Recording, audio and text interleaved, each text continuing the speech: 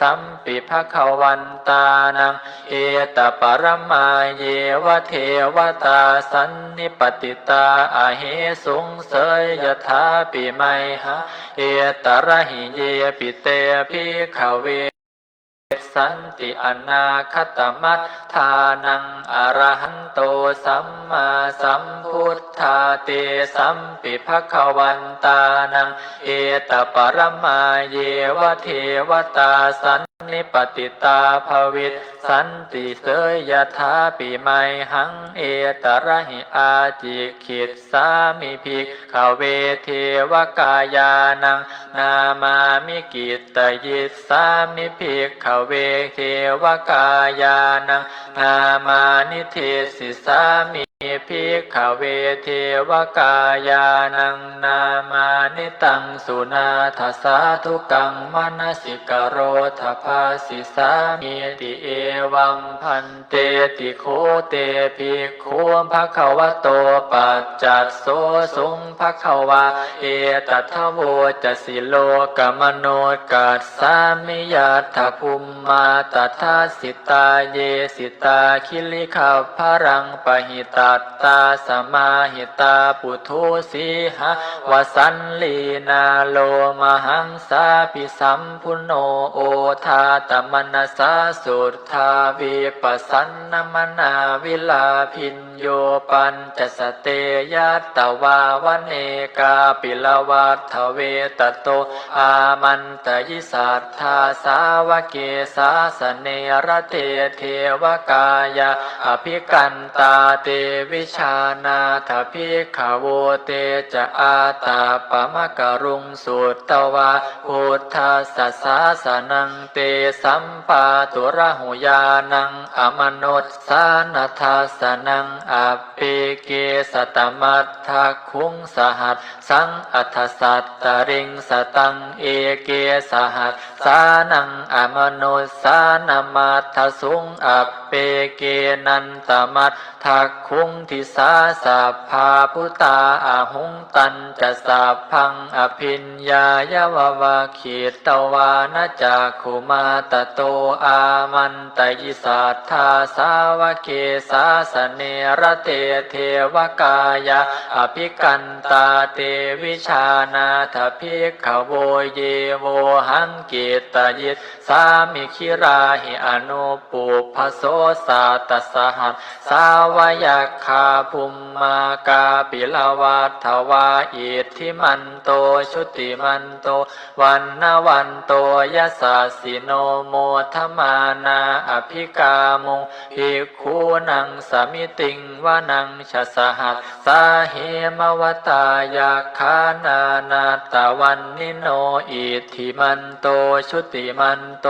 วันนวันโตยสสสิโนโมทมานาอภิกามุงภิกขุนังสวิติงวานังสาตาคิราติสหัสสายะคานานาตวันนิโนอิทธิมันโตชุติมันโตวันนวันโตยสัสสิโนโมทมานาอภิกามุงภิกขุนังสมิติงวานังอิจเจเตโสลัสสหัสสายาคานานาตวันนิโนอิทธิมันโตชุติมันโตวันนวันโตยสัสสิโนโมทมานาอภิกามุงภิกขุนังสมิติงวานังเวสามิตาปัญจสตายาคานานาตวันนิโนอิทธิมันโตชุติมันโตวันนวันโตยสัสสิโนโมทมานาอภิกามุงภิกขุนังสมิติงวานังกุมพิโรราชคหิโกเวปุลลาสนิเวสนังพินโยนังสัตตสหัสสังยักขานังปะยิรูปาสติกุมพิโรราชคหิโกโสปาคสมิติงวานังปุลิมันจติสังราชาทัตรัตโทปัสสาสติคันทัพพานังอาทิปติมหาราชายสัสสิโสปุตตาปิตา สัพพะโวอินทนามามหาพลาอิทธิมันโตชุติมันโตวันนวันโตยสาสิโนโมทัมมานาอภิกามุงภิกขุนังสมิติงวานังทาขินันจติสังราชาวิรุณโหตาปัสสาสติกุมพันธานังอาทิปติมหาราชาย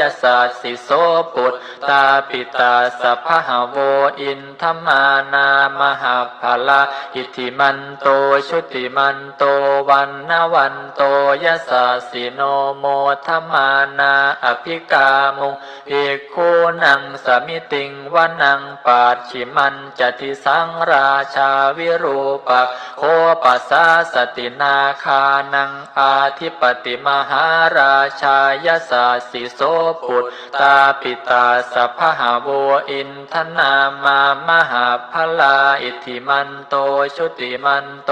วันนวันโตยสาสิโนโมทัมมานาอภิกามุงภิกขุนังสวิติงวานังอุตรันจติสังราชากุเวโรตาปัสสาสติยักขานังอาทิปติมหาราชายสาสิโสปุตตาปิตาสัพพะโวอินทนามามหาภลาอิทธิมันโตชุติมันโตวันนวันโตยสาสิโนโมทัมมานาอภิกามุงภิกขุนังสมิติงวานังปุริมาทิสังทัตตรัตโททักขิเนนวิรุณหโกปัจฉิเมนวิรูปะโคกุเวโรอุตรังทิสังจัตตาโรเตมหาราชาสมันตาจตุโลทิสัทธัตถัลลมานาอัตถังสุวรรณเนกาปิล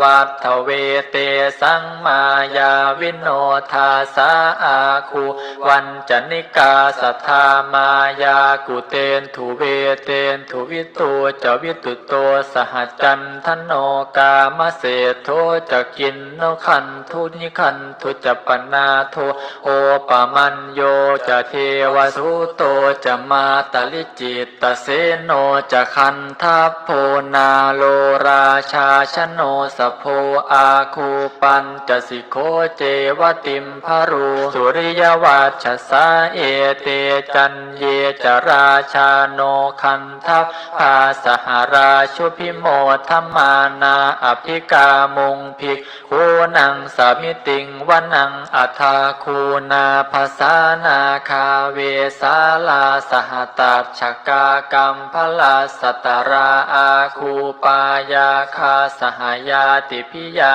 มุนาทัตตรัตถาจะอาคูนาคายสาสิโนเอราวันโนมหานาโคโสปาคสมิติงวนาเยนาคราเชสหสาหารันติทิพาทิชาปักขิวิสุทธจักขุเวหายสาเตวนมัชฌปัตตาจิตตราสุปันนาอิติเตสนามังอภยันตทานาคราชานมาสิสุปันนโตเขมมกาสิพุทโธสันหาหิวาจาหิอุปวะหายันตานาคาสุปันนาสารณามกังสุพุทธังชิตาวชิรหัตเทนะสมุทธังอสุราสิตาภาตโร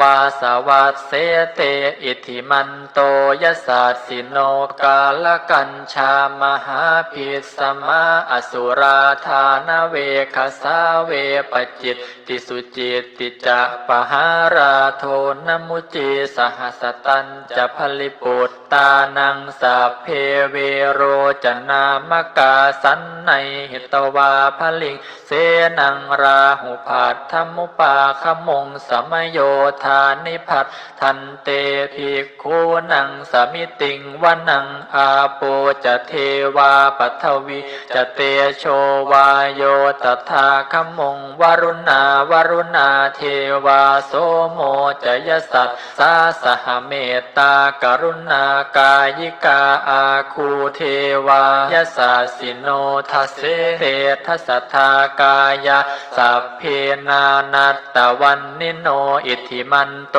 ชุติมันโตวันนวันโตยสาสิโนโมทัมมานาอภิกามุงภิกขุนังสมิติงวนังเวนทูจะเทวะสหลีจะอัสมาจะทุเวยมาจันทัสสุปนิสาเทวะจันทมาคูปุราคิตาสุริยัสสุปนิสาเทวาสุริยมาคูปุราคิตานักขัตตานิปุราคิตวาอาคูมันทวลาหกาวสุนังวาสโวเสโทสักโกปาคปุลินทโททเสเตทัสทากายาสาเพนานาตวันนิโนอิทธิมันโตชุติมันโต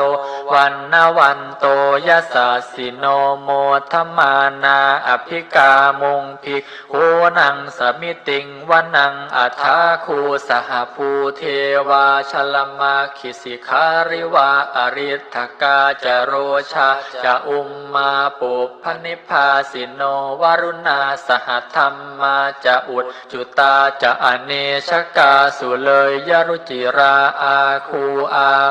วาสวเนสิโนทัสเสเตทัสสทากายาสัพเพนานัตตวันนิโนอิทธิมันโตชุติมันโตวันนวันโตยสาสิโนโมทัมมานาอภิกามุงภิกขุนังสมิติงวนังสมานามหาสมานามานุสามานุสุตตมาขิทธาปทุสิกาอาคูมโนปทุสิกาอัฏฐาคูหรโยเทวาเยจะโลหิตวาสิโนปารคามหาปารคาอาคูเทวายสัสสิโนทัสเสเตทัสสทากายาสัพเพนานาตวันนิโนอิทธิมันโตชุติมันโตวันนวันโตยสาสิโนโมทัมมานาอภิกามุงภิกขุนังสมิติงวนังสุกากรุมหาอรุณาอาคูเวคนัสสาสหโอทาตะไคหาปาโมคาอาคูเทวาวิจักขณาสัทธามัตตาหารคชามิสกาจยสัสสิโนทนยังอาคาปชุนโนโยทิสาอภิวัตสติทเสเตทัสสทากายาสัพเพนานาตวันนิโนอิทธิมันโตชุติมันโตวันนวันโตยสสสิโนโมทัมมานาอภิกามุงภิกขุนังสมิติงวนังเคมิยาตุสิตายามากาทกาจยสัสสิโนลัมพิตกาลามเศธาโชติมานาจะอาสวานิมมานรติโนอาคูอัฏฐาคูปรนิมมิตาเทเสเตทัสสทากายาสัพเพนานัตตวันนิโนอิทธิมันโตชุติมันโตวันนวันโตยสัสสิโนโมทัมมานาอภิกามุงภิกขุนังสมิติงวนังสัทเทเตเทวนิกายาสัพเพนานาตวันนิโนนามันวเยนะอาคันชุงเยจันเยสทิสาสหปวุฒชาติมัคคีลังโอคตินนมนาสวังทักเคโมคตรังนาคังจันทังวะอสิตาสิตังสุพรัมมาปรมาโตจะปุตตาอิทิมโตสหสันนังกุมารโรติโสจะโสปาคสมิติงวนังสหัสสะพรัมมโลกานังมหาพรัมมาพิติทัตติอุปันโนชุติมันโตภิสมากายโยยสาสิโสทเสทอิสราอาคูปัจเจกวัสวัตติโนเตสัญ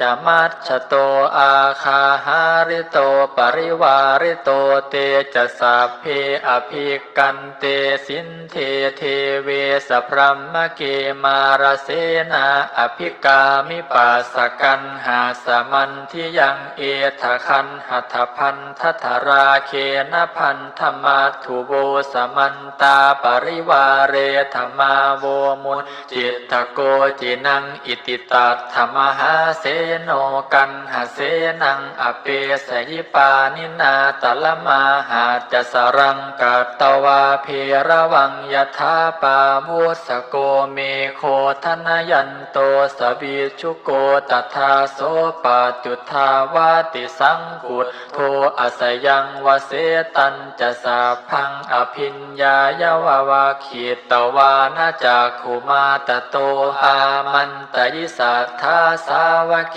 สาสเนรเตมารเสนาอภิกันตาเตวิชานาถภิกขโวเตจะอาตาปมะกรุงสุตตวาพุทธาสสาสนังวีตราเคหิปักกามงเนสังโลมัมปิอินชยุงสาเพวิชิตสังขามาพยาติตายสัตถิโนโมทันติสหภูเตหิสาวกาเตชะเนสุตาติทุกขปัตตาจะนิทุกขา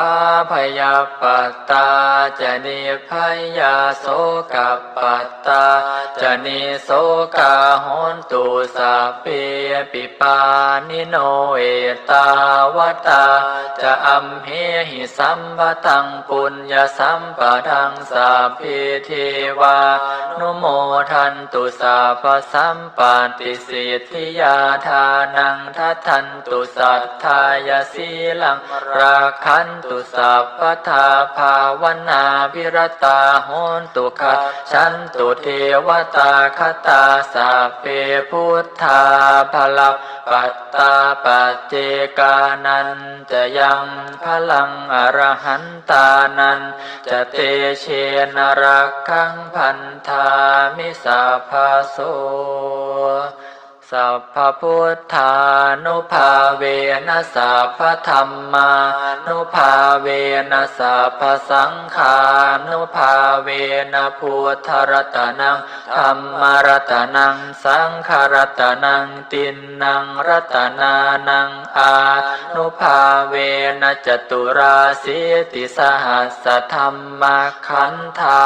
นุภาเวนะปิตกาตยานุภาเวนะชินสาวกานุภาเวนะสัพเพเตโรคาสัพเพเตพยาสัพเพเตอันตรายาสัพเพเตอุปัฏฐวาสัพเพเตทุนนิมิตตาสัพเพเตอวมังคลาวินัสสันตุอายุวัตโกธนวัตโกสิริวัตโกยสวัตโกพลวัตโกวันวัตโกสุขวัตโกโหตุสัพพทาทุกขโรกพยาเว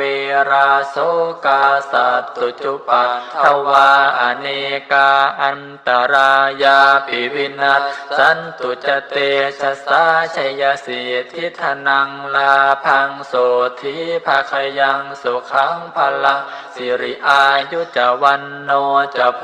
คังวุฒิจะยสวาสตวัสสะจะอายุจะชีวเสียเทียภวันตุเตภวตุสัพพมังคลังราคันตุสัพพเทวตาสัพพพุทธานุภาเวนัสทาโสธิภวันตุเตภวตุสัพพมังคลังราคันตุสัพพเทวตาสัพพธัมมานุภาเวนัสทาโสธิภวันตุเตภวตุสัพพมังคลังราคันตุสัพพเทวตาสัพพสังฆานุภาเวนัสทาโสธิภวันตุเตอาหังสุขิโตโหมิขอให้ข้าพเจ้าจงมีความสุขกายสุขใจเถิดอาหังนิทุกโขโหมิ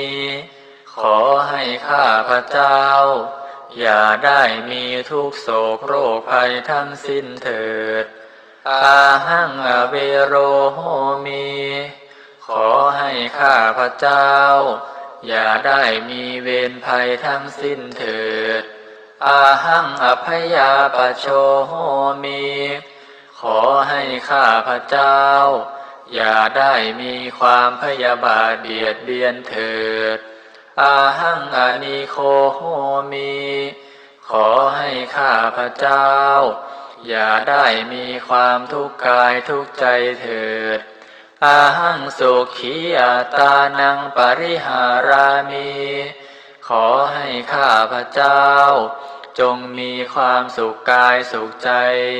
ให้รักษาตนอยู่เย็นเป็นสุขเถิดอิธัมเมมาตาปิตุนังโหตุขอให้ส่วนบุญนี้จงสำเร็จแก่มารดาบิดาของข้าพเจ้าเถิดสุขิตาโหตุมาตาปิตโรขอให้มารดาบิดาของข้าพเจ้าจงมีความสุขกายสุขใจเถิดอิทังเมยาตินังโหตุขอให้ส่วนบุญนี้จงสำเร็จแก่ญาติทั้งหลายของข้าพเจ้าเถิดสุขิตาโหตุญาตโยขอให้ญาติทั้งหลายของข้าพเจ้าจงมีความสุขกายสุขใจเถิดอิทังเมคุรูปัชฌายาจริยานังโหตุขอให้ส่วนบุญนี้จงสำเร็จแก่ครูอุปัชฌาย์อาจารย์ของข้าพเจ้าเถิดสุขิตาโหตุคุรูปัชฌายาจริยาขอให้ครูอุปัชฌาย์อาจารย์ของข้าพเจ้าจงมีความสุขกายสุขใจเถิดอิทังสัพพเทวตานังโหตุขอให้ส่วนบุญนี้จงสำเร็จแก่เทวดาทั้งหลายเถิดสุขิตาโหตุสัพเพเทวาขอให้เทวดาทั้งหลายจงมีความสุขกายสุขใจเถิดอิทังสัพพเปตานังโหตุขอให้ส่วนบุญนี้จงสำเร็จแก่เปรตทั้งหลายเถิดสุขิตาโหตุสัพเพเปตาขอให้เปรตทั้งหลายจงมีความสุขกายสุขใจเถิดอิทังสัพพเวรีนังโหตุขอให้ส่วนบุญนี้จงสำเร็จแก่เจ้ากรรมนายเวรทั้งหลายเถิดสุขิตาโหตุสัพเพเวรีขอให้เจ้ากรรมนายเวรทั้งหลายจงมีความสุขกายสุขใจเถิดอิทังสัพพสัตตานังโหตุ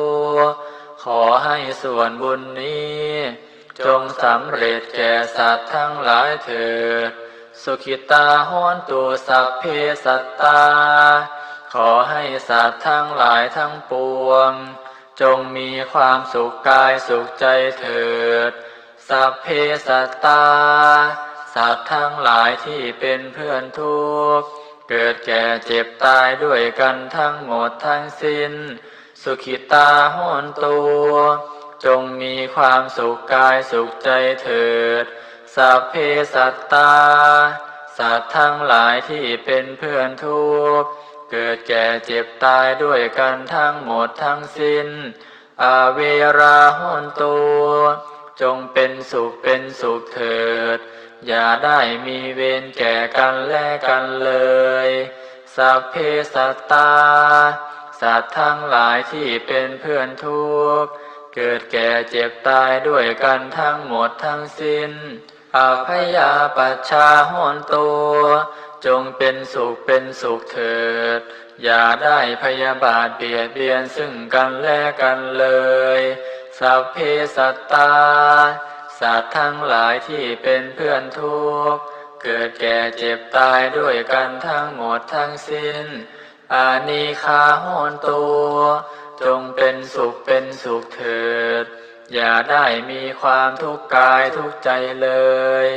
สัพเพสัตตาสัตว์ทั้งหลายที่เป็นเพื่อนทุกข์ เกิดแก่เจ็บตายด้วยกันทั้งหมดทั้งสิ้นสุขีอัตตานังปริหารันตุจงมีความสุขกายสุขใจเถิดให้รักษาตนอยู่เย็นเป็นสุขเถิดสัพเพสัตตาสัตว์ทั้งหลายที่เป็นเพื่อนทุกข์เกิดแก่เจ็บตายด้วยกันทั้งหมดทั้งสิ้นสัพพทุกขาปโมจจันตุจงเป็นสุขเถิดให้รักษาตนพ้นจากทุกภัยทั้งสิ้นเถิดสัพเพสัตตาสัตว์ทั้งหลายที่เป็นเพื่อนทุกข์เกิดแก่เจ็บตายด้วยกันทั้งหมดทั้งสิ้นลัทธาสัมปติโตมาวิคัชชันตุจงเป็นสุขเถิดอย่าได้พลาดพรากจากสมบัติอันตนได้แล้วเถิดสัพเพสัตตาสัตว์ทั้งหลายที่เป็นเพื่อนทุกข์เกิดแก่เจ็บตายด้วยกันทั้งหมดทั้งสิ้นกัมมัสสกากรรมทายาทากรรมโยนิกรรมพันธุกรรมปฏิสรณามีกรรมเป็นของตนมีกรรมเป็นผู้ให้ผลมีกรรมเป็นแดนเกิดมีกรรมเป็นผู้ติดตามมีกรรมเป็นที่พึ่งอาศัยยังกัมมังกริสันติกัลยาณังวาปาปะกังวาตัสสะทายาทาภวิสันติสัตว์ทั้งหลายทั้งปวงจากทำกรรมบันใดไว้เป็นบุญหรือเป็นบาปจากเป็นทายาทคือว่าจะต้องได้รับผลของกรรมนั้นสืบไปปุญญาสิทานิกาตัสสะญาณัญญานิกตานิเมเตสัญจภาคิโนโหนตุสัตตานันตาปมานกาขอให้สัตว์ทั้งหลายไม่มีที่สุดไม่มีประมาณจงเป็นผู้มีส่วนแห่งบุญที่ข้าพเจ้าได้กระทำแล้วในบัดนี้และบุญทั้งหลายเหล่าใดที่ข้าพเจ้าได้กระทำแล้วเยปิยาคุณวันตาจาไมหังมาตาปิตาทโยชนเหล่าใดผู้เป็นที่รักทั้งผู้มีบุญคุณมีมารดาและบิดาของข้าพเจ้าเป็นต้นทิฏฐาเมจาปยาทิฏฐาวาที่ข้าพเจ้าได้เห็นหรือแม้ไม่ได้เห็นอัญเยมัชฌัตตเวริโนสัตตาติทันติโลกัสสมิงสัตว์ทั้งหลายเหล่าใดซึ่งเป็นกลางและเป็นเวรกันที่ดำรงชีพอยู่ในโลกนี้เตภุมมาจตุโยนิกาที่เกิดในภูมิสามและเกิดในกำเนิดสี่ปัญเจกาจตุโวการามีขันธ์ห้าขันธ์หนึ่งและขันธ์สี่สังสารันตาภวาภเวที่ท่องเที่ยวไปอยู่ในภพน้อยและภพใหญ่ยาตังเยปฏิทานัมเมสัตว์ทั้งหลายเหล่าใดทราบการให้ส่วนบุญของข้าพเจ้าแล้วอนุโมทันตุเตสยังขอให้สัตว์ทั้งหลายเหล่านั้นจงอนุโมทนาเองเถิดเยจิมังนปชานันติก็สัตว์ทั้งหลายเหล่าใดย่อมไม่ทราบการให้ส่วนบุญของข้าพเจ้าในครั้งนี้เทวาเตสังนิเวทยงขอให้เทวดาทั้งหลายพึงแจ้งแก่สัตว์ทั้งหลายเหล่านั้นมายาทินนานปุญญานังอนุโมทนาเหตุนาจงอนุโมทนาบุญทั้งหลายที่ข้าพเจ้าได้ให้แล้วเถิดสัพเพสัตตาสดาหนตุ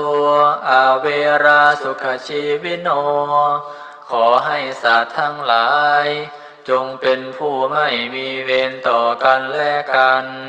จงเป็นผู้ดำรงชีพอยู่เป็นสุขทุกเมื่อเถิดเขมาปาทันจะปะปนตัว และจงถึงซึ่งทางอันเกษมสุขเถิดเตสาสาสิชตังสุภาขอให้ความหวังที่ดีของสัตว์ทั้งหลายเหล่านั้นจงสำเร็จผลเถิด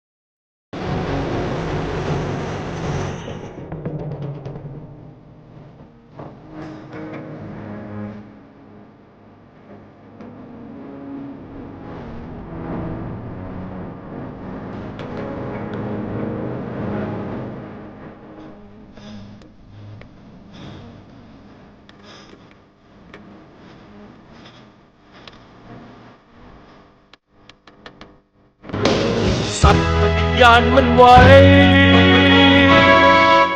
เพื่อ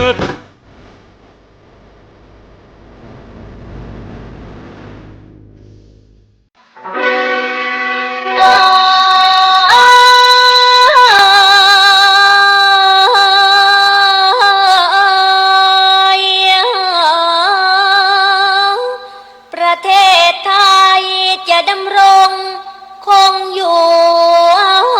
ได้เพราะในอดีตชาติไทย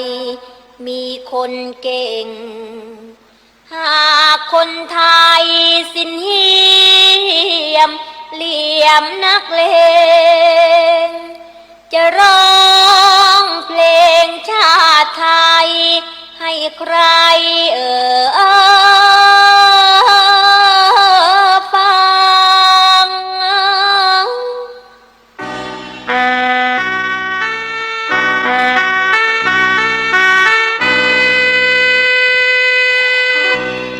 10 นิ้วน้อมคำนับลองปราบปรานพี่น้องชาวบ้านที่รักสมัครหมา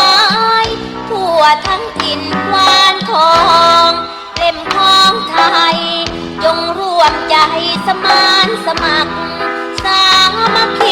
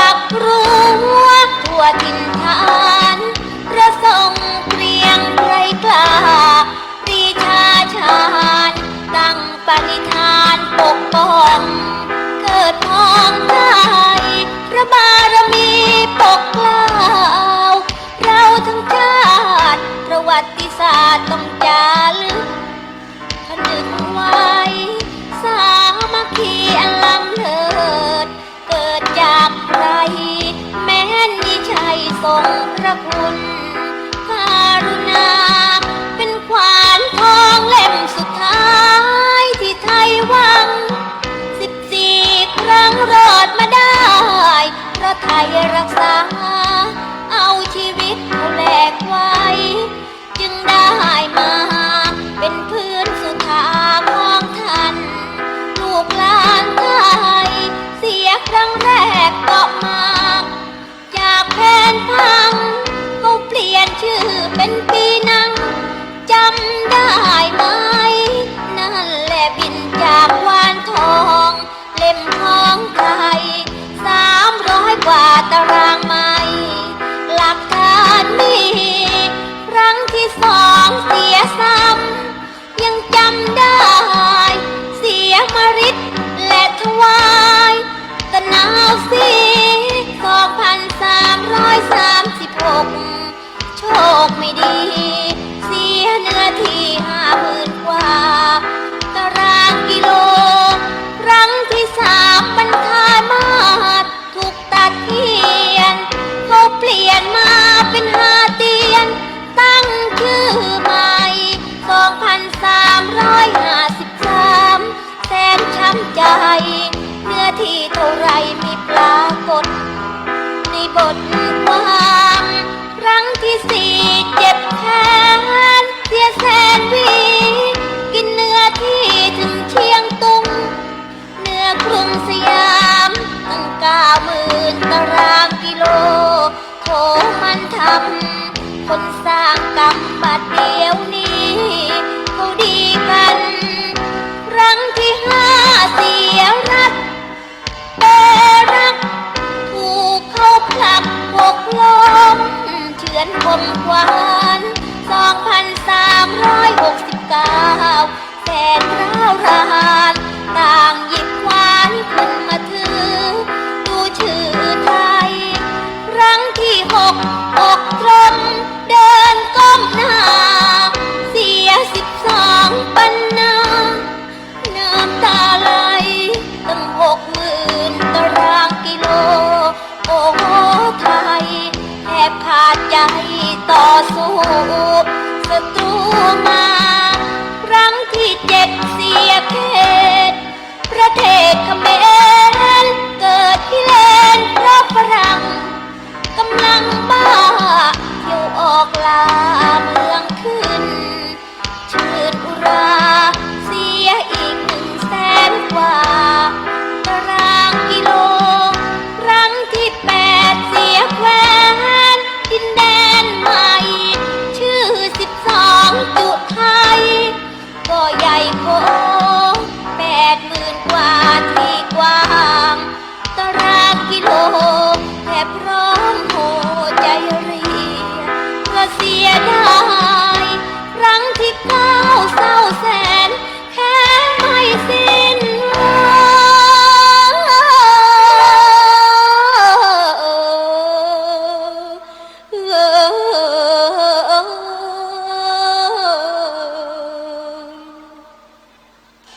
ครั้งที่9เศร้าแสนแค้นไม่สิ้นเสียลุ่มน้ำจารวินด้านฝั่งซ้าย13หัวเมืองจำต้องเมาให้เข้าไปใครที่ทำเราช้ำใจไทยต้องจำครั้งที่10เรียบลำแม่น้ำโขงถูกเขากองฝั่งซ้ายไทยทลำครั้ง11เสียฝั่งขวานั่งหน้าดำมันเจ็บจำฝังจำอยู่กลางใจครั้ง12ใจรันทดแทบหมดท่าเสียคนทนบูรพาอีกจนได้เขาพรากไปจากแหลมทองเล่มของไทยอีก30,000 ตารางไม้โดยประมาณครั้ง13ตั้งกนูไซบุรีดินแดนที่มองเห็นเป็นหลักฐานไปถึงฤทธิ์ดิดรัฐปรันตันอีก50,000โด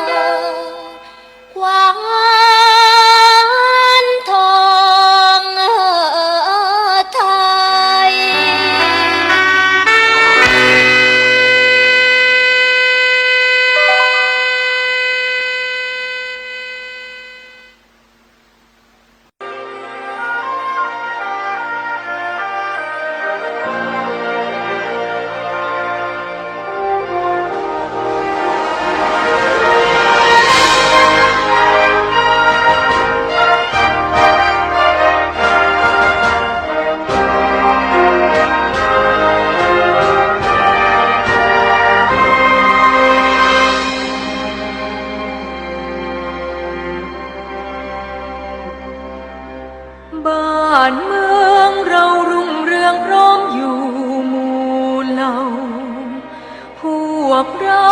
ล้วนคงเผ่าศิวิไลเพราะฉะนั้นชวนกันยินดีเปรมปรีดีใจเรียกตนว่าไทยแดนดินพื้นใหญ่มิใช่ขาดเขาก่อนนี้มีเขตแดนนับว่ากว้างใหญ่ได้ไว้พลีเลือดเนื้อแลกเอารบไม่หวั่นใครมอบความเป็นไทยให้พวกเราแต่ครั้งนานการเก่าชาติเราเขาเรียกชาติไทยบ้านเมืองควรประเทืองไว้ดังแต่ก่อนแน่นอนเนื้อและเลือดพลีไปเพราะฉะนั้นเราควรยินดีมีความภูมิใจแดนดินถิ่นไทยรวบรวมไว้ได้แสนจะอยากเห็นอยากแค้นเคยกู้แดนไว้อย่างบากบั่นก่อนนั้นเคยแตกสารสั้นเส้นแม้กระนั้นยังรวมใจช่วยกันรวมไทยให้ร่มเย็นบัดนี้ไทยดีเด่นร่มเย็นสมสุขเรื่อยมา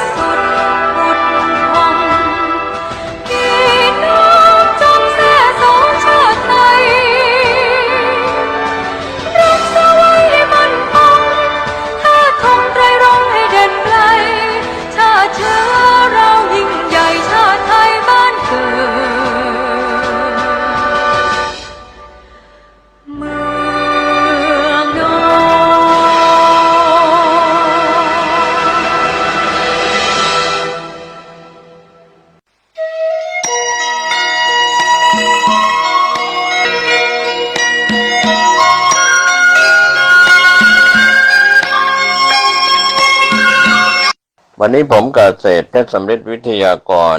ได้รับปริศนาธรรมที่กล่าวไว้เป็นประโยชน์ต่อท่านผู้ฟังผู้เป็นบัณฑิตเป็นปราชญ์ที่ควรรู้ทั้งหญิงทั้งชายทั้งเด็กทั้งผู้ใหญ่ทั้งมนุษย์ที่เป็นเทวบุตรเทวดาอินพรหมยมยักษ์ก็นำสืบทอดถ่ายทอดกันให้เราได้รับรู้รับทราบกันวันนี้และวันหน้าคำสอนคำเตือนโบราณอาจารย์บัณฑิตว่าปริศนาธรรมข้อแรกทองแท่งจะไร้ค่าก็มีความหมายว่าพระธรรมคำสอนของพระพุทธเจ้าจะมีคนสนใจศึกษาก็เหลือน้อยเต็มทีผู้คนจะไม่เห็นคุณค่าทั้งพระสงฆ์สามเณรและฆราวาสก็เบื่อหน้าหนีพระธรรมคำสอนกับทั้งผู้คนก็ไม่นิยมเข้าวัดฟังธรรมเห็นวัดเป็นสถานที่ไม่น่าอภิรมย์เข้าวัดเพื่อไปเที่ยวแต่ไม่เห็นเนื้อแท้ของทองคำส่วนปริศนาข้อที่สองพระปฏิมาเป็นกากปุกก็มีความหมายในยุคปัจจุบันและในอนาคตว่าผู้คนจะมองว่าเป็นเพียงรูปเคารพเป็นเพียงอิฐหินดินปูนเป็นของประดับเริ่มไม่เคารพพระพุทธรูปและเริ่มเสื่อมศรัทธาในพระพุทธศาสนามากขึ้นกับทั้งมองว่าเป็นแค่วัตถุสิ่งของปริศนาข้อที่สาม กรากเกลื่อนจะเพิ่มพูนก็มีความหมายในปัจจุบันและอนาคตว่าความชั่วเลวทรามของผู้คนและความมีมิจฉาทิฏฐิความเห็นผิดจะเริ่มลุกลามแผ่ขยายมากขึ้นกับทั้งความหยาบกระด้างและความมีนิสัยเถื่อนถอยของผู้คนจะลุกลามเป็นเหมือนกรากเกลื่อนที่ติดต่อกันได้จากพฤติกรรมเรียนแบบกันจะปรากฏให้เห็นจนดาดเดินไปทุกแห่งปริศนาธรรมข้อที่ 4พระพิรุณจะซบเซาก็จะเป็นเหตุการณ์เกิดขึ้นในปัจจุบันและในอนาคตว่าน้ำจิตน้ำใจของผู้คนในสังคมจะเหือดแห้งมากขึ้นจะมีแต่ความเห็นแก่ตัวเห็นแก่ได้กับทั้งฟ้าฝนก็จะแห้งแล้งไม่ตกต้องตามฤดูกาลปริศนาธรรมข้อที่ 5ผ้าเหลืองจะโดนย่ำก็มีความหมายว่าผู้คนในปัจจุบันและในอนาคตนั้นผู้คนจะไม่กลัวบาปกลัวกรรมเมามันกับการติเตียนดูหมิ่นดูแคลนพระสงฆ์กับทั้งพระสงฆ์สามเณรก็ไม่ตั้งอยู่ในศีลธรรมไม่เคารพรักธรรมนิยมใช้ผ้าเหลืองแสวงหาลาภจะหาผู้มีศีลมีธรรมก็เหลือน้อยปริศนาธรรมข้อที่ 6ตะกรวดดำจะเป็นเจ้าก็มีความหมายว่าคนในปัจจุบันและในอนาคตคนในตระกูลต่ำคนมีจิตใจต่ำทรามเมื่อเป็นใหญ่ครองอำนาจก็จะหลงในอำนาจหลงในอำนาจเหลิงในอำนาจจนพาบ้านเมืองเสียหายพาองค์กรเสียหายกับทั้งกินเงินหลวงไม่อายชาวบ้านคาบไปกินต่อหน้าต่อตาไม่เกรงกลัวคนเห็นปริศนาธรรมข้อที่ 7ดอกตูมโรยแต่เช้าก็มีความหมายว่าในปัจจุบันและในอนาคตเด็กผู้หญิงเริ่มมีคู่ตั้งแต่อายุน้อยยังไม่โตเป็นสาวก็เที่ยวหาคู่นอนปทุมยังไม่เป็นถันก็ได้เสียกันแล้วกับทั้งเอาใจออกห่างพ่อแม่แก่แดดทั้งที่ยังเช้าอยู่ปริศนาธรรมข้อที่ 8หมาหัวเน่าพึ่งจะตอมก็มีความหมายว่าผู้คนในปัจจุบันและในอนาคตนั้นคนไม่ดีคนเนรคุณคนชั่วแต่สังคมจะยกย่องชมเชยหรือว่าชื่นชมกับทั้งเชื่อคำพูดคำปดมดเท็จของคนเหล่านี้ดุจพึ่งตอมกลิ่นพมรอันหอม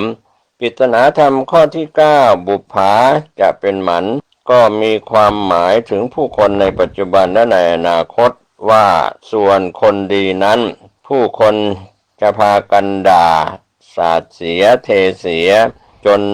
แทบแทรกแผ่นดินหนีคนทำดีคนจะไม่เห็นค่าทำความดีกับถูกต่อว่าจนต้องแอบทำดีเท่าไหร่ไม่มีคนเห็นแต่คนจะกลับนิยมชื่นชมคนมีอำนาจคนมีเงินว่าเป็นคนน่ายกย่องปริศนาธรรมข้อที่ 10คืนและวันจะสั้นเข้าก็มีความหมายว่าผู้คนในปัจจุบันและในอนาคตผู้คนจะเพลิดเพลินไปกับการเสพสิ่งบันเทิงกินเที่ยวช้อปปิ้งเล่นโซเชียลจนเวลาในแต่ละวันผ่านไปจนไม่รู้วันรู้คืนและวิถีชีวิตที่ทำงานแลกเงินจนหมดเวลาไปกับการงานไม่มีเวลาพูดคุยกับใครในครอบครัว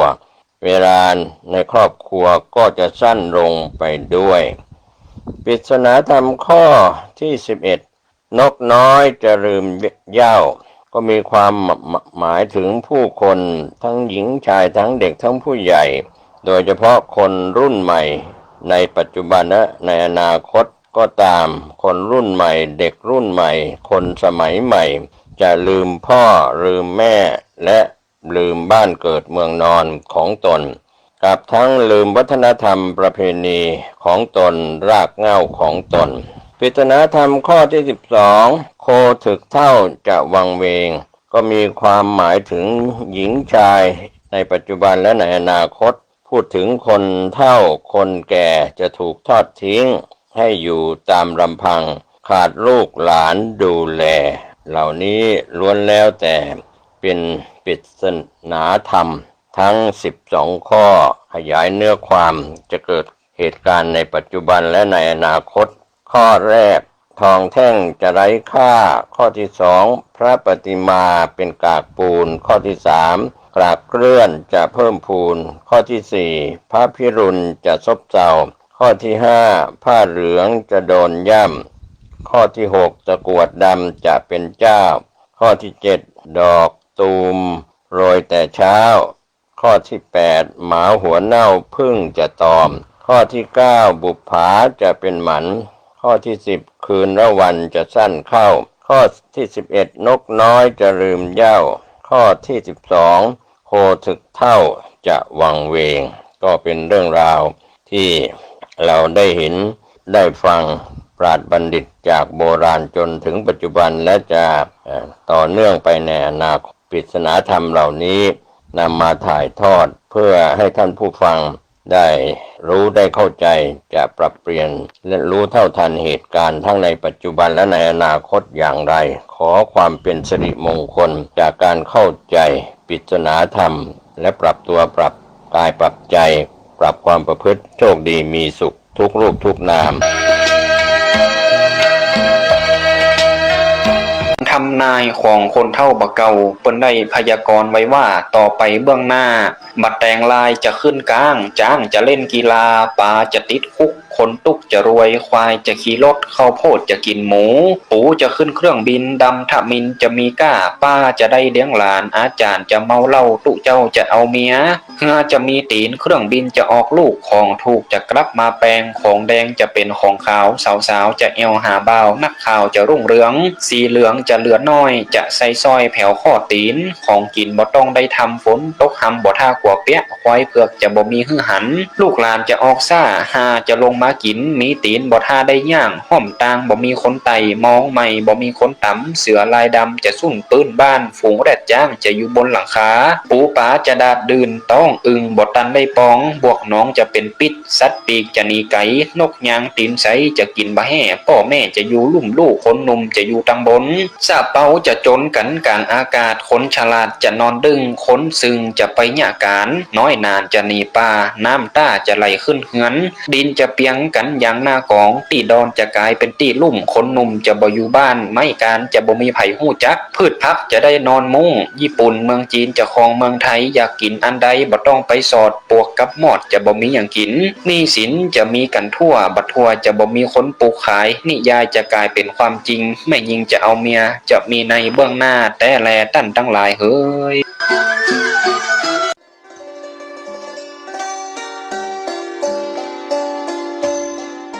พระมาลัย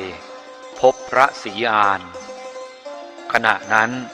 ปรากฏร่างเทพบุตรอีกองค์หนึ่งทรงเครื่องสัพพอาภรณ์อันวิจิตรมีนางฟ้าแวดล้อมจำนวนมากเหลือขนานับเหาะมาทางอากาศทรงรัศมีสว่างไสวเจิดจ้าไม่ต่างอะไรกับพระจันทร์หมื่นดวง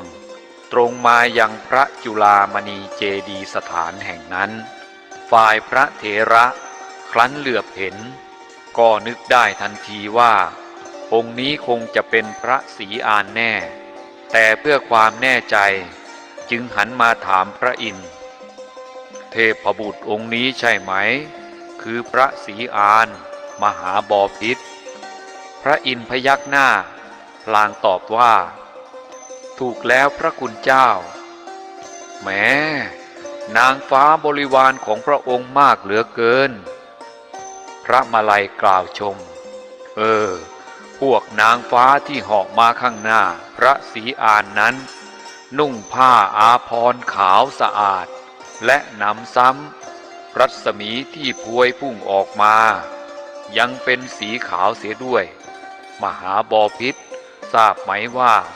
เมื่อก่อนนางพวกนี้ทำบุญอะไรไว้นางพวกนี้เมื่อชาติก่อนถึงวันอุโบสถนุ่งผ้าขาวห่มผ้าขาว สมาทานศีล 8และทำบุญด้วยข้าวของสะอาด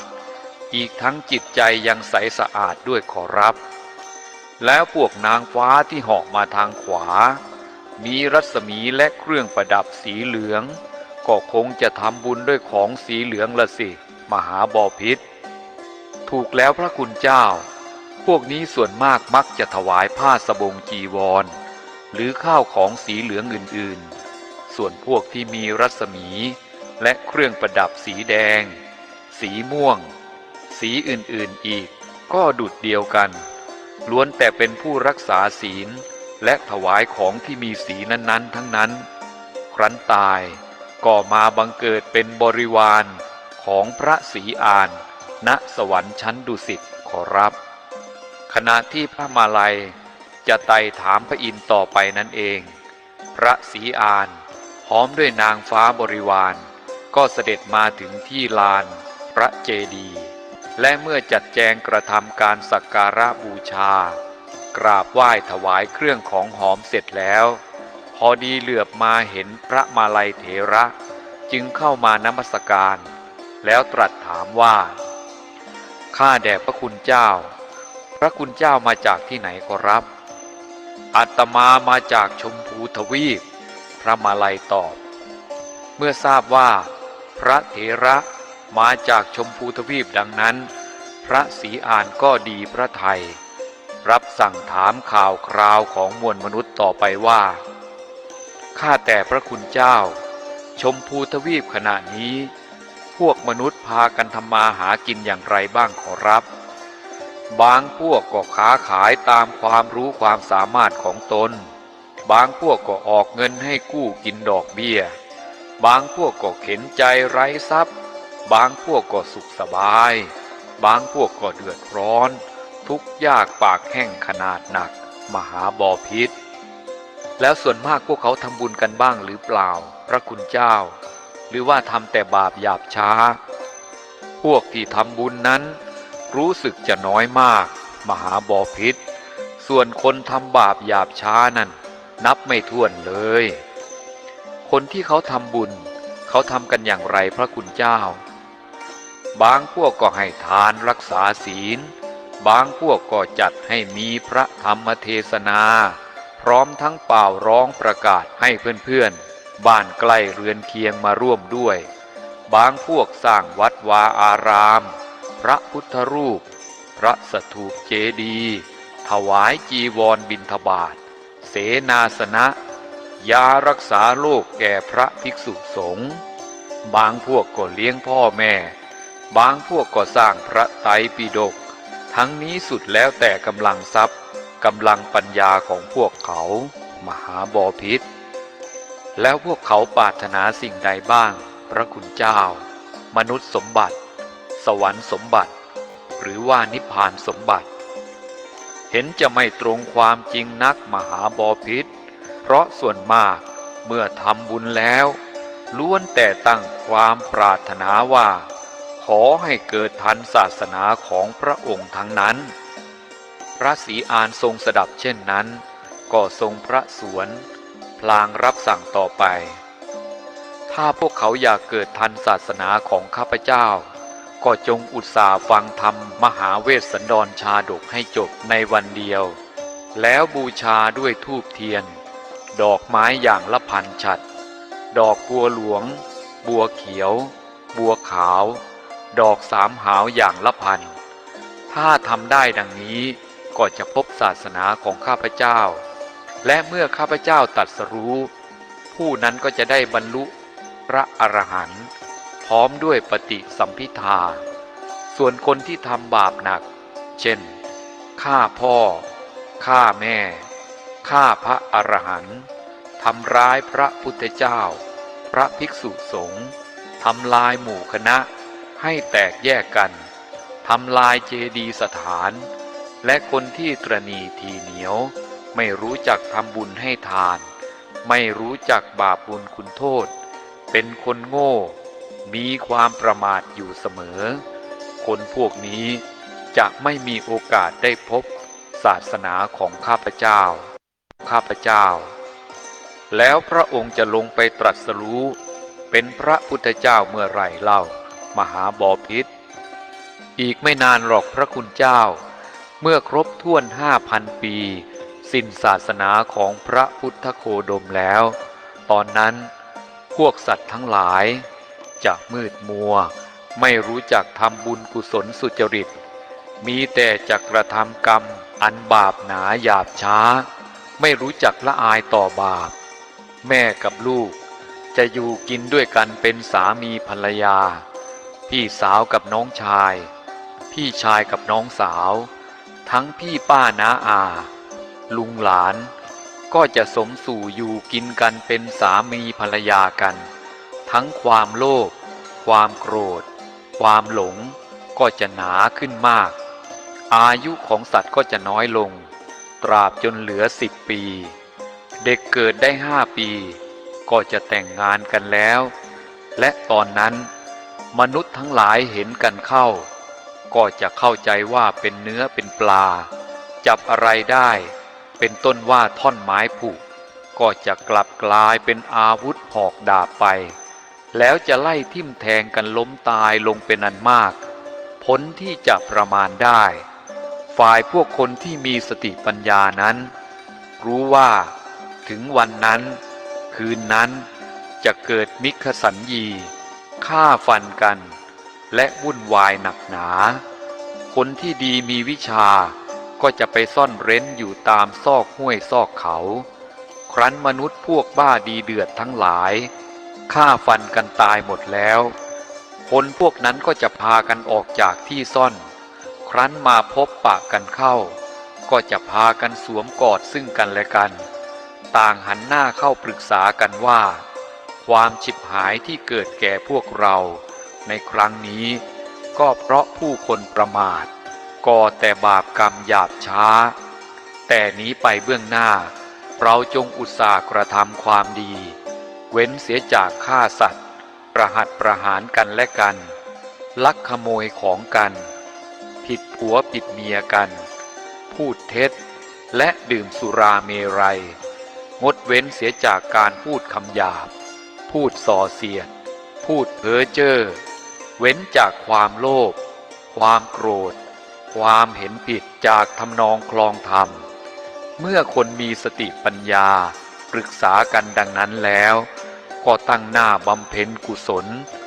มีให้ทานรักษาศีลเป็นต้นคนพวกนั้นครั้นมีลูกก็มีอายุได้3 ปีต่อมามีหลานก็จะมีอายุมากขึ้นไป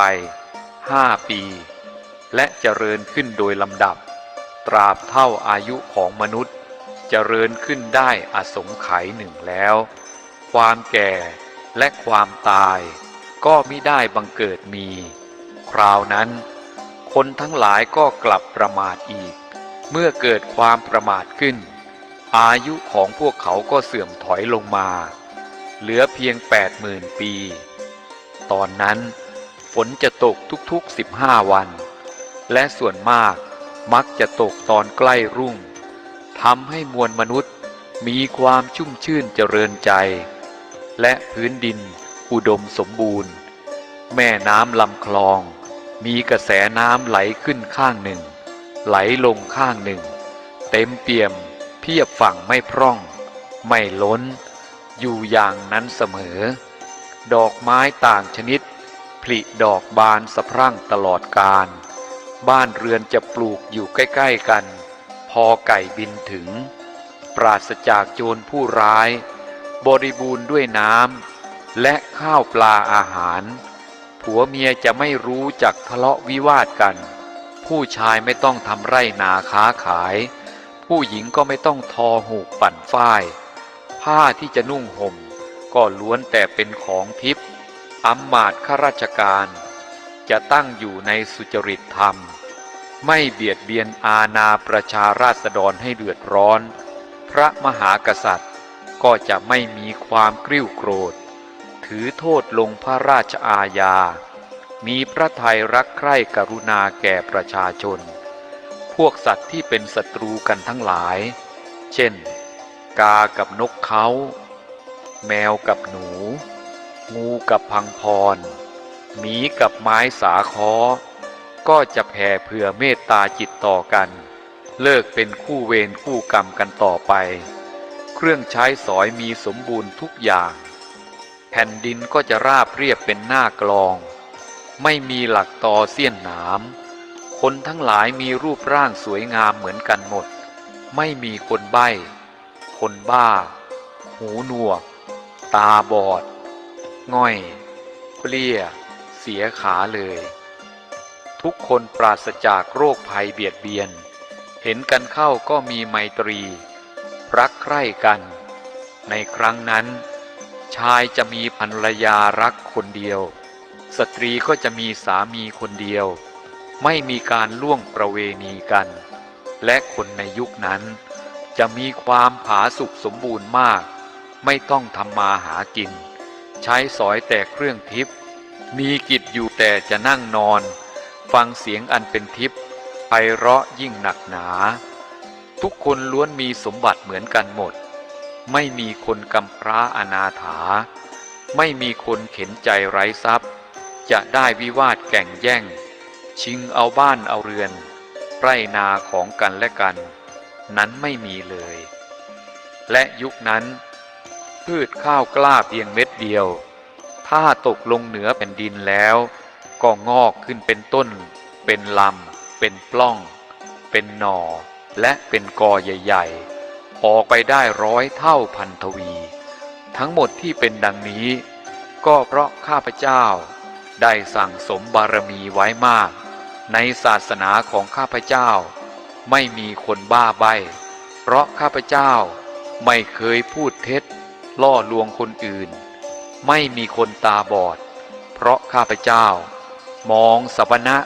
ผู้มีศีลและยาจกทั้งหลายด้วยในตาที่เต็มไปด้วยความรักใคร่สงสารไม่มีคนง่อยเปลี้ยเพราะในเวลาทำบุญให้ทานข้าพเจ้าจะยืดตัวตรงเสมอ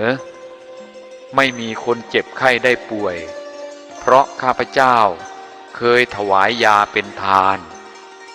ไม่มีมารผจญเพราะข้าพเจ้าไม่เคยทำให้สัตว์ตกใจในศาสนาของข้าพเจ้า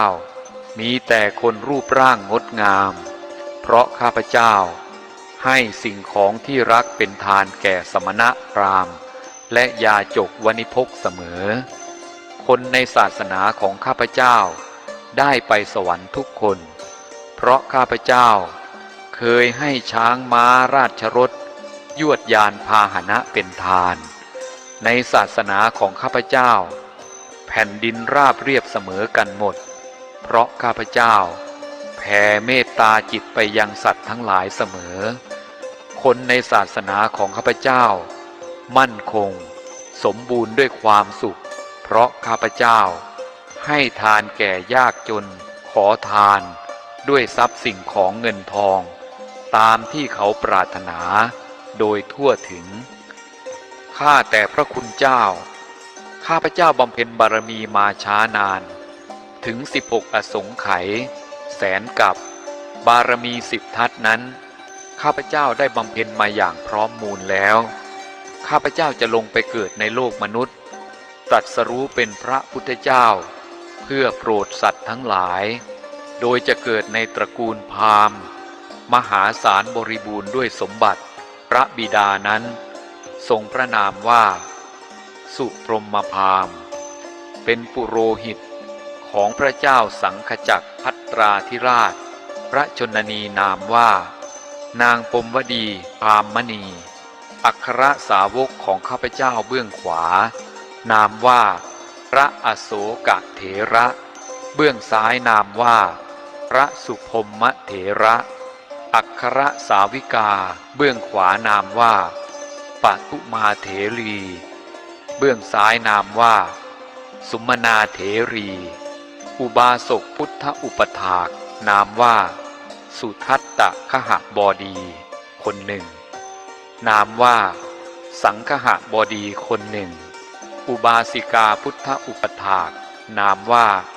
ยะสปะวดีอุบาสิกาคนหนึ่งนามว่าสังฆอุบาสิกาคนหนึ่ง ไม้กากระทิงจะเป็นไม้ที่ตรัสรู้ขนาดลำต้นจากพื้นขึ้นไปถึงคาคบ120 ศอกจากคาคบขึ้นไปถึงยอด120 ศอกมีกิ่งใหญ่4 กิ่งทอดออกไปในทิศทั้ง4ยาวได้กิ่งละ120 ศอกรวม480 ศอกมีดอกเท่ากงจักรรถแต่ละดอกนั้นมีเกสรได้ทนานหนึ่งมีกลิ่นหอมฟุ้งกระจรไปไกลถึง500 โยชน์ตอนที่ข้าพเจ้าตรัสรู้เป็นพระพุทธเจ้านั้นมีพระกายสูงได้88 ศอกจากพื้นพระบาทถึงพระชานุ22 ศอกจากพระชานุถึงพระนาภี22 ศอกจากพระนาภีถึงรากขวัญ22 ศอกจากพระรากขวัญถึงพระอุณหิต22 ศอกพระชนมายุได้ 80,000 ปีศาสนาของข้าพเจ้ายืนยาวถึง 8,000 ปีฝ่ายพระมาลัยเมื่อได้ฟังพระศรีอานบรรยายอย่างยืดยาวเช่นนั้นก็ถามต่อไปอีกว่ามหาบพิตรเท่าที่พระองค์ทรงเล่ามาอาตมายังกำหนดไม่ได้เลยว่าพระองค์จะลงไปโปรดมนุษย์เมื่อใดก็ตอนที่ข้าวสาลีเมล็ดเดียวบังเกิดเป็นข้าวสาร170 เมล็ดจุเต็ม2 เล่มเกวียนกับ16 สัตว์ใหญ่ๆเท่า2 กระบุงเมื่อใดนั่นแหละพระคุณเจ้าข้าพเจ้าจะลงไปเกิดในโลกมนุษย์โดยครั้งแรกจะเป็นมนุษย์ธรรมดาก่อนกระทำสัตตะสะตะกะมหาทานบริจาคลูกเมียเหมือนพระเวสสันดรแล้วจะกลับขึ้นมาเกิดบนสวรรค์ชั้นดุสิตอีกระยะหนึ่ง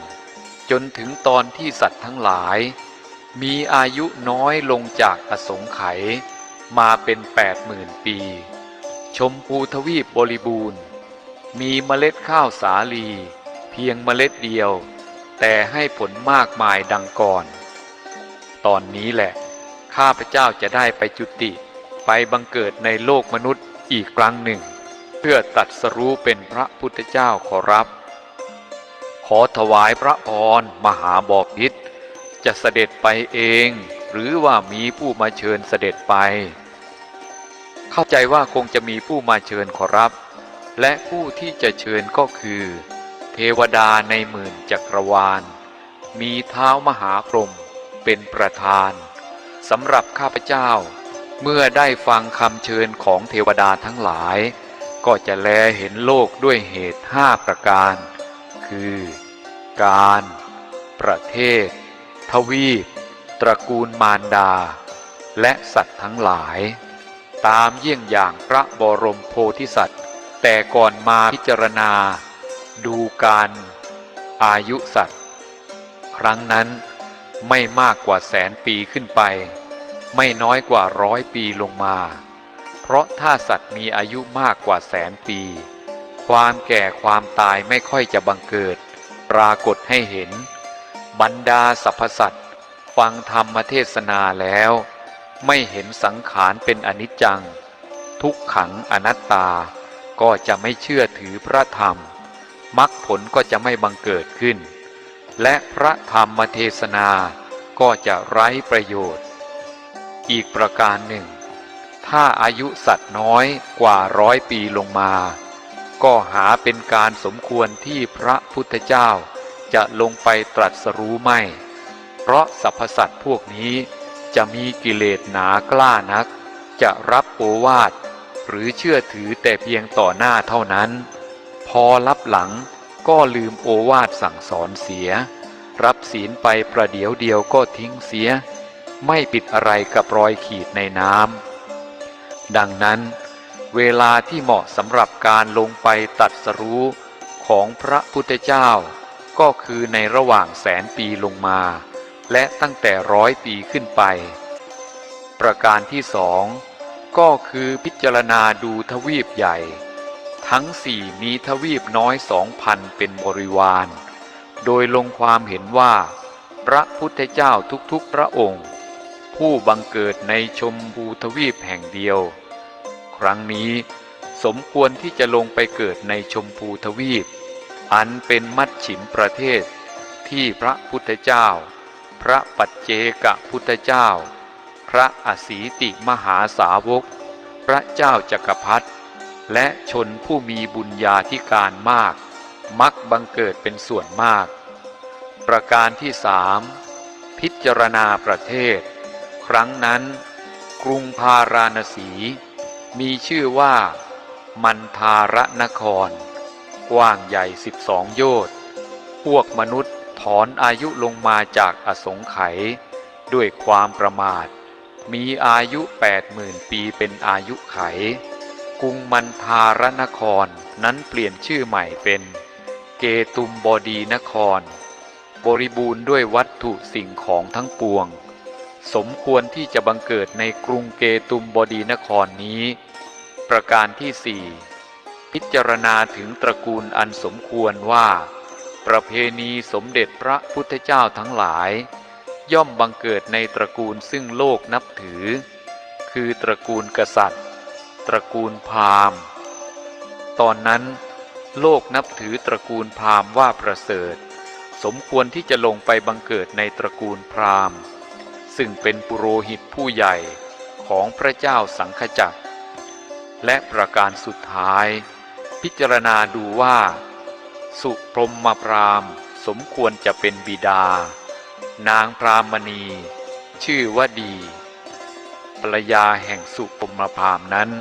สมควรจะเป็นมารดารวมเป็น5 ประการด้วยกันขอรับพระคุณเจ้าแล้วนางผู้เป็นคู่บารมีของมหาบพิตรล่ะชื่ออะไรและพระกุมารองค์ไหนจะได้เป็นพระโอรสของพระองค์ข้าแต่พระคุณเจ้านางอนุลาเทวีเป็นคู่สร้างบารมีของข้าพเจ้าซึ่งจะได้เป็นอัครมเหสีนามว่านางจันทมุขีเจ้าสาลีราชโอรสของพระเจ้าอภัยทุตคามินีจะได้เป็นโอรสมีนามว่าพรหมวดีกุมารขอรับตอนที่พระองค์จะเสด็จออกผนวดพระองค์เห็นบุพนิมิตประการใดหรือไม่และกระทำบำเพ็ญเพียรมากน้อยเท่าใดมหาบพิตรข้าพเจ้าจะเห็นบุพนิมิต4 ประการคือคนแก่คนเจ็บคนตายและนักบวชขอรับพระคุณเจ้าและวันนั้นปราสาทที่อยู่ของข้าพเจ้าจะลอยไปกลางอากาศเมื่อข้าพเจ้าผนวดแล้วจะบำเพ็ญเพียรประมาณ7 วันตกเย็นวันที่7จะไปนั่งที่ควงไม้กากระทิงแล้วได้ตรัสรู้เป็นพระสัมมาสัมพุทธเจ้าเมื่อพระศรีอานบรมโพธิสัตว์ได้ตรัสกับพระมาลัยมามากมายถึงตอนนี้แล้วก่อนจะจากลาจึงสั่งพระเถระว่าข้าแต่พระคุณเจ้าพระคุณเจ้ากลับไปโลกมนุษย์แล้วจงบอกแก่ชาวชมพูทวีปด้วยว่าอย่าได้สร้างเวรทั้ง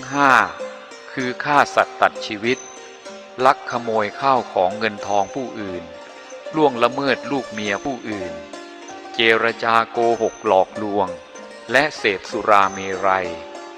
ให้สมาทานอุโบสถศีลและเว้นจากอนันตริยกรรมทั้ง5 ประการมีฆ่าพ่อฆ่าแม่เป็นต้นแล้วก็จะได้พบศาสนาของข้าพเจ้าดังประสงค์ขอพระคุณเจ้าจงบอกเล่าให้พวกเขาทราบตามที่ข้าพเจ้าสั่งนี้ด้วยเถิดขอรับครั้นสั่งเสร็จพระศรีอานก็ถวายนมัสการลาพระเถระลุกขึ้นกระทำอภิวาทประทักษิณ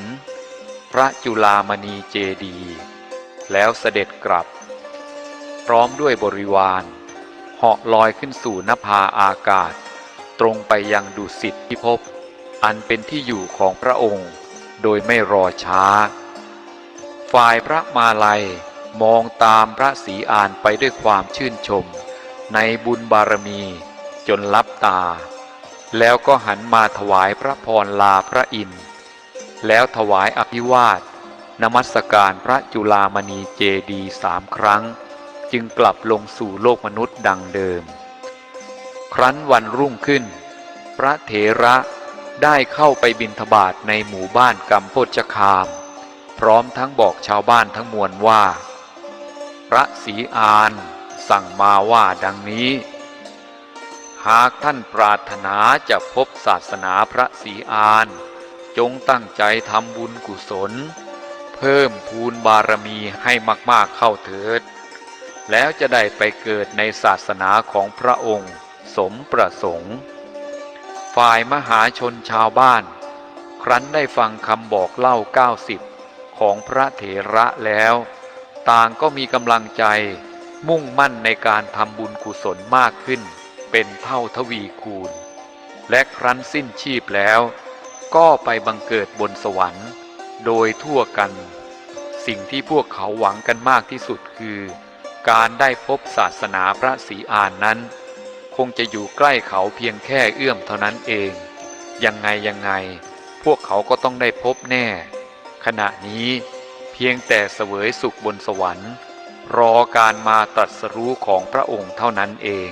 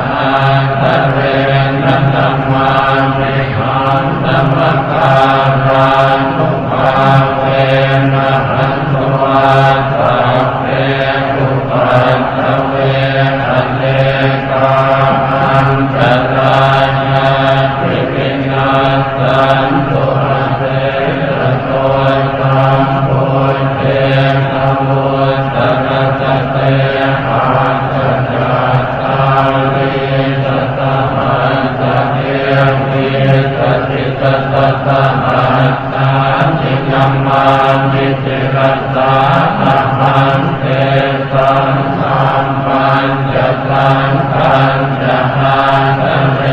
นะธัมมา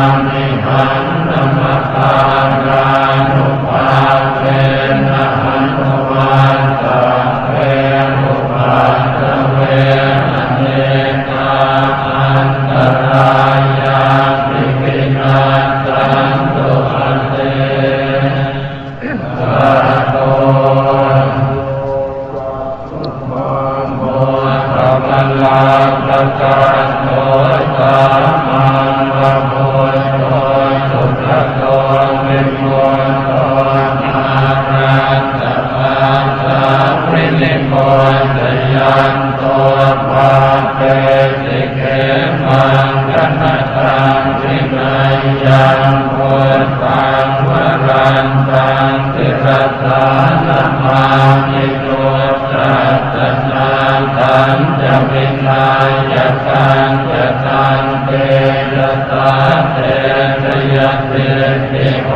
ตุสัพพัญจรายาจะวินาจะเมตุธัมโมตัสโตโยวิยตัสสะสุตัสเสติโลปัสสวิสุทธิมังปัญญยานิโกธรรมตรัสสะทานิสัทธาวะโหตันติกโรสุจินโตธรรมังวรันตังติรัสสานัมมามิโมหังปัฏฐานังอุปสันตตาหังพันเตจัตตาเตระยะเตติโหตุสัพพันตรายาจะวินาศเมตุสัพธรรมเสนาสุตตานุโกโยโรกัสสะภาโพสกิเลสเตตาสันโตพยังสันตินิโยจะโกจะสวาทาจะตัมมังวิติตังสโรติตังธังวรังตังวิรัสสานามามิพุทธังพุทธังสมัจเจระเตติตังเตจัตตาเตชยเตติโหตุสัพพัญจรายาสวินาศเมตุสัมมาสัมพุทธัสสะสัมมาเทปิโตธัมโมพุทธัมมัสสัมมาสัตวะภะคะเตวะเตนิสัมโมมหาสัมมาสัมภิวิโตสัจเจระเตติโนนะโมโมหังทิลาตังตังสัพพะนังทิยาสัสสะทุปันนะโมโมมะกาติกัสสะสังสวะปุถยาสัพพินะโมปาราภะเวนะวิกาจันตุปัตตวานะโมกานุภาเวนะสุวันติโหตุสัพพะทานะโมปาราสเตเต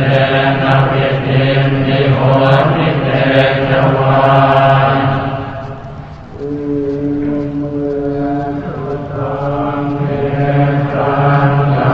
ยังภะคะวาภารานัสสิยังวิโหรติกิจจิปัตตะเนมิตตาเยสัตตะโคภะคะวาปัญจวัคคีเยภิกขุอามันเตติกเวเมติกเวอันตาปะปะจิเตนะนัสเตปิตาภาโยจายังตังเวสุตามะสุขันธิกานุโยโคหิโนธัมโมโพสุจันติโกอนาโยอนาคตันติโกโยจายังปัสสะกิรมัสสานุโยโคทุกโขอนาโยอนาคตันติโกเอเตเตติกเวสุโมอันเตอนุปปังมะมาธิมาปฏิปทาตถาคเตนะอภิสัมพุทธาจาสุกรณีญาณกรณีอุปสมัยอภิญญายสัมโพธายเนปานายสัมปันติปัสสวะจะตาเตกเวมันติมาปฏิปทาตถาคเตนะอภิสัมพุทธาจาสุกรณีญาณกรณีอุปสมัยอภิญญายสัมโพธายเนปาน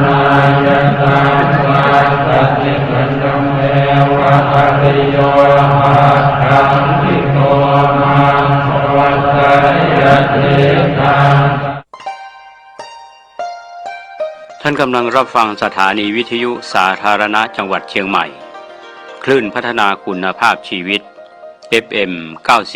92.25 เมกะเฮิรตซ์บริหารและจัดการโดยวัดป่าแดงมหาวิหารทรงกระจายเสียงจากเลขที่ 71 หมู่ที่ 14 บ้านใหม่หลังมอตำบลสุเทพอำเภอเมืองจังหวัดเชียงใหม่รหัสไปรษณีย์50200หมายเลขโทรศัพท์0818815690 052000636-7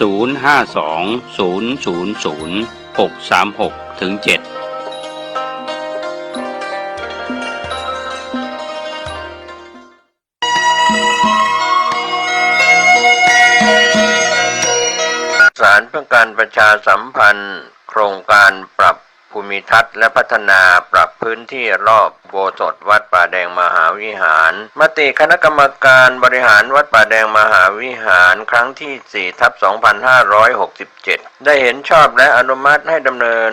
โครงการใช้เงินบริจาคและเงินสะสมของวัดเพื่อพัฒนา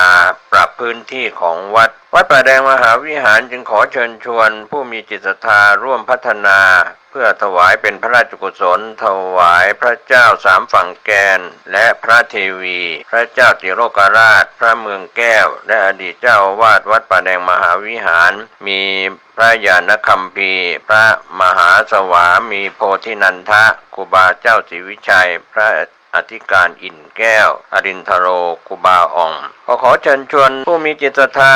มีเจตนาร่วมในข่าวครั้งนี้โอนเงินผ่านธนาคารกรุงไทยสาขาสุเทพชื่อบัญชีวัดป่าแดงมหาวิหารเลขที่บัญชี521064750สอบถามรายละเอียดเพื่อร่วมทำบุญได้ที่0818815690ก็เป็นโครงการปรับภูมิทัศน์และพัฒนาปรับพื้นที่รอบอุโบสถวัดป่าแดงมหาวิหารตำบลสุเทพอำเภอเมืองเชียงใหม่จังหวัดเชียงใหม่โครงการนี้เริ่มดำเนินการท่านที่จะร่วมบุญร่วมกุศลร่วมอนุโมทนาได้บุญได้กุศลได้ความดีโดยทั่วหน้ากัน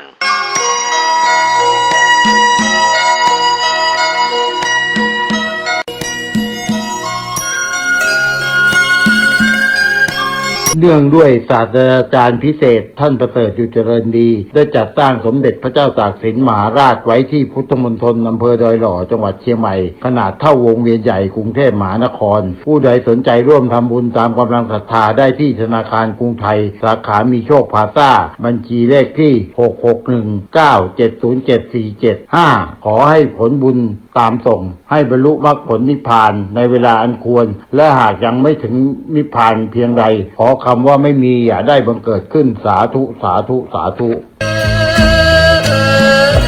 เนื่องด้วยศาสตราจารย์พิเศษท่านประเสริฐอยู่เจริญดีได้จัดสร้างสมเด็จพุทธาจารย์โตพรหมรังสีไว้ที่วัดรอมพระเจ้าตองอำเภอป่าตางจังหวัดลำพูนขนาดหน้าตักกว้าง16นิ้วประดับด้วยเพชรพลอยผู้ใดสนใจร่วมทำบุญตามกำลังศรัทธาได้ที่ธนาคารกรุงไทยสาขามีโชคพลาซ่าบัญชีเลขที่661-9-70747-5ขอให้ผลบุญตามส่งให้บรรลุมรรคผลนิพพานในเวลาอันควรและหากยังไม่ถึงนิพพานเพียงใดขอคำว่าไม่มีอย่าได้บังเกิดสาธุสาธุสาธุ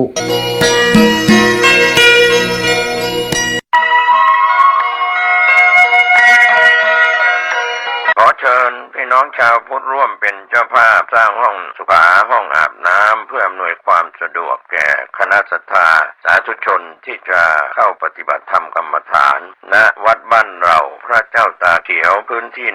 126ตารางเมตรจำนวน23ห้องประกอบด้วยห้องน้ำหญิง8ห้องห้องอาบน้ำ4ห้องห้อง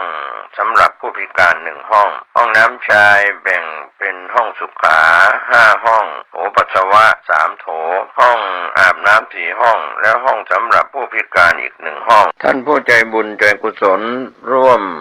สร้างห้องน้ำห้องขาตารางเมตรละ 10,000 บาทหรือตามกำลังเจตนาศรัทธาติดต่อร่วมทำบุญได้ที่ธนาคารกรุงไทยสาขา ป่าซางเลขที่บัญชี79800274865ชื่อบัญชีวัดบ้านเราหรือสอบถามรายละเอียดเพิ่มเติมได้ที่พระครูภาวนาโสภิตผู้ช่วยศาสตราจารย์ด็อกเตอร์เจ้าวาดวัดบ้านเหล่าพระเจ้าตาเขียวตำบลบ้านเรือนอำเภอป่าซางจังหวัดลำพูนโทรศัพท์0969525159ได้ทุกวันขออนุโมทนากับเจ้าภาพทางไกลและที่ร่วมทำบุญทั้งภาคปกติและออนไลน์ได้บุญได้กุศลได้ร่วมอนุโมทนาโดยทั่วหน้ากันสาธุชนท่านผู้ฟังทั้งหลายทุกท่านทุกคนวันนี้อาตมาภาพตุเจ้าวัดหนองตองทางดงจังหวัดเชียงใหม่ก็นำรายการปกิณกะแห่งธรรมะมาพบมาปะกับญาติกับโยมอีกเช่นเคยตามปกติทุกวันในเวลาเดียวกันนี้และก็ทุกวันในสถานีวิทยุแห่งนี้ท่านทั้งหลายได้ไหว้พระสวดมนต์แบบย่อๆเพราะทำแล้วมันทำให้จิตใจบริสุทธิ์สะอาดมีความสุขอย่างบอกบรรทุกตอนนี้ไปเรามาไหว้พระรัตนตรัยเดี๋ยวสวดมนต์พอสมควรและฟังธรรมะอะระหังสัมมาสัมพุทโธภควาพุทธังภควันตังอภิวาเทมิกราบพระพุทธสวากขาโตภควตาธัมโมธัมมังนัมมัสสามิกราบพระธรรมสุปฏิปันโนภควโตสาวกสังโฆสังฆังนัมมามิกราบพระสงฆ์นะโมตัสสะภะคะวะโตอะระหะโตสัมมาสัมพุทธัสสะนะโมตัสสะภะคะวะโตอะระหะโตสัมมาสัมพุทธัสสะนะโมตัสสะภะคะวะโตอะระหะโต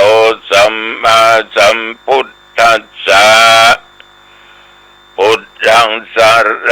ณังคัจฉามิธัมมังสรณังคัจฉามิสังฆังสรณังคัจฉามิตุติยัมปิพุทธังสรณังคัจฉามิตุติยัมปิธัมมังสรณังคัจฉามิตุติยัมปิสังฆังสรณังคัจฉามิตติยัมปิพุทธังสร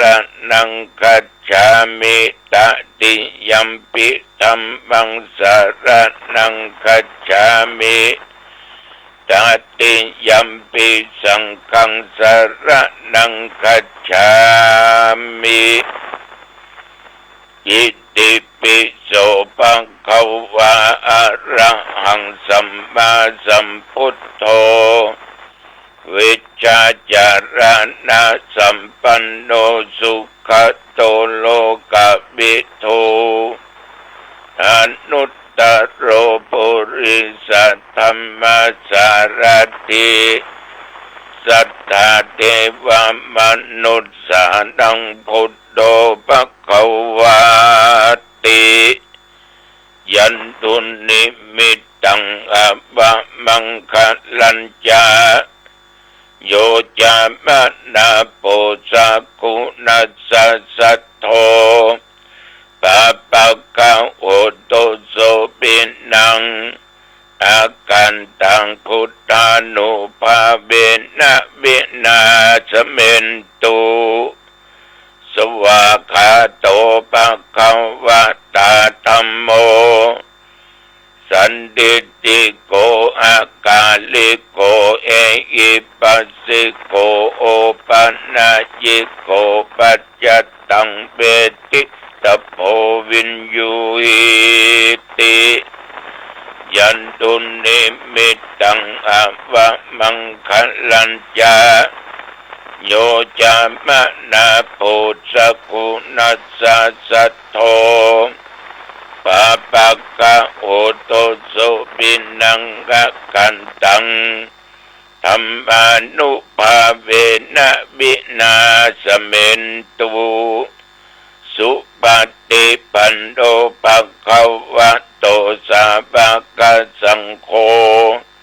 อุชุปฏิปันโนภะคะวะโตสาวกสังโฆสามิจิปฏิปันโนภะคะวะโตสาวกสังโฆ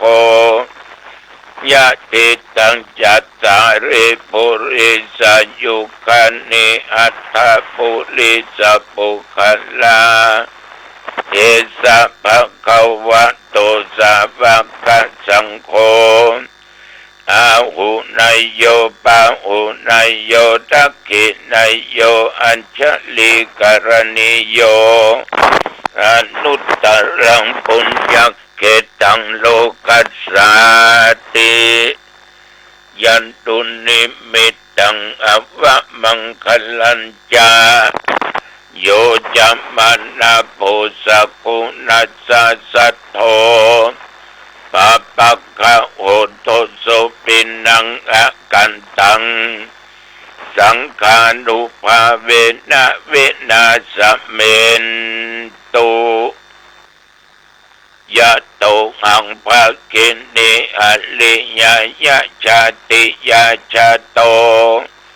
นาปิชานามิสันจิจาปันนังชีวิตาวุโรเปตาเตนะสัจเจนะโสติเตโอตุสัพพทาเตโอตุโสติขัพพัสสะโพชังโคสติสังฆาโตธัมมานังวิจโยตถาวิริยัมปิติปัสสติโพชังคาจัตตถาปะเรสัมมาทุเปกขโพชังคาสัตติเตสัพพทักษินามุนินาสัมมาตัคคตาปะวิตาปะอุลิกตาสังวัตตันติอภิญญายานิพพานายาจะโพธิญาเจเตนะสัจจะวัชเชนะโสติเตโอตุสัพพทาเอกัสสมิงสัมมาเยนะโทโมกขันลานันจักกัสสปังคิลานิตุกิเตติสวาโพชังเกสัตตะเตสัญญิเตจะตังอภินันติตวาโรกมุตจิงจุตังคะเนเอเตนะสัจจวัชเชนะโสติเตโอตุสัพพทาเอกทาตัมมราชาปิเคลัญเยนะปิปิริโตจุนดาเตเลนะตัญญิวาพันนาเปตวานาสัทรังสมุติตวาจะอาปาทาตัมหาบุตตาสิธานาโสเอเตนะสัจจวัชเชนะโสติเตโอตุสัพพทาปะอินาเตจะอาปาทาทินนันนัมปิมะเอสินังมัคคะอัตตกิเลสวาปัตตานุปติธัมมตังเอเตนะสัจจวัชเชนะโสติเตโอตุสัพพทา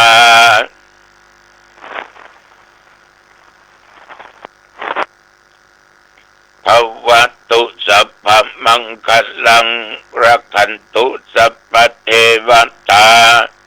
สัพพพุทธานุภาเวนะสัทธาโสติภวันตุเต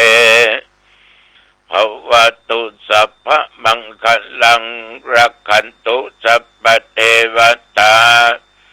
สัพพธรรมานุภาเวนะสัทธาโสติภวันตุเตภวตุสัพพมังคลัง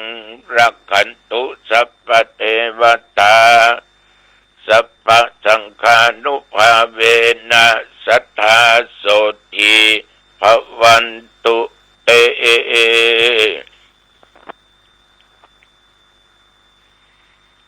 โดยบทสวดพุทธคุณธรรมคุณสังฆคุณสาธยายมนต์บทชังฆปริตบทศักดิ์สิทธิ์เหล่านี้ด้วยจิตอันตั้งมั่นเป็นสมาธิอาตมภาพขอปัญจกปัญใจเหล่าทหารทั้งหลายที่ป้องกันชายแดนแคล้วคลาดจากภัยพิบัติอันตรายต่างๆอย่าได้มากำมากาย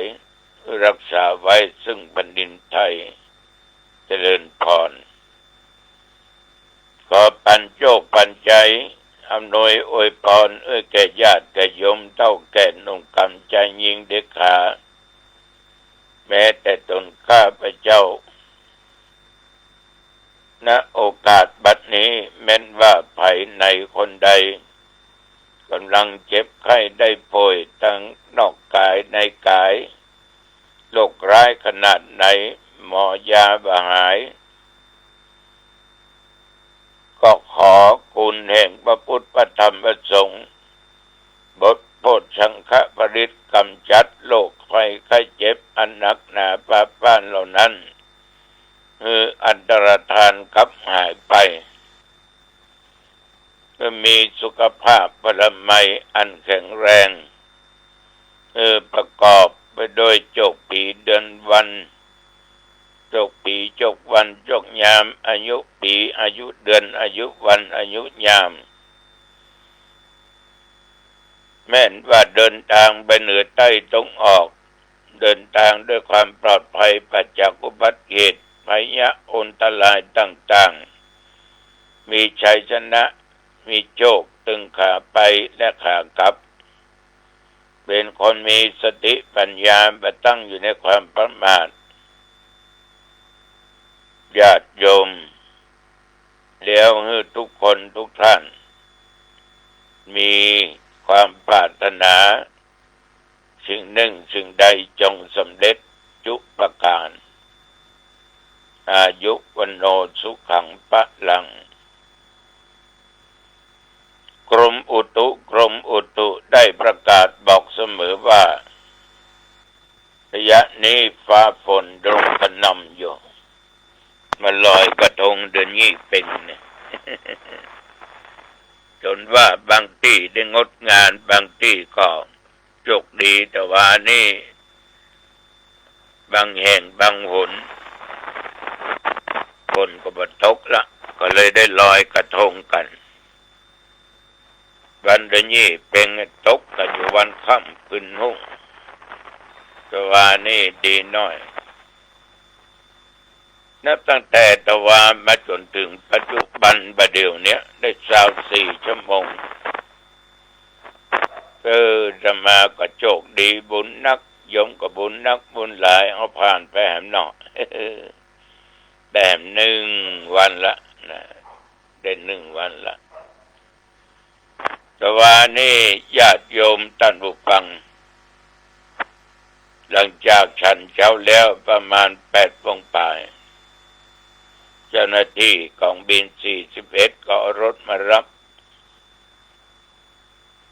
ไปที่กระทำบุญไปเจริญพุทธมนต์ไปเทศน์ซึ่งปราลบเหตุในการที่บันไดบูรณะซ่อมแซมอาคารต่างๆ แล้วก็เป็นการกระทำบุญครบรอบปีญาติโยมตวาเปิ้นนิมนต์ตุเจ้าน้องทอง2อุปคุต4ย่างทอง3ถึงเวลาก็ไหว้พระและสวดพุทธมนต์สวดมนต์จบแล้วปูจานการาธนากล่าวคำโอกาสเป็นทานแบบพื้นบ้านล้านนาประเคนวัตถุปัจจัยทายธรรมตลอดจนอาหารน้ำดื่มพระสงฆ์นั้นได้ฮือปอนต่อจากนั้นก็มาฉันเพลเรียบร้อยก็กลับวัดกลับว่าแต่ว่ามาถึงวัดเที่ยงป่ายพอดีบังเอิญแต่ว่ามีงานข่าวดำที่วัดจะนำสรีระร่างกายไปตุ่มไปทอดไปเผากันตามประเพณีที่นิยมกันมาจนมาค่ำมืดก็ไม่ได้ไปไหนแต่ว่านี้เตรียมงานปรับสถานที่หวงผ้าปักธงจัดที่เพราะวันนี้จะได้จัดพิธีถวายพระราชกุศลแด่สมเด็จพระนางเจ้าสิริกิติ์พระบรมราชินีนาถคือพระบรมราชชนนีพันปีหลวงที่วัดหนองตองเราจะเริ่มเวลาประมาณ9 โมงเป็นต้นไปภายนอกก็มีทางหน่วยงานราชการเทศบาลชมรมกำนันผู้ใหญ่บ้านคณะครูคณะหมอแพทย์ต่างๆทั้งหลายท่านนายอำเภอปลัดอำเภอและญาติโยมทุกสารทิศ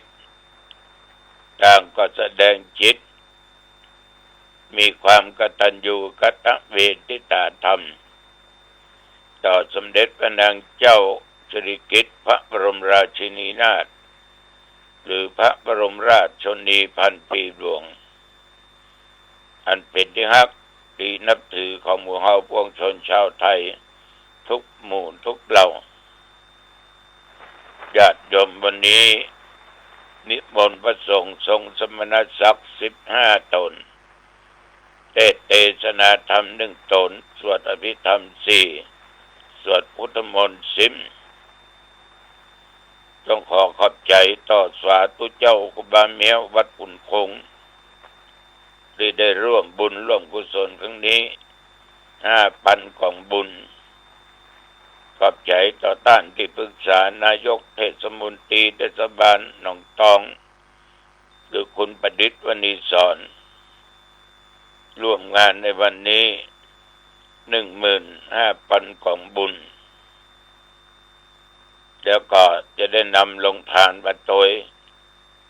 ท่านนายกตำบลขันแก้วก็เอาโรงทานมาข่าวว่า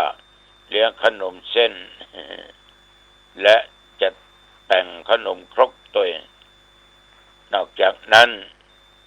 ต้องขออนุโมทนาต่อญาติต่อโยมทุกท่านทุกคนที่ร่วมกันจัดสถานที่แต่ว่าก็ดีอกดีใจเรียบร้อยไปฉะนั้นวันนี้นอกจากจะมีการสวดมนต์ถวายเป็นพระราชกุศลแล้วเป็นวันเปิดสอบนักธรรมโทเอกเป็นวันแรกเขาจะสอบตั้งแต่วันที่7ที่8ที่9ที่10ท่านทั้งหลายทุกเจ้าที่จะมาสอบถึงเน้น79 ตนวันนี้เลี้ยงเข้าถึงคฤหัสถ์ถึงพระสงฆ์องค์เด่นที่รับนิมนต์ก็ดีจะได้เข้าสอบนักธรรมชั้นโทชั้นเอกก็ดีในวันนี้ก็จะเป็นการสอบธรรมเป็นวันเริ่มแรกตัวอย่างใดก็ต้องขออนุโมทนาขอบใจต่อญาติต่อโยมทุกท่านทุกคนที่คอยให้กำลังอกกำลังใจติดตามฟังรายการธรรมะมาด้วยดีตลอดมีความเชื่อมั่นว่าญาติโยมมีหลักในการที่ปฏิบัติคือเฮาเชิดชูธรรมะและศีล เอาความหมายว่าศีลและธรรมนั้นทำให้คนเป็นคนดีทำให้คนในสังคมนี้นอกจากดีแล้วเป็นคนมีจิตใจงดงามเสียสละแต่ตั้งตัวตั้งตนอยู่ในความประมาทอย่างน้อยญาติโยมก็มีศีลศีลนี่นะมันหอมหรอกศีลนั้นเป็นอาภรณ์นั้นประเสริฐท่านเป็นเปรียบไว้ว่าดอกไม้ทุกชนิดอันเป็นดอกไม้บานที่เป็นฤดูที่ยังความสุขอกสุขใจแก่คนทั้งหลายดอกไม้หลายอย่างหลายชนิดหลายสีบานสะพรั่งอวดสีกันและกลิ่นที่อยู่บนต้นก็ดีอยู่ตามดอกก็ดีบางอย่างนี่ก็หอมนักบางอย่างก็หอมน้อยบางอย่างก็บ่หอมเลยบางอย่างก็งามสีและกลิ่นหอมดอกงามสีงามญาติโยมท่านผู้ฟังทั้งหลายดูจิ้มลิ้มแม่เนาะ บางต้นบางดอกงามตึงต้นงามตึงสีงามตึงใบงามตึงกลิ่นตัวเองบางอย่างนั้นก็หอมชั่วระยะเมื่อเจ้าบางอย่างเมื่อเจ้าบ่หอมก็ตอนบ่ายหมอก็ตอนค่ำตอนมืดบางดอกบางยิ่งเจ้าเวลาฝืนฉะนั้นญาติโยมอันนี้เปรียบเทียบกลิ่นหอมของดอกไม้กลิ่นหอมของดอกไม้แต่ว่าดอกไม้เนี่ยมันไม่จีรังยั่งยืนหรอก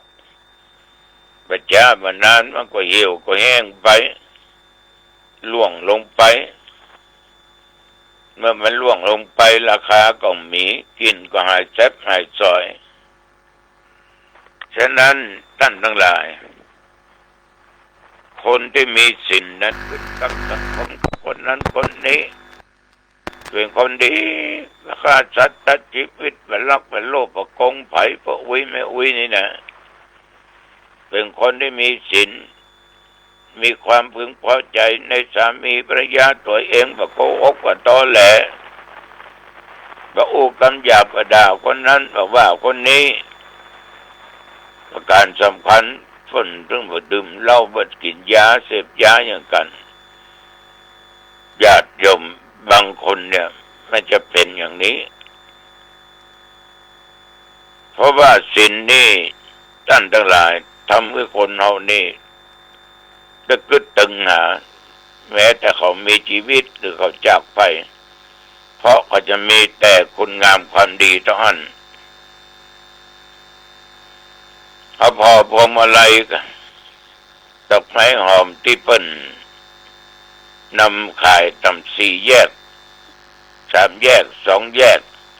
ถนนหนทางเราอ่อนจะขายดอกมะลิเนี่ยห้อยเป็นพวงมาลัยคนที่มันชอบกินชอบหยังเพื่อก็แวะซื้อนะแวะซื้อเพราะว่าดอกไม้นั้นมันดูเรียบร้อยและมีกลิ่นหอมตัวโดยเหตุอย่างนี้ญาติโยมพระอรหันตาทั้งหลายอริยสาวกเจ้าทั้งหลาย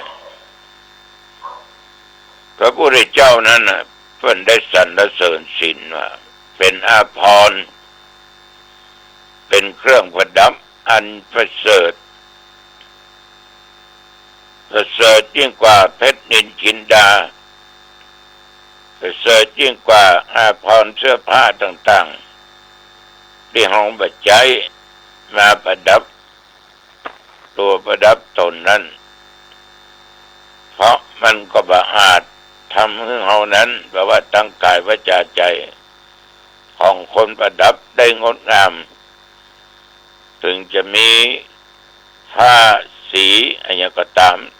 มีกลิ่นหอมเนี่ยแต่สิ่งเหล่านั้นมันหอมได้แบบมื่นระยะมานานมันก็หายวับไปสู้คนมีศีลมันได้คนมีศีลนั้นศีลมันประดับประดับบุคคลนั้นจะไปเหนือใต้ตรงออกจะไปไกลไปใกล้ก็ได้ชื่อว่าไม่ได้สร้างศัตรูแก่ตัวเองฉะนั้นญาติโยมศรัทธาสาธุชนศีลอันว่าแปลว่าปกติกายวาจาใจเมื่อเขามีข้อศีลเป็นปกติก็บ่นำความเดือดร้อนดับนำความหายนะเกิดขึ้นกับภัยฉะนั้นบิณฑบาตขอญาติโยมทุกคนจงมีศีลอยู่ในจิตในใจของแต่ละท่านแต่ละคนเอาละจะไปมาเป็นเวลาเป่าสมควรอายุวันโนสุขังพลังพบกันใหม่ในโอกาสหน้าเจริญพร สวัสดีครับท่านผู้ฟังที่เคารพการแบ่งปันความคิดดีๆวันนี้ผมกาเศรษฐ์เพชรสำริดวิทยากรก็จะได้นำเรื่องราวที่เกี่ยวข้องในการที่นำเรื่องราวพระมหากษัตริย์กับการนับถือพระพุทธศาสนาในวันนี้มีเรื่องที่ต้องกล่าวขอบคุณคุณยายปุ๋ยที่ได้มอบเอกสารหนังสือเกี่ยวกับเรื่องที่ควรจะได้นำเสนอให้ท่านผู้ฟังได้รับรู้รับทราบกันก็เรื่องตามรอยพ่อสอนบุญแค่ไหนได้เกิดบนแผ่นดินนี้ลมหายใจที่เหลือจะทำดีโดยไม่ท้อบอกรักพ่อด้วยเติมเต็มและก็สานต่อไม่รั้งรอก็อุทิศตนทดแทนคุณนะครับก็เป็นส่วนที่ได้รับหนังสือที่เป็นสาระเป็นประโยชน์ก็นำมาแบ่งปันให้ท่านได้รับรู้รับทราบกันก็ในปีพุทธศักราช 2532 พระบาทสมเด็จพระปรมินทรมหาภูมิพลอดุลยเดชเคยพระราชทานสัมภาษณ์เมื่อมีนักข่าวถามถึงประเด็นการถูกจดจำในประวัติศาสตร์พระองค์ตรัสตอบโดยมีเนื้อหาส่วนหนึ่งว่าช่วงเช้าวันที่ 14 ตุลาคม พุทธศักราช 2559 ข้ามคืนที่เป็นจุดเริ่มต้นแห่งความโศกเศร้าของปวงชนชาวไทยไปในไม่กี่ชั่วโมงทีมงานนิตยสารก็นัดประชุมกันโดยด่วนถึงสิ่งที่เราพอจะทำได้ในสถานการณ์เช่นนี้เราสรุปกันว่าจะเลื่อนการทำนิตยสารที่ 107 ที่ควรวางแผงในเดือนพฤศจิกายนออกไปก่อนจริงๆก็ได้จัดทำเนื้อหาฉบับนี้ไปจนเกือบเสร็จสมบูรณ์แล้วเราตัดสินใจใช้แรงบันดาลใจจากพระราชดำรัสที่พระองค์พระราชทานไว้ในบทสัมภาษณ์ชิ้นนั้นมาเป็นแนวทางในการทำหนังสือเล่มนี้เราจะทำหนังสือที่เล่าเรื่องงานอันเป็นคุณประโยชน์ที่พระองค์ทรงทำเพื่อคนไทยมาตลอด70 ปีโดยหมายรวมทั้งพระราชกรณียกิจโครงการอันเนื่องมาจากพระราชดำริสิ่งของที่พระองค์พระราชทานแก่ประชาชนไปจนถึงพระราชจริยวัตรที่ทรงทำเป็นแบบอย่างและเหตุการณ์ต่างๆที่พระองค์ทรงมีส่วนร่วมในบ้านเมืองของเราอีกประเด็นหนึ่งที่เราให้ความสำคัญก็คือหนังสือจะมุ่งเน้นไปที่กลุ่มผู้อ่านผู้สนใจคนรุ่นใหม่ส่วนหนึ่งเป็นกลุ่มเป้าหมายหลักๆที่ติดตามในนิตยสารอยู่แล้วและอีกเหตุผลหนึ่งก็คือดูเหมือนว่ากลุ่มคนรุ่นหลังๆจะค่อนข้างห่างเหินกับเรื่องของพระองค์อยู่บ้างเมื่อเทียบกับคนรุ่นก่อนที่เคยสัมผัสกับเรื่องราวโดยตรงหรือเคยติดตามข่าวในพระราชสำนักในห่วงเวลาตลอดหลาย10 ปีที่พระองค์เสด็จพระราชดำเนินไป ทั่วทุกภูมิภาคของเมืองไทยก็ได้นำหนังสือที่เหมาะสมนี้จะนำไปส่งต่อกับคนรุ่นต่อๆไปก็ทางกองบรรณาธิการก็ได้ทำการค้นคว้ารวบรวมเรื่องราว70เรื่องเท่ากับจำนวนปีที่พระองค์ครองราชย์ซึ่งตัวแทนงานของพระองค์ที่เราคิดว่าควรบันทึกไว้ให้คนไทยได้อ่านกันแล้วขอให้ศิลปินร่วมสมัย70คนนำเรื่องราวเหล่านี้ไปเป็นแรงบันดาลใจในการสร้างสรรค์งานศิลปะขึ้นมาบางชิ้นอาจจะเป็นงานที่ศิลปินเคยทำไว้แล้วหรือกำลังสร้างอยู่พอดีแต่ส่วนใหญ่เป็นงานที่สร้างขึ้นใหม่เพื่อการนี้โดยเฉพาะแล้วนำทั้งหมดมาร้อยเรียงจนกลายเป็นหนังสือที่มีสาระให้กับผู้อ่านผู้สนใจได้มีความรู้สึกเหมือนเดินชมแกลเลอรี่ที่เต็มไปด้วยงานศิลปะพร้อมกับคำบรรยายอย่างเป็นการเป็นงานซึ่งงานศิลปะทุกชิ้นได้แจ้งบันดาลใจจากสิ่งอันเป็นประโยชน์ที่พระบาทสมเด็จพระเจ้าอยู่หัวรัชกาลที่9ทรงมอบไว้ให้กับชาวไทยครับก็เป็นบทนำที่มีสาระที่นำมากล่าวถึงก็ถือว่าเป็นการส่งแรงบันดาลใจจากพระองค์โดยกลุ่มคนซึ่งมีหน้าที่สร้างแรงบันดาลใจให้กับสังคมก็คือศิลปินพร้อมใจกันทำด้วยหัวใจถวายแด่พระองค์ผู้ทรงงานอย่างหนักเพื่อชาวไทยตลอดมานี่คือเหตุผลที่ได้ตั้งชื่อหนังสือที่เป็นสาระที่นำมาแบ่งปันให้ท่านได้คิดได้พิจารณากันในส่วนทีมงานนั้นตั้งใจว่าอยากจะให้ท่านที่ได้ติดตามผลงานต่างๆการงานของพระองค์เช่นเราก็อยากจะมอบในส่วนที่ก่อเกิดที่เป็นประโยชน์ให้กับมูลนิธิพระดาบทด้วยระหว่างการค้นข้อมูลก็ค้นพบว่าสิ่งที่พระบาทสมเด็จพระปรมินทรมหาภูมิพลอดุลยเดชทรงทำเพื่อเราพระสงฆ์นิกรนั้นมีมากมายเกินกว่าที่เราจะบอกเล่าได้ด้วยการแบ่งออกเพียง70บทเรื่องราวเกี่ยวกับพระองค์อีกมากมายที่เรายังไม่เคยรู้แม้ว่าเราเคยคิดว่าเรารู้เรื่องของพระองค์มาไม่น้อยแล้วก็ตามหลายสิ่งที่ท่านทรงทำก็ลึกซึ้งแล้วก็มีความบูรณาการจนยากยิ่งที่จะเล่าด้วยการแบ่งเป็นบทบอกเล่าในพื้นที่อันจำกัดดังนั้นการที่บรรณาธิการจำต้องออกตัวว่าการนำเรื่องราวต่างๆที่นำเสนอนั้นเป็นวิธีของเราแน่นอนว่าจะไม่ใช่วิธีที่ดีที่สุดแต่ก็ทำแล้วก็หวังเป็นอย่างยิ่งว่าจะทำให้ผู้ที่ศึกษาค้นคว้าได้เกิดแรงบันดาลใจรวมไปถึงท่านที่ศึกษาค้นคว้าด้วยการอ่านแล้วก็การศึกษาในช่องทางต่างๆได้เป็นอย่างดีก็ถือว่าเป็นแรงบันดาลใจที่จะไปสัมผัส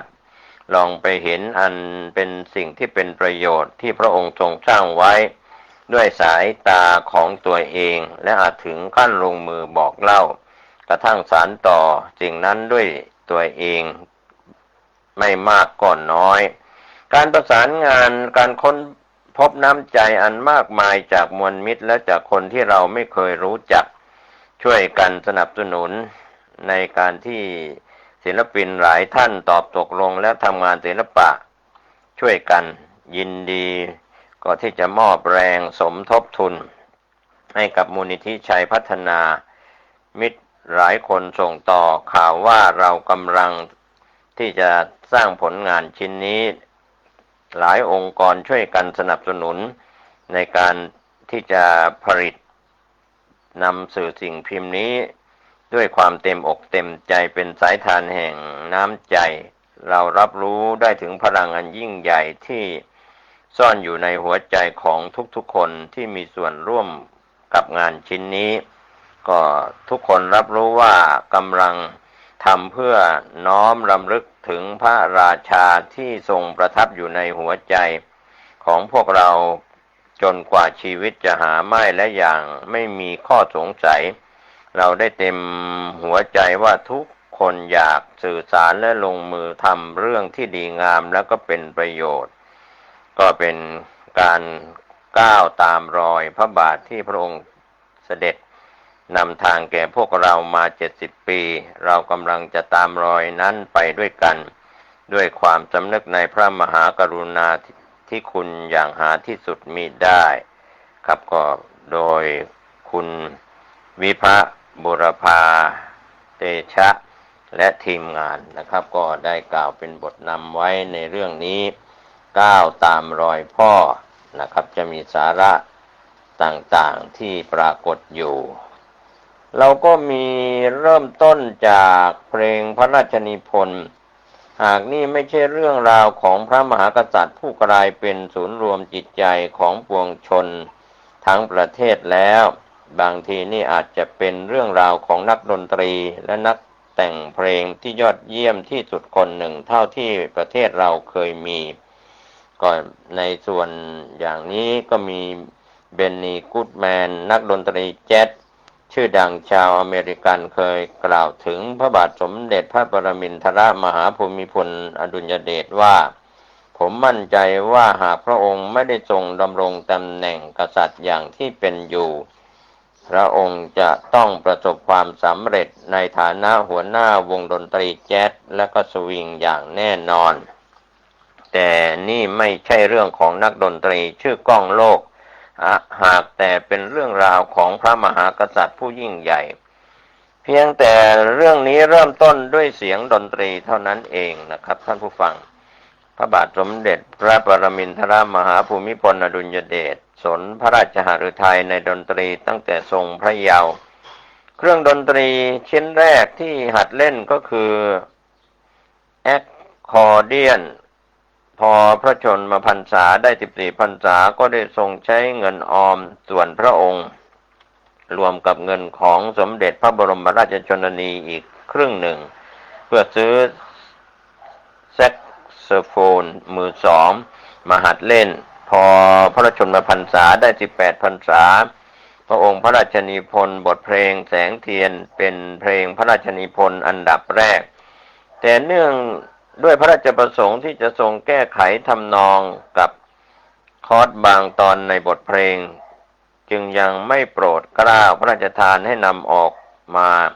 เพลงยามเย็นกับสายฝนจึงเป็นบทเพลงพระราชนิพนธ์2 เพลงแรกที่ประสบนิกรได้รับฟัง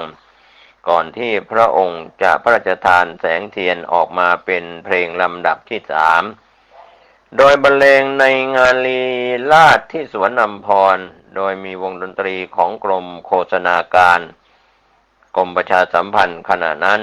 และมีเอื้อสุนทรสนานหัวหน้าวงดนตรีสุนทราภรณ์เป็นผู้ควบคุมวงต่อมาพระองค์ทรงพระราชนิพนธ์เพลงออกมาอย่างต่อเนื่องสิริรวม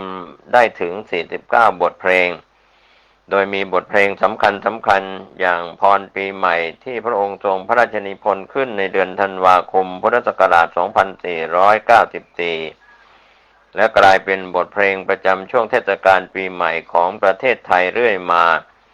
เพลงสำหรับใช้เป็นเพลงประจำองค์กรและมหาวิทยาลัยเช่นเพลงมหาจุฬาลงกรณ์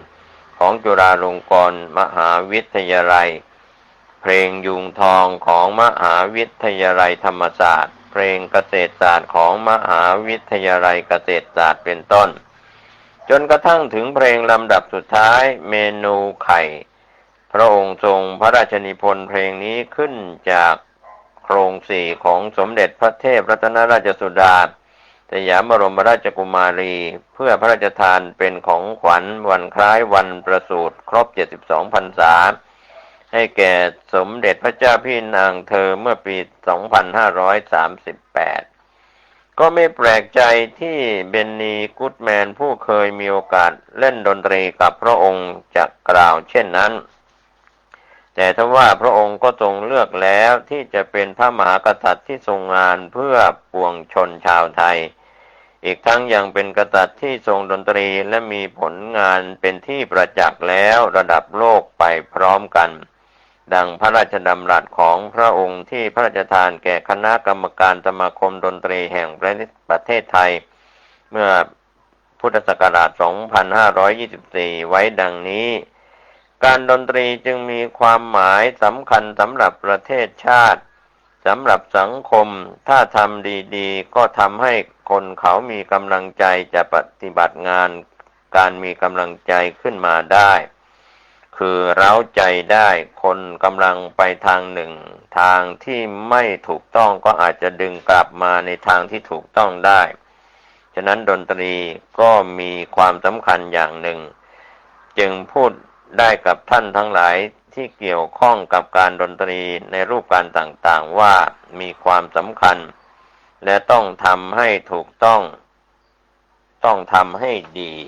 ครับก็เป็นส่วนที่เกี่ยวข้องกับเพลงพระราชนิพนธ์ส่วนเรื่องที่สองสถานีวิทยุอส.พระราชวังดุสิต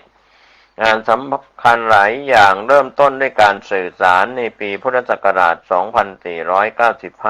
2495 พระบาทสมเด็จพระปรมินทรมหาภูมิพลอดุลยเดชทรงพระกรุณาโปรดเกล้าโปรดกระหม่อมให้จัดตั้งสถานีวิทยุกระจายเสียงอัมพรสถานอส.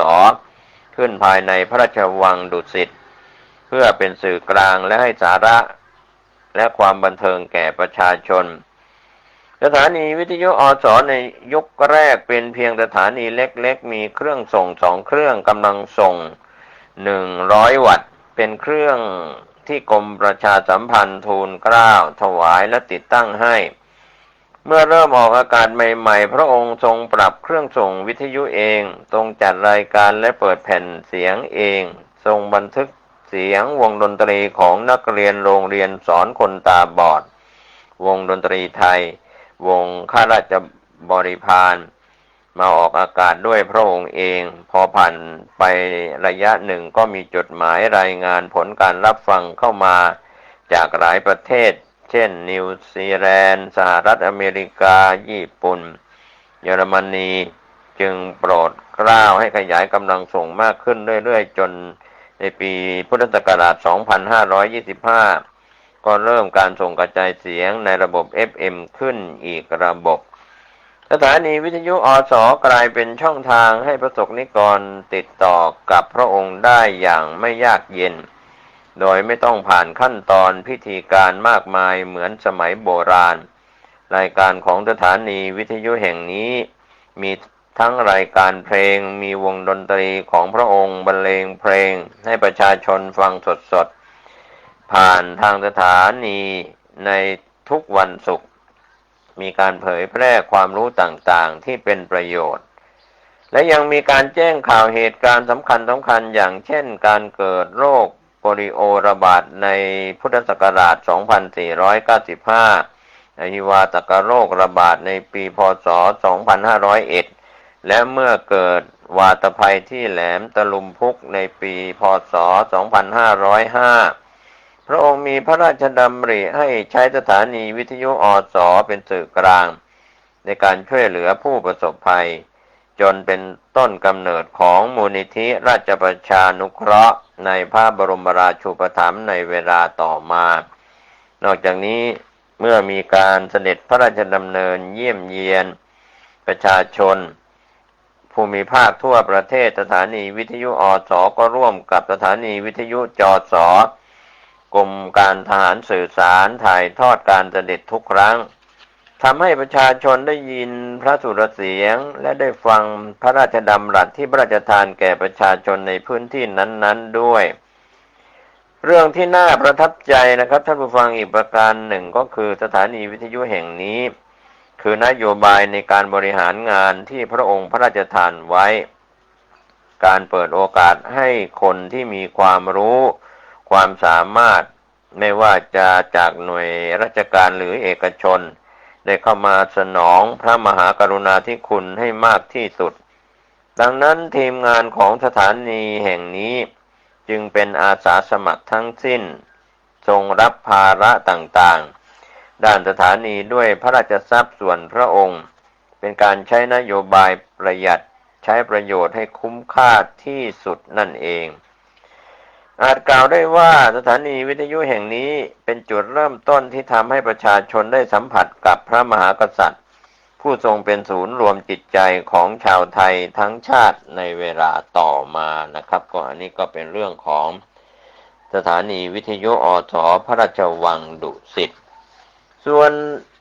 ตอนที่3ก็เป็นเรื่องของวงดนตรีของพ่อเมื่อครั้งที่พระบาทสมเด็จพระเจ้าอยู่หัวรัชกาลที่9ประทับอยู่ที่พระที่นั่งอัมพรสถานในช่วงปรับปรุงพระราชตำหนักจิตรลดาโลโหฐานพระองค์ทรงนำดนตรีดิกซี่แจ๊สซึ่งพระองค์โปรดเป็นพิเศษมาใช้เป็นแนวทางในการก่อตั้งวงดนตรีส่วนพระองค์ชื่อวงรายครามที่สมาชิกวงประกอบไปด้วยพระประยุรญาติบางองค์และคนสนิทต่อมาเมื่อพระองค์จัดตั้งสถานีวิทยุอส.ขึ้นในปีพุทธศักราช 2495 และได้มีการปรับปรุงวงลายคำให้นักดนตรีเข้ามาถวายงานได้วงดนตรีวงนี้ก็กลายเป็นวงอส.วันศุกร์ซึ่งคอยบรรเลงออกอากาศทางสถานีวิทยุอส.ทุกวันศุกร์โดยมีพระองค์ทรงร่วมบรรเลงด้วยนอกจากจะออกอากาศทางสถานีวิทยุแล้วต่อมาในปีพุทธศักราช 2501 พระองค์ได้พระราชทานพระมหากรุณาธิคุณนำวงลายครามไปแสดงดนตรีที่หอประชุมจุฬาลงกรณ์มหาวิทยาลัยบรรยากาศของงานคล้ายกับการแสดงดนตรีที่สวนอัมพร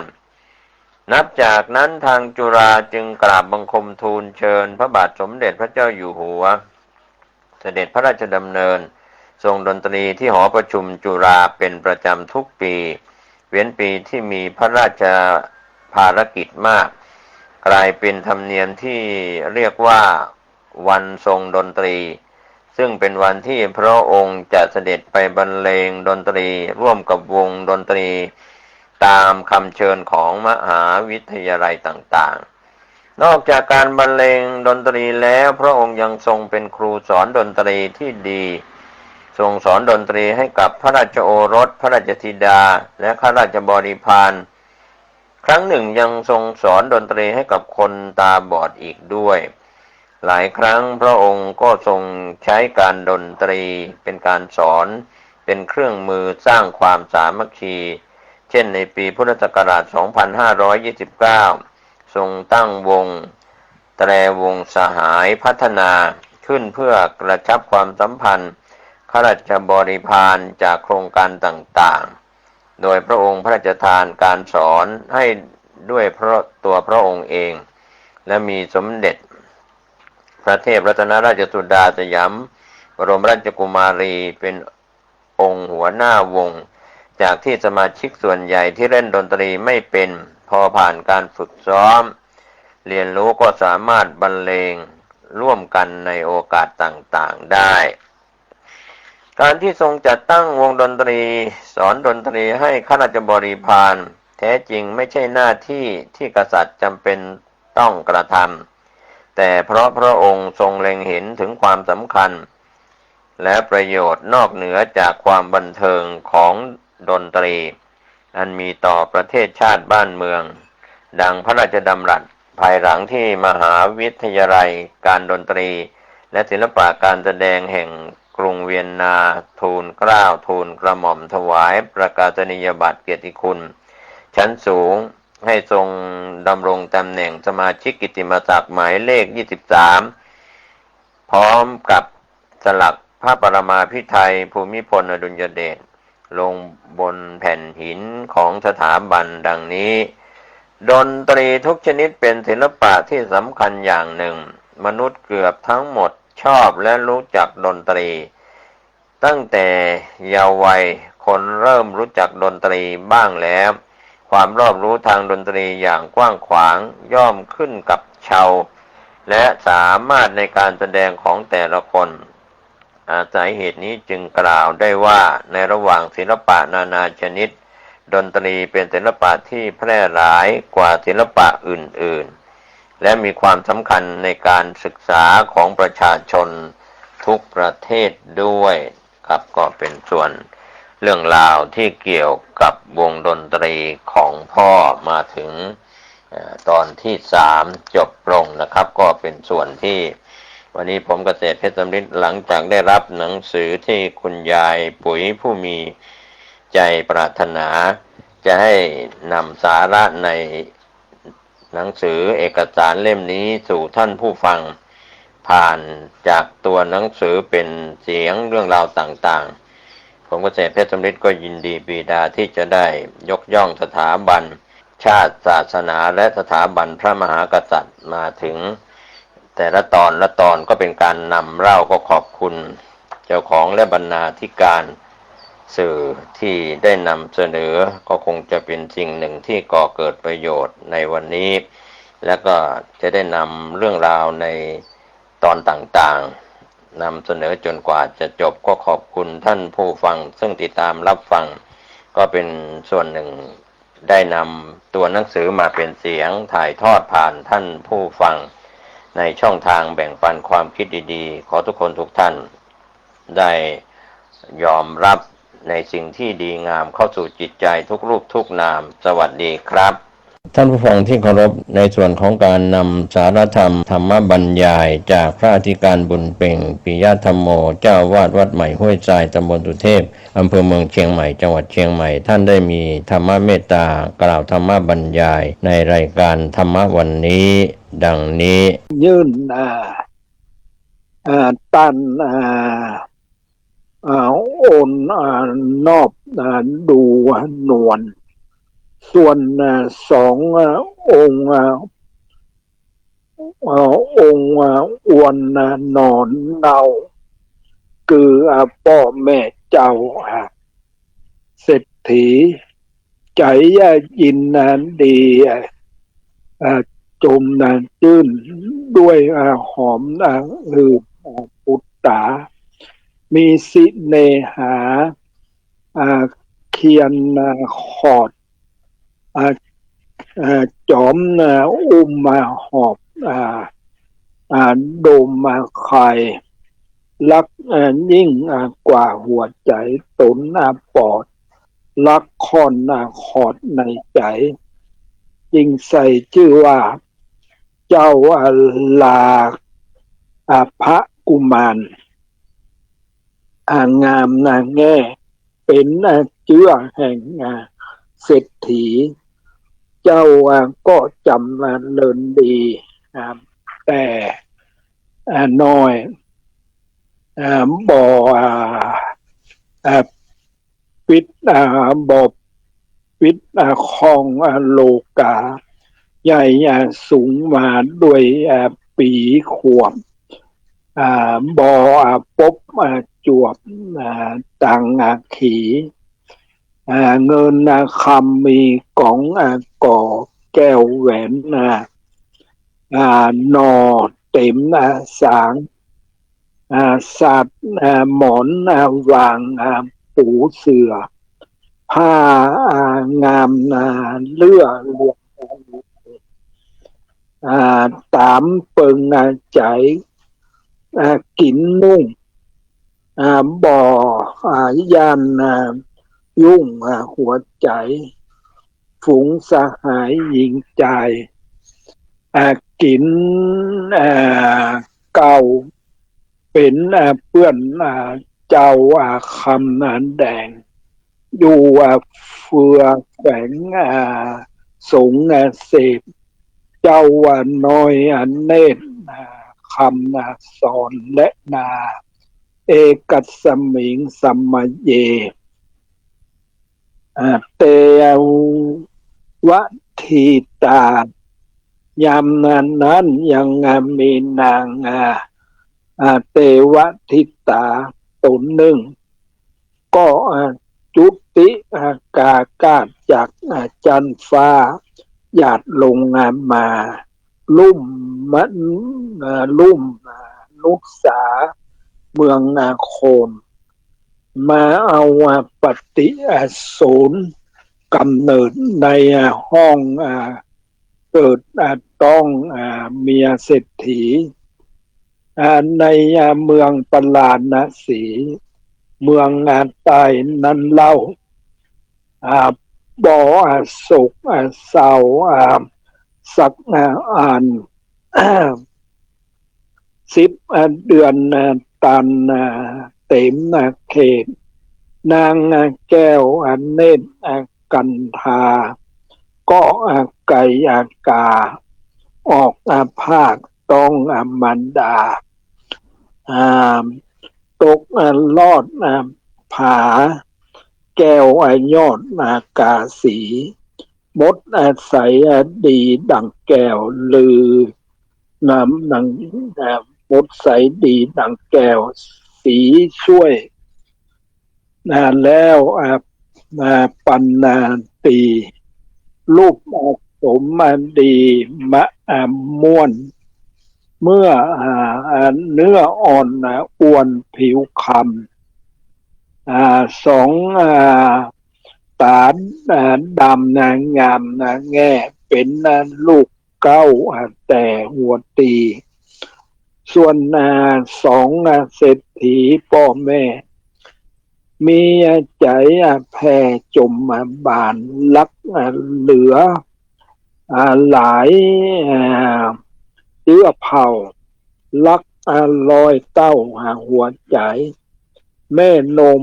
หลายอุ้มหอบอยู่แวดล้อมรอบหน้าหลังบ่มีสังกิ่งคองบ่ถูกต้องโลกาควมลูกขึ้นมาการแล้วงาม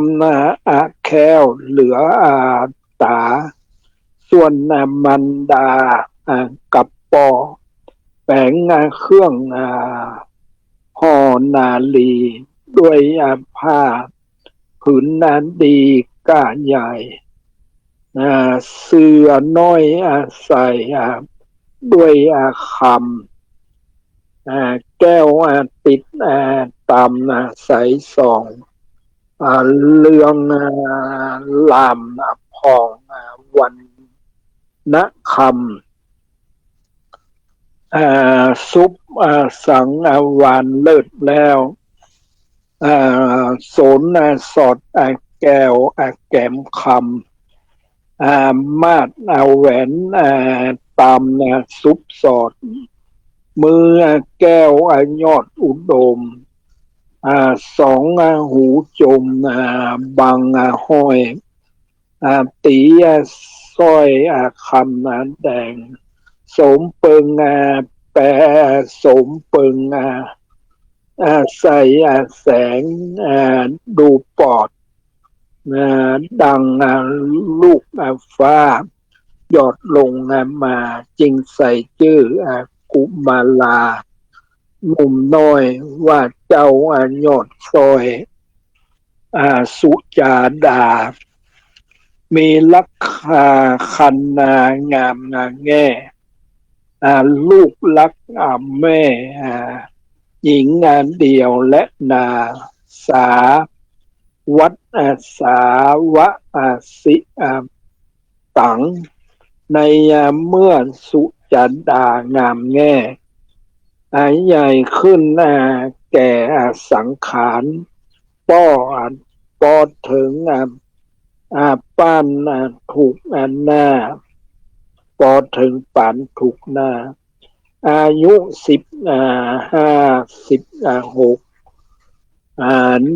ดูกลางอกเหลืองเล่าคะตุ่มเต้าแมนขาวสมเปิงเปล่ากลมมากเปียงหมักนาวกาเบียงหมักนาวการสมเจียงคารยิ่งย้อยเครื่องสอดซอยขัวขาวสมเปิงเป่า ยันย่องเก้า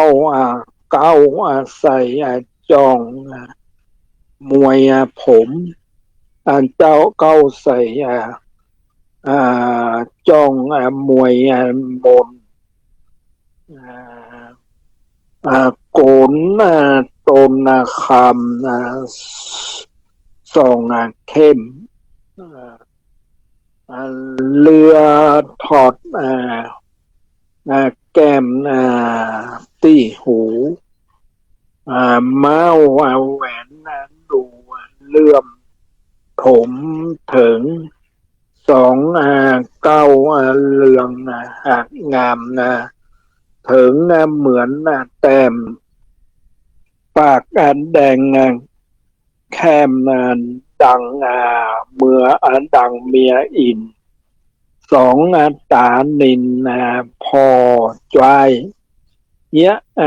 แยมย้อยปอตาผ้ากาสาปุบสอดผ้าแก้วยอดใหญ่ไหมผ้าตาใสดอกเอี้ยวโสนสดเสียวดูงามย่องยอยเรืองแหลมหมายคำแขมเรืองลองสมใหญ่ยอง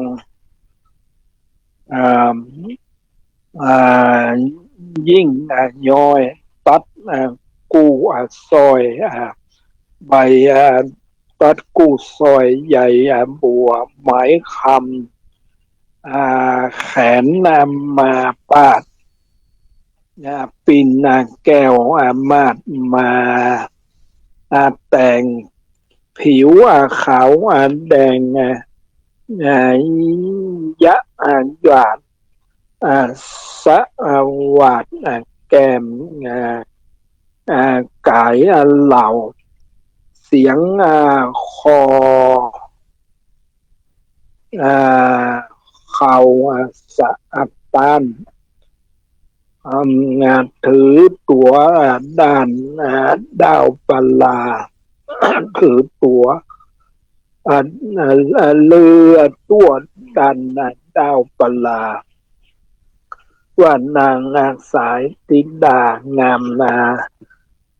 แปลงลูกลักแยงแห่งเศรษฐีลูกสมดีเกียงขิงงามปนยิ่งหญิงโคนฝูงเตียวโพนดันแจง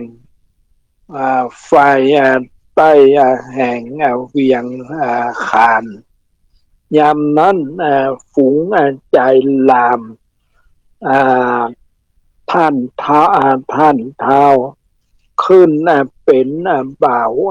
สมดีอันเป็นลูกเศรษฐีเครือใหญ่เขามีใจใฝ่นางเราจริงหาเครื่องครัวเป่ายันยองในเต็กต้องเรือนโตมกันตาวันลงตกตามดาไก่ค่ำยามควรเสียงเขาจวนบ่าวเปื้อนเจื้อเงาเงื่อนสาปาปากเกียนละจาเรือนอยู่ดังงานตั้งหน้าสู่ไปหารอเรือนลอดเรือนนางสุจาดายอดแย้มหวังไฟแอมนางงามส่วนฝูงใจพวงส่วนฝูงจุ่มใจหลายหมู่ มาสู่ห้องเรือนหลวงเสียงปันปวงหลายสัมมีจุกรรมเหลือตาส่วนจุจันดานาดน้อยสุสุดสุสดซอยดูคานทะลงอลังการเครื่องงามาอยู่ท่าเรือนหลวงสากสีสมปุณศักดิ์ศรีสมปุณพอนางใจนอกันยาเอากันมา แวดล้อมแหนแห่อ้อมเตรียมตันถ้อยผางนำมันจิจิตจิตตามปฏิเรื่องอะไรยามเมื่อเปลวไฟมาส่องแก้มนางผ่องขาวแดงแยงดูแต่งามใสปอดเหมือนดูน้ำจักน้ำจักหยอดตัวกลางนั่นแหละตาสาทาสีจะส่วนอันว่านางหมู่ใจ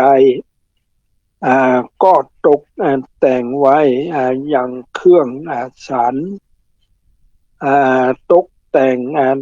ตามจุสิ่งเครื่องพร้อมยิ่งปึงเป่าผ้าโกเจ้าปูเสือว่างเผื่อเลือปอดตายามบ่าวขึ้นมาสู่แผวขึ้นมาแผวสู่ถึงที่อยู่เรือนคำตกแต่งต่ำจุสิ่งมากเมี่ยงมิ่งปูยายกยอมมาถวายสู่ยังลูกเต้าหมู่ตังหลายแก้วสมสายนางไทยดวงดอกไม้ชื่อว่าสุจาดาก็มีกรรมจาตันต่อกับลูกเต้าหนอใจลามว่าดูลาเจ้าฝูงเรางามฝูงข่าวพี่เจ้าบ่าวตังหลายเจ้าลูกเมืองนั้นใดมารอดขึ้นจุจอดเรือนนางบ่อล่างหลงต่างเตี่ยวไต่จริงมาค่อยเรือนนางและอากาปี่เหยข้าแก่เจ้าต่างหลายฝูงเป็นจายตั้นเต้าเตียวไตเต้ามาถึงดูสมเปิงงามแง่ยังป้อยังปอดต้องพยาธิแก่สันใดบ่เป็นวัดเสียบต้องแสนสุกต้องไก่ตนบ่เจ็บหัวเมาวนเมื่อยไข้บ่ร้อนไม่เคืองกาตังพระปิตามันดาตังกูยังก้อยอยู่สุขใจ โลคาใดบอดตรองบอกคิงคองมีภัยและลือตะโตปุริโสตัสสาวัจจนังฮะในกาละยามนั้นฝูงชายหนุ่มเนาเป็นเชื้อเงาเศรษฐีแต่งกำนันดีต้านต่อกับนางแก้วในกาละยามเมื่อสุจัดานั่งแล้วพระนอแก้วลาพระกุมารจริงจ๋าหวานตั้นต่อกับแก้วนอโปธาว่าข้าแด่เจ้าโสภาเหยหน้าจุ่มเจ้าน้อยหนุ่มเหล่าเลืองได้มาถึงเรือนแห่งน้องเจ้าลูกแต่ห้องใดมารู้ว่าเป็นอินตาเจ้าฟ้ารู้ว่าเป็นปงปันคุดนาครู้ว่าเป็นเชื้อจาติคนใดเจ้ากูมีผิวใสเปียงแว่นเจ้าอยู่แคว้นเมืองใดเจ้าผิวใสมาลอดถึงเรือนแก้วยอดสุจดาบ่มีโลคาแสบร้อนมากิ่งคล้องหัวใจบ่เป็นวัดเมื่อยไข่ป้อแม่ไทยสองขายังอยู่ดีอยู่ตีคาตุกคำเจ้าบ่ทุกสุขเศร้าโลกาและเดฮะลาภกุมารโพธิสัตว์เจ้าตนสลาดอันเป็นเชื้อชาติพุทธังกุลเจ้าก็ผายตาเล็งพอจริงต้านถ้อยต่อเจียนลัจจาว่าดูลาสองปะตาลากนาดน้อยจีดอกซอยสุจดาปีเฮ้ย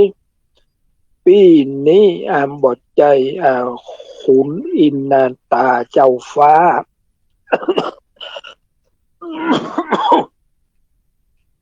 บทใจเจื้อจัด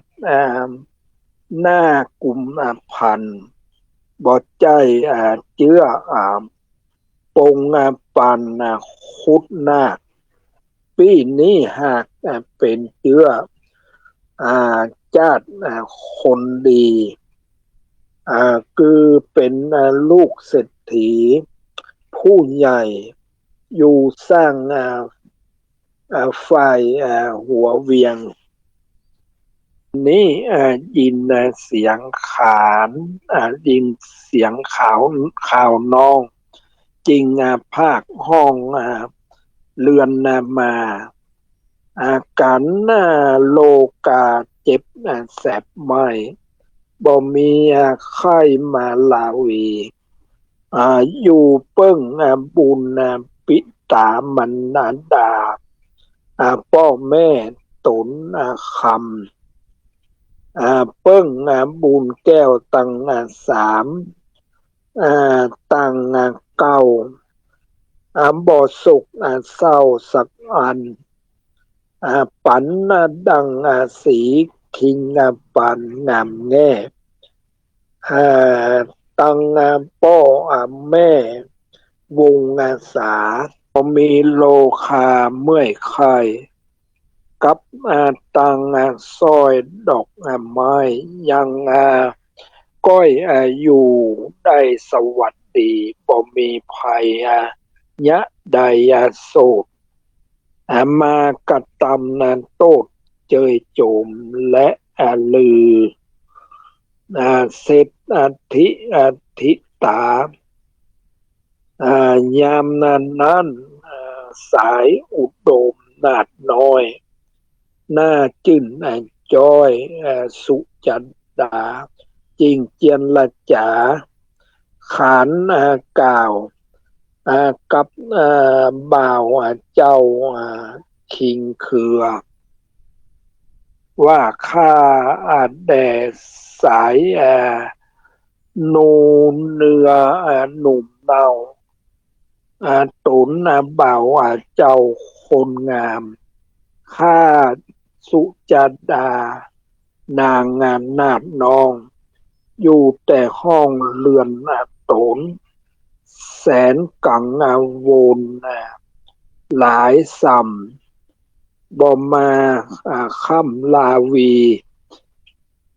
ข้าอยู่เปิ้งบุญเจ้าเศรษฐีป่อแม่บ่เจ็บไข้สุขเวทนาตั้งปิตามันนันดาตั้งกู้ตั้งจากเจื้อหมู่วงศาตั้งดวงปุปผาดอกไม้แห่งข้าไทยสุจดาบ่มีไผมานวดเนายังเป็นกี่แก้วเป็นจีแก้วข่าวฟาวเฟือยข่าวฟาวเฟยบ่มีสายลมเจยต้องเป่าอยู่ต่อเท่าเหมือนจักลามบาเหมือนจักลามบานและปีเหยข้าแด่สมนงคารข้าวเป็นดังปี้บ่าวเจ้าลาเรืองเตียวมาถึงเรือนห้องมีใจคิงคองสันใดเล่าจาพุทธสันเตวะจะเนนะวัดตวาในกาลนั้นเจ้าลาภกุมารเจ้าตนงามข้าวได้ยินนางกล่าวปุจฉาจริงมีวาจาถ้อยจอบตานถ้อยตอบกำไปว่าดูลาสีเงินใบแถวล่างตั้นลวดอ้างลือชาปี้จริงเตียวมาถึงเรือนน้องว่าสุละปีดอกไม้ลมลาดไม้จมเจยผู้เพ่งเลยบินสอดเข้าไปลอดจอมดวงจุ๋มดะปวงดอกไม้เตรียมแตกได้นางเราส่วนเอาตั้นคนเขาอวดไว้เตรียมแตกได้ลมเจยกู้เพิ่งเลยสันอยู่จมลดคู่ดวงใสเหมือนฝูงใจใต้ลุ่มฟ้าทุกเมื่อท่ากองโจม พี่ได้ยินข่าวสารอุดมแว่นฟ้าจริงไว้หน้าเตียวมาเพื่อให้อาหารสายทิศดานาดน้อยให้อาหารนาคจีดอกซอยบัวถลำใส่บัวถลาไข่หันสี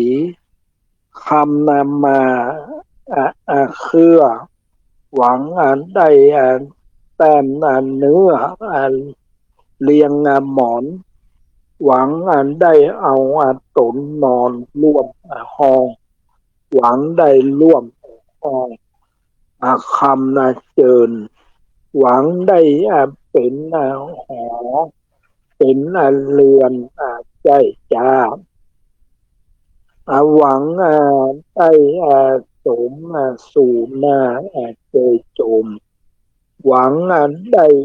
โดมตีนผมนองนาววันนั้นที่มาขอรัก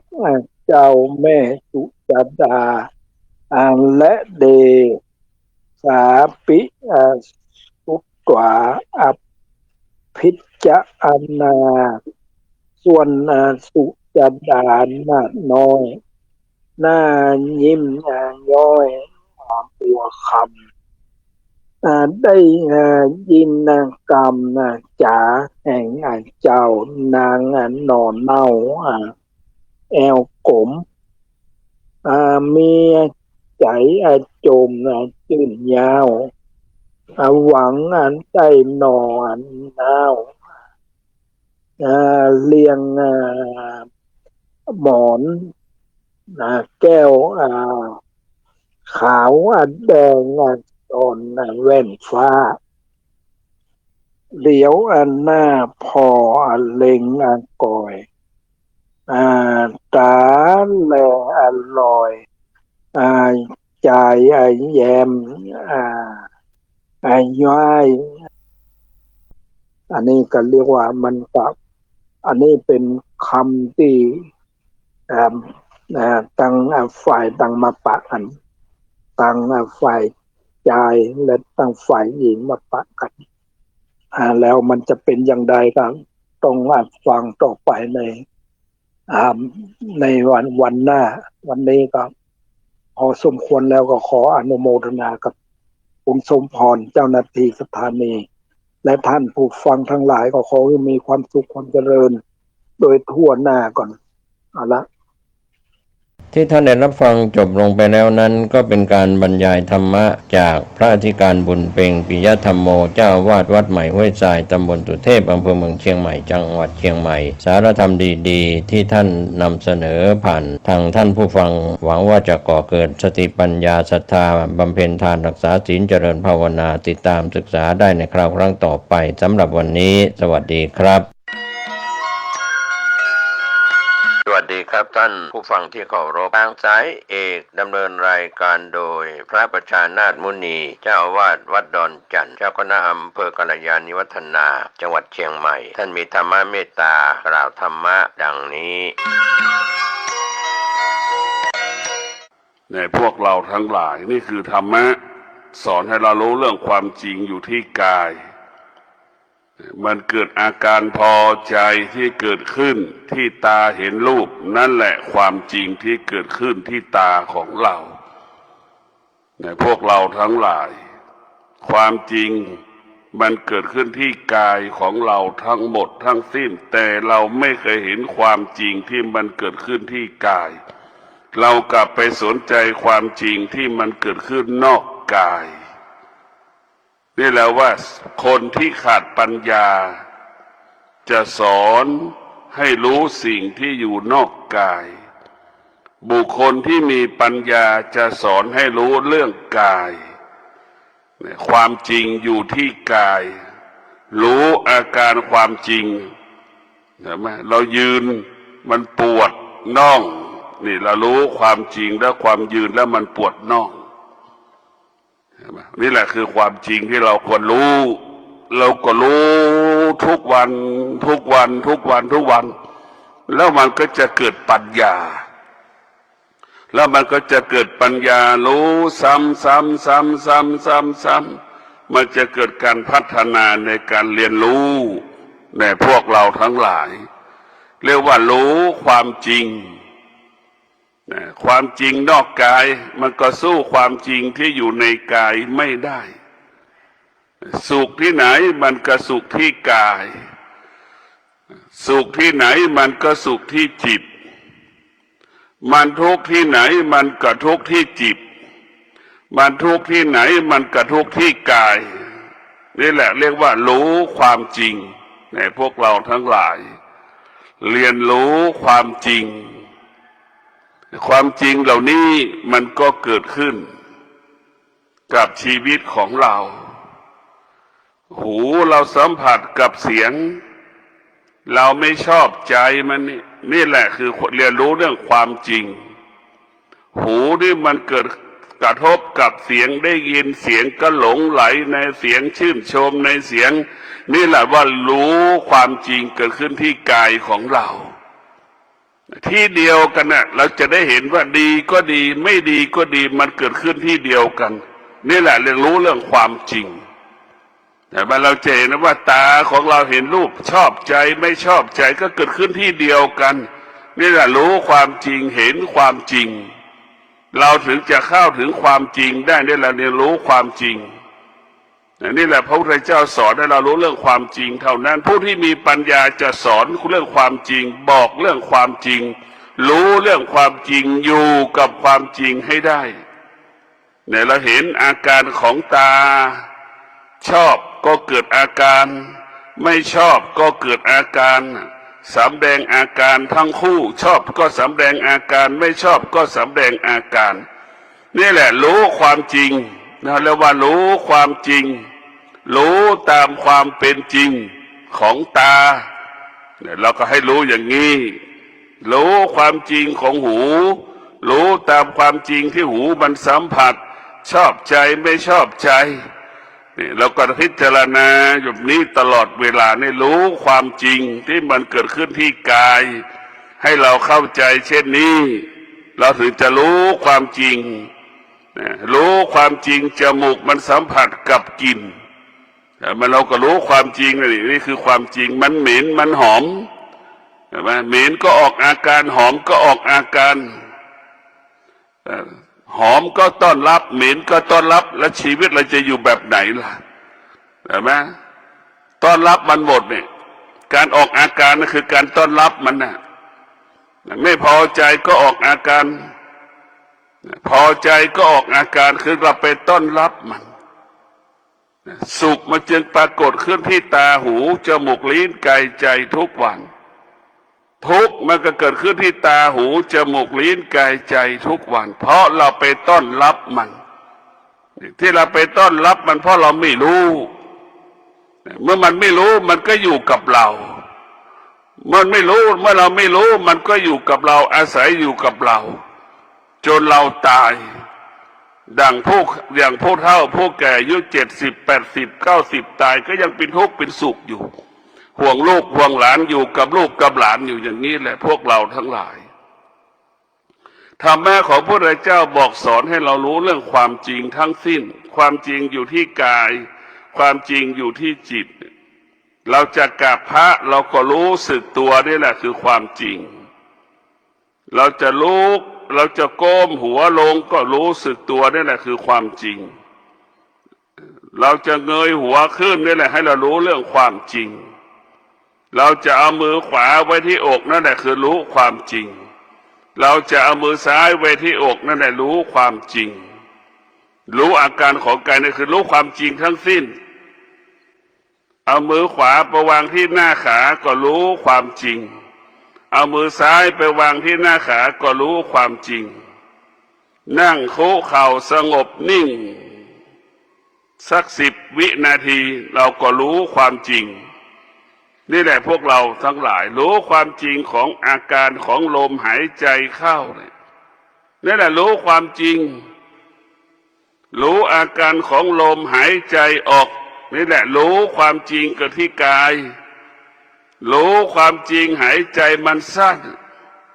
รู้ความจริงหายใจมันติดขัดรู้ความจริงที่มันหายใจละเอียดรู้ความจริงหายใจมันหยาบ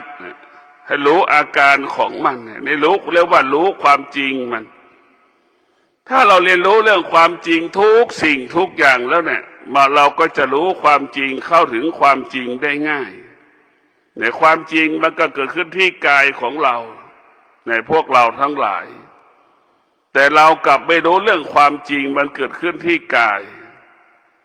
คำว่าอนิจจังทุกขังอนัตตาเนี่ยมันเกิดขึ้นที่ไหนกันที่กายของเราทั้งหมดบางคนจะนั่งสมาธิหลับตานี่ยังเป็นทุกข์มากหลับตาเนี่ยแทบหลับไม่ได้จะหลับตาเนี่ยบังคับให้มันหลับตาเนี่ยอันนี้แหละพวกเราทั้งหลายเรียกว่าเราบังคับมันนี่แหละเราเรียกว่าเป็นทุกข์แต่เราก็พยายามพิจารณาสิ่งเหล่านี้รู้เรื่องความจริงเราต้องรู้เรื่องความจริงตลอดกาลเวลาเมื่อเรารู้เรื่องความจริงเราก็เท่าทันความจริงเมื่อเรารู้เรื่องความจริงเราก็ละความจริงเมื่อเรารู้เรื่องความจริงเราก็อยู่เหนือความเป็นจริงแต่เราต้องอยู่เหนือมันโดยเฉพาะตัวปัญญาเนี่ยอยู่เหนือสุดปัญญาอยู่เหนือรู้ปัญญาเป็นเหตุให้เรารู้แล้วปัญญาอยู่ให้เราอยู่เหนือรู้อีกแล้วปัญญาเป็นเหตุให้เรารู้แล้วปัญญาให้เราอยู่เหนือสิ่งที่เรารู้ตรงท้ายสุดปัญญาก็ไม่ให้เรารับรู้ที่สุดปัญญาจะไม่ให้เรารับรู้จนถึงที่สุดเราจะไม่รับรู้ในพวกเราทั้งหลายเราพิจารณาหลักธรรมคำสอนของพระพุทธเจ้ามันว่าในเรื่องความจริงทั้งสิ้นแต่เราเนี่ยเรื่องความจริงบางคนนั่งสมาธิแล้วมีความสุขรู้แล้วมีความสุขในการนั่งบางคนก็รู้สึกได้ว่านั่งแล้วเป็นทุกข์นั่งแล้วหงุดหงิดนั่งแล้วอึดอัดอันนี้แหละคือเรารู้เรื่องความจริงของจิตที่มันเกิดขึ้นพวกเราทั้งหลายบางคนก็นั่งแล้วสบายมีความสุขเหมือนนั่งสมาธิเหมือนเรานั่งในห้องแอร์นั่นแหละมีความสุขแบบนั้นพวกเราบางคนก็นั่งสมาธิเกิดความทุกข์เหมือนนั่งกลางแดดเที่ยงวันนั้นร้อนอย่างนั้นแหละจิตใจเหมือนเขานั่งสมาธินั่งไม่สงบเหมือนนั่งใกล้ของเน่าของเหม็นนั่นแหละแต่บางคนก็เป็นเช่นนั้นพวกเราทั้งหลายเรารู้อาการของกายรู้อาการของจิตเราจะรู้แล้วว่าสุขก็ดีทุกข์ก็ดีมันเกิดขึ้นที่เดียวกันมันไม่ได้เกิดคนละที่นะไม่ได้สุขมันไม่ได้เกิดขึ้นที่ตาทุกข์มันไม่ได้เกิดขึ้นที่หูมันเกิดขึ้นที่ตาเหมือนกันหมดสุขก็เกิดขึ้นที่ตาทุกข์ก็เกิดขึ้นที่ตาพอใจไม่พอใจก็เกิดขึ้นที่ตาอันนี้แหละเรารู้ความจริงเนี่ยเราเห็นความจริงเบื้องต้นเราไม่รู้พอเราพิจารณาทุกวันเราจะรู้ความจริงสุขก็เกิดขึ้นที่หูทุกข์ก็เกิดขึ้นที่หูพอใจไม่พอใจเกิดขึ้นที่หูทั้งหมดทั้งสิ้นนี่แหละคือรู้ความจริงพวกเราทั้งหลายเรารู้ความจริงทั้งหมดก็อยู่ตรงนี้นะพอใจไม่พอใจในกลิ่นที่พอใจไม่พอใจก็เกิดขึ้นที่จมูกนั่นอีกเนี่ยพวกเราทั้งหลายเนี่ยมันเกิดแล้วรู้แล้วว่าสุขเกิดขึ้นที่ไหนทุกข์เกิดขึ้นที่นั่นทุกข์เกิดขึ้นที่ไหนสุขเกิดขึ้นที่นั่นนี่เราพิจารณาความจริงว่าสุขกับทุกข์นี่มันเกิดขึ้นมันเกิดจากตาอาศัยตาเกิดจากหูมันอาศัยหูมันเกิดจากจมูกอาศัยจมูกนี่ทุกข์สุขกับทุกข์นี่เราได้รู้แบบนี้แล้วเห็นไหมมันไม่ได้เกิดจากตรงนั้นมันไม่ได้เกิดจากตรงนี้นี่มันเกิดขึ้นที่กายของเราตลอดเวลาเกิดขึ้นที่จิตเราตลอดสุขทุกข์เกิดขึ้นที่ลิ้นเกิดทุกข์สุขทุกข์เกิดขึ้นที่กายเกิด สุขทุกข์เกิดขึ้นที่จิตเราก็จะเห็นอาการสุขกับทุกข์มันเกิดขึ้นที่สองที่มันเกิดขึ้นที่เดียวกันทั้งสองอย่างสุขก็ดีทุกข์ก็ดีมันเกิดขึ้นที่เดียวกันก็เกิดจากตากับหูเกิดหูกับจมูกเกิดจมูกแล้วก็เกิดจากลิ้นแล้วก็กายแล้วก็จิตมันอยู่ตรงนี้แหละเราภาวนาก็ดีเราศึกษาหลักธรรมพระแม่พุทธเจ้าก็เราจะไม่ให้ตามันไปยึดติดในสุขในทุกข์เราจะไม่ให้หูไปยึดติดในสิกในหูในสุขในทุกข์เราจะไม่ให้จมูกไปยึดติดในสุขในทุกข์เราจะไม่ให้ลิ้นของเราไปยึดติดในสุขในทุกข์เราจะไม่ให้กายไปติดในสุขในทุกข์เราจะไม่ให้จิตไปติดในสุขในทุกข์นี่แหละเป็นสิ่งที่ประเสริฐถ้าเรารู้แบบนี้นี่แหละธรรมะที่แท้จริงมันเกิดขึ้นที่กายโดยเฉพาะความทุกข์เนี่ยมันเป็นแก่นเป็นสาระของพระธรรมเนี่ยพวกเราทั้งหลายความทุกข์เป็นแก่นเป็นสาระของพระธรรมเนี่ยเป็นแก่นเป็นสาระของพระธรรมเรียกว่าความทุกข์เป็นพระเอกในธรรมะภาคปฏิบัติความทุกข์เป็นพระเอกคือทุกข์ตลอดจะถึงทุกข์ตลอดเวลาทุกข์จะมีบทบาทต่อคำสอนของพระพุทธเจ้าทุกข์เรียกว่าทุกข์100 ครั้งเนี่ยเราจะต้องพูดถึงความทุกข์มากที่สุดแต่พวกเราทั้งหลายเราจะพูดเรื่องแต่ความทุกข์ทุกข์มันเป็นแก่นมันเป็นสาระที่เราต้องศึกษาที่ต้องเรียนรู้แล้วก็รู้ที่บอกแล้วว่าทุกข์มันเกิดที่ไหนเนี่ยเราก็รู้แล้วบอกมันเกิดที่ไหนนะที่บอกสุขมันเกิดขึ้นที่ไหนเนี่ยเราก็รู้เนี่ยนี่แหละคือเราก็รู้แล้วว่าสุขกับทุกข์สิ่งที่พอใจไม่พอใจเกิดขึ้นที่ไหนเราก็รู้และสุขกับทุกข์เรารู้อีกว่าอนิจจังทุกขังอนัตตามันเกิดขึ้นที่ไหนมันก็เกิดที่ตาหูจมูกลิ้นกายใจของเรานั่นอีกเนี่ยเราก็รู้อย่างนี้แหละนี่แหละเรียกว่ารู้ความจริงเวทนาอุปาทานเกิดขึ้นที่ไหนกับที่ตาหูจมูกลิ้นกายใจอีกเนี่ยรู้ความจริงอย่างนี้แหละเนี่ยพวกเราทั้งหลายเราต้องรู้ความจริงนิวรณ์มันเกิดขึ้นที่ไหนก็ขึ้นที่กายกับจิตเรานี่แหละมันเกิดที่ตาหูจมูกลิ้นกายใจของเรานี่เรารู้ความจริงแบบนี้แหละเราก็เลือกเอาความเป็นจริงที่อยู่เหนือความจริงดังเขาว่าชั่วก็เป็นความจริงดีก็เป็นความจริงให้เราเลือกเอาอย่างใดอย่างหนึ่งความสุขก็เป็นความจริงความสงบก็เป็นความจริงเราก็จะเลือกเอาสิ่งใดสิ่งหนึ่งเนี่ยพวกเราทั้งหลายความสุขมันก็เป็นความจริงความสงบมันก็เป็นความจริงเนี่ยพวกเราทั้งหลายเพราะความสุขนั้นมันเป็นเรื่องของเด็กๆความสงบนั้นเป็นเรื่องของผู้ใหญ่ผู้ที่ฟังธรรมะก็รู้ว่าเราเป็นเด็กแล้วเป็นผู้ใหญ่เราตกอยู่ใต้อำนาจความสุขไหมเรายึดติดในความสุขไหมเราเห็นความสุขไหมเราเห็นความสุขว่าเป็นสิ่งที่ไม่เที่ยงไหมเหล่านี้เราเห็นไหมเรารู้อย่างนี้ไหมเนี่ยเพราะนั้นความสุขเป็นเรื่องของเด็ก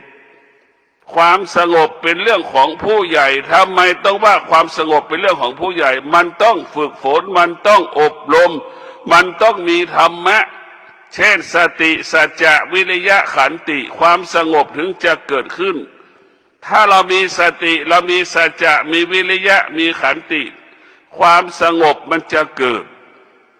เพราะฉะนั้นความสงบกับความสุขมันก็แตกต่างกัน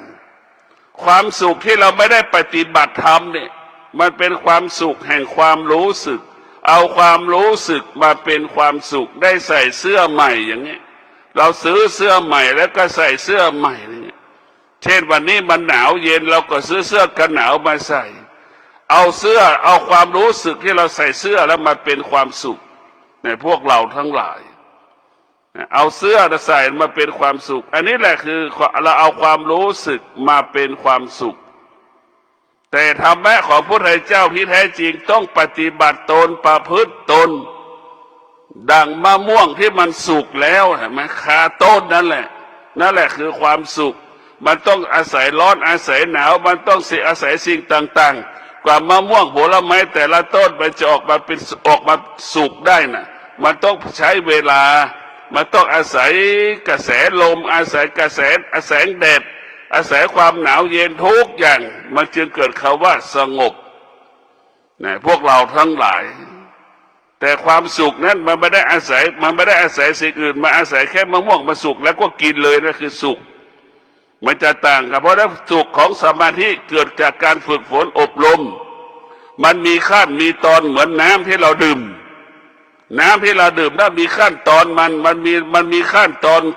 เครื่องกรองน้ำเห็นไหมจนน้ำสะอาดจนน้ำที่เราดื่มได้นั่นแหละคือวิธีการให้จิตให้สงบมันก็เหมือนวิธีการที่เรากรองน้ำมีหลายขั้นกรองน้ำมีหลายระดับใช่ไหมเราก็จะเป็นเช่นนั้นพวกเราให้เราเข้าใจเพราะนั้นความสงบกับความสุขความสงบมันปราศจากความโลภความโกรธความหลงความสงบปราศจากความอยากแต่ความสุขมันมีความอยากความสุขมันเป็นความโลภความโกรธความหลงนะครับพวกเราทั้งหลายแต่ความสงบมันไม่มีความโลภความโกรธความหลงความสงบไม่มีความอยากเนี่ยพวกเราทั้งหลายมันมีแต่รู้เท่านั้นแหละพวกเราทั้งหลายเนี่ยกายเราก็ยังไม่มีหูก็ยังไม่มีตาก็ยังไม่มีแต่รู้เฉยๆเนี่ยรู้เฉยๆนี่สำคัญที่สุดพวกเราเนี่ยรู้เฉยๆได้สำคัญที่สุดแต่สุขนั้นมันต้องอาศัยกายอาศัยวัตถุสิ่งของเห็นไหมสุขมันก็แตกต่างกันตรงข้ามกับความสงบไม่ต้องอาศัยกายไม่ต้องอาศัยจิตไม่ต้องไปอาศัยวัตถุสิ่งของใดๆนี่แหละสุขของผู้ที่ปฏิบัติธรรมกับสุขของผู้ที่ไม่ปฏิบัติธรรมย่อมแตกต่างกันผู้ปฏิบัติธรรมก็เอาความสงบมาเป็นความสุขผู้ที่ไม่ปฏิบัติธรรมเอาความรู้สึกมาเป็นความสุขเช่นมีเงินล้านหนึ่งเนี่ยคิดมันไม่มีความสุขแต่เราเอาความรู้สึกมาเป็นความสุขเศรษฐีมันกระทุกดังเศรษฐีคนยากจนกระทุกดังคนยากจนเห็นไหมเด็กมันกระทุกแบบเด็กคนแก่มันกระทุกแบบคนแก่คนที่มีลูกกระทุกอย่างคนที่มีลูกคนไม่มีลูกมันกระทุกแบบคนไม่มีลูกมันทุกข์เหมือนกันหมดนะพวกเราทั้งหลายเราจะพิจารณาความจริงแบบนี้อย่างนี้แล้วจะเห็นความจริงที่กายทั้งสิ้นนะเราต้องอยู่กับกายเห็นกายเป็นความจริงเห็นกายความจริงเห็นความจริงเกิดขึ้นที่กายมันจึงเกิดคำว่าธรรมะที่แท้จริงเกิดขึ้นที่กายธรรมะแท้จริงเกิดขึ้นที่จิตเราจะเห็นการไม่เที่ยงการเปลี่ยนแปลงพวกเราทั้งหลายเห็นคำว่าการเปลี่ยนแปลงเห็นคำว่าการเปลี่ยนแปลงจึงฝากให้เราได้พิจารณาว่าความจริงมันเกิดขึ้นที่กายของเราได้สำคัญที่สุดความจริงมันเกิดขึ้นที่จิตของเราเนี่ยมันสำคัญที่สุดแต่เราไปกลับไปเรียนรู้ความจริงข้างนอกนะครับคน 90% ไปหาความสุขข้างนอกไปหาความสุขนอกกายทั้งหมดทั้งสิ้นหาความสุขนอกกายก็ไม่แตกต่างจากคนที่ขาดปัญญาเหมือนคนตาบอดนั่นแหละมันจะไปพบอะไรล่ะความสุขข้างนอกสุขมันที่กายเลยสุขมันที่กายทุกข์มันที่กาย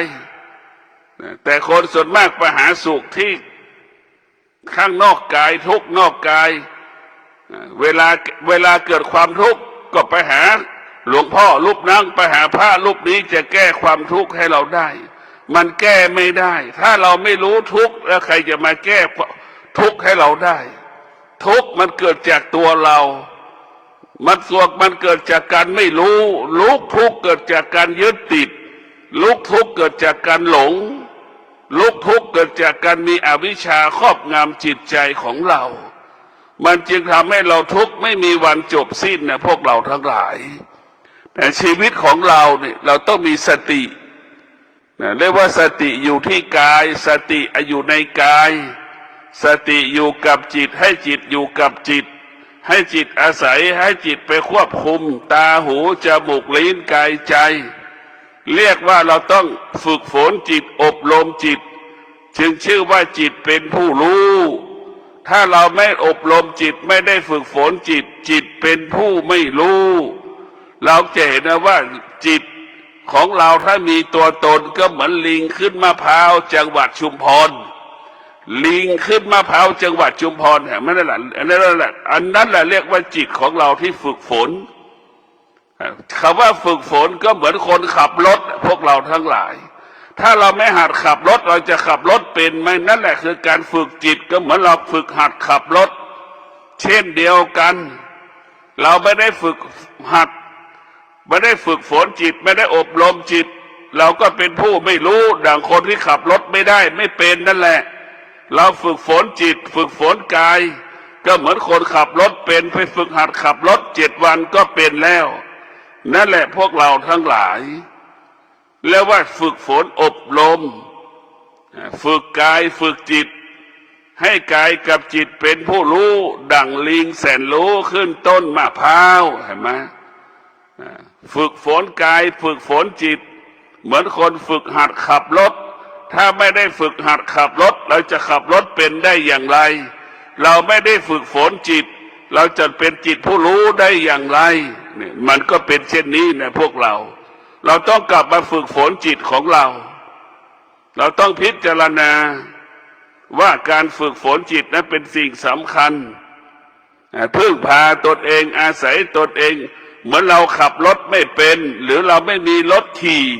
นั่งรอเขาอย่างนั้นแหละมันทุกข์ทรมานไหมมันไม่ได้สมใจปรารถนานะเราฝึกฝนจิตเนี่ยฝึกฝนกายเราจะสมปรารถนาเพราะเราพึ่งพาตนเองอาศัยตนเองคนขับรถไม่เป็นเนี่ยไม่สมปรารถนาดังใจปรารถนาต้องมานั่งรอคนขับรถแต่เราต้องมานั่งรอคนขับรถต้องรอรถกว่ามันจะผ่านเห็นไหมพวกเราทั้งหลายนี่แหละมันไม่สมปรารถนาไม่ดังใจปรารถนาเพราะการฝึกฝนจิตนี่แหละให้จิตเราเป็นจิตผู้รู้มันจะสมปรารถนาจิตผู้รู้ทุกวันนี้เราไม่ได้ฝึกฝนจิตของเรามันเป็นจิตผู้ไม่รู้เห็นไหมลิงที่อยู่เพชรบุรีมันเกเรไหมลิงอยู่ที่พระปาง3 ยอดมันเกเรนะจิตที่ไม่ได้ฝึกฝนอบรมมันก็เหมือนลิงจรจัดมันเกเรจิตที่ฝึกฝนอบรมมันก็เหมือนลิงแสนรู้สุนัขแสนรู้สัตว์แสนรู้เหมือนช้างแสนรู้วัวควายแสนรู้นั่นแหละพวกเราทั้งหลาย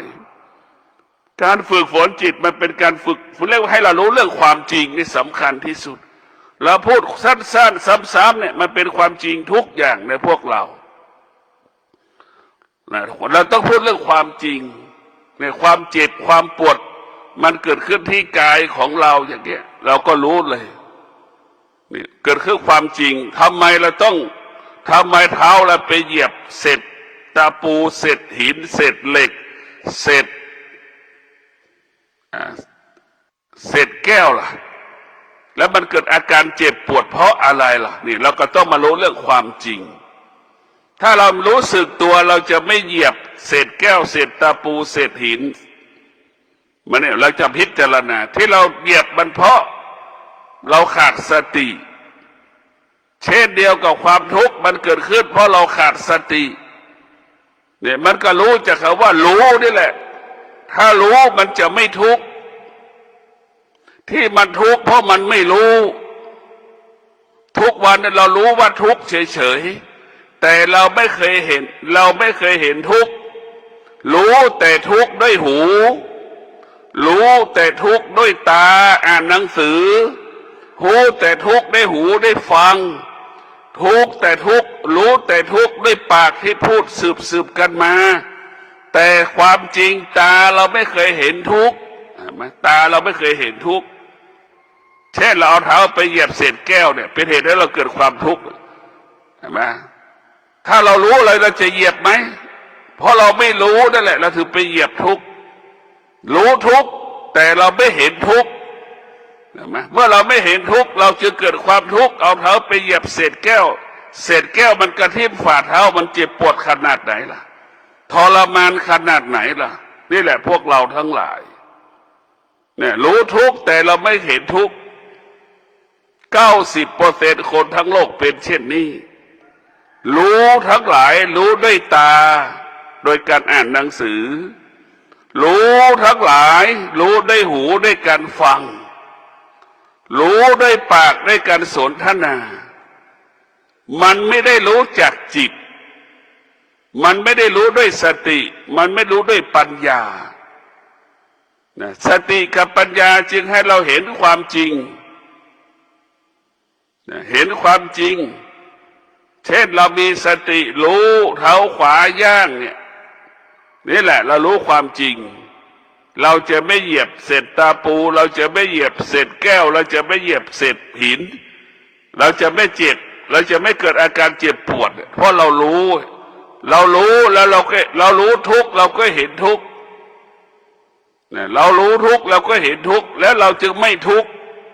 ทุกวันได้รู้ทุกข์แต่เราไม่เห็นทุกข์มันจะเกิดความทุกข์ทุกข์มันก็เป็นสิ่งที่ไม่เที่ยงสุขก็เช่นเดียวกันเรารู้สุขได้หูได้การฟังสืบกันมาเรารู้ความสุขเกิดจากตาอ่านหนังสือรู้ด้วยสุขเกิดจากปากที่พูดสืบกันมาแต่เรายังไม่เคยเห็นสุขเห็นไหมสุขที่แท้จริงเบื้องต้นของพระพุทธเจ้าก็คือการรักษาศีลเป็นความสุขเบื้องต้นการนั่งสมาธิการมีสมาธิการนั่งสมาธิการฝึกสมาธิเป็นความสุขขั้นกลางนั่นแหละเป็นความสุขขั้นกลางในพวกเราทั้งหลายความสุขขั้นสูงสุดสุขด้วยปัญญาสุขด้วยปัญญาจึงรู้ว่าทุกข์ที่เราทุกข์เพราะเราไม่เห็นทุกข์ดังที่บอกแล้วว่าเราทุกข์ใจเพราะเราไม่เห็นทุกข์ถ้าเรามีปัญญาแล้วเราจะเห็นทุกข์เราจะเดินเราก็จะละเอียดเราจะมีสติรู้สึกตัวอยู่ตลอดเวลาเท้าขวาย่างเท้าซ้ายย่างเรารู้เราจะนั่งเราจะนอนเราจะยืนเราจะเดินเราจะนั่งเราจะนอนเราจะยืนเราจะเดินเราก็รู้สึกตัวอยู่ตลอดเวลาเนี่ยอันนี้แหละคือรู้ด้วยปัญญารู้ด้วยสติและปัญญามันรู้ความจริงคำว่าทุกข์มันไม่เกิดเลยถ้าเรารู้ความจริงความทุกข์ไม่มีความสุขไม่มีสุขก็ไม่เกิดทุกข์ก็ไม่เกิดสุขก็ไม่มีค่าทุกข์ก็มีค่าเมื่อเราสติปัญญามันเกิดมันรู้ว่าสุขว่าทุกข์เป็นสิ่งที่ไม่เที่ยงรู้ว่าสุขว่าทุกข์เป็นสิ่งที่ควบคุมไม่ได้รู้ว่าสุขว่าทุกข์เป็นสิ่งที่ไม่ทน ที่ท่านได้รับฟังจบลงไปแล้วนั้นเป็นรายการทางสายเอกดำเนินรายการโดยพระประชานาถมุนีเจ้าคณะอำเภอกัลยาณิวัฒนาเจ้าอาวาสวัดดอนจันทร์ตำบลทัตตารามอำเภอเมืองเชียงใหม่จังหวัดเชียงใหม่เชิญท่านติดตามศึกษาธรรมะการปฏิบัติธรรมได้ในคราวครั้งต่อไปสำหรับวันนี้สวัสดีครับไม่ใช่เป็นเพียงแค่การฉ้อโกงประชาชนแต่เป็นศูนย์รวมของความชั่วร้ายทั้งมวลเช่นการค้ามนุษย์การหลอกเอาคนของประเทศหนึ่งมาหลอกคนของประเทศตัวเองแล้วก็มีการจัดตั้งเขาเรียกว่าสแกมคอมเปาก็คือศูนย์กักกันแรงงานสแกมเมอร์ซึ่งมีภาพออกมาเต็มที่เลยนะเกี่ยวข้องกับยาเสพติดเกี่ยวข้องกับการก่อการร้ายเกี่ยวข้องกับการฟอกเงินที่มาจากการก่อการร้ายโดยสหรัฐเนี่ยทราบว่ามีขบวนการแฮกเกอร์จากเกาหลีเหนือเอาเงินมาฟอกที่กัมพูชาอย่างเนี้ยคือมันเป็นศูนย์รวมของความเลวร้ายแล้วก็เขาเรียกว่าเม็ดเงินเนี่ยนะครับจากการสแกมเนี่ยนะในกัมพูชาเนี่ยเขาประเมินเนี่ยประมาณ400,000 ล้านบาทถึง700,000 ล้านบาทก็ประมาณ 12,500 ล้านเหรียญ US ถึง 19,000 ล้านเหรียญ US มันเยอะมากเยอะมากมหาศาลเฉพาะของประเทศไทยเนี่ยที่ถูกกัมพูชาหลอก เครือข่ายของกัมพูชาแล้วกันเครือข่ายในประเทศกัมพูชาแล้วกันนะครับอยู่ที่ 115,300 ล้านบาทวันหนึ่ง316 ล้านหมายความว่าพระอาทิตย์ขึ้นพระอาทิตย์ตกดินมีคนไทยถูกหลอกเงินเนี่ย316 ล้านมีสายจากโจรสายโทรศัพท์จากโจรและ SMS เนี่ยนะครับสายโทรศัพท์เนี่ย38 ล้านสายข้อความเนี่ยจาก SMS เนี่ยที่หลอกให้กดลิงก์เนี่ย130 ล้านข้อความรวมกันแล้ว168 ล้านครั้งที่โจมตีประชาชนคนไทย1คนถ้าเราคิดเฉพาะคนที่มีโทรศัพท์ประมาณ40 กว่าล้านคนใน1 ปีเนี่ยนะครับจะโดนโจมตีเนี่ยประมาณ 4-5 ครั้งแล้วอย่างนี้เป็นเรื่องปกติไหมไม่ปกติแน่มันก็นำมาสู่คำถามต่อมาว่าโอเคแล้วประเทศไทยเราจะทำอะไรในการที่จะเข้าไปร่วมมือกับนานาชาติเพื่อที่จะจัดการเรื่องของสแกมเมอร์มันก็เกิดคำถามมากมายคุณผู้ชมถ้าติดตามรายการถกไม่เถียงมาตลอดก็จะรู้ว่าเราก็พยายามหาคำตอบว่าตกลงประเทศไทยเราทำอะไรและที่สำคัญนะฮะมีคนไทยเข้าไปเกี่ยวข้องกับขบวนการนี้หรือเปล่าก็อันนี้คือคำถามใช่ไหมวันนี้นายกใช่และเป็นคำถามที่ประชาชนรอคำตอบอยู่และประเทศต่างๆก็รอคำตอบอยู่ถ้าเราติดตามข่าวจากสำนักข่าวต่างประเทศตอนนี้เนี่ยเขามีการยึดอายัดทรัพย์ดำเนินคดีกับเป้าหมายต่างๆเต็มไปหมดใช่ไหมปรินซ์กรุ๊ปเฉินจื้อและยังมีอีกหลายๆคนที่อยู่ในลิสต์ของอเมริกาก็ดีสหราชอาณาจักรก็ดีแต่วันนี้นายกให้สัมภาษณ์ก็ยอมรับบอกว่าประเทศ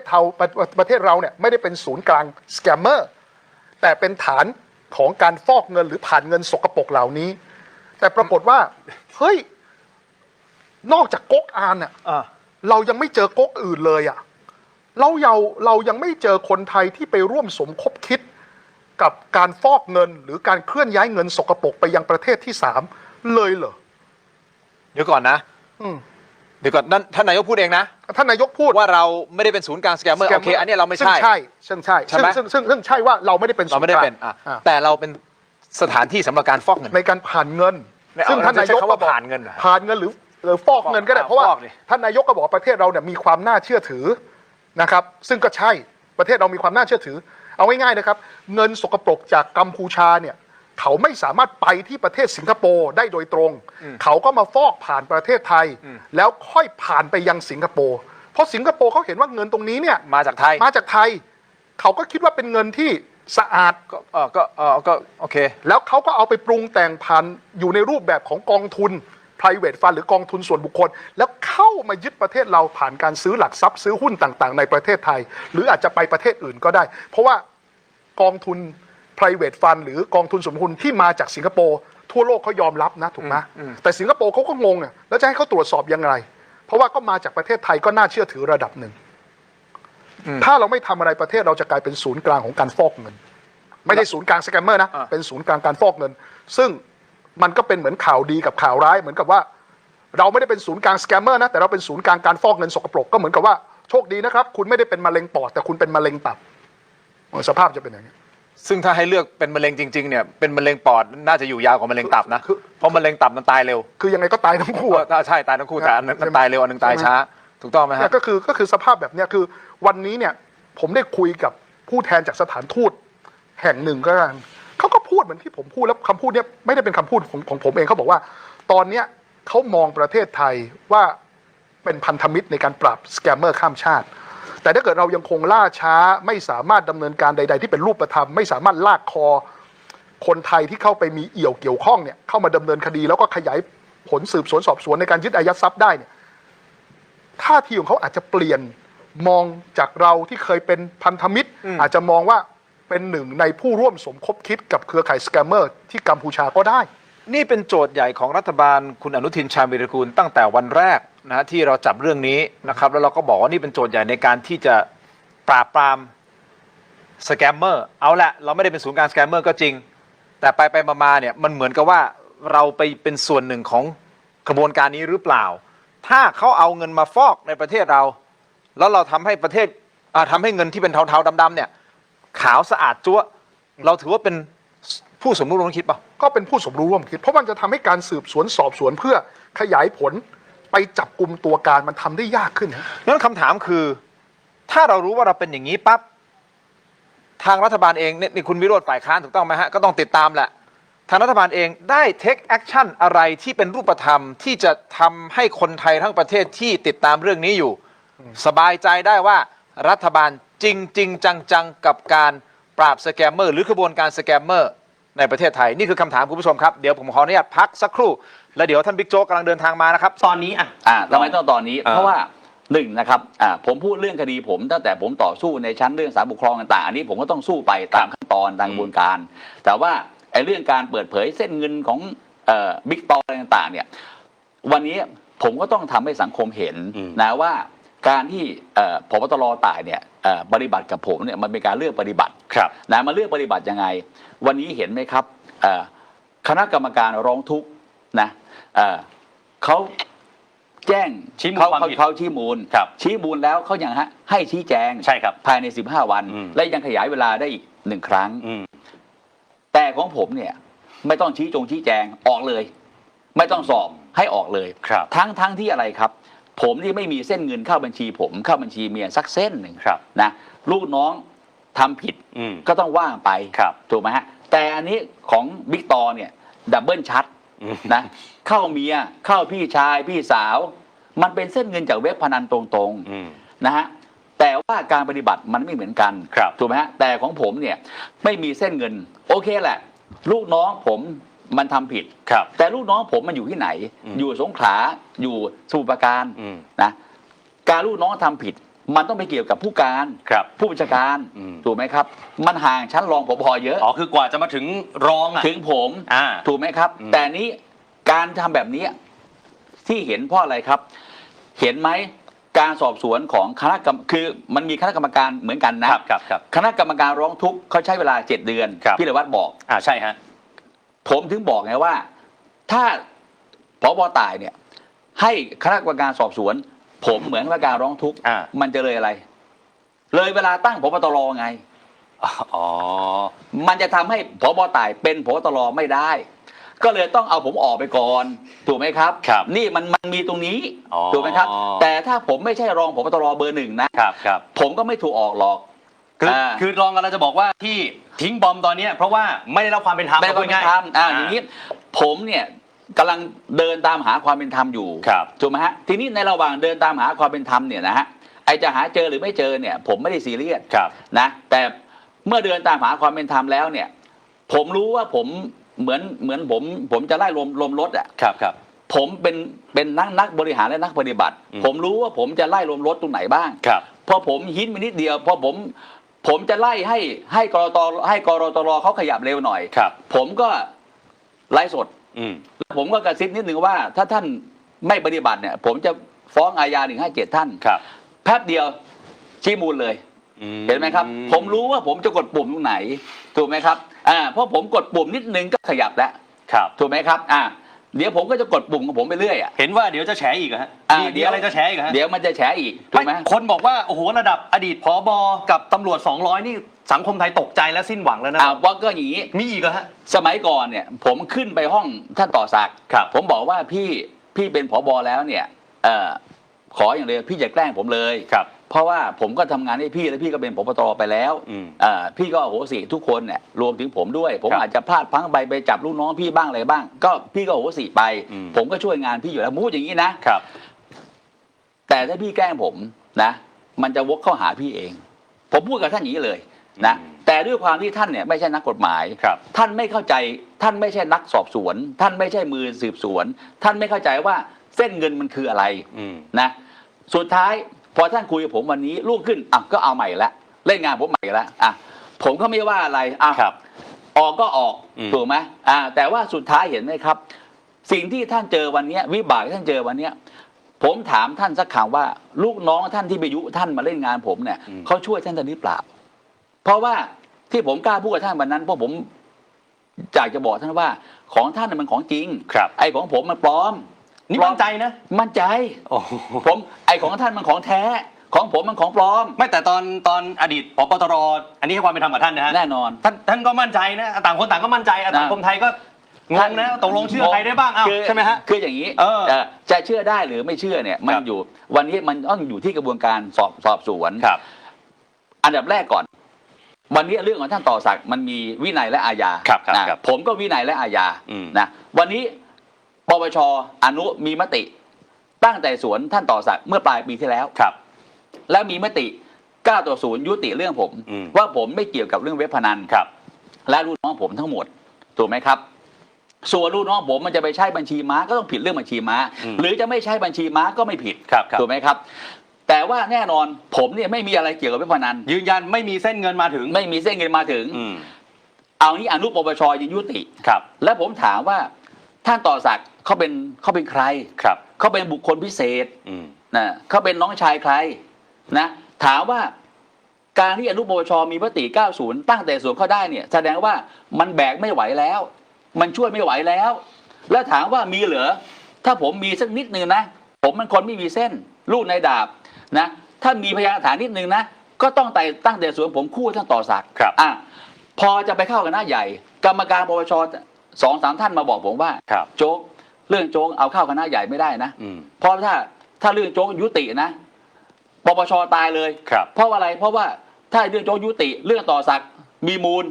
ปปชก็เจ๊งกันดิเพราะเขาเป็นน้องใครดูดิถูกไหมผมก็ถามปปชเฮ้ยอย่างนี้จะเอาคนผิดไปรอจะเอาคนถูกไปรอคนผิดได้ยังไงสุดท้ายก็ต้องรอมาปีหนึ่งเห็นไหมครับพอปีหนึ่งผมก็พูดต่อว่า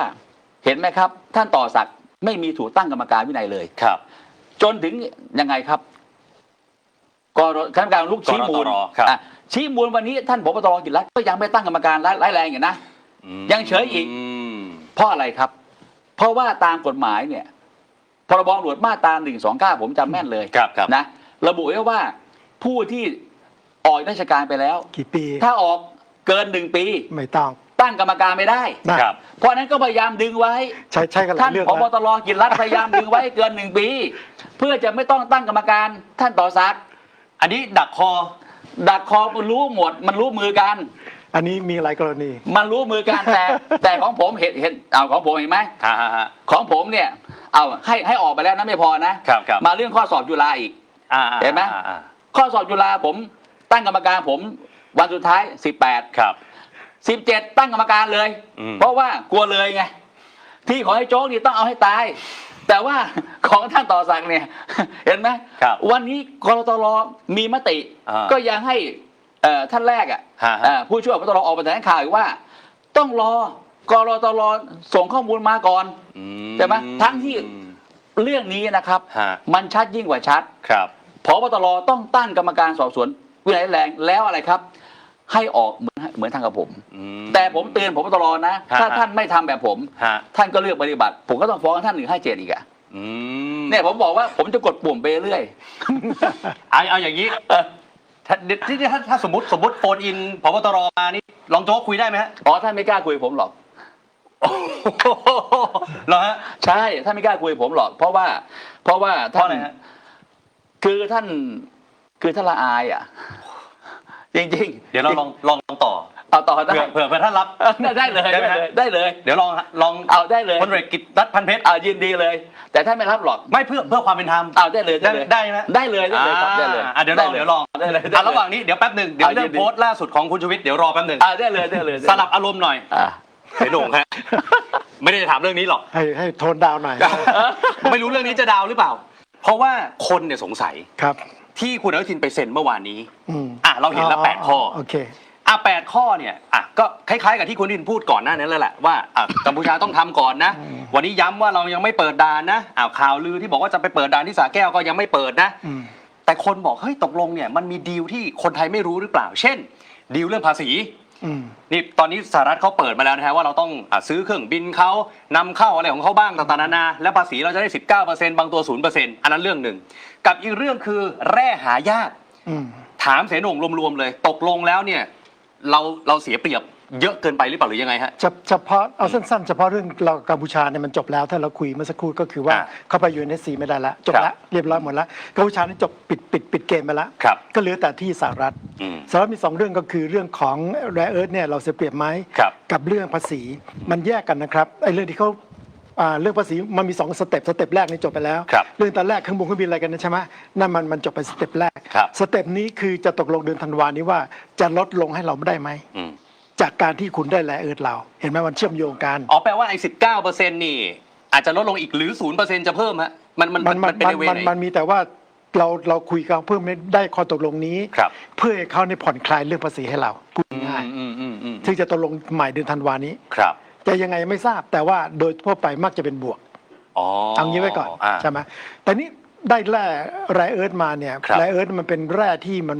มักจะมีมลพิษประเด็นอยู่ตรงนั้นนี่แหละดังนั้นเนี่ยสิ่งที่เราจะต้องทำก็คือดูต่อไปว่ามันจะมีมลพิษไหมแต่สิ่งที่ในข้อตกลงที่ผมอ่านดูก็คือว่าเขาจะมีการถ่ายทอดเทคโนโลยี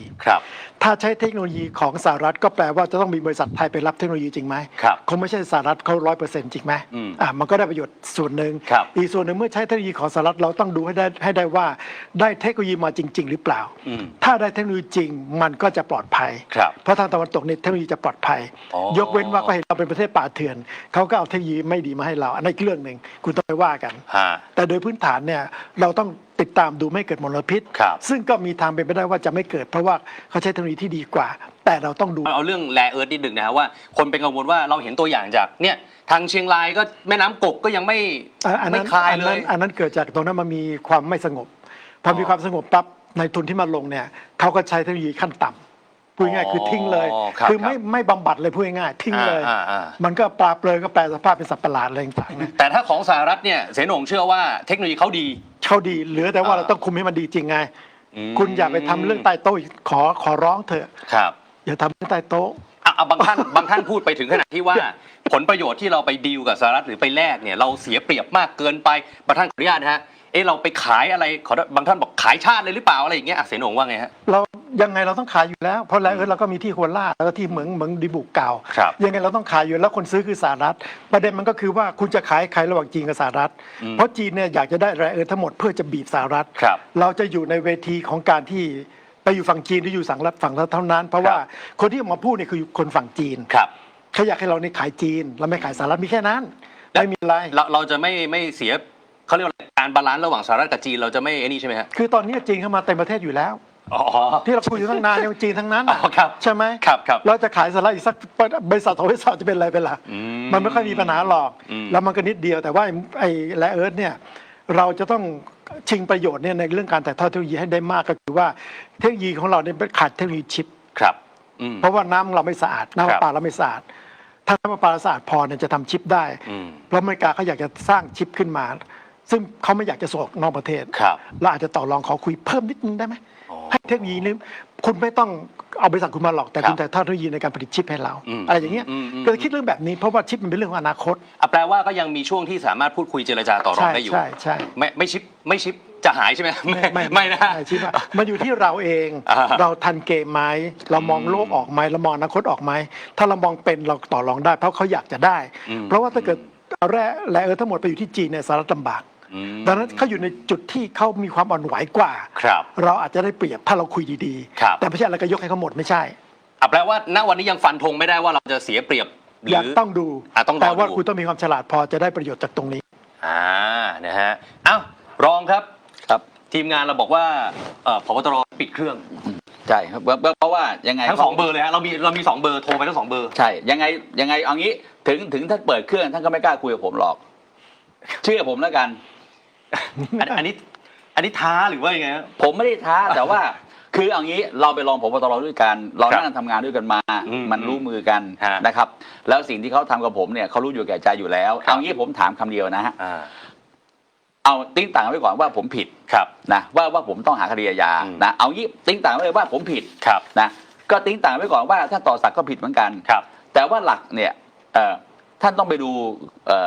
กฎหมายรัฐธรรมนูญมาตรา29 วรรค 2นะตราบใดก็ตามที่ศาลไม่พิพากษาถึงที่สุดถือว่าเป็นผู้บริสุทธิ์จะปฏิบัติกับเขาเนี่ยอย่างเช่นผู้กระทำผิดไม่ได้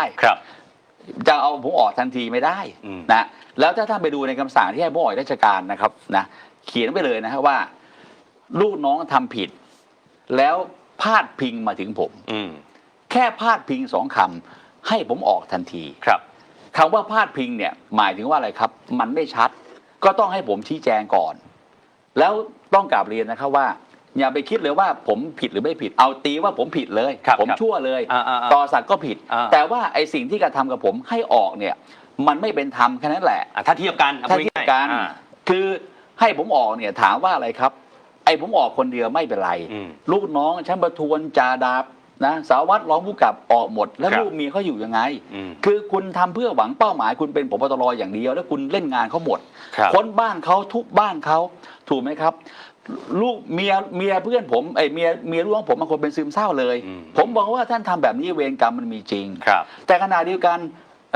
ถ้าท่านทำกับผมนะแบบปกตินะผมน้อมรับเลยแล้วผมจะหรือว่าท่านมาบอกผมไม่ดีก็ได้ว่าโจ๊กพี่อยากเป็นผมบอกให้พี่เป็นมาเลยพี่เกษียณผมก็เหลืออีก5 ปี6 ปีผมไม่ได้ซีเรียสแต่ว่าไม่ใช่ทำกันแบบนี้ผมยกตัวอย่างนะถ้าไปดูข่าวผู้การจังหวัดหนองคายไม่เอ่ยชื่อศาลพิพากษาจำคุก2 ปีนี่เมื่อสัก2 อาทิตย์ที่แล้วนะไม่รอลงอาญามันต้องออกแต่แค่ย้ายคือมาตรฐานในการปฏิบัติใช่กับแต่ละคนใช่อันนี้คือสิ่งที่รองกำลังจะพูดถูกไหมฮะผมพูดอยู่ว่าใครไม่โดนแบบผมไม่เข้าใจผมบอกว่าเฮ้ยผมไม่ได้ผิดนะไอ้โทษผมอาจจะผิดก็ได้แต่ว่าคำว่าอาญากับออกมันคนละเรื่องกันนะครับคือจะเอาคนออกสักคนเนี่ยมันเป็นเรื่องใหญ่เอางี้ผมบอกนะผมเป็นรองผบตรดำเนินคดีเรื่องจิ้นหลิงออกหมายจับตู้ห่าวมีคนจีนเข้าไปขายยาให้ปี้วอเตอร์200 กว่าคนนะผมไม่จบแค่นั้นผมไล่ต่อไอ้คนจีน200 กว่ามันเข้ามาได้ยังไงวะนะไล่ไปมีตำรวจตม.เกี่ยวข้องตั้งแต่ยศพลโทพลตรีพันเอกชั้นประทวน100 กว่าคนผมดำเนินคดีตำรวจตม100 กว่าคนผู้จัดการหน่วยถามผมว่าพี่โจ๊กจะให้ออกไหมผมบอกไม่ให้ออกให้เขาต่อสู้คดีไปเพราะถ้าเขาออกรูปนี้ก็เดือดร้อนคือผมถือว่าผมทำตามหน้าที่ส่วนคุณจะสู้คดีไปขึ้นศาลแสดงพยานหลักฐานถ้าคุณรอดคุณก็จบแต่ถ้าผิดก็ว่าไปถูกไหมครับแต่ไม่ใช่ไปประหารเขาก่อนถูกไหมครับและอย่างของผมเนี่ยหลักฐานผมในคำสั่งนะครับคำสั่งบอกว่าพาดพิงนะคำว่าพาดพิงมันต้องให้ผมชี้แจงเอาผมถามว่าไม่งั้นต่อไปอันนี้เส้นเงินไม่ได้เข้าบัญชีผมนะไม่งั้นต่อไปถ้าจะเตะตัดขาใครก็ใช้บัญชีม้าโอนเงินเข้าไปแล้วก็ให้ออกเลยสมมุติถ้าจะแกล้งกันเพราะอย่าลืมนะหลักกฎหมายเนี่ยเขาบอกว่าสมมุติว่าเงินจากบัญชีม้าเว็บพนันเอาเว็บพนันเลยนะโอนตรงหาคุณอ๊อฟเนี่ยนะคือต้องสอบคุณอ๊อฟก่อนนะว่าคุณอ๊อฟรู้เรื่องหรือเปล่าว่าไอ้นี่คือเงินบัญชีม้าเว็บพนันถ้าคุณอ๊อฟไม่รู้นะไม่ผิดนะเพราะนั้นมันสอบปากคำได้ผมทำคดีทุกคดีผมทำแบบนี้หมดแม้แต่คดีเป้รักผู้การเท่าไหร่มีเซียนพระอยู่คนหนึ่งนะเงินโอนบัญชีเข้าไปผมเตรียมดำเนินคดีแล้วพอสอบไปคือเราสอบครั้งแรกคุณอ๊อฟบอกให้ปฏิเสธแต่เราไปไล่รายละเอียดเส้นเงินได้สอบแบงค์ได้ว่าเขาเกี่ยวข้องจริงไหมเมื่อเขาเกี่ยวข้องถ้าคุณอ๊อฟไม่เกี่ยวข้องต้องให้ความเป็นธรรมแต่ไม่ได้หมายว่าเฮ้ยต่อไปใครจะแกล้งกันเนี่ยก็แค่เอาบัญชีม้าโอนเงินตรงเข้ามาเลยแล้วบอกพาดพิงแต่ผมเนี่ยมันไม่มีเส้นเงินเลยสักเส้นที่เข้ามาหาผมมันเป็นเรื่องลูกน้องกระทำความผิดแต่แน่นอนสังคมบอกว่าเฮ้ยแล้วลูกน้องทำผิดนายไม่รู้เลยเหรออันนี้แน่นอนแต่ว่ามันต้องสอบถูกไหมครับแต่ถ้าผมชัดเจนแบบท่านต่อศักดิ์เนี่ยนะ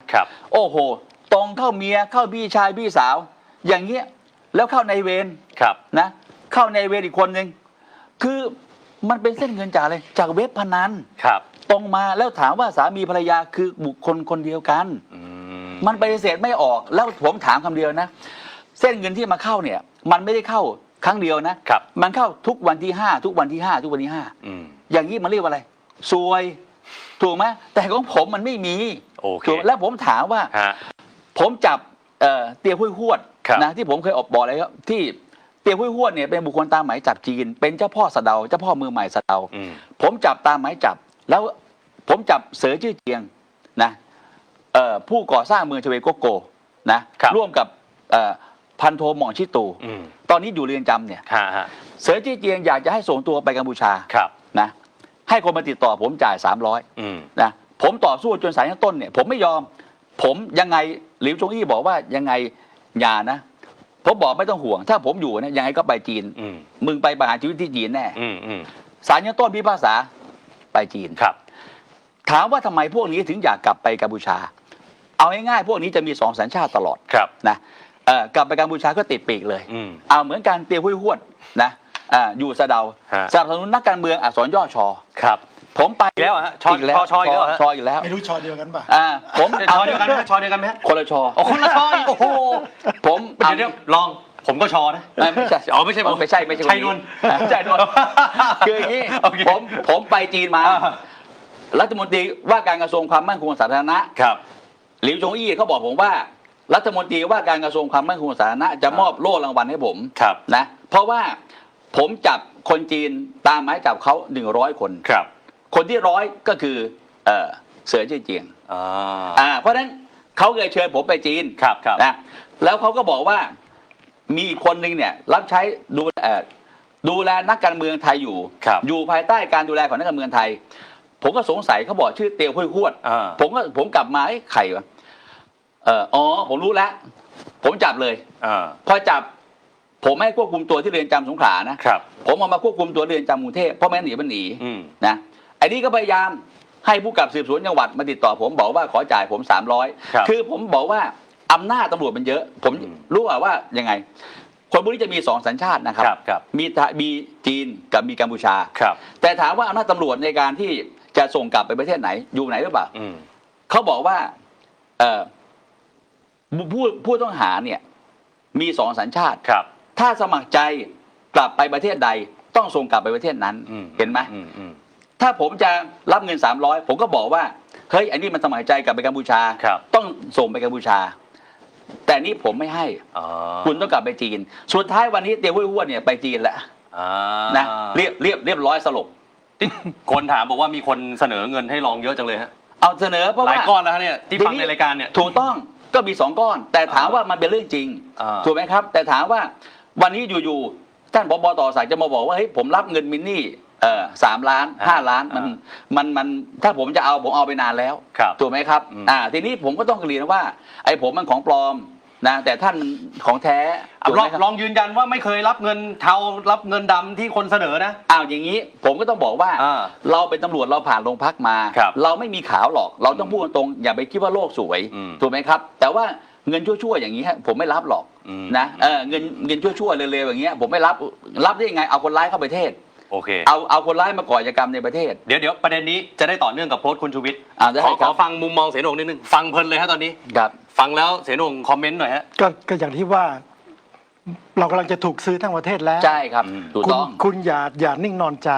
เราดีใจนะที่ท่านอนุทินพูดเรื่องนี้เรื่องที่ว่าจะปราบแล้วขยายผลให้ดีมันจะต้องมีเรื่องฟอกเงินอย่าลืมเพราะนี่พูดในแค่สแกมเมอร์คือพูดเฉพาะกัมพูชาไม่ได้จุดเดียวเองไม่ได้ครับมันมาขึ้นที่ประเทศไทยคือฟอกเงิน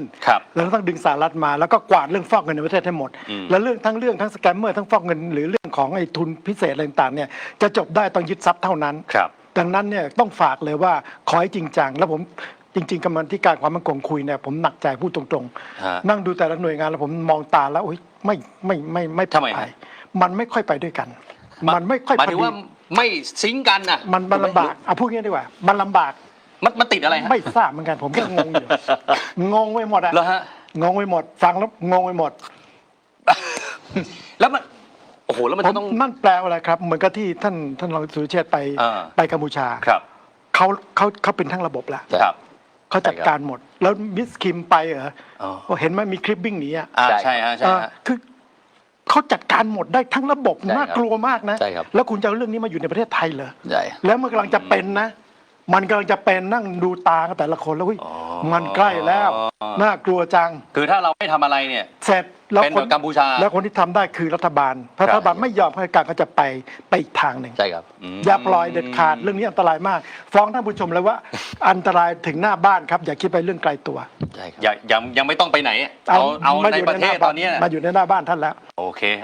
เอาเดี๋ยวเปิดโพสต์คุณชูวิทย์ล่าสุดหน่อยได้เพิ่งจะโพสต์ก่อนที่เราจะเข้ารายการกันนะฮะช่วงบ่ายๆคุณชูวิทย์เนี่ยโพสต์พูดถึงตั๋วหนู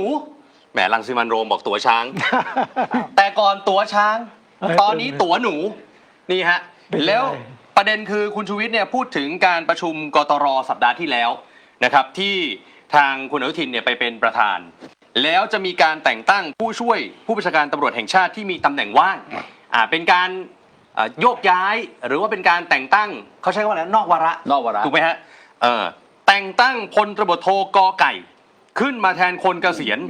ทั้งที่การแต่งตั้งโผนายพลเนี่ยก็คือต้องรอปีหน้าเพราะปีนี้จบไปแล้วถูกไหมฮะใช่ครับเนี่ยคุณชูวิทย์ก็เลยบอกว่า ตั๋วหนูหรือเปล่า แล้วพลตำรวจโทกอไก่แหมรองโจ๊กบอกรู้จักดี ตกลงพจน์นี่ยังไงฮะตั๋วหนูเอางี้ผมก็เลยไปดูอันของเก่าผมไม่อยากจะขึ้นไปเป็นพยานอะไร ไม่มีไม่ผมเลยให้ดูที่ไอของเดิมที่พี่ชูวิทย์เขาเคยให้สัมภาษณ์ไว้ถูกไหมครับชูวิทย์แฉอดีตผู้การตม.เพื่อนร่วมรุ่นบิ๊กโจ๊กเอี่ยวเอื้อทุนจีนสีเทาใช่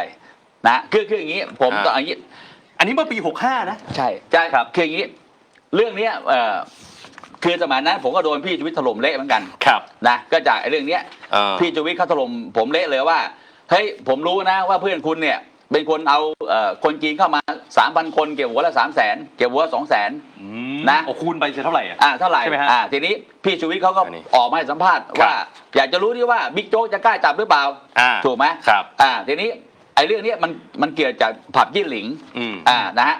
มีคนเอาคนจีนเข้ามาค้ายาที่ผับยี่หลิงแล้วผมก็ไล่ไปว่าไอ้พวกนี้มันเข้ามาได้ยังไงก็เป็นข้อมูลให้ประชาชนแล้วกันว่าวิธีการเขาก็คือคนจีนเหล่านี้เข้ามาหลายพันมากโดยการทุจริตของตม.นะครับก็คือตม.เนี่ยจะมีอำนาจในการเปลี่ยนวีซ่าจากวีซ่าท่องเที่ยวให้เป็นวีซ่านักเรียนนะฮะเวลาเปลี่ยนเป็นวีซ่าเรียนก็อยู่ได้ปีหนึ่งแล้วก็ต่อเป็นปีๆนะก็คิดรายหัวถ้าที่พี่ชูวิทย์ก็โพสต์เนี่ยก็เก็บสูตรมาตรฐานหัว 200,000 300,000แต่ต้องบอกว่าสมัยผมเป็นผู้จัดการตม.ด้วยความสัตย์จริงผมสั่งห้ามมีนะครับนะแต่หลังจากผมออกมาแล้วผมมาเป็นรองผบ.ตร.ก็พบว่าทำอีกเพราะอะไรเพราะว่ามันมีคนจีนเข้ามาถึงเพื่อนร่วมรุ่นคนนี้เหรอฮะผมไม่ได้พูดถึงเพื่อนอย่างเดียวหมายว่ามีคนทำผมก็ดำเนินคดีตำรวจทั้งหมด200 กว่าคนครับรวมถึงในนั้นก็มีเพื่อนรุ่นกับผมด้วยเข้าใจไหมครับคือถ้าคนจะมาคอมเมนต์บอกว่าตอนที่รองอยู่ในตำแหน่งเนี่ยรองไม่จับรองไม่ทำเนี่ยไม่ใช่ผมดำเนินคดีตำรวจทั้งหมด200 กว่าคนทั้งพลตำรวจโทพลตำรวจตรีที่เป็นเพื่อนรุ่นผมนะเพราะพี่ชูวิทย์เขาโพสต์ว่าอยากจะรู้ว่าเพื่อนรุ่นคุณเนี่ยคุณจะจับหรือเปล่าผมก็จับหมดนะจนกระทั่งผมเนี่ยถูกผบ.ตร.ด่าว่ามึงเนี่ยฆ่าน้องฟ้องนายขายเพื่อนผมก็บอกว่าพี่ถ้าน้องมันไม่ดีเพื่อนมันไม่ดีพี่ไม่ดีเนี่ยเราจะไปช่วยทำไมตำรวจเรามีถึง 200,000 กว่าอันนี้มัน100 กว่าเอาคนกินเข้ามาประเทศแล้วมาค้ายาถูกไหมฮะนะผมก็ต้องต่อสู้แบบนี้พอสุดท้ายวันนี้พี่ชูวิทย์โพสต์ผมอธิบายความขยายให้ฟังว่าผมต้องฝากเรียนพี่หนูว่าวันนี้พี่หนูมาเป็นนายกแล้วแต่นะผมเป็นน้องรักคนนึงแล้วกันนะพี่หนูต้องแยกเรื่องส่วนตัวกับส่วนรวมออกให้ได้นะครับไม่นั้นพี่หนูก็จะพังไปด้วยคือวันนี้พลโทกอไก่อะไรต่างๆนะผมก็เข้าใจได้ว่าเอางี้วันนี้เรามีพรบตำรวจ1 ปีให้แต่งตั้งได้1 ครั้งสมัยนายกตู่เนี่ยนะผบ.ตร.ท่านหนึ่งแต่งตั้งนอกวาระคำสั่งออกหมดแล้วนะนายกตู่สั่งให้เลิกล้มเลยไม่ให้มีนอกวาระนะทีนี้วันนี้พี่หนูจะมีนอกวาระเพื่ออะไรเพื่อนายตำรวจคนสนิทคนเดียวซึ่งทั้งตร.เขารู้ว่าคนนี้วันนี้ถูกดำเนินคดีอยู่ที่ปปช.เรื่องข้อหาที่พี่ชูวิทย์บอกคือสมัยก่อนเอาคนจีนเข้ามาแล้วเปลี่ยนวีซ่าเป็นนักเรียนครับนะ 2,000 3,000 คนแล้ววันนี้พี่หนูจะมาตั้งคนแบบนี้ได้อย่างไรนะถ้าพี่หนูตั้งคนแบบนี้แสดงว่ารอบตัวพี่หนูก็ต้องมีทั้งอะไรสสเทารัฐมนตรีเทาตำรวจเทามันก็เต็มไปหมดถูกไหมครับแล้ววันนี้มันจะมีความหวังให้ประชาชนเขาศรัทธาได้อย่างไรทีนี้ต้องเข้าใจว่าผมก็อ่านจากของพี่ชูวิทย์แล้วผมก็มาดูนะเหตุผลที่อ้างว่าต้องยกเว้นหลักเกณฑ์เนี่ยต้องยกเว้นเพื่อจะแต่งตั้งนอกวาระครับเหตุผลบอกว่ามีข้าราชการตำรวจขอเออร์ลี่ลาออกใช่ตำแหน่งว่าง3 ตำแหน่งหรือ2 ตำแหน่งผมไม่ทราบบอกว่าเป็นตำแหน่งของเจเลรองเจเลบอกว่าเดี๋ยวจะไม่มีกำลังพลมารับเรื่องราวร้องทุกข์จากประชาชนใช่ครับผมถามคำเดียวว่าวันนี้เขามีคณะกรรมการของพี่เรวัตแล้วตามพรบตำรวจฉบับใหม่ประชาชนเดือดร้อนไปร้องทุกข์ที่คณะกรรมการร้องทุกข์ไม่มีใครไปร้องที่รองเจเลถูกไหมครับเหมือนกันประชาชนเขาจะไปแจ้งความเขาต้องไปแจ้งโรงพักไม่มีใครไปแจ้งที่ผบ.ตร.นะครับเพราะฉะนั้นไอเหตุผลเหล่านี้มันมาอ้างไม่ได้แล้วผมก็ต้องกราบเรียนกตร.ทุกท่านนะครับโดยเฉพาะพี่เอกอาชานนท์ซึ่งโอเคแหละผมอาจจะ ขัดอะไรกับพี่เอกแล้วแต่ผมเชื่อมั่นว่าพี่เอกก็ต้องไม่เห็นด้วยนะพี่เอกเขาเป็นคนมีคุณธรรมคือยังไงพี่เอกแล้วแต่เขารักองค์กรอ่ะแล้วอีกอย่างพี่เอกเขาอยู่อีกไม่กี่เดือนละเพราะเขาจะหมดวาระก่อนคนอื่นผมเชื่อว่าพี่เอกก็ไม่เห็นด้วยนะแต่อาจจะค้านไม่ได้นะแต่ผมถามว่าเราจะแต่งตั้งนอกวาระอย่าลืมนะครับถ้าแต่งตั้งนอกวาระพี่โหน่งถ้าแต่งตั้งนอกวาระไอคนที่ได้นอกวาระมันก็จะอาวุโสสูงกว่าคนตุลาใช่ถูกไหมครับเห็นหรือยังมันจะได้อาวุโสและอย่าลืมคำว่าอาวุโสต่างกันแค่7-8 เดือนมันห่างเป็นร้อยพันเท่าเป็นร้อยเท่านะพี่โหน่งเพราะฉะนั้นวันนี้ผมนี่ต้องเรียนพี่โหน่งว่าผมเข้าใจดีนะฮะตำรวจทั้งกรมเข้าใจดีว่าตำรวจคนนี้สนิทกับพี่โหน่งมากแล้วก็ผมก็เห็นว่าพี่โหน่งรับตำแหน่งวันแรกที่ทำเนียบเขาก็เดินตามพี่โหน่งอยู่เพราะว่าเพื่อนผมก็โทรบอกแล้วเพื่อนผมที่กินข้าวโต๊ะเดียวพี่หนูก็พยายามเตือนพี่หนูตลอดว่าระวังคนนี้นะครับแต่ถ้าพี่หนูยังแยกเรื่องส่วนตัวกับส่วนรวมไม่ออกผมจะบอกคำเดียวว่าเรื่องนี้มันจะบานปลายมากขึ้นโดยเฉพาะถ้าพี่ชูวิทย์แฉเนี่ยนะและพี่ชูวิทย์ก็บอกผมว่านายตำรวจคนนี้เคยให้คนไปเคลียร์พี่ชูวิทย์แต่พี่ชูวิทย์เขาก็บอกว่าเขาไม่รับเคลียร์นะฮะคือผมก็ต้องบอกว่าเรื่องนี้เมื่อให้ผมขยายความเนี่ยมันก็เป็นเรื่องที่ผมบังคับใช้กฎหมายถูกไหมครับแต่ส่วนจะผิดถูกก็เหมือนกันก็ไปว่ากันในปปชในศาลถูกไหมแต่ว่าเมื่อเราพบพยานฐานเราก็ต้องกล่าวหาไปถูกไหมครับแต่ว่าวันนี้เรื่องนี้มันอยู่ระหว่างการไต่สวนของปปชแล้วจะมาแต่งตั้งนอกวาระเนี่ยแล้วถามว่าแล้วจะมาตั้งนอกวาระวันนี้สังคมเขาก็ระบุชื่อไปแล้วว่าชื่ออะไรถูกไหมครับข่าวออกแล้วผมยกตัวอย่างคำเดียวนะฮะแพทย์ใหญ่ผู้จัดการแพทย์ใหญ่โรงพยาบาลตำรวจอาวุโสหนึ่งเราไม่ตั้งเขาเพราะเขาไปช่วยนายกทักษิณนะบอกไม่เหมาะสมแต่รายนี้กลับจะตั้งอ้างว่าอาวุโสหนึ่งแต่เรื่องเอาคนร้ายเข้าประเทศนั้นไม่พูดผมถามว่าพี่หนูวันนี้ถ้าแยกเรื่องส่วนรวมเรื่องส่วนตัวไม่ออกเนี่ยผมว่าพังโอเคนะครับตอนนี้พี่หนูน่าจะจามแล้วฮะจามวันนี้หลายเรื่อง11 โมงนะแต่ทีนี้ถ้าพี่หนูประกาศแล้วเนี่ยมันต้องไม่ใช่ประกาศแบบอะไรแบบรัฐบาลเศรษฐาที่ไปเรียกผู้กับที่ไปเรียกผู้กับนายอำเภอมาประชุมที่อะไรเมืองทองธานีประชุมเสร็จแล้วก็แยกย้ายแต่ว่าประชาชนไม่ได้อะไรเลยถูกไหมครับบอกว่าจะปราบนี่ต้องระบบจะปราบอะไรกลายเป็นศูนย์ถูกไหมครับเพราะฉะนั้นวันนี้ถ้าเรื่องทั้งหมดมันเป็นแค่เรื่องลีลานะฮะเรื่องวาทกรรมเนี่ยนะครับวันนี้ผมเห็นอีกนิดหนึ่งนะครับพบตรเนี่ยสั่งเพื่อนผมนะรองผู้จัดการนครบาลนะพี่จ๋อนะไปจับแก๊งสแกมเมอร์ที่ตั้งอยู่ในประเทศไทยล่าสุดผมเห็นนะจับ3 ชาวจีนแต่ผมเนี่ยถึงเอามือกุมขมับเลยเพราะว่าตั้งข้อหาอะไรความผิดตามพรบศุลกากรคือนำคอมพิวเตอร์เข้ามาโดยผิดกฎหมายความผิดหลบหนีเข้าเมือง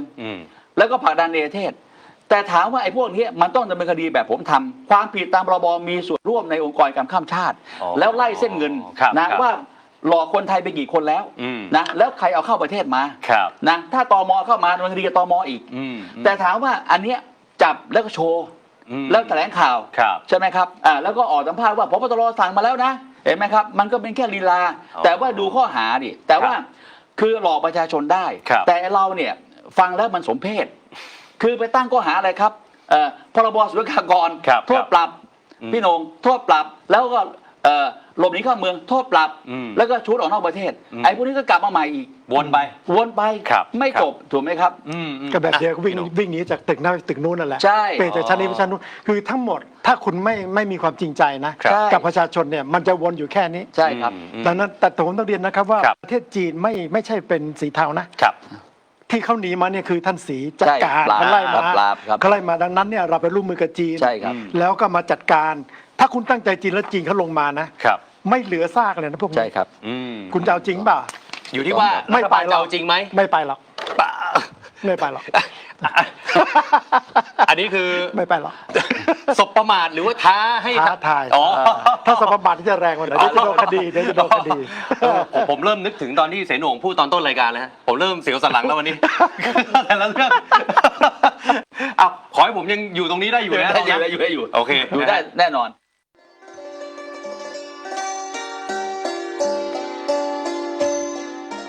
พระมาลัยพบพระศรีอาน ขณะนั้นปรากฏร่างเทพบุตรอีกองค์หนึ่งทรงเครื่องสัพพอาภรณ์อันวิจิตร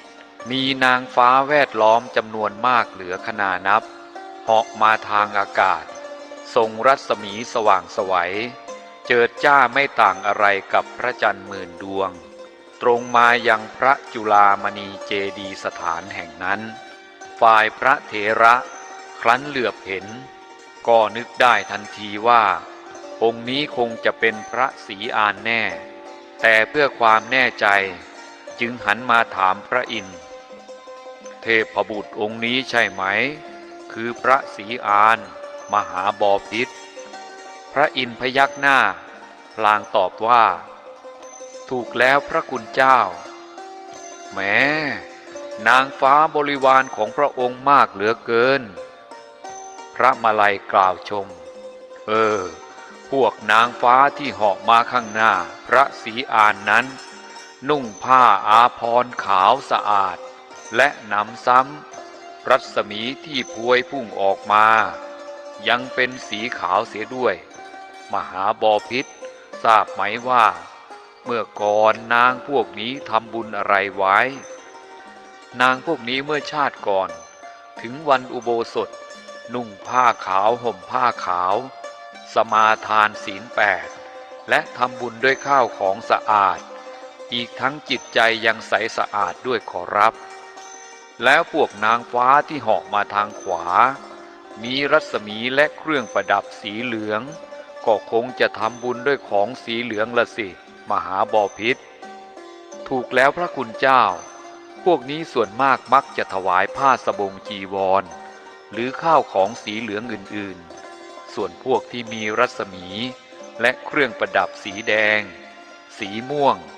สีอื่นๆอีกก็ดุจเดียวกันล้วนแต่เป็นผู้รักษาศีลและถวายของที่มีสีนั้นๆทั้งนั้นครั้นตายก็มาบังเกิดเป็นบริวารของพระศรีอานณสวรรค์ชั้นดุสิตขอรับขณะที่พระมาลัยจะไต่ถามพระอินทร์ต่อไปนั่นเองพระศรีอานพร้อมด้วยนางฟ้าบริวารก็เสด็จมาถึงที่ลานพระเจดีย์และเมื่อจัดแจงกระทำการสักการะบูชากราบไหว้ถวายเครื่องของหอมเสร็จแล้วพอดีเหลือบมาเห็นพระมาลัยเถระจึงเข้ามานมัสการแล้วตรัสถามว่าข้าแด่พระคุณเจ้าพระคุณเจ้ามาจากที่ไหนขอรับ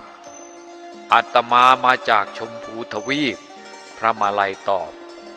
เมื่อทราบว่าพระเถระมาจากชมพูทวีปดังนั้น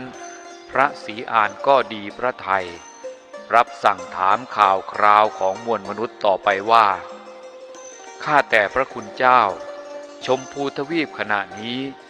พวกมนุษย์พากันทำมาหากินอย่างไรบ้างขอรับบางพวกก็ค้าขายตามความรู้ความสามารถของตนบางพวกก็ออกเงินให้กู้กินดอกเบี้ยบางพวกก็เข็นใจไร้ทรัพย์บางพวกก็สุขสบายบางพวกก็เดือดร้อนทุกข์ยากปากแห้งขนาดหนักมหาบพิตรแล้วส่วนมากพวกเขาทำบุญกันบ้างหรือเปล่าพระคุณเจ้าหรือว่าทำแต่บาปหยาบช้าพวกที่ทำบุญนั้นรู้สึกจะน้อยมากมหาบพิตรส่วนคนทำบาปหยาบช้านั้นนับไม่ถ้วนเลยคนที่เขาทำบุญเขาทำกันอย่างไรพระคุณเจ้าบางพวกก็ให้ทานรักษาศีลบางพวกก็จัดให้มีพระธรรมเทศนาพร้อมทั้งเป่าร้องประกาศให้เพื่อนๆบ้านใกล้เรือนเคียงมาร่วมด้วยบางพวกสร้างวัดวาอารามพระพุทธรูปพระสถูปเจดีย์ถวายจีวรบิณฑบาตเสนาสนะยารักษาโรคแก่พระภิกษุสงฆ์บางพวกก็เลี้ยงพ่อแม่บางพวกก็สร้างพระไตรปิฎก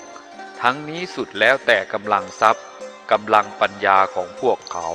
มหาบพิตรแล้วพวกเขาปรารถนาสิ่งใดบ้างพระคุณเจ้ามนุษย์สมบัติสวรรค์สมบัติหรือว่านิพพานสมบัติเห็นจะไม่ตรงความจริงนักมหาบพิตรเพราะส่วนมากเมื่อทำบุญแล้ว ล้วนแต่ตั้งความปรารถนาว่าขอให้เกิดทันศาสนาของพระองค์ทั้งนั้นพระศรีอานทรงสดับเช่นนั้นก็ทรงพระสวนพลางรับสั่งต่อไปถ้าพวกเขาอยากเกิดทันศาสนาของข้าพเจ้าก็จงอุตส่าห์ฟังธรรมมหาเวสสันดรชาดกให้จบในวันเดียวแล้วบูชาด้วยธูปเทียนดอกไม้อย่างละพันฉัตรดอกบัวหลวงบัวเขียวบัวขาวดอกสามหาวอย่างละพันถ้าทำได้ดังนี้ก็จะพบศาสนาของข้าพเจ้าและเมื่อข้าพเจ้าตรัสรู้ผู้นั้นก็จะได้บรรลุพระอรหันต์พร้อมด้วยปฏิสัมภิทาส่วนคนที่ทำบาปหนักเช่นฆ่าพ่อฆ่าแม่ฆ่าพระอรหันต์ทำร้ายพระพุทธเจ้าพระภิกษุสงฆ์ทำลายหมู่คณะให้แตกแยกกันทำลายเจดีย์สถานและคนที่ตระหนี่ทีเหนียวไม่รู้จักทำบุญให้ทานไม่รู้จักบาปบุญคุณโทษเป็นคนโง่มีความประมาทอยู่เสมอ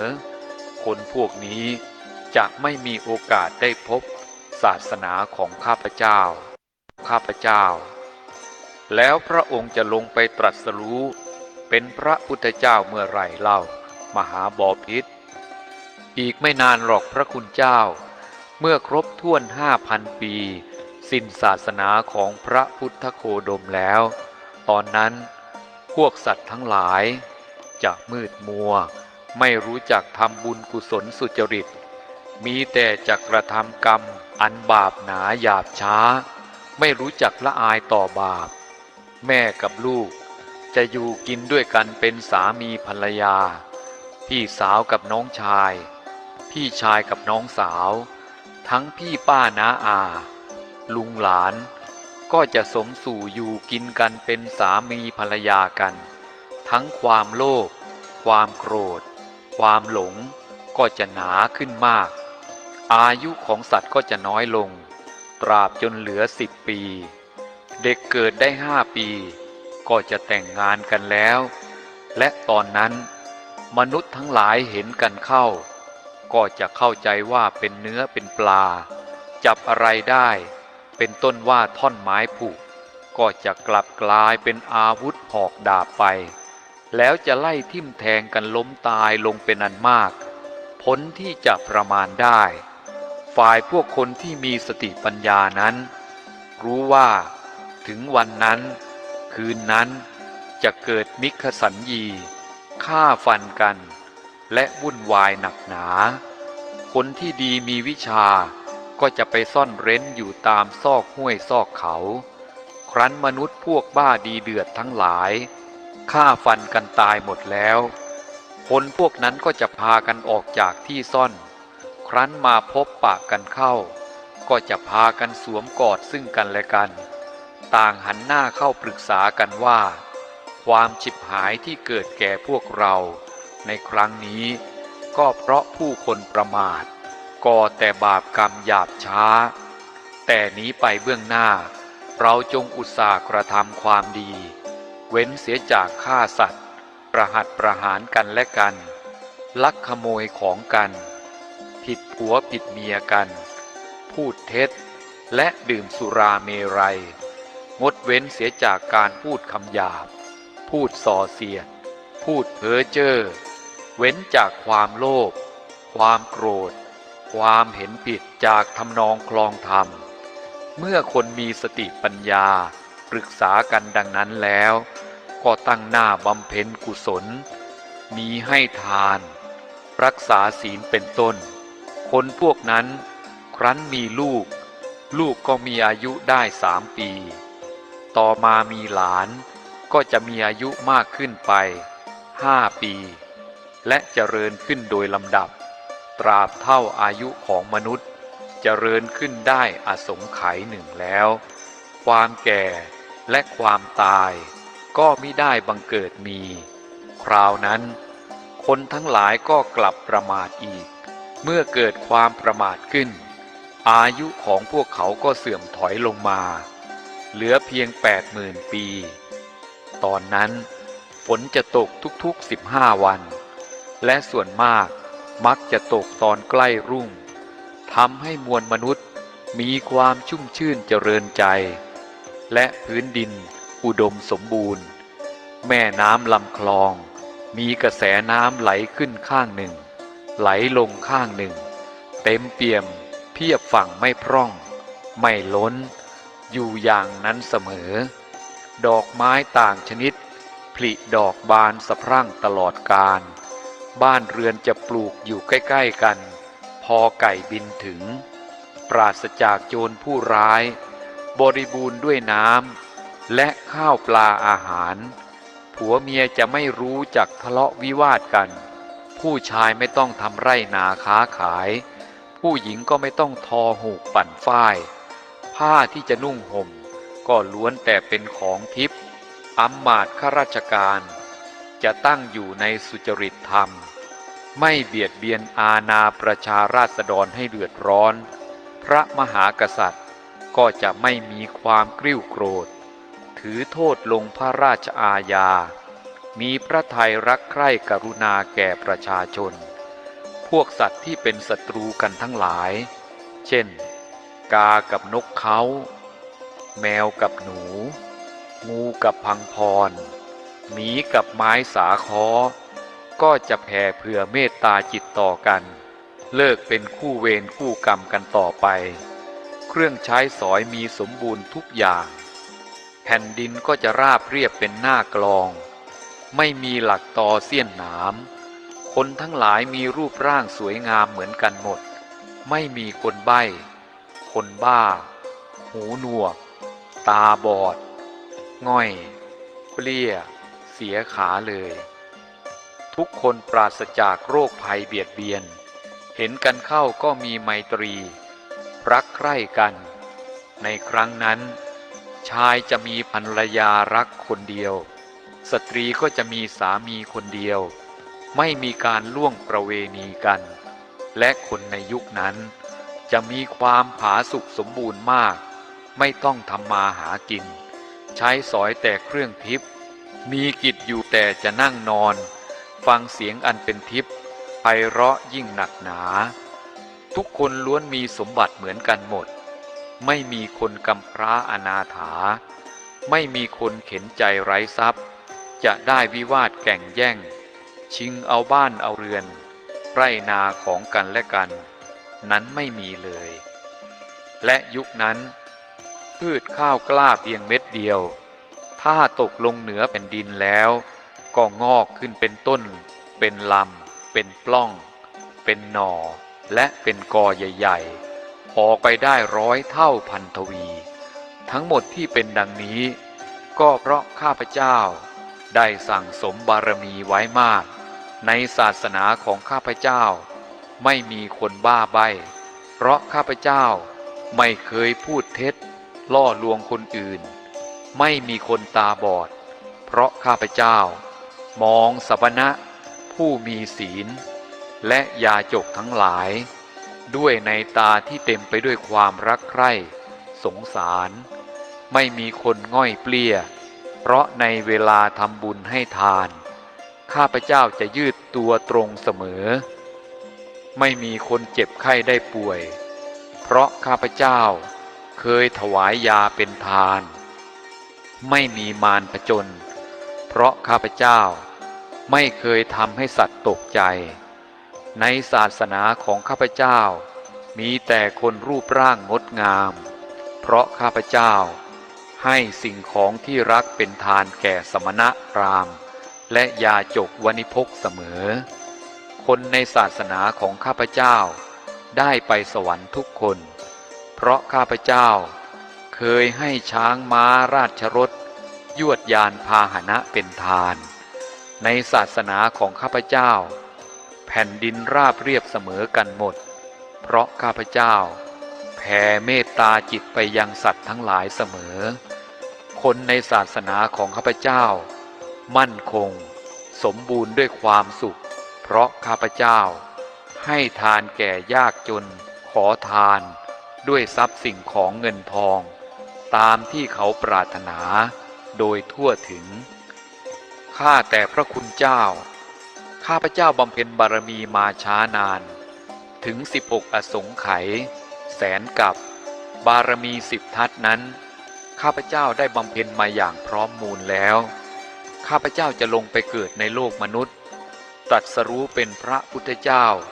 เพื่อโปรดสัตว์ทั้งหลายโดยจะเกิดในตระกูลพราหมณ์มหาศาลบริบูรณ์ด้วยสมบัติพระบิดานั้นทรงพระนามว่าสุพรหมพราหมณ์เป็นปุโรหิตของพระเจ้าสังขจักรพัตราธิราชพระชนนีนามว่า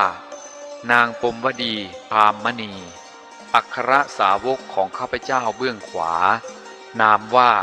พระอโศกเถระเบื้องซ้ายนามว่าพระสุพมมเถระอัครสาวิกาเบื้องขวานามว่าปทุมาเถรีเบื้องซ้ายนามว่าสุมนาเถรีอุบาสกพุทธอุปถากนามว่าสุทัตตคหบดีคนหนึ่งนามว่าสังคหบดีคนหนึ่งอุบาสิกาพุทธอุปถากนามว่ายะสปะวดีอุบาสิกาคนหนึ่งนามว่าสังฆอุบาสิกาคนหนึ่งไม้กากระทิงจะเป็นไม้ที่ตรัสรู้ขนาดลำต้นจากพื้นขึ้นไปถึงคาคบ120 ศอกจากคาคบขึ้นไปถึงยอด120 ศอกมีกิ่งใหญ่4 กิ่งทอดออกไปในทิศทั้ง4ยาวได้กิ่งละ120 ศอกรวม480 ศอกมีดอกเท่ากงจักรรถแต่ละดอกนั้นมีเกสรได้ทนานหนึ่งมีกลิ่นหอมฟุ้งขจรไปไกลถึง500 โยชน์ตอนที่ข้าพเจ้าตรัสรู้เป็นพระพุทธเจ้านั้นมีพระกายสูงได้88 ศอกจากพื้นพระบาทถึงพระชานุ22 ศอกจากพระชานุถึงพระนาภี22 ศอกจากพระนาภีถึงรากขวัญ22 ศอกจากพระรากขวัญถึงพระอุณหิต22 ศอกพระชนมายุได้ 80,000 ปีศาสนาของข้าพเจ้ายืนยาวถึง 8,000 ปีฝ่ายพระมาลัยเมื่อได้ฟังพระศรีอานบรรยายอย่างยืดยาวเช่นนั้นก็ถามต่อไปอีกว่ามหาบพิตรเท่าที่พระองค์ทรงเล่ามาอาตมายังกำหนดไม่ได้เลยว่าพระองค์จะลงไปโปรดมนุษย์เมื่อใดก็ตอนที่ข้าวสาลีเมล็ดเดียวบังเกิดเป็นข้าวสาร170 เมล็ดจุเต็ม2 เล่มเกวียนกับ16 สัตว์ใหญ่ๆเท่า2 กระบุงเมื่อใดนั่นแหละพระคุณเจ้าข้าพเจ้าจะลงไปเกิดในโลกมนุษย์โดยครั้งแรกจะเป็นมนุษย์ธรรมดาก่อนกระทำสัตตะสะตะกะมหาทานบริจาคลูกเมียเหมือนพระเวสสันดรแล้วจะกลับขึ้นมาเกิดบนสวรรค์ชั้นดุสิตอีกระยะหนึ่งจนถึงตอนที่สัตว์ทั้งหลายมีอายุน้อยลงจากอสงไขยมาเป็น 80,000 ปีชมพูทวีปบริบูรณ์มีเมล็ดข้าวสาลีเพียงเมล็ดเดียวแต่ให้ผลมากมายดังก่อนตอนนี้แหละข้าพเจ้าจะได้ไปจุติไปบังเกิดในโลกมนุษย์อีกครั้งหนึ่งเพื่อตรัสรู้เป็นพระพุทธเจ้าขอรับขอถวายพระพรมหาบพิตรจะเสด็จไปเองหรือว่ามีผู้มาเชิญเสด็จไปเข้าใจว่าคงจะมีผู้มาเชิญขอรับและผู้ที่จะเชิญก็คือเทวดาในหมื่นจักรวาลมีเท้ามหาพรหมเป็นประธานสำหรับข้าพเจ้าเมื่อได้ฟังคำเชิญของเทวดาทั้งหลายก็จะแลเห็นโลกด้วยเหตุ5 ประการคือการประเทศทวีปตระกูลมารดาและสัตว์ทั้งหลายตามเยี่ยงอย่างพระบรมโพธิสัตว์แต่ก่อนมาพิจารณาดูการอายุสัตว์ครั้งนั้นไม่มากกว่า100,000 ปีขึ้นไปไม่น้อยกว่า100 ปีลงมา เพราะถ้าสัตว์มีอายุมากกว่าแสนปี ความแก่ความตายไม่ค่อยจะบังเกิดปรากฏให้เห็นบรรดาสรรพสัตว์ฟังธรรมเทศนาแล้วไม่เห็นสังขารเป็นอนิจจังทุกขังอนัตตาก็จะไม่เชื่อถือพระธรรมมรรคผลก็จะไม่บังเกิดขึ้นและพระธรรมเทศนาก็จะไร้ประโยชน์อีกประการหนึ่งถ้าอายุสัตว์น้อยกว่า100 ปีลงมาก็หาเป็นการสมควรที่พระพุทธเจ้าจะลงไปตรัสรู้ไม่เพราะสรรพสัตว์พวกนี้จะมีกิเลสหนากล้านักจะรับโอวาทหรือเชื่อถือแต่เพียงต่อหน้าเท่านั้นพอลับหลังก็ลืมโอวาทสั่งสอนเสียรับศีลไปประเดี๋ยวเดียวก็ทิ้งเสียไม่ผิดอะไรกับรอยขีดในน้ำดังนั้นเวลาที่เหมาะสำหรับการลงไปตรัสรู้ของพระพุทธเจ้าก็คือในระหว่าง100,000 ปีลงมาและตั้งแต่100 ปีขึ้นไปประการที่สองก็คือพิจารณาดูทวีปใหญ่ทั้ง4มีทวีปน้อย 2,000 เป็นบริวารโดยลงความเห็นว่าพระพุทธเจ้าทุกๆพระองค์ผู้บังเกิดในชมพูทวีปแห่งเดียวครั้งนี้สมควรที่จะลงไปเกิดในชมพูทวีปอันเป็นมัชฉิมประเทศที่พระพุทธเจ้าพระปัจเจกพุทธเจ้าพระอสีติมหาสาวกพระเจ้าจักรพรรดิและชนผู้มีบุญญาธิการมากมักบังเกิดเป็นส่วนมากประการที่สามพิจารณาประเทศครั้งนั้นกรุงพาราณสีมีชื่อว่ามันทารนครกว้างใหญ่12 โยชน์พวกมนุษย์ถอนอายุลงมาจากอสงไขยด้วยความประมาทมีอายุ 80,000 ปีเป็นอายุไขกรุงมันทารนครนั้นเปลี่ยนชื่อใหม่เป็นเกตุมบดีนครบริบูรณ์ด้วยวัตถุสิ่งของทั้งปวงสมควรที่จะบังเกิดในกรุงเกตุมบดีนครนี้ประการที่สี่พิจารณาถึงตระกูลอันสมควรว่าประเพณีสมเด็จพระพุทธเจ้าทั้งหลายย่อมบังเกิดในตระกูลซึ่งโลกนับถือคือตระกูลกษัตริย์ตระกูลพราหมณ์ตอนนั้นโลกนับถือตระกูลพราหมณ์ว่าประเสริฐสมควรที่จะลงไปบังเกิดในตระกูลพราหมณ์ซึ่งเป็นปุโรหิตผู้ใหญ่ของพระเจ้าสังฆจักรและประการสุดท้ายพิจารณาดูว่าสุพรหมพราหมณ์สมควรจะเป็นบิดานางพรามณีชื่อว่าดีภรรยาแห่งสุพรหมพราหมณ์นั้นสมควรจะเป็นมารดารวมเป็น5 ประการด้วยกันขอรับพระคุณเจ้าแล้วนางผู้เป็นคู่บารมีของมหาบพิตรล่ะชื่ออะไรและพระกุมารองค์ไหนจะได้เป็นพระโอรสของพระองค์ข้าแต่พระคุณเจ้านางอนุลาเทวีเป็นคู่สร้างบารมีของข้าพเจ้าซึ่งจะได้เป็นอัครมเหสีนามว่านางจันทมุขีเจ้าสาลีราชโอรสของพระเจ้าอภัยทุตคามินีจะได้เป็นโอรสมีนามว่าพรหมวดีกุมารขอรับตอนที่พระองค์จะเสด็จออกผนวดพระองค์เห็นบุพนิมิตประการใดหรือไม่และกระทำบำเพ็ญเพียรมากน้อยเท่าใด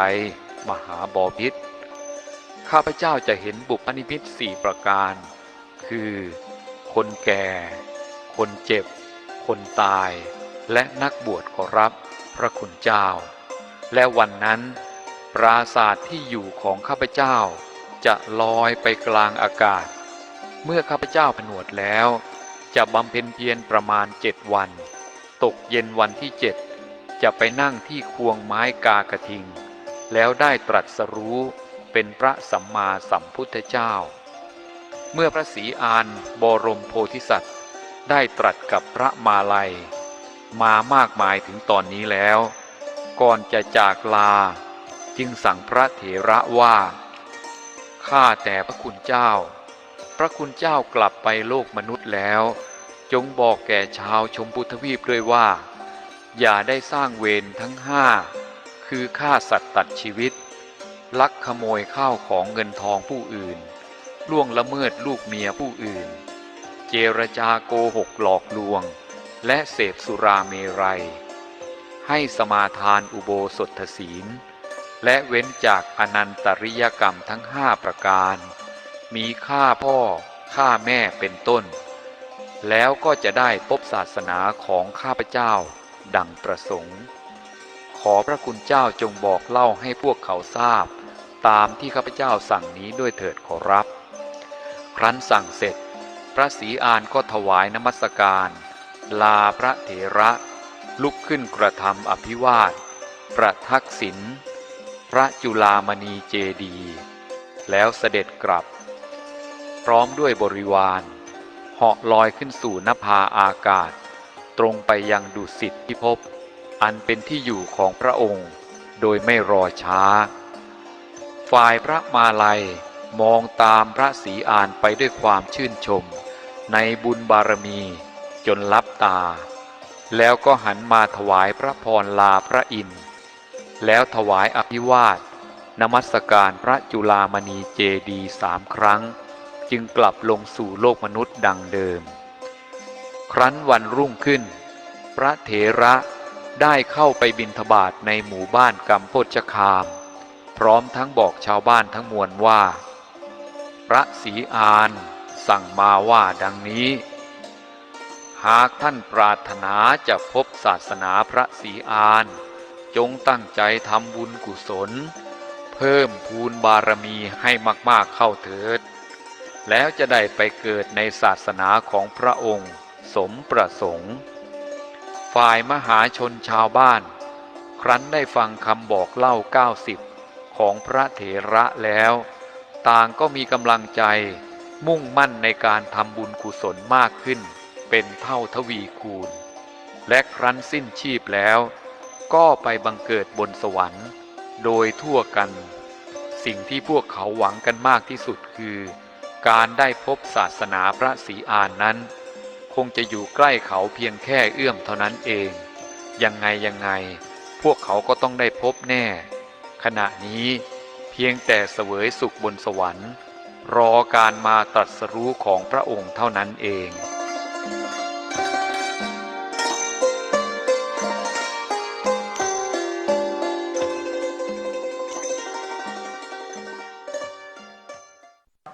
ไม่ใช่เป็นเพียงแค่การช่อโกงประชาชนแต่เป็นศูนย์รวมของความชั่วร้ายทั้งมวลเช่นการค้ามนุษย์การหลอกเอาคนของประเทศหนึ่งมาหลอกคนของประเทศตัวเองแล้วก็มีการจัดตั้งเขาเรียกว่าสแกมคอมพาวก็คือศูนย์กักกันแรงงานสแกมเมอร์ซึ่งมีภาพออกมาเต็มที่เลยนะเกี่ยวข้องกับยาเสพติดเกี่ยวข้องกับการก่อการร้ายเกี่ยวข้องกับการฟอกเงินที่มาจากการก่อการร้ายโดยสหรัฐเนี่ยทราบว่ามีขบวนการแฮกเกอร์จากเกาหลีเหนือเอาเงินมาฟอกที่กัมพูชาอย่างเนี้ยคือมันเป็นศูนย์รวมของความเลวร้ายแล้วก็เขาเรียกว่าเม็ดเงินเนี่ยนะครับจากการสแกมเนี่ยนะในกัมพูชาเนี่ยเขาประเมินเนี่ยประมาณ400,000 ล้านบาทถึง700,000 ล้านบาทก็ประมาณ 12,500 ล้านเหรียญ US ถึง 19,000 ล้านเหรียญ US มันเยอะมากเยอะมากมหาศาลเฉพาะของประเทศไทยเนี่ยที่ถูกกัมพูชาหลอกเครือข่ายของกัมพูชาแล้วกันเครือข่ายในประเทศกัมพูชาแล้วกันนะครับอยู่ที่ 115,300 ล้านบาทวันหนึ่ง316 ล้านหมายความว่าพระอาทิตย์ขึ้นพระอาทิตย์ตกดินมีคนไทยถูกหลอกเงินเนี่ย316 ล้านมีสายจากโจรสายโทรศัพท์จากโจรและ SMS เนี่ยนะครับสายโทรศัพท์เนี่ย38 ล้านสายข้อความเนี่ยจาก SMS เนี่ยที่หลอกให้กดลิงก์เนี่ย130 ล้านข้อความรวมกันแล้ว168 ล้านครั้งที่โจมตีประชาชนคนไทย1คนถ้าเราคิดเฉพาะคนที่มีโทรศัพท์ประมาณ40 กว่าล้านคนใน1 ปีเนี่ยนะครับจะโดนโจมตีเนี่ยประมาณ 4-5 ครั้งแล้วอย่างนี้เป็นเรื่องปกติไหมไม่ปกติแน่มันก็นำมาสู่คำถามต่อมาว่าโอเคแล้วประเทศไทยเราจะทำอะไรในการที่จะเข้าไปร่วมมือกับนานาชาติเพื่อที่จะจัดการเรื่องของสแกมเมอร์มันก็เกิดคำถามมากมายคุณผู้ชมถ้าติดตามรายการถกไม่เถียงมาตลอดก็จะรู้ว่าเราก็พยายามหาคำตอบ ว่าตกลงประเทศไทยเราทำอะไร และที่สำคัญนะฮะมีคนไทยเข้าไปเกี่ยวข้องกับขบวนการนี้หรือเปล่า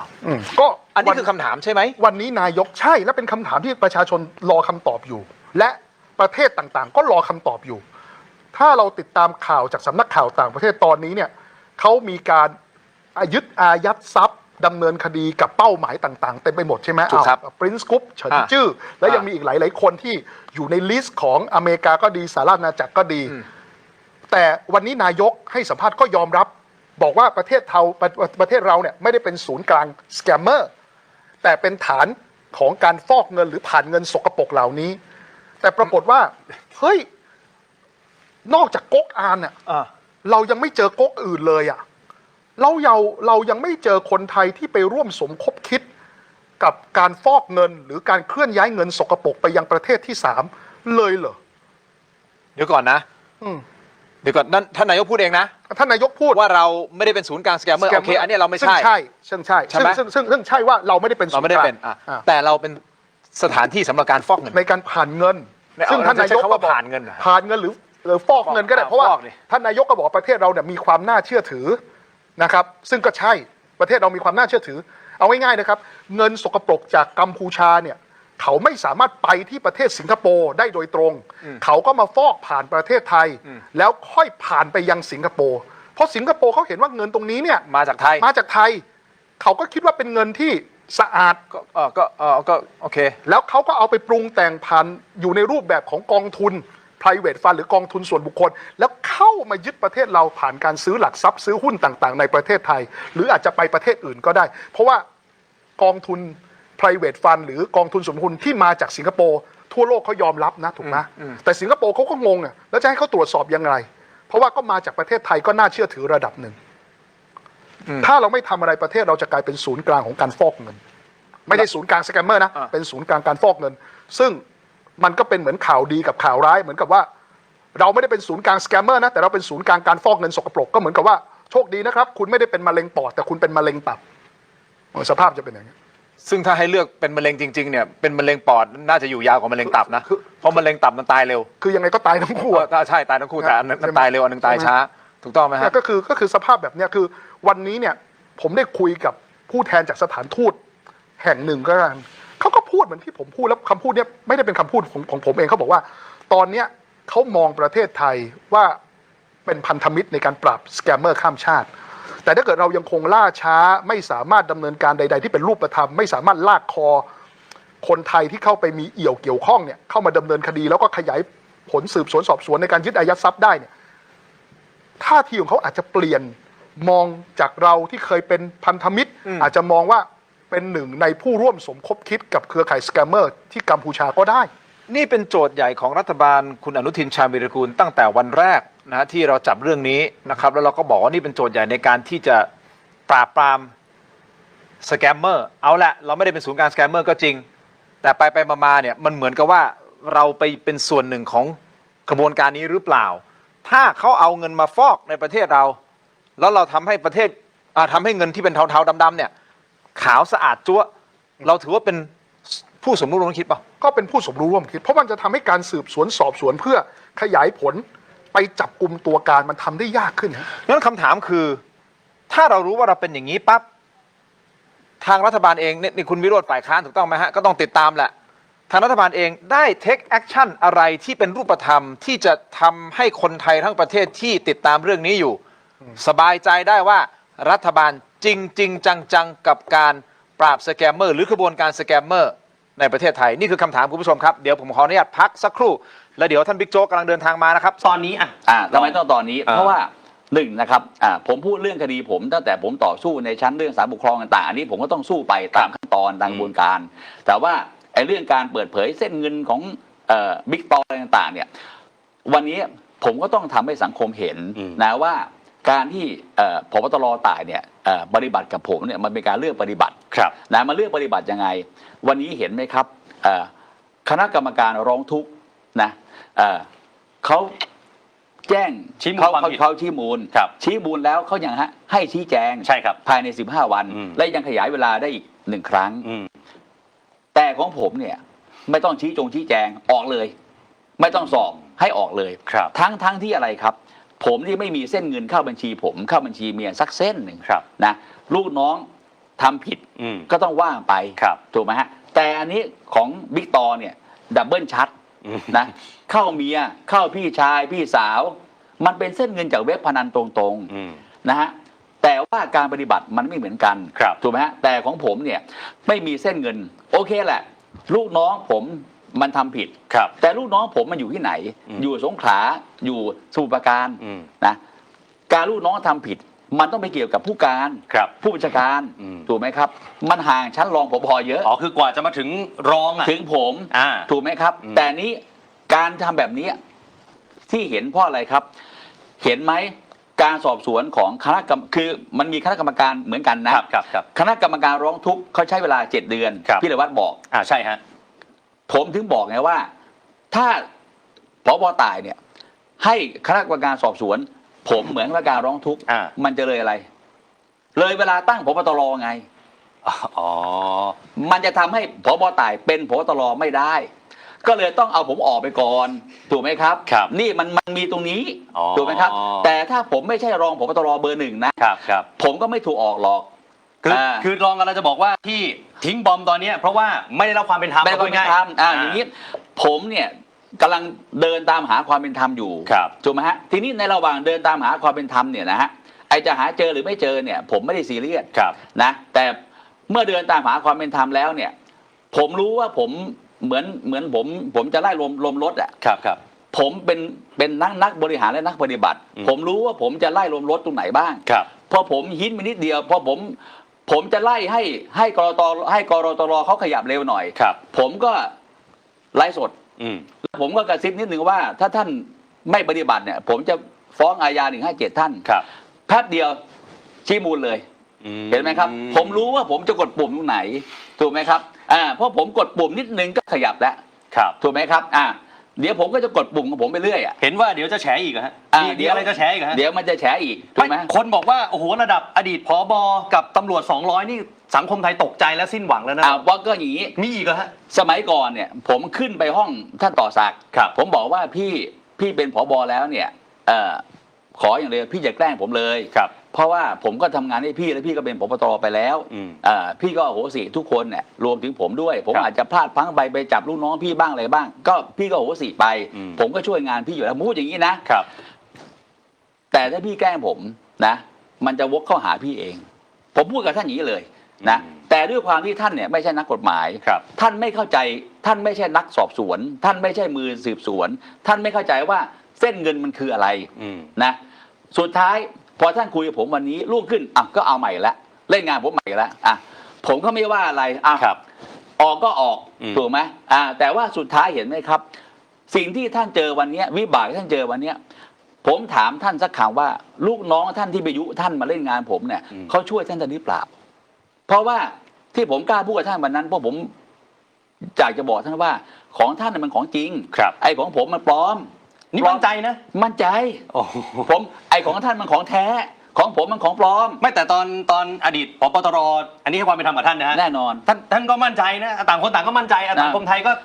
งงนะตกลงเชื่อใครได้บ้างใช่ไหมฮะคืออย่างนี้จะเชื่อได้หรือไม่เชื่อเนี่ยมันอยู่วันนี้มันต้องอยู่ที่กระบวนการสอบสวนอันดับแรกก่อนวันนี้เรื่องของท่านต่อศักดิ์มันมีวินัยและอาญาผมก็วินัยและอาญานะวันนี้ปปช.อนุมีมติตั้งแต่สวนท่านต่อศักดิ์เมื่อปลายปีที่แล้วแล้วมีมติ9-0ยุติเรื่องผมว่าผมไม่เกี่ยวกับเรื่องเว็บพนันและลูกน้องผมทั้งหมดถูกไหมครับส่วนลูกน้องผมมันจะไปใช้บัญชีม้าก็ต้องผิดเรื่องบัญชีม้าหรือจะไม่ใช้บัญชีม้าก็ไม่ผิดถูกไหมครับแต่ว่าแน่นอนผมเนี่ยไม่มีอะไรเกี่ยวกับเว็บพนันยืนยันไม่มีเส้นเงินมาถึงไม่มีเส้นเงินมาถึงเอานี้อนุปปช.ยังยุติและผมถามว่าท่านต่อศักดิ์เขาเป็นใครเขาเป็นบุคคลพิเศษนะเขาเป็นน้องชายใครนะถามว่าการที่อนุปปช.มีมติ90ตั้งแต่ส่วนเข้าได้เนี่ยแสดงว่ามันแบกไม่ไหวแล้วมันช่วยไม่ไหวแล้วแล้วถามว่ามีเหรอถ้าผมมีสักนิดนึงนะผมมันคนไม่มีเส้นลูกในดาบนะถ้ามีพยานหลักฐานนิดนึงนะก็ต้องตั้งแต่ส่วนผมคู่ท่านต่อศักดิ์พอจะไปเข้ากันหน้าใหญ่กรรมการปปช. 2-3 ท่านมาบอกผมว่าโจ๊ก เรื่องโจ๊กเอาเข้าคณะใหญ่ไม่ได้นะเพราะถ้าเรื่องโจ๊กยุตินะปปชตายเลยเพราะว่าอะไรเพราะว่าถ้าเรื่องโจ๊กยุติเรื่องต่อศักดิ์มีมูลปปชก็เจ๊งกันดิเพราะเขาเป็นน้องใครดูดิถูกไหมผมก็ถามปปชเฮ้ยอย่างนี้จะเอาคนผิดไปรอจะเอาคนถูกไปรอคนผิดได้ยังไงสุดท้ายก็ต้องรอมาปีหนึ่งเห็นไหมครับพอปีหนึ่งผมก็พูดต่อว่าเห็นไหมครับท่านต่อศักดิ์ไม่มีถูกตั้งกรรมการวินัยเลยครับจนถึงยังไงครับคณะกรรมการลูกชี้มูลชี้มูลวันนี้ท่านผบ.ตร.กิจรัตน์ก็ยังไม่ตั้งกรรมการร้ายแรงอย่างนะยังเฉยอีกเพราะอะไรครับเพราะว่าตามกฎหมายเนี่ยพรบ.ตำรวจมาตรา129ผมจำแม่นเลยนะระบุไว้ว่าผู้ที่ออกราชการไปแล้วกี่ปีถ้าออกเกิน1 ปีไม่ต้องตั้งกรรมการไม่ได้เพราะนั้นก็พยายามดึงไว้ท่านผบ.ตร.กิจรัตน์พยายามดึงไว้เกิน1 ปีเพื่อจะไม่ต้องตั้งกรรมการท่านต่อศักดิ์อันนี้ดักคอมันรู้หมดมันรู้มือกันอันนี้มีหลายกรณีมันรู้มือกันแต่ของผมเห็นเอาของผมเห็นไหมของผมเนี่ยเอาให้ออกไปแล้วนะไม่พอนะมาเรื่องข้อสอบจุฬาอีกเห็นไหมข้อสอบจุฬาผมตั้งกรรมการผมวันสุดท้าย18ครับ17ตั้งกรรมการเลยเพราะว่ากลัวเลยไงที่ของไอ้โจ๊กนี่ต้องเอาให้ตายแต่ว่าของท่านต่อศักดิ์เนี่ยเห็นไหมวันนี้กรตร.มีมติก็ยังให้ท่านแรกผู้ช่วยพบตร.ออกมาแถลงข่าวอีกว่าต้องรอกรตร.ส่งข้อมูลมาก่อนใช่ไหมทั้งที่เรื่องนี้นะครับมันชัดยิ่งกว่าชัดพบตร.ต้องตั้งกรรมการสอบสวนวินัยแรงแล้วอะไรครับให้ออกเหมือนทางกับผมแต่ผมเตือนพบตร.นะถ้าท่านไม่ทำแบบผมท่านก็เลือกปฏิบัติผมก็ต้องฟ้องท่าน157อีก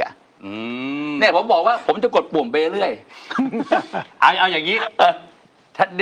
ถ้าสมมติโฟนอินพบตร.มานี่รองโจ๊กคุยได้ไหมฮะอ๋อท่านไม่กล้าคุยผมหรอกเหรอฮะใช่ท่านไม่กล้าคุยผมหรอกเพราะว่าท่านคือท่านละอายจริงๆเดี๋ยวเราลองต่อเอาต่อได้เผื่อท่านรับ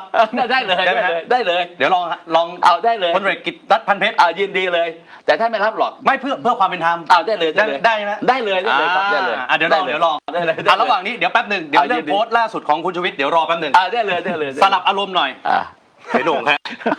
ไม่ได้ถามเรื่องนี้หรอกให้โทนดาวหน่อยไม่รู้เรื่องนี้จะดาวหรือเปล่า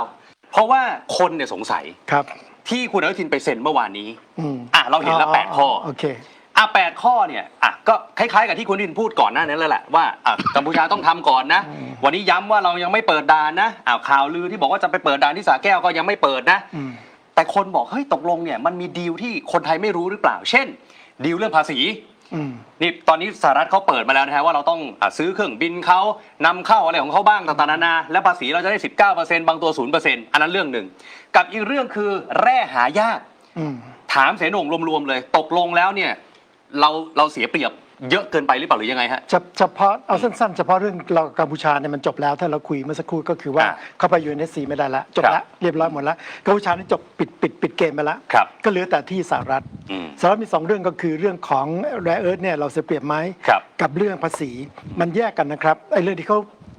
เรื่องภาษีมันมี2 สเต็ปแรกนี่จบไปแล้วเรื่องตอนแรกเครื่องบินอะไรกันนะใช่ไหมนั่นมันจบไปสเต็ปแรกสเต็ปนี้คือจะตกลงเดือนธันวานี้ว่าจะลดลงให้เราไม่ได้ไหมจากการที่คุณได้แร่เอิร์ธเราเห็นไหมมันเชื่อมโยงกันแปลว่าไอ้ 19% นี่อาจจะลดลงอีกหรือ 0% จะเพิ่มฮะมันเป็นในเวไหนมันมีแต่ว่าเราคุยกันเพิ่มได้ข้อตกลงนี้เพื่อให้เขาในผ่อนคลายเรื่องภาษีให้เราพูดง่ายถึงจะตกลงใหม่เดือนธันวานี้จะยังไงไม่ทราบแต่ว่าโดยทั่วไปมักจะเป็นบวกเอางี้ไว้ก่อนใช่ไหมแต่นี่ได้แร่เอิร์ธมาเนี่ยแร่เอิร์ธมันเป็นแร่ที่มันมักจะมีมลพิษประเด็นอยู่ตรงนั้นนี่แหละดังนั้นเนี่ยสิ่งที่เราจะต้องทำก็คือดูต่อไปว่ามันจะมีมลพิษไหมแต่สิ่งที่ในข้อตกลงที่ผมอ่านดูก็คือว่าเขาจะมีการถ่ายทอดเทคโนโลยีถ้าใช้เทคโนโลยีของสหรัฐก็แปลว่าจะต้องมีบริษัทไทยไปรับเทคโนโลยีจริงไหมคงไม่ใช่สหรัฐเขา 100% จริงไหมมันก็ได้ประโยชน์ส่วนหนึ่งอีกส่วนหนึ่งเมื่อใช้เทคโนโลยีของสหรัฐเราต้องดูให้ได้ว่าได้เทคโนโลยีมาจริงๆหรือเปล่าถ้าได้เทคโนโลยีจริงมันก็จะปลอดภัยเพราะทางตะวันตกเนี่ยเทคโนโลยีจะปลอดภัยยกเว้นว่าก็เห็นเราเป็นประเทศป่าเถื่อนเขาก็เอาเทคโนโลยีไม่ดีมาให้เราอันนี้เรื่องหนึ่งคุณต้องไปว่ากันแต่โดยพื้นฐานเนี่ยเราต้อง ติดตามดูไม่เกิดมลพิษ ซึ่งก็มีทางเป็นไปได้ว่าจะไม่เกิดเพราะว่าเขาใช้เทคโนโลยีที่ดีกว่า แต่เราต้องดูเอาเรื่องแรเอิร์ธนิดหนึ่งนะฮะว่าคนเป็นกังวลว่าเราเห็นตัวอย่างจากเนี่ยทางเชียงรายก็แม่น้ำกกก็ยังไม่คลายเลยอันนั้นเกิดจากตรงนั้นมันมีความไม่สงบพอมีความสงบปั๊บในทุนที่มาลงเนี่ยเขาก็ใช้เทคโนโลยีขั้นต่ำพูดง่ายคือทิ้งเลยคือไม่บำบัดเลยพูดง่ายทิ้งเลยมันก็ปลาเปลือยก็แปลสภาพเป็นสัตว์ประหลาดอะไรต่างๆแต่ถ้าของสหรัฐเนี่ยเสนงเชื่อว่าเทคโนโลยีเขาดีเหลือแต่ว่าเราต้องคุมให้มันดีจริงไงคุณอย่าไปทำเรื่องใต้โต๊ะขอร้องเถอะอย่าทำเรื่องใต้โต๊ะบางท่านพูดไปถึงขนาดที่ว่าผลประโยชน์ที่เราไปดีลกับสหรัฐหรือไปแลกเนี่ยเราเสียเปรียบมากเกินไปบางท่านขออนุญาตนะฮะเราไปขายอะไรบางท่านบอกขายชาติเลยหรือเปล่าอะไรอย่างเงี้ยเสนงว่าไงฮะเรายังไงเราต้องขายอยู่แล้วเพราะแล้วเราก็มีที่โคราชแล้วก็ที่เหมืองดีบุกเก่ายังไงเราต้องขายอยู่แล้วคนซื้อคือสหรัฐประเด็นมันก็คือว่าคุณจะขายใครระหว่างจีนกับสหรัฐเพราะจีนเนี่ยอยากจะได้แร่ทั้งหมดเพื่อจะบีบสหรัฐเราจะอยู่ในเวทีของการที่ไปอยู่ฝั่งจีนหรืออยู่ฝั่งรัฐเท่านั้นเพราะว่าคนที่ออกมาพูดเนี่ยคือคนฝั่งจีนเขาอยากให้เราในขายจีนเราไม่ขายสหรัฐมีแค่นั้นไม่มีอะไรเราจะไม่เสียเขาเรียกว่าการบาลานซ์ระหว่างสหรัฐกับจีนเราจะไม่นี่ใช่ไหมฮะคือตอนนี้จีนเข้ามาเต็มประเทศอยู่แล้วที่เราคุยอยู่ตั้งนานเนี่ยจีนทั้งนั้นใช่ไหมเราจะขายสหรัฐอีกสักบริษัท2 บริษัทจะเป็นอะไรไปล่ะมันไม่ค่อยมีปัญหาหรอกแล้วมันก็นิดเดียวแต่ว่าไอ้แร่เอิร์ธเนี่ยเราจะต้องชิงประโยชน์เนี่ยในเรื่องการถ่ายทอดเทคโนโลยีให้ได้มากก็คือว่าเทคโนโลยีของเราเนี่ยขาดเทคโนโลยีชิปเพราะว่าน้ำเราไม่สะอาดน้ำประปาเราไม่สะอาดถ้าน้ำประปาสะอาดพอเนี่ยจะทำชิปได้เพราะอเมริกาเขาอยากจะสร้างชิปขึ้นมาซึ่งเขาไม่อยากจะส่งนอกประเทศเราอาจจะต่อรองขอคุยเพิ่มนิดนึงได้ไหมให้เทคโนโลยีนี้คุณไม่ต้องเอาบริษัทคุณมาหรอกแต่คุณแต่เทคโนโลยีในการผลิตชิปให้เราอะไรอย่างเงี้ยก็คิดเรื่องแบบนี้เพราะว่าชิปมันเป็นเรื่องของอนาคตแปลว่าก็ยังมีช่วงที่สามารถพูดคุยเจรจาต่อรองได้อยู่ใช่ไม่ชิปจะหายใช่ไหมไม่นะชิปมันอยู่ที่เราเองเราทันเกมไหมเรามองโลกออกไหมเรามองอนาคตออกไหมถ้าเรามองเป็นเราต่อรองได้เพราะเขาอยากจะได้เพราะว่าถ้าเกิดเอาแร่ทั้งหมดไปอยู่ที่จีนเนี่ยสหรัฐลำบากดังนั้นเขาอยู่ในจุดที่เขามีความอ่อนไหวกว่าเราอาจจะได้เปรียบถ้าเราคุยดีๆแต่ไม่ใช่อะไรก็ยกให้เขาหมดไม่ใช่แปลว่าณวันนี้ยังฟันธงไม่ได้ว่าเราจะเสียเปรียบหรือต้องดูแต่ว่าคุณต้องมีความฉลาดพอจะได้ประโยชน์จากตรงนี้นะฮะรองครับทีมงานเราบอกว่าผบ.ตร.ปิดเครื่องใช่ครับเพราะว่ายังไงทั้ง2 เบอร์เลยฮะเรามี2 เบอร์โทรไปทั้ง2 เบอร์ใช่ยังไงเอางี้ถึงท่านเปิดเครื่องท่านก็ไม่กล้าคุยกับผมหรอก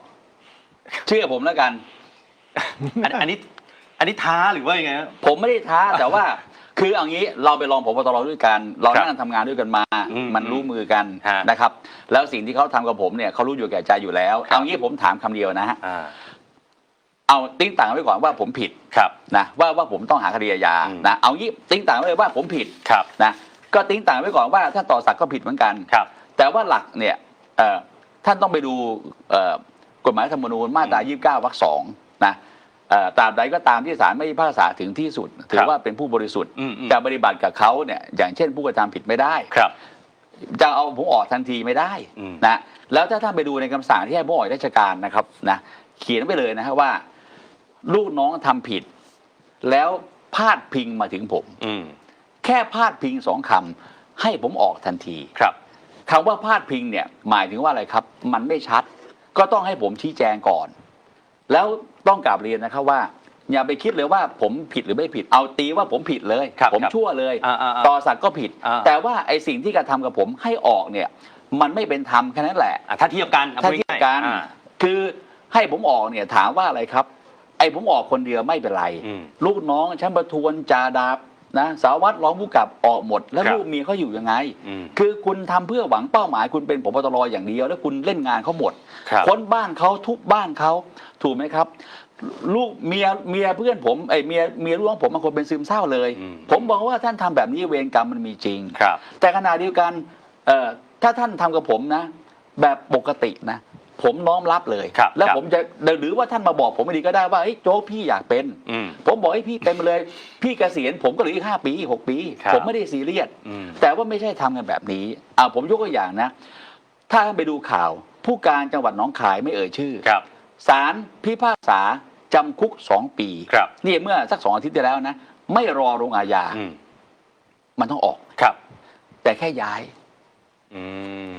คือมาตรฐานในการปฏิบัติ ใช่ กับแต่ละคน ใช่ อันนี้คือสิ่งที่รองกำลังจะพูดถูก ผ ไห ม มฮะ พูดอยู่ว่า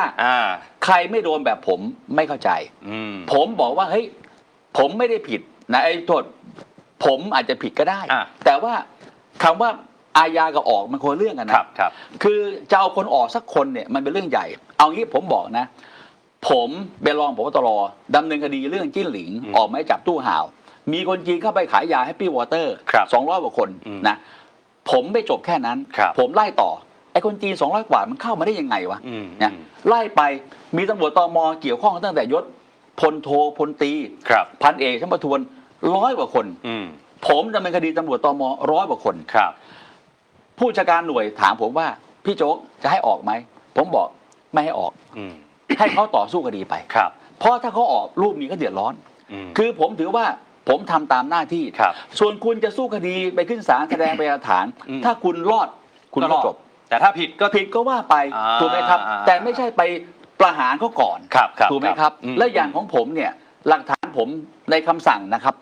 คำสั่งบอกว่าพาดพิงนะคำว่าพาดพิงมันต้องให้ผมชี้แจงเอาผมถามว่าไม่งั้นต่อไปอันนี้เส้นเงินไม่ได้เข้าบัญชีผมนะไม่งั้นต่อไปถ้าจะเตะตัดขาใคร ก็ใช้บัญชีม้าโอนเงินเข้าไปแล้วก็ให้ออกเลยสมมุติถ้าจะแกล้งกันเพราะอย่าลืมนะหลักกฎหมายเนี่ยเขาบอกว่าสมมุติว่าเงินจากบัญชีม้าเว็บพนันเอาเว็บพนันเลยนะโอนตรงหาคุณอ๊อฟเนี่ยนะคือต้องสอบคุณอ๊อฟก่อนนะว่าคุณอ๊อฟรู้เรื่องหรือเปล่าว่าไอ้นี่คือเงินบัญชีม้าเว็บพนันถ้าคุณอ๊อฟไม่รู้นะไม่ผิดนะเพราะนั้นมันสอบปากคำได้ผมทำคดีทุกคดีผมทำแบบนี้หมดแม้แต่คดีเป้รักผู้การเท่าไหร่มีเซียนพระอยู่คนหนึ่งนะเงินโอนบัญชีเข้าไปผมเตรียมดำเนินคดีแล้วพอสอบไปคือเราสอบครั้งแรกคุณอ๊อฟบอกให้ปฏิเสธแต่เราไปไล่รายละเอียดเส้นเงินได้สอบแบงค์ได้ว่าเขาเกี่ยวข้องจริงไหมเมื่อเขาเกี่ยวข้องถ้าคุณอ๊อฟไม่เกี่ยวข้องต้องให้ความเป็นธรรมแต่ไม่ได้หมายว่าเฮ้ยต่อไปใครจะแกล้งกันเนี่ยก็แค่เอาบัญชีม้าโอนเงินตรงเข้ามาเลยแล้วบอกพาดพิงแล้วบอกพาดพิงแต่ผมเนี่ยมันไม่มีเส้นเงินเลยสักเส้นที่เข้ามาหาผมมันเป็นเรื่องลูกน้องกระทำความผิดแต่แน่นอนสังคมบอกว่าเฮ้ยแล้วลูกน้องทำผิดนายไม่รู้เลยเหรออันนี้แน่นอนแต่ว่ามันต้องสอบถูกไหมครับแต่ถ้าผมชัดเจนแบบท่านต่อศักดิ์เนี่ยนะโอ้โหตรงเข้าเมียเข้าพี่ชายพี่สาวอย่างเงี้ยแล้วเข้าในเวรนะเข้าในเวรอีกคนนึงคือมันเป็นเส้นเงินจากอะไรจากเว็บพนันตรงมาแล้วถามว่าสามีภรรยาคือบุคคลคนเดียวกันมันปฏิเสธไม่ออกแล้วผมถามคำเดียวนะเส้นเงินที่มาเข้าเนี่ยมันไม่ได้เข้าครั้งเดียวนะมันเข้าทุกวันที่5ทุกวันที่5ทุกวันที่5อย่างนี้มันเรียกว่าอะไรซวยถูกไหมแต่ของผมมันไม่มีถูกแล้วผมถามว่าผมจับเตียหุ้ยหวดนะที่ผมเคยออกบอกเลยครับที่เตียหุ้ยหวดเนี่ยเป็นบุคคลตามหมายจับจีนเป็นเจ้าพ่อสะเดาเจ้าพ่อมือใหม่สะเดาผมจับตามหมายจับแล้วผมจับเสือชื่อเจียงนะผู้ก่อสร้างเมืองชเวโกโกนะร่วมกับพันโทหม่องชิตูตอนนี้อยู่เรือนจำเนี่ยเสือชื่อเจียงอยากจะให้ส่งตัวไปกัมพูชานะให้คนมาติดต่อผมจ่าย300นะผมต่อสู้จนศาลชั้นต้นเนี่ยผมไม่ยอมผมยังไงหลิวจงอี้บอกว่ายังไงอย่านะผมบอกไม่ต้องห่วงถ้าผมอยู่นะยังไงก็ไปจีนมึงไปประหารชีวิตที่จีนแน่ศาลชั้นต้นพิพากษาไปจีนถามว่าทำไมพวกนี้ถึงอยากกลับไปกัมพูชาเอาง่ายๆพวกนี้จะมี2 สัญชาติตลอดนะกลับไปกัมพูชาก็ติดปีกเลยเอาเหมือนการเตียหุ้ยหวดนะอยู่สะเดาสนับสนุนนักการเมืองอักษรย่อชอผมไปแล้วชออีกแล้วไม่รู้ชอเดียวกันป่ะผมชอเดียวกันไหมชอเดียวกันไหมคนละชอคนละชอโอ้โหผมเดี๋ยวลองผมก็ชอนะไม่ใช่ไม่ใช่ชัยนวลคืออย่างนี้ผมไปจีนมารัฐมนตรีว่าการกระทรวงความมั่นคงสาธารณะหลิวจงอี้เขาบอกผมว่ารัฐมนตรีว่าการกระทรวงความมั่นคงสาธารณะจะมอบโล่รางวัลให้ผมนะเพราะว่าผมจับคนจีนตามหมายจับเขา100 คนคนที่100ก็คือเสือชื่อเจียงเพราะฉะนั้นเขาเคยเชิญผมไปจีนนะแล้วเขาก็บอกว่ามีอีกคนนึงเนี่ยรับใช้ดูแลนักการเมืองไทยอ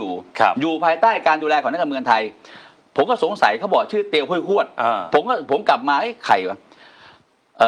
ผมรู้แล้วผมจับเลยพอจับผมให้ควบคุมตัวที่เรือนจำสงขลานะผมเอามาควบคุมตัวเรือนจำกรุงเทพเพราะแม่หนีมันหนีนะไอ้นี่ก็พยายาม ให้ผู้กำกับสืบสวนจังหวัดมาติดต่อผมบอกว่าขอจ่ายผม300คือผมบอกว่าอำนาจตำรวจมันเยอะ ผมรู้ว่ายังไงคนพวกนี้จะมี2 สัญชาตินะครับมีจีนกับมีกัมพูชาแต่ถามว่าอำนาจตำรวจในการที่จะส่งกลับไปประเทศไหนอยู่ไหนหรือเปล่าเขาบอกว่าผู้ต้องหาเนี่ยมี2 สัญชาติถ้าสมัครใจกลับไปประเทศใดต้องส่งกลับไปประเทศนั้นเห็นไหมถ้าผมจะรับเงิน300ผมก็บอกว่าเฮ้ยอันนี้มันสมัครใจกลับไปกัมพูชาต้องส่งไปกัมพูชาแต่นี่ผมไม่ให้คุณต้องกลับไปจีนสุดท้ายวันนี้เตียวห้วยเนี่ยไปจีนแล้วนะเรียบร้อยสลบ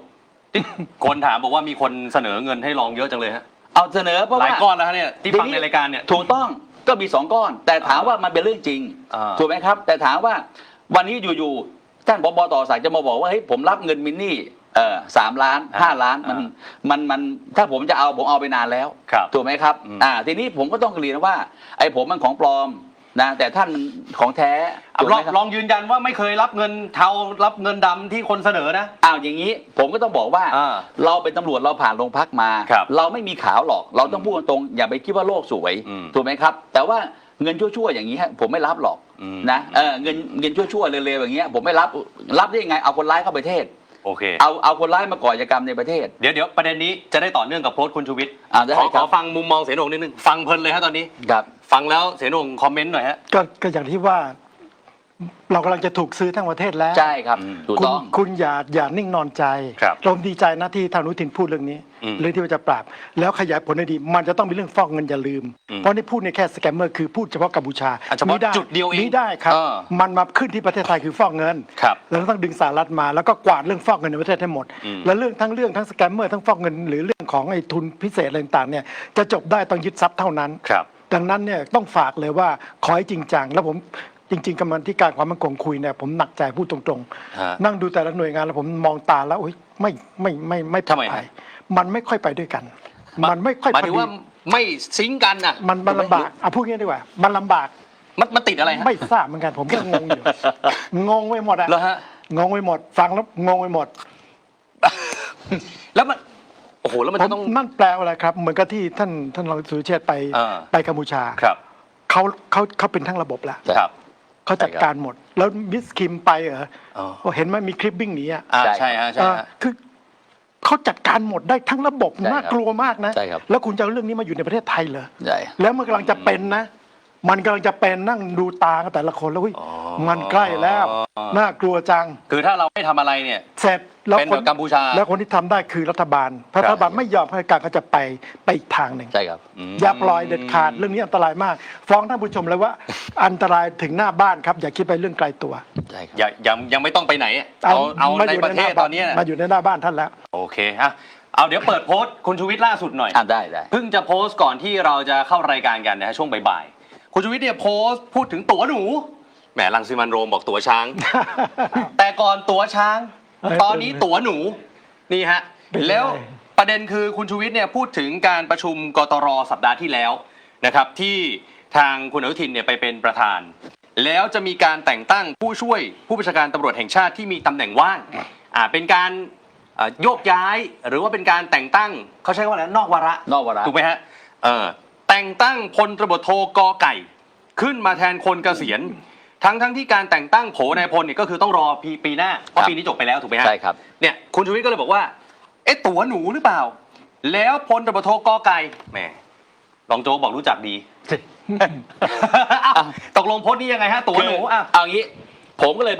ไปดูอันของเก่าผมไม่อยากจะขึ้นไปเป็นพยานอะไรน้องนะไม่มีไม่ผมเลยให้ดูที่ไอของเดิมที่พี่ชูวิทย์เขาเคยให้สัมภาษณ์ไว้ถูกไหมครับชูวิทย์แฉอดีตผู้การตม.เพื่อนร่วมรุ่นบิ๊กโจ๊กเอี่ยวเอื้อทุนจีนสีเทาใช่นะคืออย่างนี้ผมต้องอย่างนี้อันนี้เมื่อปี65นะใช่ครับคืออย่างนี้เรื่องนี้คือสมัยนั้นผมก็โดนพี่ชูวิทย์ถล่มเละเหมือนกันนะก็จากเรื่องนี้พี่ชูวิทย์เขาถล่มผมเละเลยว่า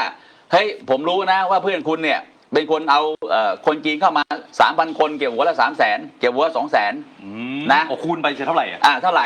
ทีนี้พี่ชูวิทย์เขาก็ออกมาให้สัมภาษณ์ว่าอยากจะรู้ที่ว่าบิ๊กโจ๊กจะกล้าจับหรือเปล่าถูกไหมครับทีนี้ไอ้เรื่องนี้มันเกี่ยวจากผับยี่หลิงนะฮะ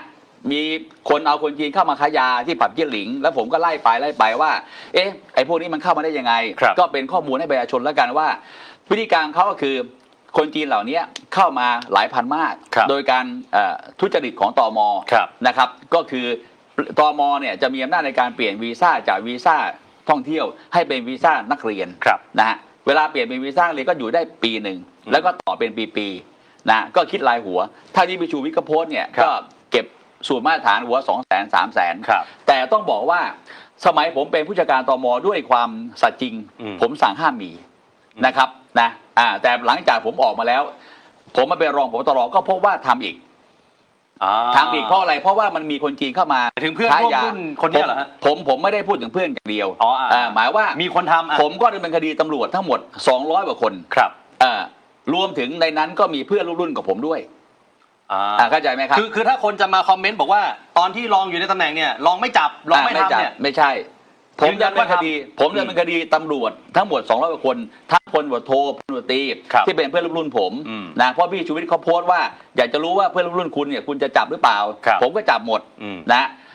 จนกระทั่งผมเนี่ยถูกผบตรด่าว่ามึงเนี่ย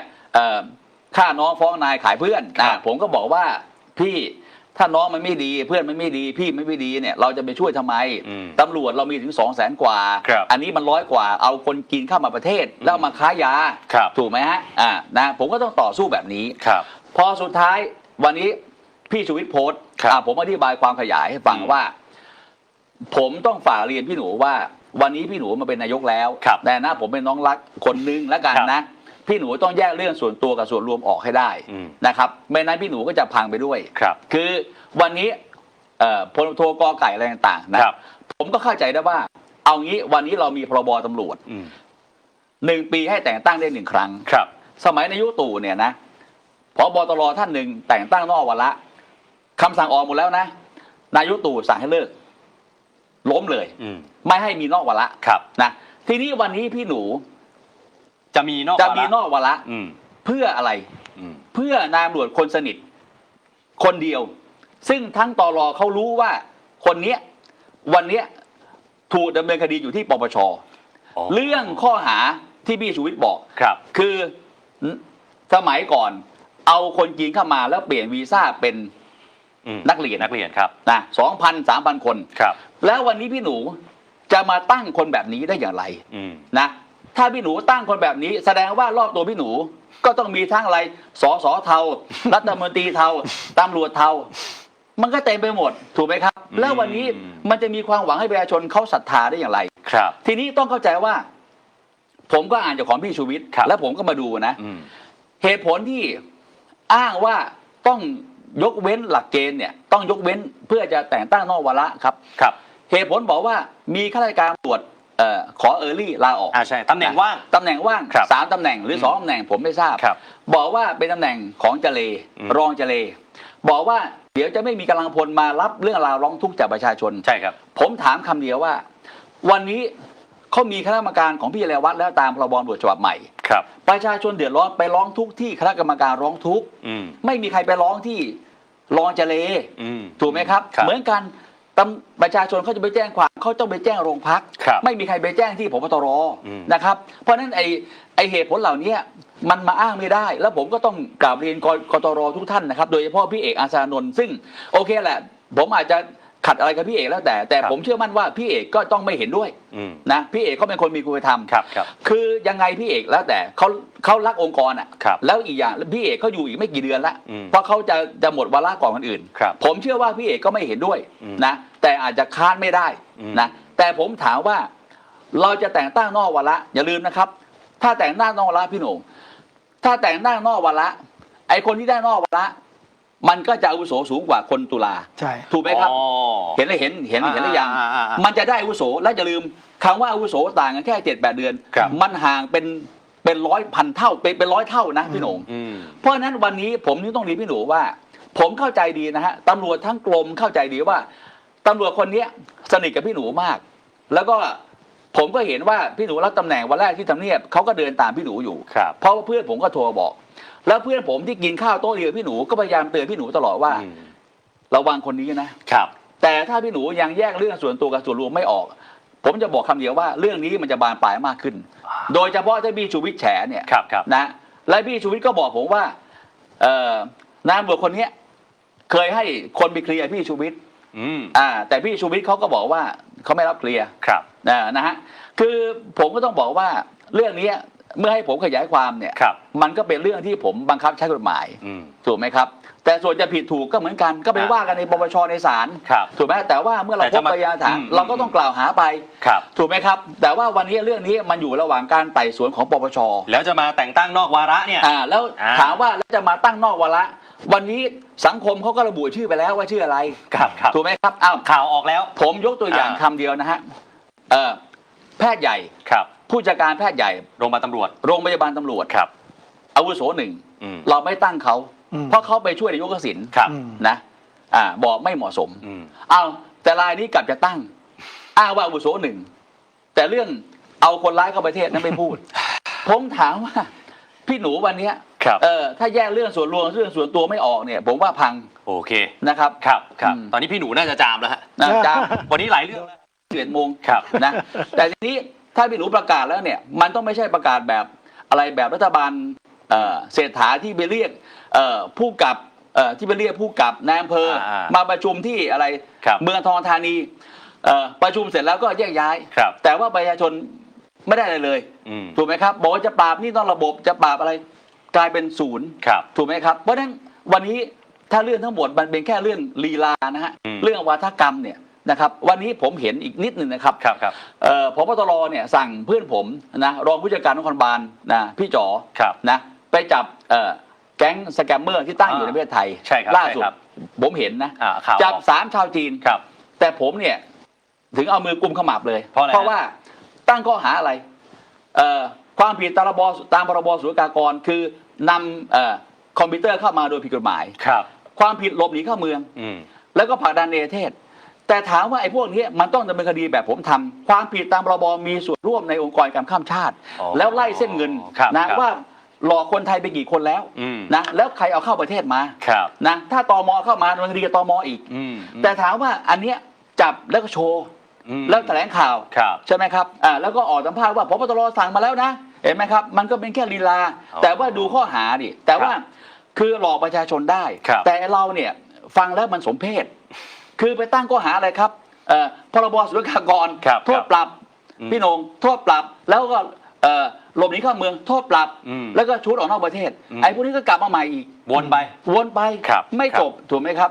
ก็แบบเดียวก็วิ่งหนีจากตึกนั้นตึกนู้นนั่นแหละใช่เป็นแต่ชั้นนี้ชั้นนู้นคือทั้งหมดถ้าคุณไม่มีความจริงใจนะกับประชาชนเนี่ยมันจะวนอยู่แค่นี้ใช่ครับดังนั้นแต่ผมต้องเรียนนะครับว่าประเทศจีนไม่ใช่เป็นสีเทานะที่เขาหนีมาเนี่ยคือท่านสีจัดการเขาไล่มาดังนั้นเนี่ยเราไปร่วมมือกับจีนแล้วก็มาจัดการถ้าคุณตั้งใจจีนแล้วจีนเขาลงมานะไม่เหลือซากเลยนะพวกนี้ใช่ครับคุณจะเอาจริงป่ะอยู่ที่ว่าไม่ไปเราจริงไหมไม่ไปหรอกไม่ไปหรอกอันนี้คือไม่ไปหรอกสบประมาทหรือว่าท้าให้ทายถ้าสบประมาทที่จะแรงกว่านั้นจะโดนคดีจะโดนคดีผมเริ่มนึกถึงตอนที่เสนงพูดตอนต้นรายการแล้วผมเริ่มเสียวสันหลังแล้ววันนี้แต่ละเรื่องขอให้ผมยังอยู่ตรงนี้ได้อยู่นะอยู่โอเคอยู่ได้แน่นอน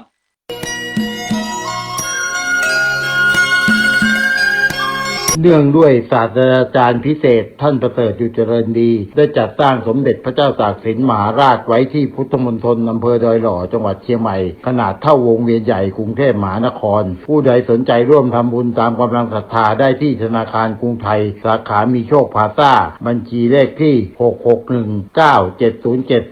66197077475ขอให้ผลบุญตามส่งให้บรรลุมรรคผลนิพพานในเวลาอันควรและหากยังไม่ถึงนิพพานเพียงใดขอคำว่าไม่มีอย่าได้บังเกิดขึ้นสาธุสาธุสาธุ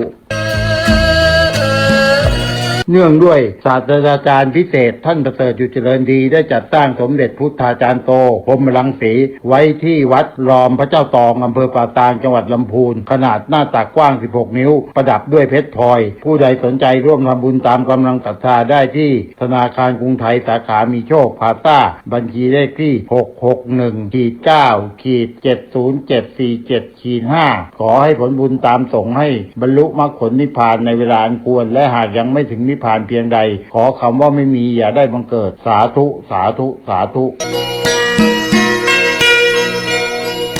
สมเด็จพระเจ้าตากสินมหาราชถ้าประกาศความเกรียงไกรอันไพศาลวีรกษัตริย์ผู้เก่งกล้าปรีชาญาญ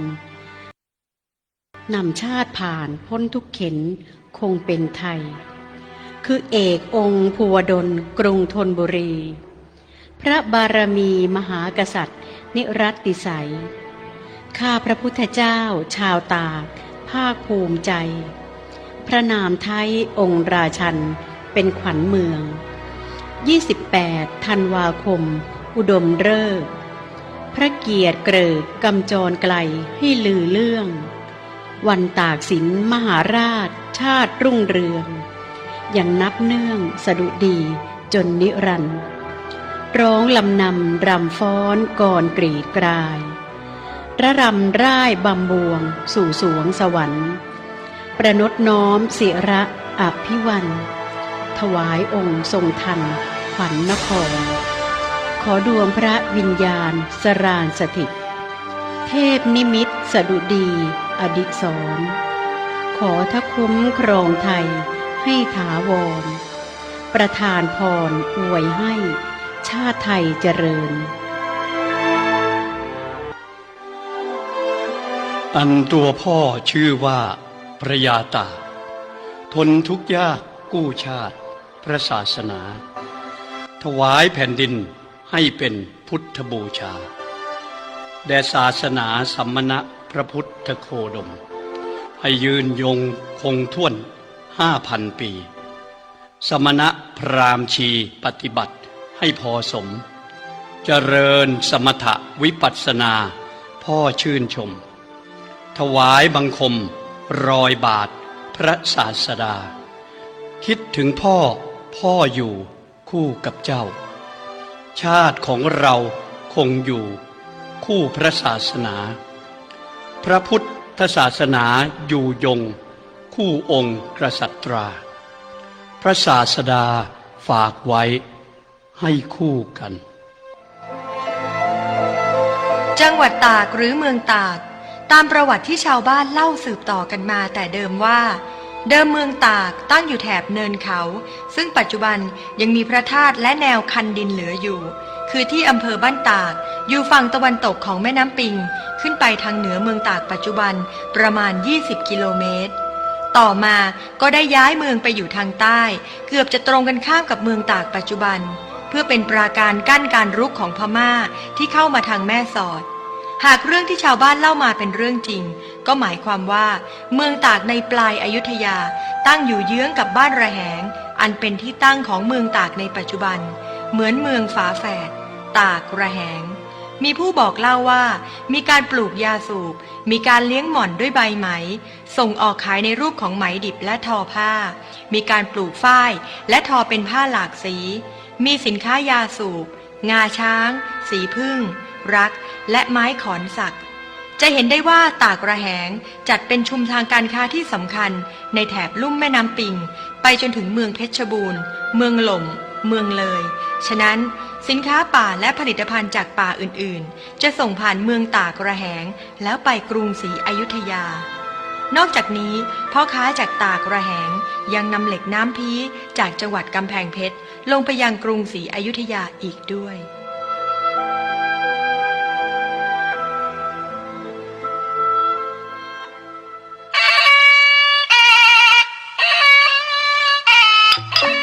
เวลาที่ใครมาเที่ยวในเมืองตากเรามักจะแนะนำให้ไปสักการะศาลสมเด็จพระเจ้าตากสินมหาราชทุกครั้งไป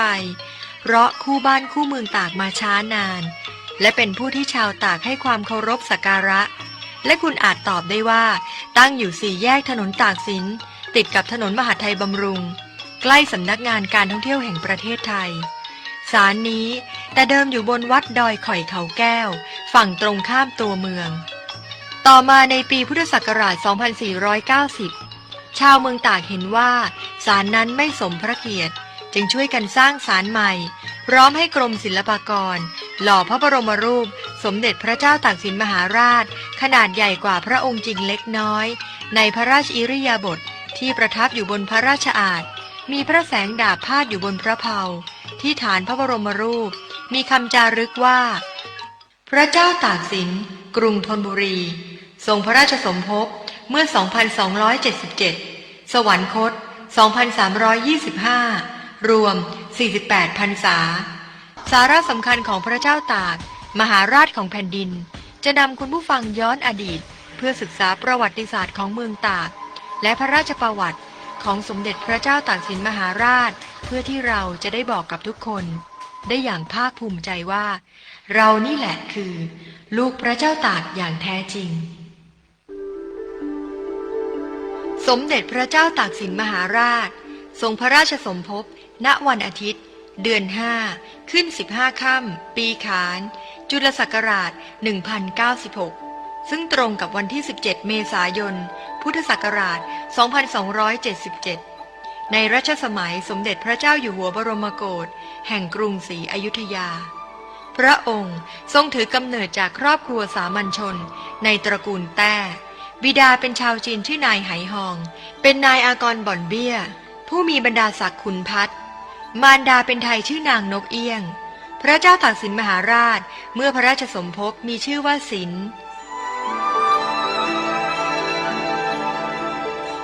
เมื่อทรงพระราชสมภพนั้นทรงเป็นทารกชายที่มีรูปพรรณงดงามยิ่งนักดังปรากฏในสมุดไทยว่าโดยลักษณะกุมารนั้นเป็นจัตุรัสกายคืออธิบายว่าวัดตั้งแต่เท้าถึงศูนย์สะดือเป็นมัชฌิมกายได้ส่วนหนึ่งและวัดตั้งแต่ศูนย์อุระราวถันไปถึงปลายนิ้วมือข้างซ้ายเป็นส่วนหนึ่งข้างขวาเป็นส่วนหนึ่งทั้งสี่ส่วนนั้นยาวเสมอเท่ากันไม่ก้ำเกินที่สะดือนั้นเป็นหลุมลึกลงไปพอจุผลหมากลงได้ทั้งเปลือกผิดกับสามัญชนทั้งหลายจึงว่าเป็นลักษณะจัตุรัสกายคือรูปสิริกายเป็นส่วนสี่เหลี่ยมดุจดังพระพุทธลักษณะแห่งองค์สมเด็จพระสมณโคดมนั่นคือกฤษดาภินิหารแรกที่เกิดขึ้นเมื่อคราวทรงพระเยาว์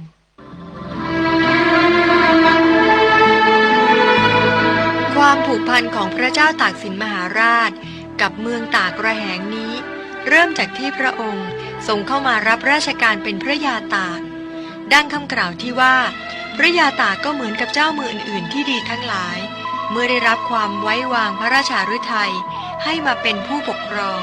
ก็พยายามที่จะสนองพระเดชพระคุณเต็มความสามารถท่านรักเมืองตากและรักประชาชนชาวเมืองตากปรารถนาจะทำให้ทุกคนอยู่เย็นเป็นสุขและชาวเมืองตากก็เคารพรักท่านเช่นเดียวกันจิตใจของท่านคิดจะร่วมทุกข์ร่วมสุขร่วมเป็นร่วมตายกับชาวเมืองตากหากไม่มีสิ่งใดผันแปรเกิดขึ้น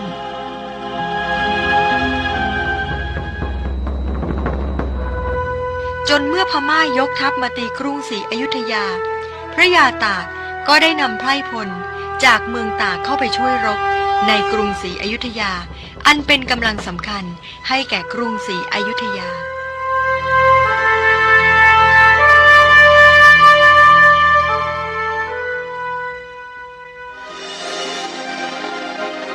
พุทธศักราช 2308 พระยาตากได้เข้ามาช่วยราชการสงครามต่อสู้กับพม่าในกรุงศรีอยุธยาและได้เลื่อนตำแหน่งขึ้นเป็นพระยาวชิรปราการสำเร็จราชการเมืองกำแพงเพชรและยังไม่ทันได้ไปปกครองเมืองกำแพงเพชรก็เกิดศึกที่กรุงศรีอยุธยา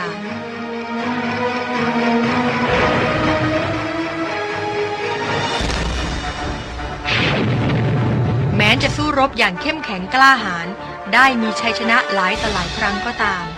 พระยาวชิรปราการก็เกิดความท้อแท้ใจเนื่องจากก่อนที่กรุงศรีอยุธยาจะเสียกรุงราว3 เดือนวันหนึ่งพม่ายกทัพมาประชิดกรุงพระยาวชิรปราการตัดสินใจเอาปืนใหญ่ยิงพม่าก่อนได้รับอนุญาตจากศาลาลูกขุนจึงถูกภาคทันเกือบต้องโทษและตระหนักว่ากรุงศรีอยุธยาคงพ่ายแพ้แก่พม่าเป็นแน่แท้เพราะกรุงศรีอยุธยาอ่อนแอเกินกำลังในเวลาพลบค่ำของวันที่3 มกราคมพุทธศักราช 2309 พระยาวชิรปราการได้นำกำลังคนทั้งไทยจีนประมาณ500 คน ยกกำลังออกจากค่ายวัดวิชัยฝ่าวงล้อมพม่ามุ่งหน้าไปยังหัวเมืองฝั่งตะวันออกเพื่อรวบรวมไพร่พลและอาวุธยุทโธปกรณ์กลับมากอบกู้กรุงศรีอยุธยา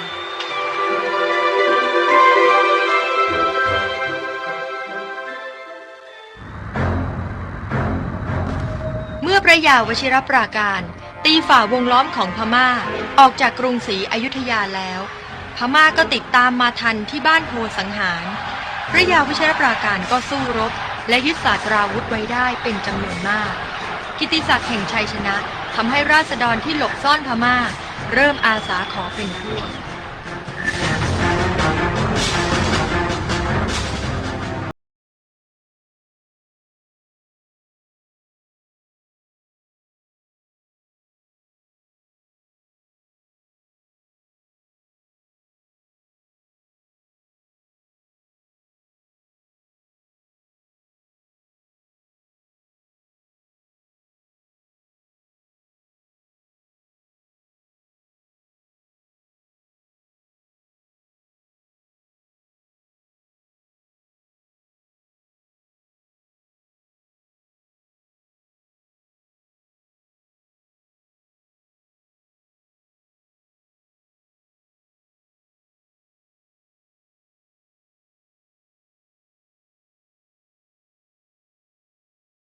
ถึงเดือนเมษายนพุทธศักราช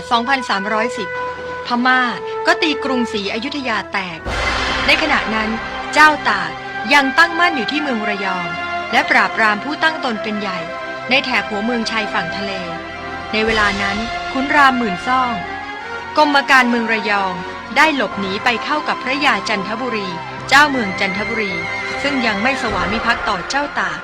และรวมกันวางแผนคิดจับกุมเจ้าตากโดยแต่งตั้งพระสงฆ์4 รูปไปเชิญให้เจ้าตากเข้าเมืองครั้งนั้นเจ้าตากรู้เท่าทันอุบายจึงตัดสินใจว่าจะต้องตีเมืองจันทบุรีให้ได้ด้วยน้ำใจอันเด็ดเดี่ยวจึงสั่งกองทัพว่าเราจะตีเมืองจันทบุรีในค่ำวันนี้เมื่อกองทัพหุงข้าวเย็นกินเสร็จแล้วทั้งนายไพร่ให้เทอาหารที่เหลือและต่อยหม้อเสียให้หมดหมายไปกินข้าวเช้าด้วยกันที่ในเมืองเอาพรุ่งนี้ถ้าตีเมืองไม่ได้ในค่ำวันนี้ก็จะได้ตายด้วยกันเสียหมดทีเดียวและความเด็ดเดี่ยวครั้งนี้กองทัพเจ้าตากบุกเข้าโจมตีเมืองจันทบุรีอย่างเข้มแข็งและสามารถยึดเมืองจันทบุรีได้อย่างง่ายดายในวันอาทิตย์เดือน7แรม3 ค่ำจุลศักราช 1129 ปีกุลนพศกเวลา3 ยามเศษตรงกับวันที่15เดือนมิถุนายนพุทธศักราช 2310 หลังจากเสียกรุงแล้ว2 เดือน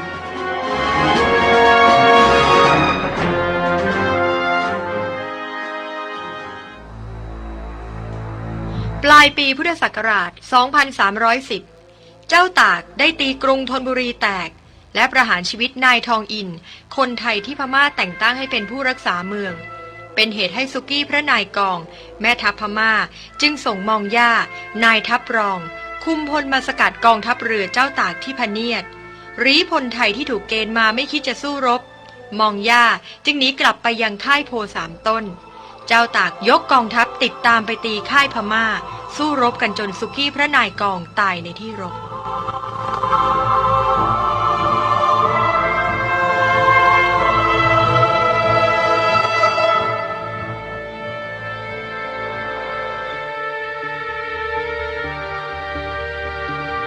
เมื่อมีผู้นำที่กล้าแกร่งและเฉลียวฉลาด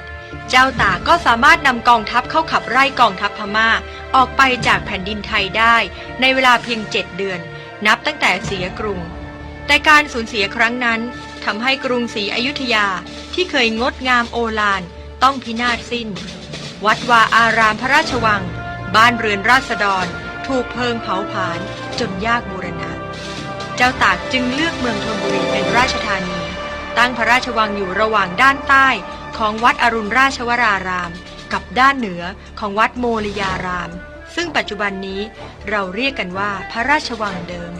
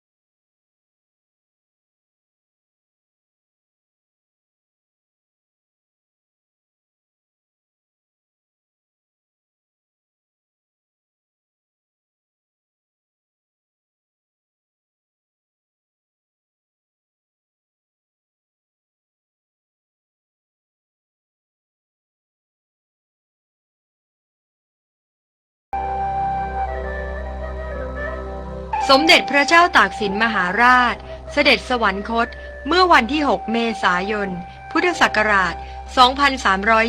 2325 พระชนพรรษาได้ 48 พรรษา ทรงเป็นพระมหากษัตริย์พระองค์เดียวในประวัติศาสตร์สมัยธนบุรี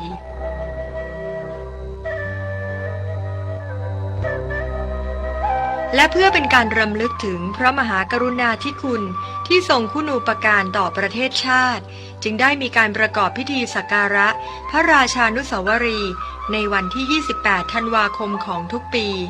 สืบมาตั้งแต่พุทธศักราช 2497 โดยยึดเอาวันที่พระเจ้าตากสิน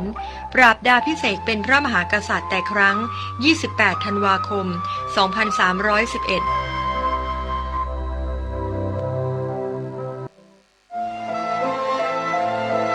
และเมื่อวันที่ 27 ตุลาคม พุทธศักราช 2524 คณะรัฐมนตรีได้พิจารณาลงมติให้ใช้พระราชสมัญญานามว่าสมเด็จพระเจ้าตากสินมหาราช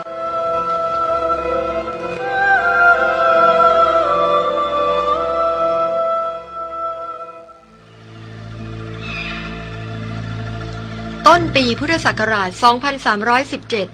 เมื่อเสร็จศึกปราบปรามพม่าที่เชียงใหม่ระหว่างทางเสด็จกลับพระนครได้เสด็จไปยังพระตำหนักเมืองตากขณะที่หยุดพักทัพอยู่ณหาดทรายบ้านตากพระองค์เสด็จประทับเรือพระที่นั่งล่องไปตามลำน้ำเรือพระที่นั่งกระทบต่อไม้ล่มลงจึงเสด็จมาด้วยเชิญห่อพระภูษาชิ้นหนึ่งแห้งเป็นปกติอยู่น่าอัศจรรย์นัก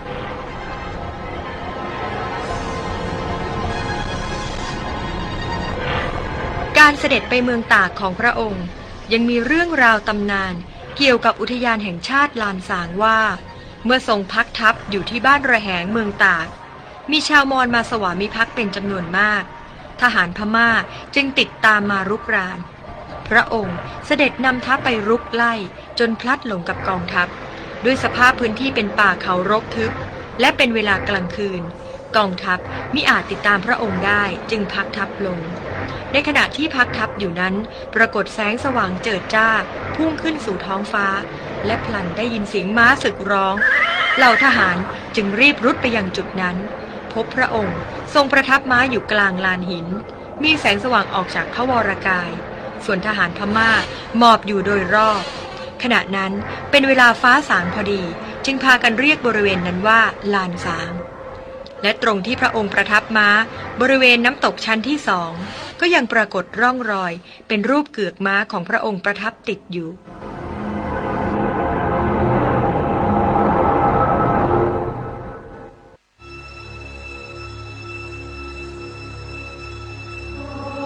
ระหว่างที่เสด็จพระราชดำเนินไปประทับอยู่ที่เมืองตากภายหลังจากเสร็จศึกกับพม่าที่เมืองเชียงใหม่แล้วสมเด็จพระเจ้าตากสินมหาราชได้เสด็จไปทรงบำเพ็ญพระราชกุศลและนมัสการพระปฏิมากรที่วัดดอยเขาแก้วครั้งนั้นได้ตรัสถามพระสงฆ์ว่าจำพระองค์ได้หรือไม่พระสงฆ์รูปนั้นยังจดจำพระองค์ได้ดีและมีเรื่องเล่าว่าเมื่อครั้งพระองค์ยังอยู่ที่บ้านระแหงได้กระทำสัตยาธิษฐานเสี่ยงบารมีว่าถ้าข้าพเจ้าได้ตรัสแก่พระปรมาภิเษกสัมโพธิญาณในอนาคตการข้าพเจ้าตีระฆังแก้วเข้าบัดนี้ให้ระฆังแก้วแตกจำเพาะแต่ที่จุกจะได้ทำเป็นพระเจดีย์บรรจุพระบรมสารีริกธาตุครั้นอธิษฐานแล้วตีระฆังก็แตกแต่เฉพาะจุกเห็นประจักษ์เป็นที่อัศจรรย์เรื่องการเสี่ยงบารมีนี้มีบางตำนานเล่าว่าได้ใช้ไม้เคาะระฆังขว้างไปโดยไกลอย่างลูกแก้วหรือถ้วยแก้วอธิษฐานว่าขอให้ไม้ถูกจำเพาะส่วนที่คอดกิ่วอยู่ลูกแก้วนั้นอย่าได้เสียหายปรากฏว่าไม้เคาะระฆังขว้างไปถูกดังคำอธิษฐานจึงได้นำลูกแก้วนั้นไปติดไว้ที่ยอดพระเจดีย์ปัจจุบันลูกแก้วยอดพระเจดีย์วัดดอยเขาแก้วได้หายไปแล้วและเล่ากันว่ายังมีเจดีย์อีกองค์หนึ่งซึ่งประดิษฐานลูกแก้วเสียงทายอยู่ที่วัดกลางสวนดอกไม้ใกล้กับวัดดอยเขาแก้วแต่ลูกแก้วนั้นก็หายไปด้วยเช่นกัน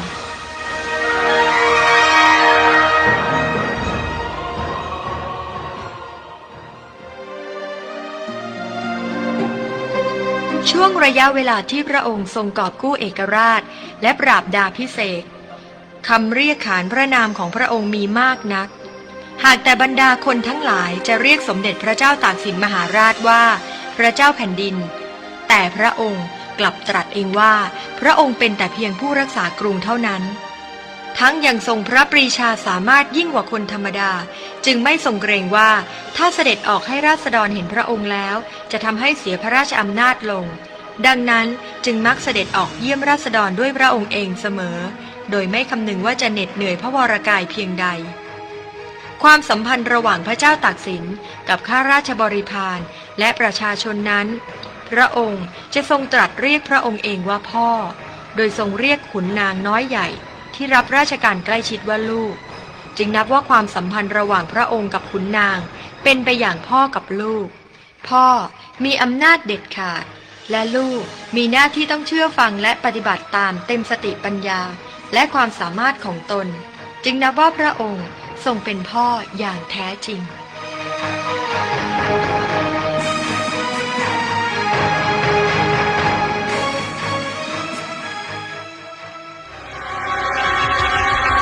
สารคดีพระเจ้าตากมหาราชของแผ่นดินนำเสนอโดยคณะอนุกรรมการบริหารศาลสมเด็จพระเจ้าตากสินมหาราชต่อไปนี้จะเป็นการสวดมนต์เพื่อความเป็นสิริมงคลแก่ชีวิตและเสริมบุญบารมีให้ตนเองจึงขอเชิญชวนท่านสาธุชนทั้งหลายได้ร่วมกันสวดมนต์เจริญจิตภาวนาเป็นลำดับสืบไปนะโมตัสสะภะคะวะโตอะระหะโตสัมมาสัมพุทธัสสะนะโมตัสสะภะคะวะโตอะระหะโตสัมมาสัมพุทธัสสะนะโมตัสสะภะคะวะโตอะระหะโตสัมมาสัมพุทธัสสะอิติปิโสภะคะวาอะระหังสัมมาสัมพุทโธ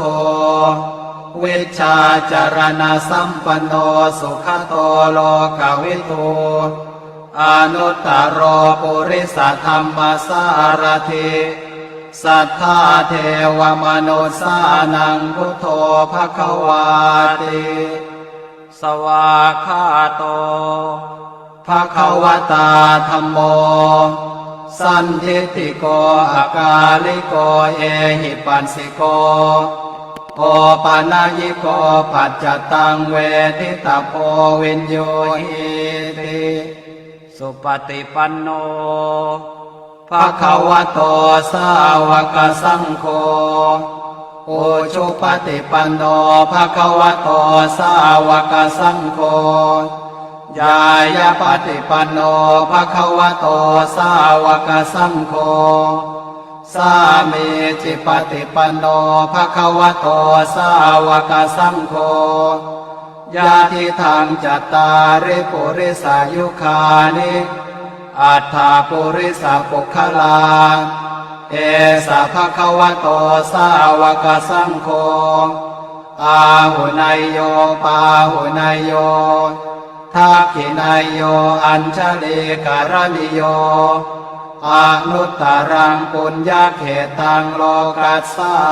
ติอานาปารามิสัมปันโน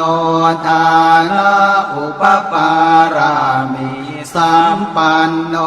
ทานะปรมาทาปารามิสัมปันโนเมตตาไม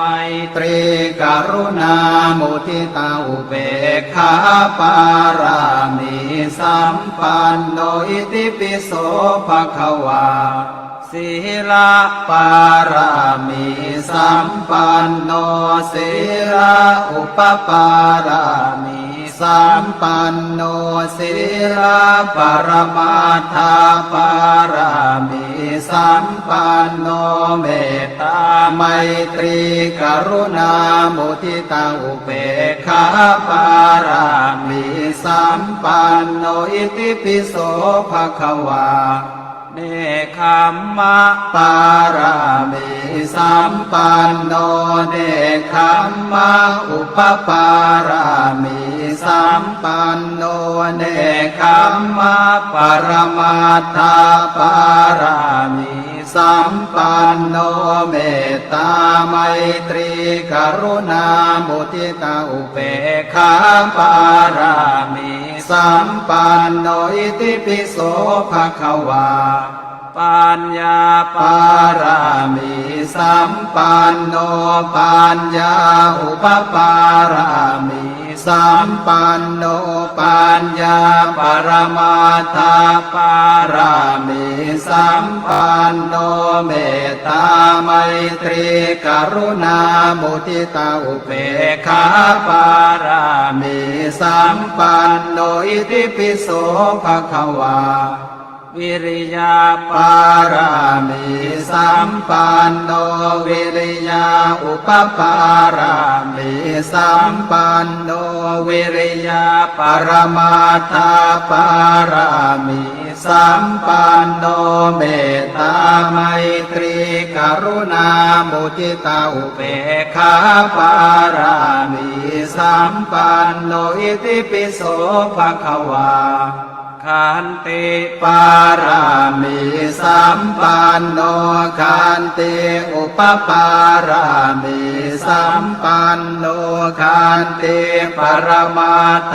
ปารามิสัมปันโนเมตตาไมตรีกรุณามุทิตาอุเบกขาปารามิสัมปันโนอิติปิโสภควาสัจจะปารามิสัมปันโนสัจจะอุปปารามิสัมปันโนสัจจะปรมัตถปารามิสัมปันโนเมตตาไมตรีกรุณามุทิตาอุเบกขาปารามิสัมปันโนอิติปิโสภควาอธิฐานะปารามิสัมปันโนอธิฐานะอุปปารามิสัมปันโนอธิฐานะปรมัตถปารามิสัมปันโนเมตตาไมตรีกรุณามุทิตาอุเบกขาปารามิสัมปันโนอิติปิโสภควาเมตตาปารามิสัมปันโนเมตตาอุปปารามิสัมปันโนเมตตาปรมัตถปารามิสัมปันโนเมตตาไมตรีกรุณามุทิตาอุเบกขาปารามิสัมปันโนอิติปิโสภควาอุเบกขาปารามิสัมปันโนอุเบกขาอุปปารามิสัมปันโนอุเบกขาปรมัตถปารามิสัมปันโนเมตตาไม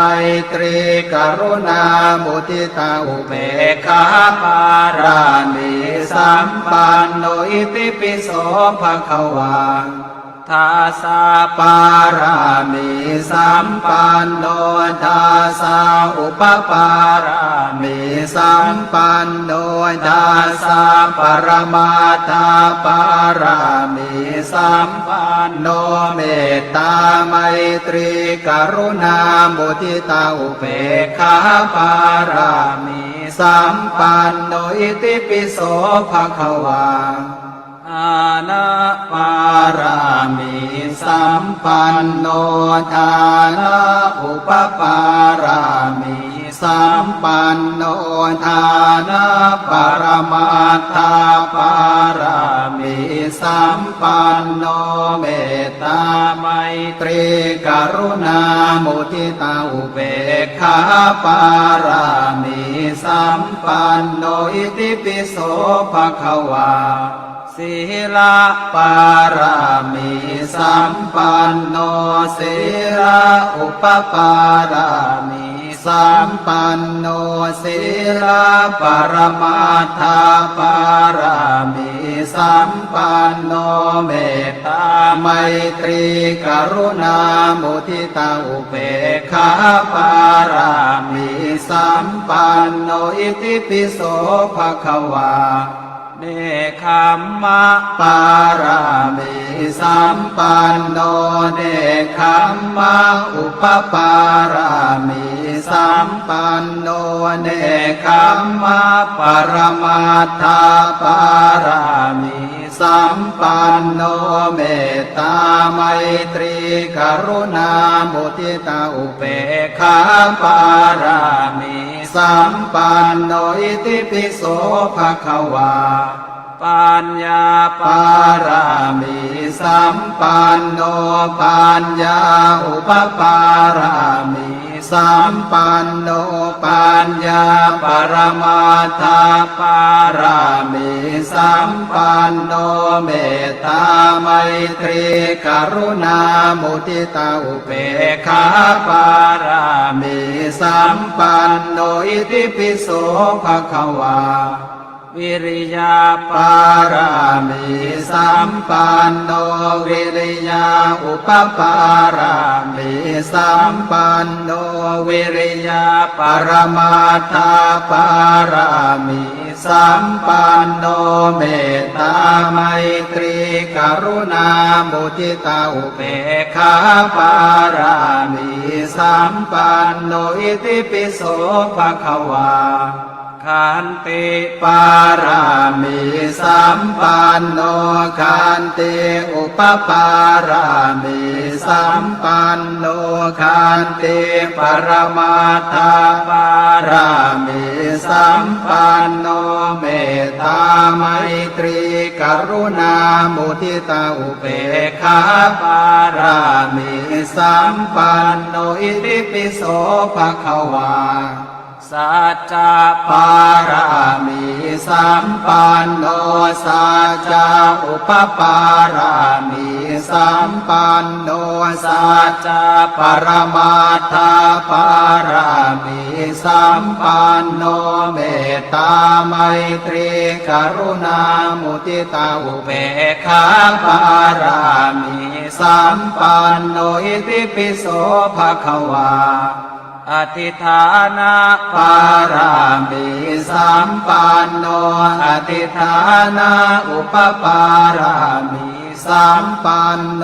อธิฐานะปรมาทาปารามิสัมปันโนเมตตาไม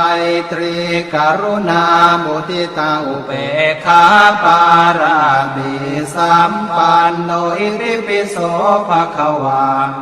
เมตตาปารามิสัมปันโนเมตตาอุปปารามิสัมปันโนเมตตาปรมาทาปารามิสัมปันโน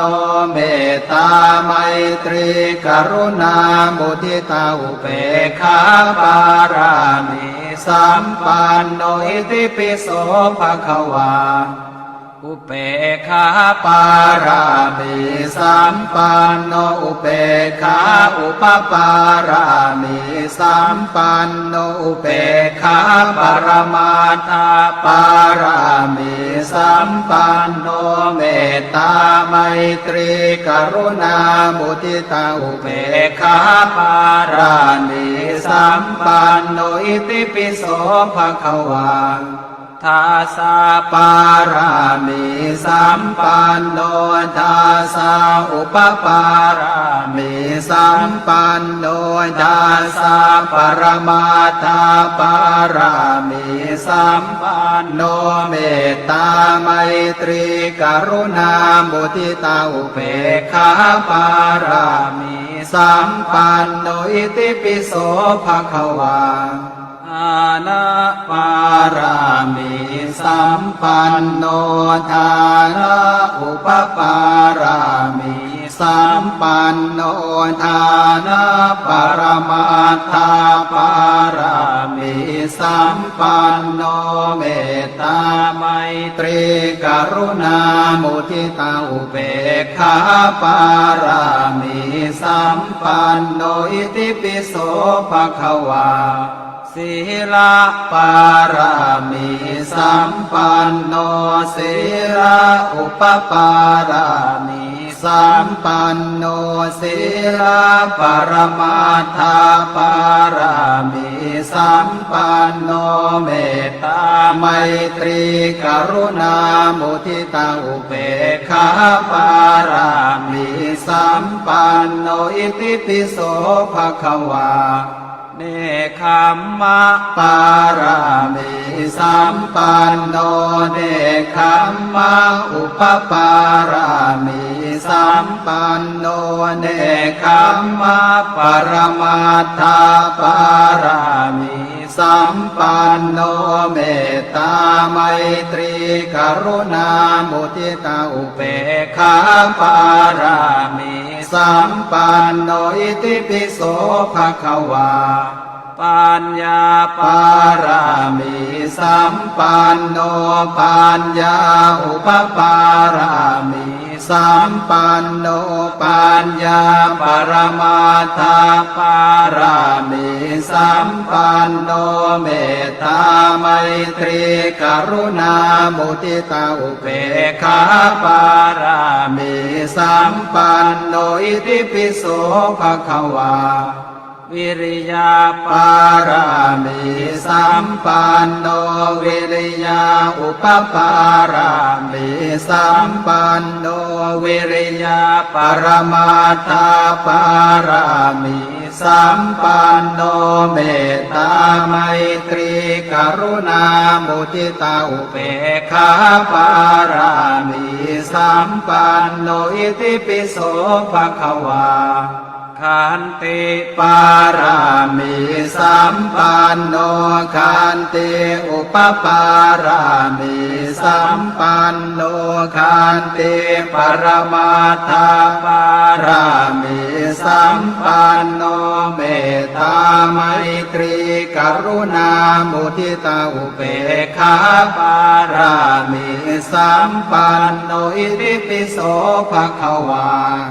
สัจจะปารามิสัมปันโนสัจจะอุปปารามิสัมปันโนสัจจะปรมาทาปารามิสัมปันโนเมตตาไม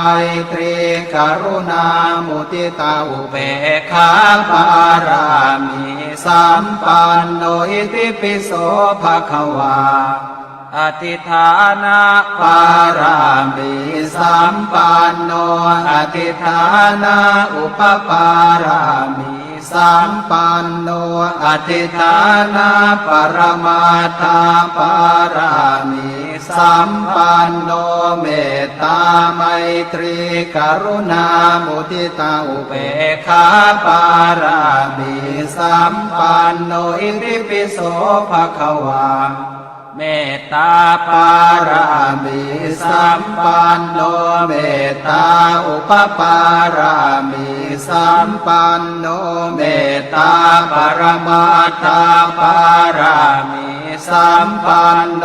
เมตตาไมตรีกรุณามุทิตาอุเบกขาปารามิสัมปันโนอิติปิโสภควา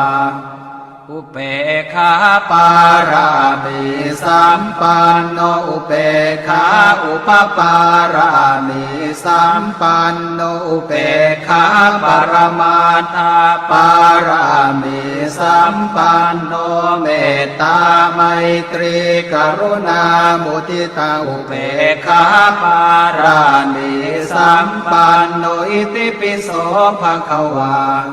ทาสาปารามิสัมปันโนทาสาอุปปารามิสัมปันโนทาสาปรมาทาปารามิสัมปันโนเมตตาไมตรีกรุณามุทิตาอุเบกขาปารามิสัมปันโนอิติปิโสภควาอานะปารามิสัมปันโนทานะอุปปารามิสัมปันโนทานะปรมาทาปารามิสัมปันโนเมตตาไมตรีกรุณามุทิตาอุเบกขาปารามิสัมปันโนอิติปิโสภควาศีลปารามิสัมปันโนศีลอุปปารามิสัมปันโนศีลปรมาทาปารามิสัมปันโนเมตตาไมตรีกรุณามุทิตาอุเบกขาปารามิสัมปันโนอิติปิโสภควาเนคขมมะปารามิสัมปันโนเนคขมมะอุปปารามิสัมปันโนเนคขมมะปรมาทาปารามิสัมปันโนเมตตาไมตรีกรุณามุทิตาอุเบกขาปารามิสัมปันโนอิติปิโสภควาปัญญาปารามิสัมปันโนปัญญาอุปปารามิสัมปันโนปัญญาปรมาทาปารามิสัมปันโนเมตตาไมตรีกรุณามุทิตาอุเบกขาปารามิสัมปันโนอิติปิโสภควาวิริยาปารามิสัมปันโนวิริยาอุปปารามิสัมปันโนวิริยาปรมาทาปารามิสัมปันโนเมตตาไมตรีกรุณามุทิตาอุเบกขาปารามิสัมปันโนอิติปิโสภควาขันติปารามิสัมปันโนขันติอุปปารามิสัมปันโนขันติปรมาทาปารามิสัมปันโนเมตตาไมตรีกรุณามุทิตาอุเบกขาปารามิสัมปันโนอิติปิโสภควาสัจจะปารามิสัมปันโนสัจจะอุปปารามิสัมปันโนสัจจะปรมาทาปารามิสัมปันโนเมตตาไมตรีกรุณามุทิตาอุเบกขาปารามิสัมปันโนอิติปิโสภควาอธิฐานะปารามิสัมปันโนอธิฐานะอุปปารามิสัมปันโนอธิฐานะปรมาทาปารามิสัมปันโนเมตตาไมตรีกรุณามุทิตาอุเบกขาปารามิสัมปันโนอิติปิโสภควาเมตตาปารามิสัมปันโนเมตตาอุปปารามิสัมปันโนเมตตาปรมาทาปารามิสัมปันโนเมตตาไมตรีกรุณามุทิตาอุเบกขาปารามิสัมปันโนอิติปิโสภควา อุเปกขาปารามิสัมปันโนอุเปกขาอุปปารามิสัมปันโนอุเปกขาปรมาตาปารามิสัมปันโนเมตตาไมตรีกรุณามุทิตาอุเปกขาปารามิสัมปันโนอิติปิโสภควาทาสาปารามิสัมปันโนทาสาอุปปารามิสัมปันโนทาสาปรมาตาปารามิสัมปันโนเมตตาไมตรีกรุณามุทิตาอุเบกขาปารามิสัมปันโนอิติปิโสภควาอานะปารามิสัมปันโนทานะอุปปารามิสัมปันโนทานะปรมาทาปารามิสัมปันโนเมตตาไม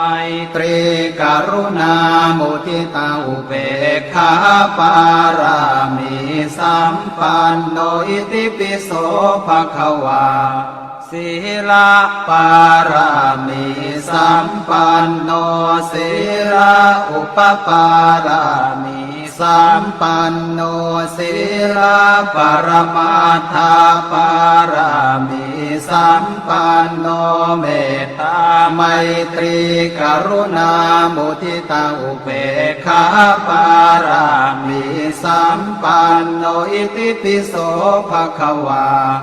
เนคขมมะปารามิสัมปันโน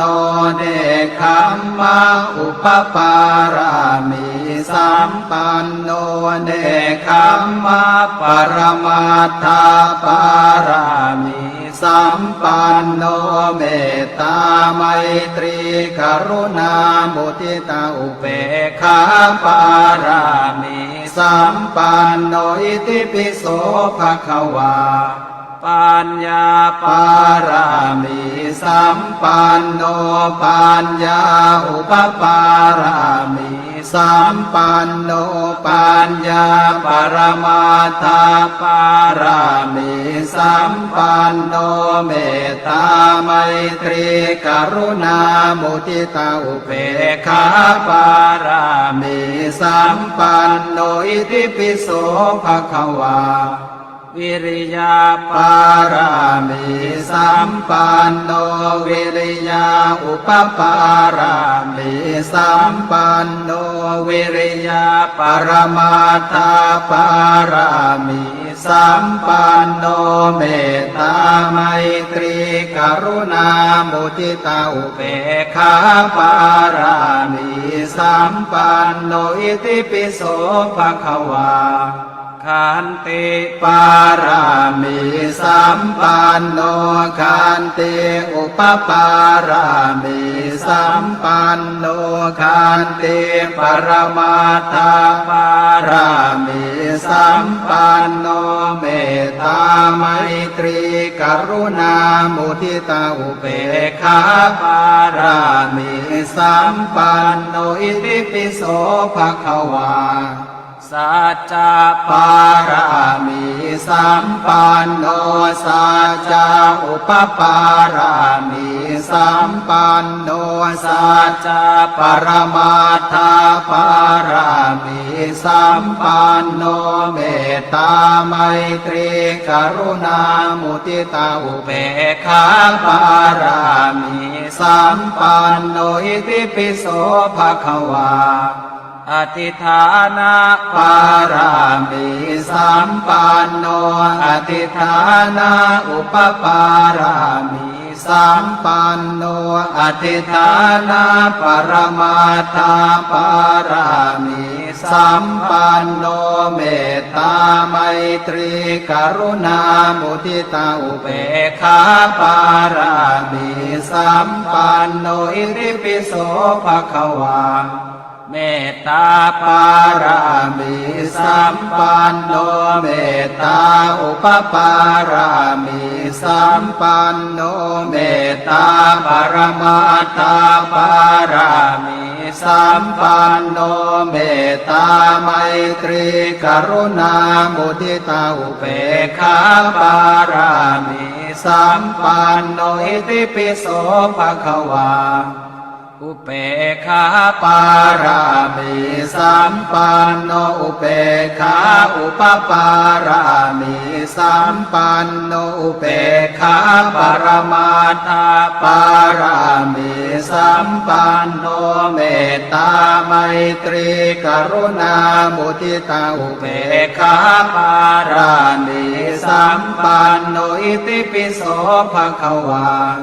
ทาสาปารามิสัมปันโนทาสาอุปปารามิสัมปันโนทาสาปรมาตาปารามิสัมปันโนเมตตาไมตรีกรุณามุทิตาอุเบกขาปารามิสัมปันโนอิติปิโสภควาอานะปารามิสัมปันโนทานะอุปปารามิสัมปันโนทานะปรมาตาปารามิสัมปันโนเมตตาไมตรีกรุณามุทิตาอุเบกขาปารามิสัมปันโนอิติปิโสภควาศีลปารามิสัมปันโนศีลอุปปารามิสัมปันโนศีลปรมาทาปารามิสัมปันโนเมตตาไมตรีกรุณามุทิตาอุเบกขาปารามิสัมปันโนอิติปิโสภควาเนคขมมะปารามิสัมปันโนเนคขมมะอุปปารามิสัมปันโนเนคขมมะปรมาตาปารามิสัมปันโนเมตตาไมตรีกรุณามุทิตาอุเบกขาปารามิสัมปันโนอิติปิโสภควาปัญญาปารามิสัมปันโนปัญญาอุปปารามิสัมปันโนปัญญาปรมาตาปารามิสัมปันโนเมตตาไมตรีกรุณามุทิตาอุเบกขาปารามิสัมปันโนอิติปิโสภควาวิริยาปารามิสัมปันโนวิริยาอุปปารามิสัมปันโนวิริยาปรมาตาปารามิสัมปันโนเมตตาไมตรีกรุณามุทิตาอุเบกขาปารามิสัมปันโนอิติปิโสภควาขันติปารามิสัมปันโนขันติอุปปารามิสัมปันโนขันติปรมาตาปารามิสัมปันโนเมตตาไมตรีกรุณามุทิตาอุเบกขาปารามิสัมปันโนอิติปิโสภควาสัจจะปารามิสัมปันโนสัจจะอุปปารามิสัมปันโนสัจจะปรมาตาปารามิสัมปันโนเมตตาไมตรีกรุณามุทิตาอุเบกขาปารามิสัมปันโนอิติปิโสภควาอธิฐานะปารามิสัมปันโนอธิฐานะอุปปารามิ สัมปันโนอธิฐานาปรมาทาปารามิสัมปันโนเมตตาไมตรีกรุณามุทิตาอุเบกขาปารามิสัมปันโนอิติปิโสภควาเมตตาปารามิสัมปันโนเมตตาอุปปารามิสัมปันโนเมตตาปรมาทาปารามิสัมปันโนเมตตาไมตรีกรุณามุทิตาอุเบกขาปารามิสัมปันโนอิติปิโสภควาอุเบกขาปารามิสัมปันโนอุเบกขาอุปปารามิสัมปันโนอุเบกขาปรมาทาปารามิสัมปันโนเมตตาไมตรีกรุณามุทิตาอุเบกขาปารามิสัมปันโนอิติปิโสภควาทาสาปารามิสัมปันโนทาสาอุปปารามิสัมปันโนทาสาปรมาทาปารามิสัมปันโนเมตตาไมตรีกรุณามุทิตาอุเบกขาปารามิสัมปันโนอิติปิโสภควาทานะปารามิสัมปันโนทานะอุปปารามิสัมปันโนทานะปรมาทาปารามิสัมปันโนเมตตาไมตรีกรุณามุทิตาอุเบกขาปารามิสัมปันโนอิติปิโสภควาศีลปารามิสัมปันโนศีลอุปปารามิสัมปันโนศีลปรมาทาปารามิสัมปันโนเมตตาไมตรีกรุณามุทิตาอุเบกขาปารามิสัมปันโนอิติปิโสภควาเนคขมมะปารามิสัมปันโนเนคขมมะอุปปารามิสัมปันโนเนคขมมะปรมาทาปารามิสัมปันโนเมตตาไมตรีกรุณามุทิตาอุเบกขาปารามิสัมปันโนอิติปิโสภควาปัญญาปารามิสัมปันโนปัญญาอุปปารามิสัมปันโนปัญญาปรมาทาปารามิสัมปันโนเมตตาไมตรีกรุณามุทิตาอุเบกขาปารามิสัมปันโนอิติปิโสภควาวิริยาปารามิสัมปันโนวิริยาอุปปารามิสัมปันโนวิริยาปรมาทาปารามิสัมปันโนเมตตาไมตรีกรุณามุทิตาอุเบกขาปารามิสัมปันโนอิติปิโสภควาขันติปารามิสัมปันโน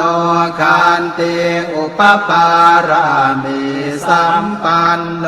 ขันติปรมาทาปารามิสัมปันโนเมตตาไมตรีกรุณามุทิตาอุเบกขาปารามิสัมปันโนอิติปิโสภควา สัจจา ปารามิสัมปันโนสัจจาอุปปารามิสัมปันโนสัจจาปรมัตถาปารามิสัมปันโนเมตตาไม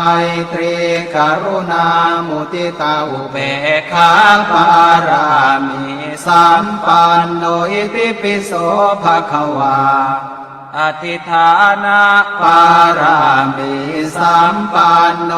อธิฐานะอุปปารามิสัมปันโนอธิฐานะปรมัตถาปารามิสัมปันโนเมตตาไมตรีกรุณามุทิตาอุเบกขาปารามิสัมปันโนอิติปิโสภควาเมตตาปารามิสัมปันโนเมตตาอุปปารามิสัมปันโนเมตตาปรมัตถาปารามิสัมปันโนเมตตาไมตรีกรุณามุทิตาอุเบกขาปารามิสัมปันโนอิติปิโสภควาอุเบกขาปารามิสัมปันโนอุเบกขาอุปปารามิสัมปันโนอุเบกขาปรมัตถาปารามิสัมปันโนเมตตาไมตรีกรุณามุทิตาอุเบกขาปารามิสัมปันโนอิติปิโสภควาทาสาปารามิสัมปันโนทาสาอุปปารามิสัมปันโนทาสาปรมัตถาปารามิสัมปันโนเมตตาไมตรีกรุณามุทิตาอุเบกขาปารามิสัมปันโนอิติปิโสภควาอานะปารามิสัมปันโนทานะอุปปารามิสัมปันโนทานะปรมัตถาปารามิสัมปันโนเมตตาไมตรีกรุณามุทิตาอุเบกขาปารามิสัมปันโนอิติปิโสภควาศีลาปารามิสัมปันโน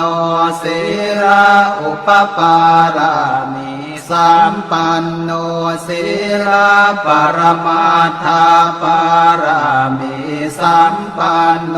เมตตาไมตรีกรุณามุทิตาอุเบกขาปารามิสัมปันโนอิติปิโส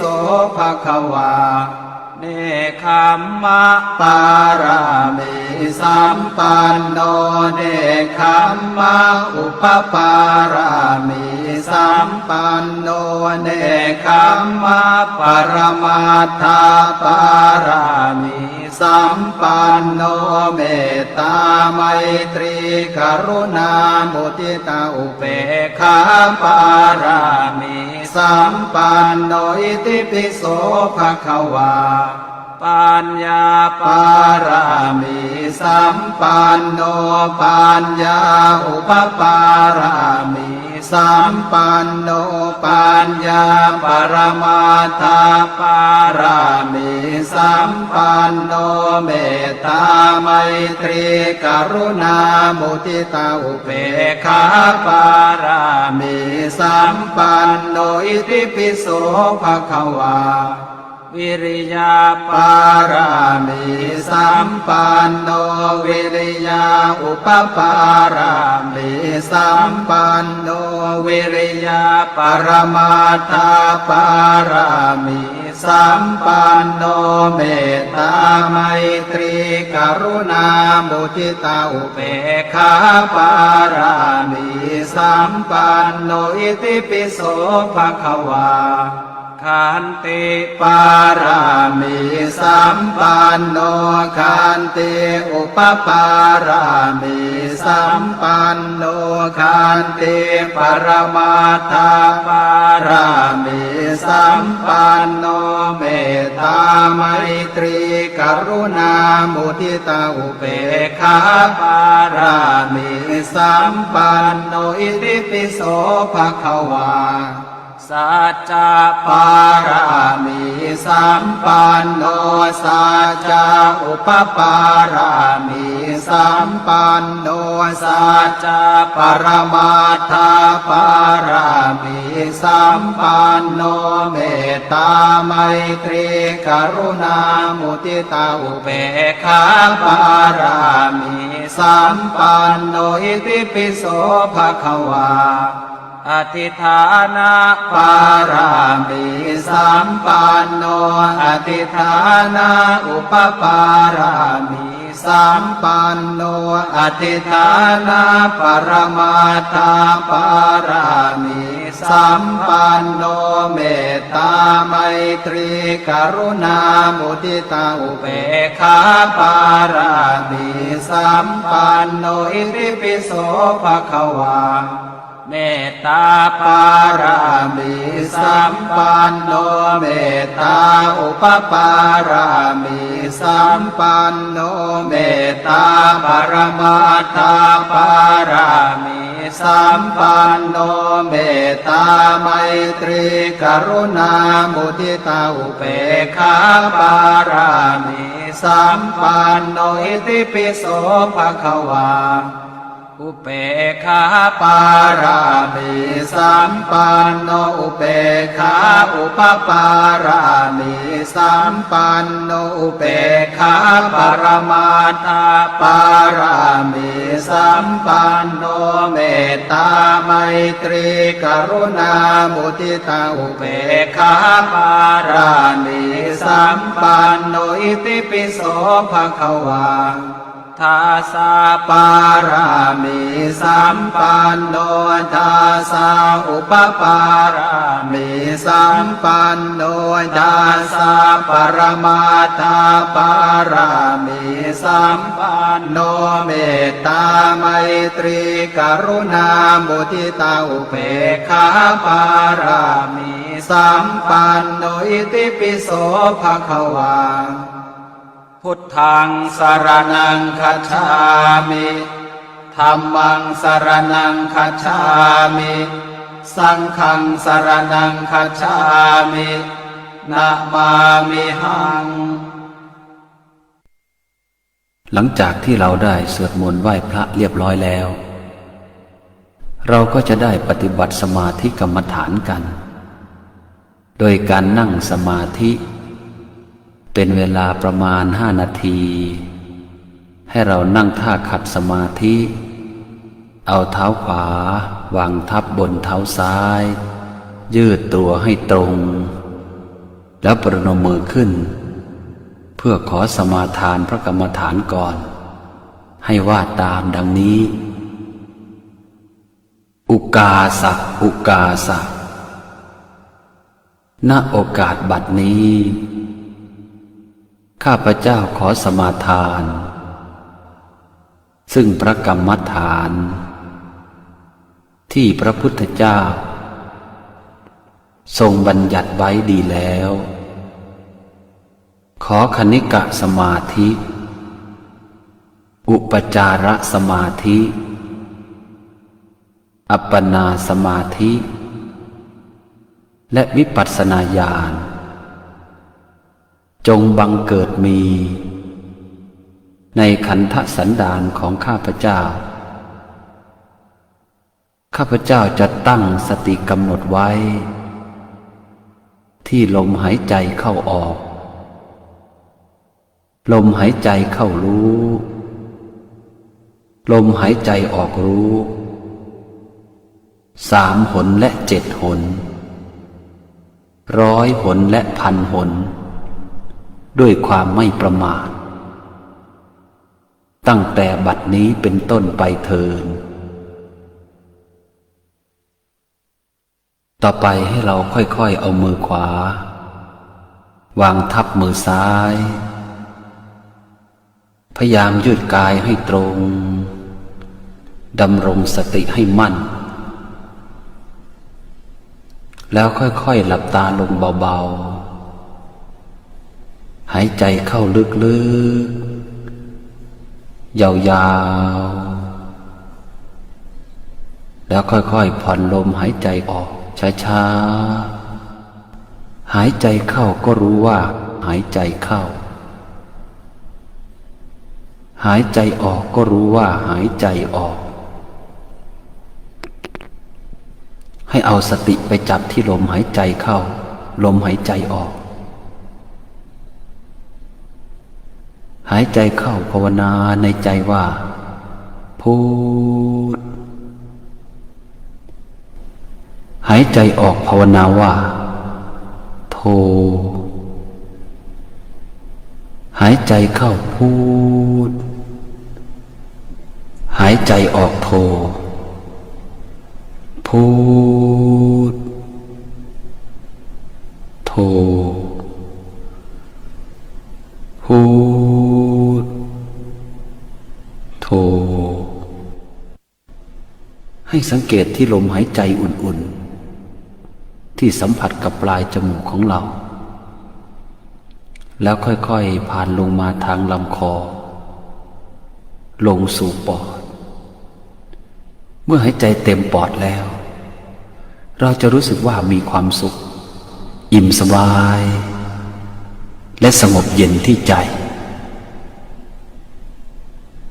หายใจเข้าพุทธหายใจออกโธพุทธโธพุทธ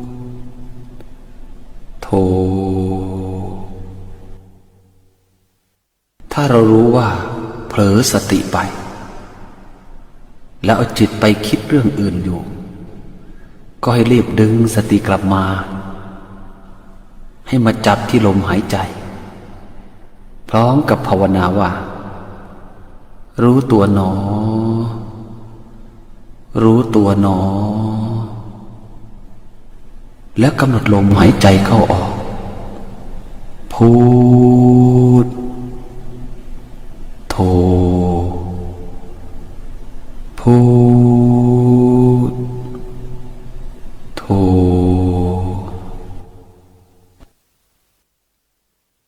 เอาล่ะก็พอสมควรแก่เวลาให้ค่อยๆกำหนดรู้ตัวออกจากสมาธิค่อยๆลืมตาขึ้นเบาๆแล้วประนมมือขึ้นแล้วภาวนาในใจว่าสาธุ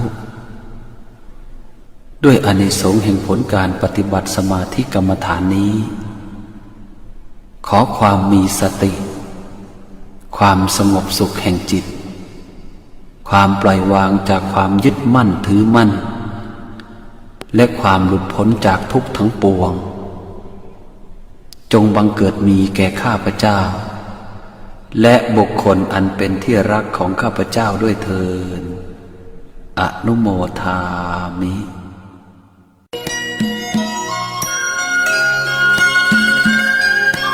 เนื่องด้วยศาสตราจารย์พิเศษท่านประเสริฐอยู่เจริญดีได้จัดสร้างสมเด็จพระเจ้าตากสินมหาราชไว้ที่พุทธมณฑลอำเภอดอยหล่อจังหวัดเชียงใหม่ขนาดเท่าวงเวียนใหญ่กรุงเทพมหานครผู้ใดสนใจร่วมทำบุญตามกำลังศรัทธาได้ที่ธนาคารกรุงไทยสาขามีโชคพลาซ่าบัญชีเลขที่ 66197074775 ขอให้ผลบุญตามส่งให้บรรลุมรรคผลนิพพานในเวลาอันควรและหากยังไม่ถึงนิพพานเพียงใดขอคำว่าไม่มีอย่าได้บังเกิดขึ้นสาธุสาธุสาธุ เนื่องด้วยศาสตราจารย์พิเศษท่านประเสริฐอยู่เจริญดีได้จัดสร้างสมเด็จพุทธาจารย์โตพรหมรังสีไว้ที่วัดรอมพระเจ้าตองอำเภอป่าตางจังหวัดลำพูนขนาดหน้าตักกว้าง16 นิ้วประดับด้วยเพชรพลอยผู้ใดสนใจร่วมทำบุญตามกำลังศรัทธาได้ที่ธนาคารกรุงไทยสาขามีโชคพาต้าบัญชีเลขที่661-9-70747-5ขอให้ผลบุญตามส่งให้บรรลุมรรคผลนิพพานในเวลาอันควรและหากยังไม่ถึงนิพพานเพียงใดขอคำว่าไม่มีอย่าได้บังเกิดสาธุสาธุสาธุ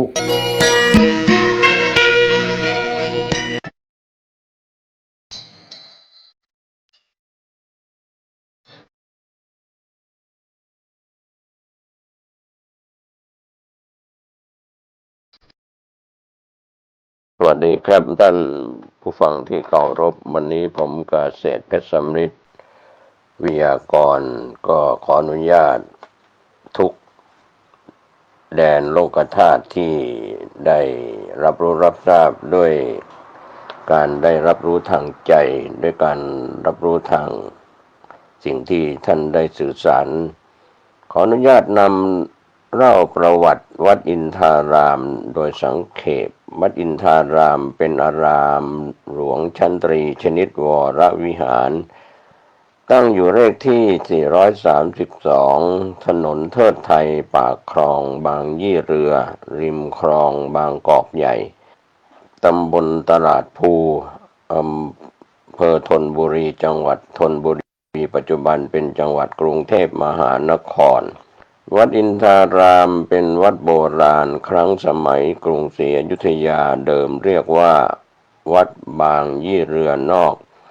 แต่ชาวบ้านแถบนั้นนิยมเรียกว่าวัดใต้วัดนี้ไม่ปรากฏว่าใครเป็นผู้สร้างและสร้างมาแต่ครั้งใดมาถึงสมัยกรุงธนบุรี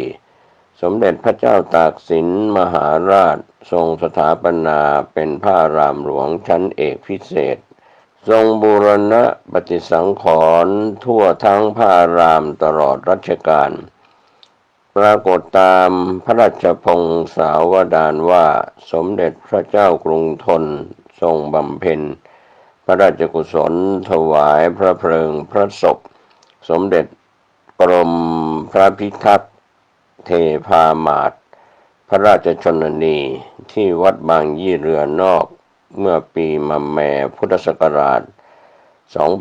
2318 ครั้งนั้นโปรดให้สถาปนาบูรณะพระอุโบสถพระพุทธรูปตลอดถึงพระวิหารการประเรียนขึ้นใหม่ทั่วทั้งอารามของวัดส่วนพระองค์เสด็จประทับแรมอยู่ที่วัดทรงธรรมและทรงพระกรรมฐานเพื่อเพิ่มพูนพระราชกุศลจงอุทิศถวายแด่พระราชมารดาวัดอินทารามนี้เป็นวัดประวัติศาสตร์เกี่ยวกับสมเด็จพระเจ้าตากสินมหาราชมีโบราณวัตถุเนื่องด้วยพระองค์ท่านหลายอย่างที่นับว่าเป็นสำคัญก็คือแท่นพระบรรทมสายญาติเป็นพระราชอาสน์สำหรับประทับแรมทรงศีลและทรงกรรมฐานมีนักโบราณคดีและผู้มีความรักและกตัญญูในพระองค์ได้พากันมาชมและถวายความเคารพที่พระแท่นนี้เป็นอันมากมิได้ขาดเพื่อระลึกถึงพระมหากรุณาธิคุณของสมเด็จพระเจ้าตากสินมหาราชผู้ทรงกอบกู้รวมไทยให้เป็นหนึ่งเดียวในทุกวันนี้วัดอินทารามและข้าพเจ้าประสงค์จะให้เป็นบรรณาการเครื่องอนุสรณ์ถึงพระองค์ท่านผู้กู้ชาติและขออุทิศถวายพระราชกุศลอันเกิดแด่หนังสือข้อความนี้แด่สมเด็จพระเจ้าตากสินมหาราชพระองค์ผู้ทรงกู้ชาติไทยให้วัฒนาก็มีหลักฐานอ้างอิงจากประวัติวัดอินทารามโดยเจ้าคุณพระวิเชียรมุนีเมื่อวันที่ 19 มกราคม พุทธศักราช 2497 คณะผู้จัดพิมพ์ก็คือคุณแม่ เฮียอยู่เจริญดีคุณวรีพรอยู่เจริญดีคุณชุติมาอยู่เจริญดีและครอบครัวท่านประเสริฐอยู่เจริญดีและครอบครัวพันตำรวจเอกประพันธ์อยู่เจริญดีและครอบครัว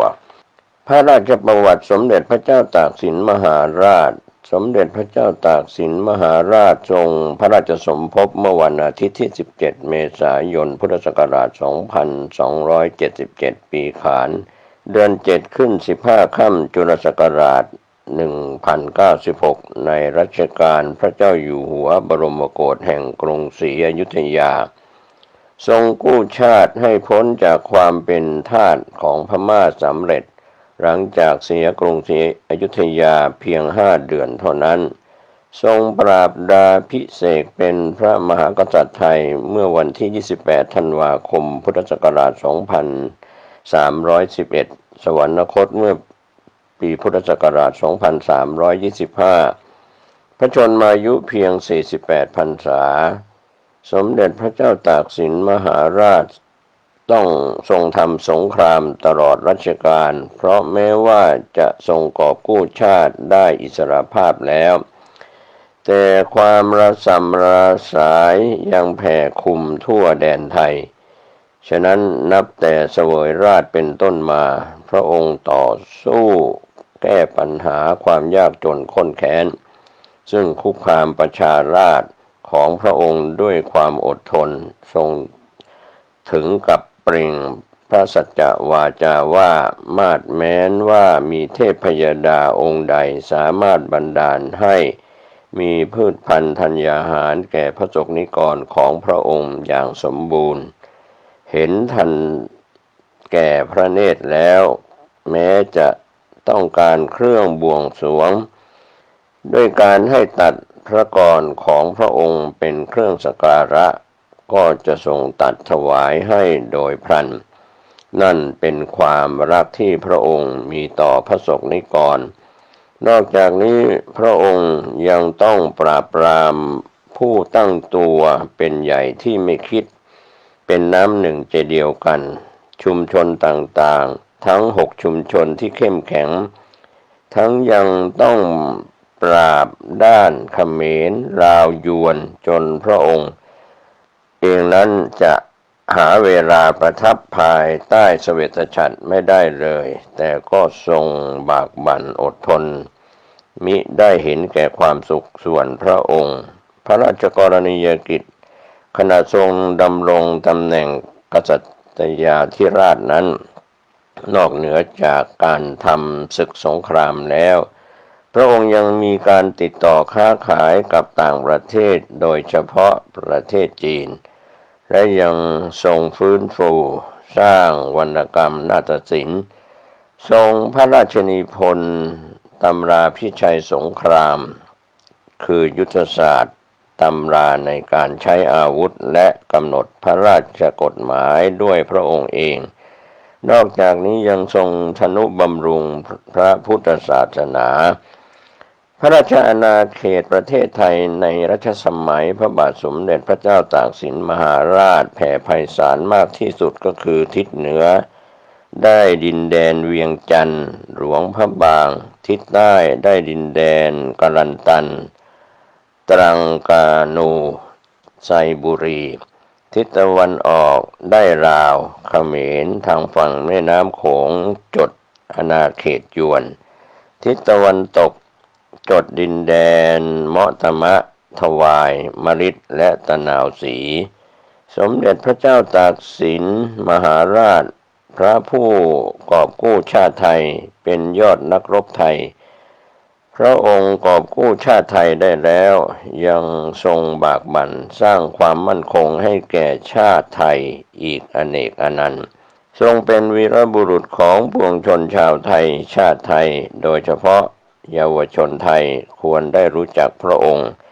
ทราบถึงพระราชกรณียกิจอันทรงคุณค่าต่อคนไทยชาติไทยนอกเหนือจากพระราชอนุสาวรีย์ของพระองค์ก็มีคำกล่าวที่น่าสนใจในธรรมะคำสอนว่า1ละชั่ว ไม่สร้างเหตุแห่งความทุกข์สองทำดีสร้างเหตุแห่งความสุขสามทำจิตใจให้ผ่องใสทำดีแต่ไม่ติดดีก็เป็นคำสอนที่ปรากฏในสมเด็จพระเจ้าตากสินมหาราช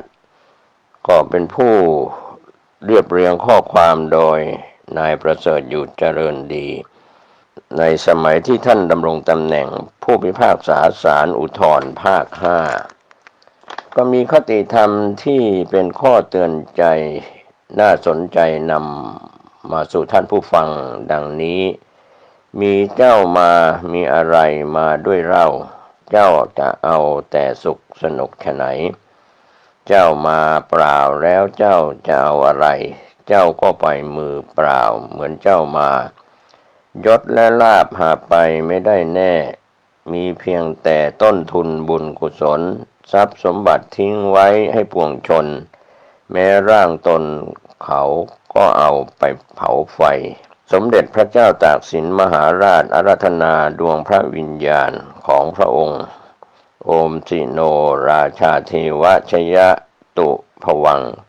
สัพพสัตรูวินาศสันติถวายเครื่องสักการะถวายพระองค์โอมสิโนราชาเทวะนะมามิหังและลึก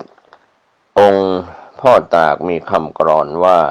อันตัวพ่อชื่อว่าพญาตากทนทุกข์ยากกู้ชาติพระศาสนาถวายแผ่นดินให้เป็นพุทธบูชาแด่พระศาสดาพระพุทธโคดมให้ดำรงคงล่า5,000 ปีสมณะพราหมณ์ชีปฏิบัติจัดให้สมเจริญสมถะวิปัสสนาพ่อชื่นชมถวายบังคมรอยบาทพระศาสดา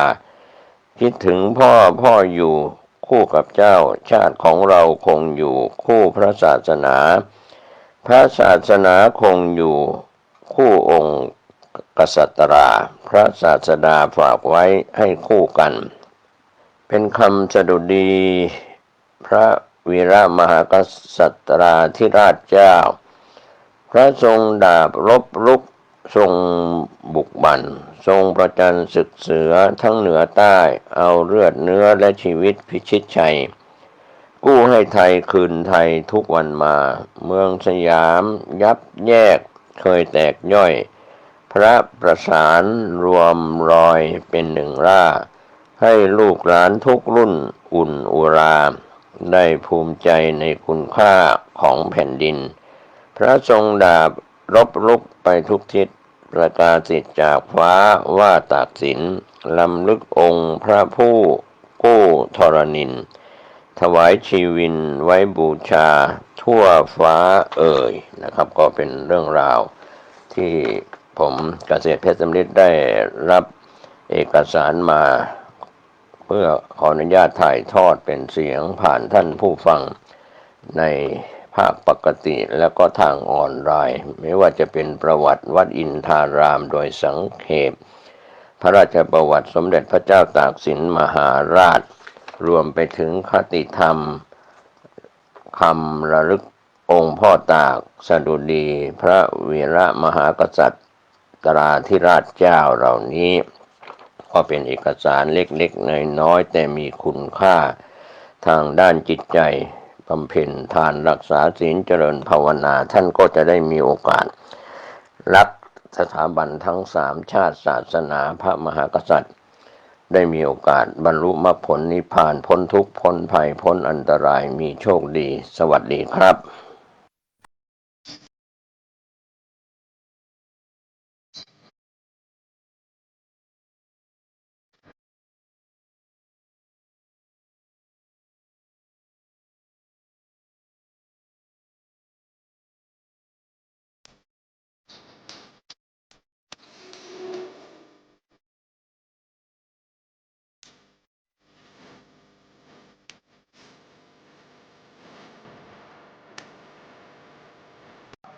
ไม่ใช่เป็นเพียงแค่การช่อโกงประชาชนแต่เป็นศูนย์รวมของความชั่วร้ายทั้งมวล เช่นการค้ามนุษย์การหลอกเอาคนของประเทศหนึ่งมาหลอกคนของประเทศตัวเองแล้วก็มีการจัดตั้งเขาเรียกว่าสแกมคอมเปาก็คือศูนย์กัก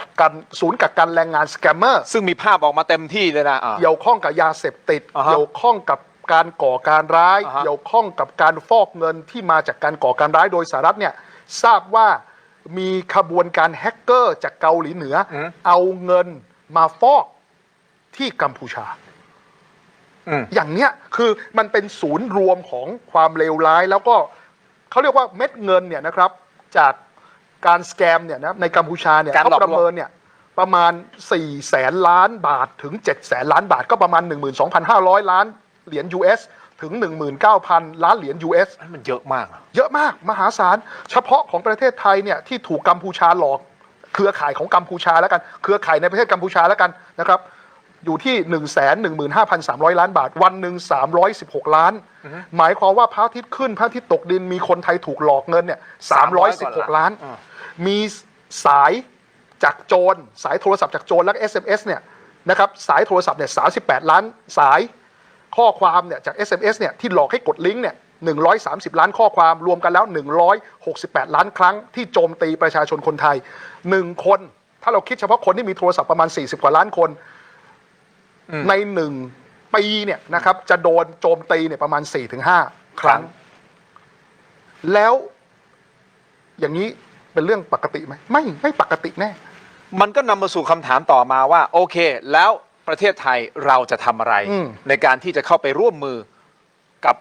นานาชาติเพื่อที่จะจัดการเรื่องของสแกมเมอร์มันก็เกิดคำถามมากมายคุณผู้ชมถ้าติดตามรายการถกไม่เถียงมาตลอดก็จะรู้ว่าเราก็พยายามหาคำตอบว่าตกลงประเทศไทยเราทำอะไรและที่สำคัญนะฮะมีคนไทยเข้าไปเกี่ยวข้องกับขบวนการนี้หรือเปล่าก็อันนี้คือคำถามใช่ไหมวันนี้นายกใช่และเป็นคำถามที่ประชาชนรอคำตอบอยู่และประเทศต่างๆก็รอคำตอบอยู่ถ้าเราติดตามข่าวจากสำนักข่าวต่างประเทศตอนนี้เนี่ยเขามีการยึดอายัดทรัพย์ดำเนินคดีกับเป้าหมายต่างๆเต็มไปหมดใช่ไหมปรินซ์กรุ๊ปเฉินจื้อและยังมีอีกหลายๆคนที่อยู่ในลิสต์ของอเมริกาก็ดีสหราชอาณาจักรก็ดี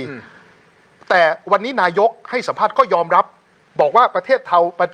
เราเนี่ยไม่ได้เป็นศูนย์กลางสแกมเมอร์แต่เป็นฐานของการฟอกเงินหรือผ่านเงินสกปรกเหล่านี้แต่ปรากฏว่าเฮ้ยนอกจากก๊กอานเนี่ยเรายังไม่เจอก๊กอื่นเลยอ่ะเรายังไม่เจอคนไทยที่ไปร่วมสมคบคิดกับการฟอกเงินหรือการเคลื่อนย้ายเงินสกปรกไปยังประเทศที่3เลยเหรอเดี๋ยวก่อนนะเดี๋ยวก่อนนั่นท่านนายกพูดเองนะท่านนายกพูดว่าเราไม่ได้เป็นศูนย์กลางสแกมเมอร์โอเคอันนี้เราไม่ใช่ซึ่งใช่ว่าเราไม่ได้เป็นศูนย์กลางแต่เราเป็นสถานที่สำหรับการฟอกเงินในการผ่านเงินซึ่งท่านนายกก็บอกผ่านเงินหรือฟอกเงินก็ได้เพราะว่าท่านนายกก็บอกประเทศเราเนี่ยมีความน่าเชื่อถือนะครับซึ่งก็ใช่ประเทศเรามีความน่าเชื่อถือเอาง่ายๆนะครับเงินสกปรกจากกัมพูชาเนี่ยเขาไม่สามารถไปที่ประเทศสิงคโปร์ได้โดยตรงเขาก็มาฟอกผ่านประเทศไทยแล้วค่อยผ่านไปยังสิงคโปร์เพราะสิงคโปร์เขาเห็นว่าเงินตรงนี้เนี่ยมาจากไทยเขาก็คิดว่าเป็นเงินที่สะอาดก็โอเคแล้วเขาก็เอาไปปรุงแต่งผ่านอยู่ในรูปแบบของกองทุน private fund หรือกองทุนส่วนบุคคลแล้วเข้ามายึดประเทศเราผ่านการซื้อหลักทรัพย์ซื้อหุ้นต่างๆในประเทศไทยหรืออาจจะไปประเทศอื่นก็ได้เพราะว่ากองทุน private fund หรือกองทุนส่วนบุคคลที่มาจากสิงคโปร์ทั่วโลกเขายอมรับนะถูกไหมแต่สิงคโปร์เขาก็งงอ่ะแล้วจะให้เขาตรวจสอบยังไงเพราะว่าก็มาจากประเทศไทยก็น่าเชื่อถือระดับหนึ่งถ้าเราไม่ทำอะไรประเทศเราจะกลายเป็นศูนย์กลางของการฟอกเงินไม่ใช่ศูนย์กลางสแกมเมอร์นะเป็นศูนย์กลางการฟอกเงินซึ่งมันก็เป็นเหมือนข่าวดีกับข่าวร้ายเหมือนกับว่าเราไม่ได้เป็นศูนย์กลางสแกมเมอร์นะแต่เราเป็นศูนย์กลางการฟอกเงินสกปรกก็เหมือนกับว่าโชคดีนะครับคุณไม่ได้เป็นมะเร็งปอดแต่คุณเป็นมะเร็งตับสภาพจะเป็นอย่างนี้ซึ่งถ้าให้เลือกเป็นมะเร็งจริงๆเนี่ยเป็นมะเร็งปอดน่าจะอยู่ยาวกว่ามะเร็งตับนะเพราะมะเร็งตับมันตายเร็วคือยังไงก็ตายทั้งคู่ใช่ตายทั้งคู่แต่อันนึงตายเร็วอันนึงตายช้าถูกต้องไหมฮะก็คือสภาพแบบนี้คือวันนี้เนี่ยผมได้คุยกับผู้แทนจากสถานทูตแห่งหนึ่งก็แล้วเขาก็พูดเหมือนที่ผมพูดแล้วคำพูดนี้ไม่ได้เป็นคำพูดของผมเองเขาบอกว่าตอนนี้เขามองประเทศไทยว่าเป็นพันธมิตรในการปราบสแกมเมอร์ข้ามชาติแต่ถ้าเกิดเรายังคงล่าช้าไม่สามารถดำเนินการใดๆที่เป็นรูปธรรมไม่สามารถลากคอคนไทยที่เข้าไปมีเกี่ยวข้องเนี่ยเข้ามาดำเนินคดีแล้วก็ขยายผลสืบสวนสอบสวนในการยึดอายัดทรัพย์ได้เนี่ยท่าทีของเขาอาจจะเปลี่ยน มองจากเราที่เคยเป็นพันธมิตรอาจจะมองว่าเป็นหนึ่งในผู้ร่วมสมคบคิดกับเครือข่ายสแกมเมอร์ที่กัมพูชาก็ได้นี่เป็นโจทย์ใหญ่ของรัฐบาลคุณอนุทินชาญวีรกูลตั้งแต่วันแรกนะที่เราจับเรื่องนี้นะครับแล้วเราก็บอกว่านี่เป็นโจทย์ใหญ่ในการที่จะปราบปรามสแกมเมอร์เอาละเราไม่ได้เป็นศูนย์กลางสแกมเมอร์ก็จริงแต่ไปมาเนี่ยมันเหมือนกับว่าเราไปเป็นส่วนหนึ่งของกระบวนการนี้หรือเปล่าถ้าเขาเอาเงินมาฟอกในประเทศเราแล้วเราทำให้ประเทศทำให้เงินที่เป็นเทาๆดำๆเนี่ยขาวสะอาดจั๊วเราถือว่าเป็นผู้สมรู้ร่วมคิดป่ะก็เป็นผู้สมรู้ร่วมคิดเพราะมันจะทำให้การสืบสวนสอบสวนเพื่อขยายผลไปจับกลุ่มตัวการมันทำได้ยากขึ้นงั้นคำถามคือถ้าเรารู้ว่าเราเป็นอย่างนี้ปั๊บทางรัฐบาลเองนี่คุณวิโรจน์ฝ่ายค้านถูกต้องไหมฮะก็ต้องติดตามแหละทางรัฐบาลเองได้ take action อะไรที่เป็นรูปธรรมที่จะทำให้คนไทยทั้งประเทศที่ติดตามเรื่องนี้อยู่สบายใจได้ว่ารัฐบาลจริงจังกับการปราบสแกมเมอร์หรือกระบวนการสแกมเมอร์ในประเทศไทยนี่คือคำถามคุณผู้ชมครับเดี๋ยวผมขออนุญาตพักสักครู่แล้วเดี๋ยวท่านบิ๊กโจ๊กกำลังเดินทางมานะครับตอนนี้ทำไมต้องตอนนี้เพราะว่าหนึ่งนะครับผมพูดเรื่องคดีผมตั้งแต่ผมต่อสู้ในชั้นเรื่องศาลปกครองต่างๆอันนี้ผมก็ต้องสู้ไปตามขั้นตอนตามกระบวนการแต่ว่าไอ้เรื่องการเปิดเผยเส้นเงินของบิ๊กต่ออะไรต่างๆเนี่ยวันนี้ผมก็ต้องทำให้สังคมเห็นนะว่าการที่ผบ.ตร.ต่ายเนี่ยปฏิบัติกับผมเนี่ยมันเป็นการเลือกปฏิบัตินะมาเลือกปฏิบัติยังไงวันนี้เห็นไหมครับคณะกรรมการร้องทุกข์นะเขาแจ้งเขาชี้มูลชี้มูลแล้วเขายังให้ชี้แจงใช่ครับภายใน15 วันและยังขยายเวลาได้อีก1 ครั้งแต่ของผมเนี่ยไม่ต้องชี้แจงออกเลยไม่ต้องสอบให้ออกเลยทั้งที่อะไรครับผมที่ไม่มีเส้นเงินเข้าบัญชีผมเข้าบัญชีเมียสักเส้นหนึ่งนะลูกน้องทำผิดก็ต้องว่างไปถูกไหมฮะแต่อันนี้ของบิ๊กต่อเนี่ยดับเบิลชัดนะเข้าเมียเข้าพี่ชายพี่สาวมันเป็นเส้นเงินจากเว็บพนันตรงๆนะฮะแต่ว่าการปฏิบัติมันไม่เหมือนกันถูกไหมฮะแต่ของผมเนี่ยไม่มีเส้นเงินโอเคแหละลูกน้องผมมันทำผิดแต่ลูกน้องผมมันอยู่ที่ไหนอยู่สงขลาอยู่สมุทรปราการนะการลูกน้องทำผิดมันต้องไปเกี่ยวกับผู้การผู้บัญชาการถูกไหมครับมันห่างชั้นรองผบ.เยอะคือกว่าจะมาถึงรองถึงผมถูกไหมครับแต่นี้การทำแบบนี้ที่เห็นเพราะอะไรครับเห็นไหมการสอบสวนของคณะกรรมคือมันมีคณะกรรมการเหมือนกันนะคณะกรรมการร้องทุกข์เขาใช้เวลา7 เดือนพี่เลวัฒน์บอกใช่ฮะผมถึงบอกไงว่าถ้าผบ.ต่ายเนี่ยให้คณะกรรมการสอบสวนผมเหมือนคณะกรรมการร้องทุกข์มันจะเลยอะไรเลยเวลาตั้งผบ.ตร.ไงมันจะทำให้ผบ.ต่ายเป็นผบ.ตร.ไม่ได้ก็เลยต้องเอาผมออกไปก่อนถูกไหมครับนี่มันมีตรงนี้ถูกไหมครับแต่ถ้าผมไม่ใช่รองผบ.ตร.เบอร์ 1นะผมก็ไม่ถูกออกหรอกคือรองกันเราจะบอกว่าที่ทิ้งบอมตอนนี้เพราะว่าไม่ได้รับความเป็นธรรมไม่ได้รับความเป็นธรรมอย่างนี้ผมเนี่ยกำลังเดินตามหาความเป็นธรรมอยู่ถูกไหมฮะทีนี้ในระหว่างเดินตามหาความเป็นธรรมเนี่ยนะฮะไอจะหาเจอหรือไม่เจอเนี่ยผมไม่ได้ซีเรียสนะแต่เมื่อเดินตามหาความเป็นธรรมแล้วเนี่ยผมรู้ว่าผมเหมือนผมจะไล่ลมรถอ่ะผมเป็นนักบริหารและนักปฏิบัติผมรู้ว่าผมจะไล่ลมรถตรงไหนบ้างพอผมหินไปนิดเดียวพอผมจะไล่ให้กรตรเขาขยับเร็วหน่อยผมก็ไล่สดแล้วผมก็กระซิบนิดนึงว่าถ้าท่านไม่ปฏิบัติเนี่ยผมจะฟ้องอาญา157ท่านแป๊บเดียวชี้มูลเลยเห็นไหมครับผมรู้ว่าผมจะกดปุ่มตรงไหนถูกไหมครับเพราะผมกดปุ่มนิดนึงก็ขยับแล้วถูกไหมครับเดี๋ยวผมก็จะกดปุ่มของผมไปเรื่อยเห็นว่าเดี๋ยวจะแฉอีกฮะเดี๋ยวอะไรจะแฉอีกฮะเดี๋ยวมันจะแฉอีกถูกไหมคนบอกว่าโอ้โหระดับอดีตผบ.กับตำรวจ200นี่สังคมไทยตกใจและสิ้นหวังแล้วนะว่าก็อย่างนี้มีอีกเหรอฮะสมัยก่อนเนี่ยผมขึ้นไปห้องท่านต่อศักดิ์ผมบอกว่าพี่เป็นผบ.แล้วเนี่ยขออย่างเดียวพี่อย่าแกล้งผมเลยเพราะว่าผมก็ทำงานให้พี่และพี่ก็เป็นผบ.ตร.ไปแล้วพี่ก็โหสิทุกคนเนี่ยรวมถึงผมด้วยผมอาจจะพลาดพลั้งไปจับลูกน้องพี่บ้างอะไรบ้างก็พี่ก็โหสิไปผมก็ช่วยงานพี่อยู่แล้วมูดอย่างนี้นะแต่ถ้าพี่แกล้งผมนะมันจะวกเข้าหาพี่เองผมพูดกับท่านอย่างนี้เลยนะแต่ด้วยความที่ท่านเนี่ยไม่ใช่นักกฎหมายท่านไม่เข้าใจท่านไม่ใช่นักสอบสวนท่านไม่ใช่มือสืบสวนท่านไม่เข้าใจว่าเส้นเงินมันคืออะไรนะสุดท้าย พอท่านคุยกับผมวันนี้ลูกขึ้นก็เอาใหม่ละเล่นงานผมใหม่ละผมก็ไม่ว่าอะไรออกก็ออกถูกไหมแต่ว่าสุดท้ายเห็นไหมครับสิ่งที่ท่านเจอวันนี้วิบากที่ท่านเจอวันนี้ผมถามท่านสักคำว่าลูกน้องท่านที่ไปยุท่านมาเล่นงานผมเนี่ยเขาช่วยท่านหรือเปล่าเพราะว่าที่ผมกล้าพูดกับท่านวันนั้นเพราะผมอยากจะบอกท่านว่าของท่านมันของจริงไอ้ของผมมันปลอมนี่มั่นใจนะมั่นใจผมไอ้ของท่านมันของแท้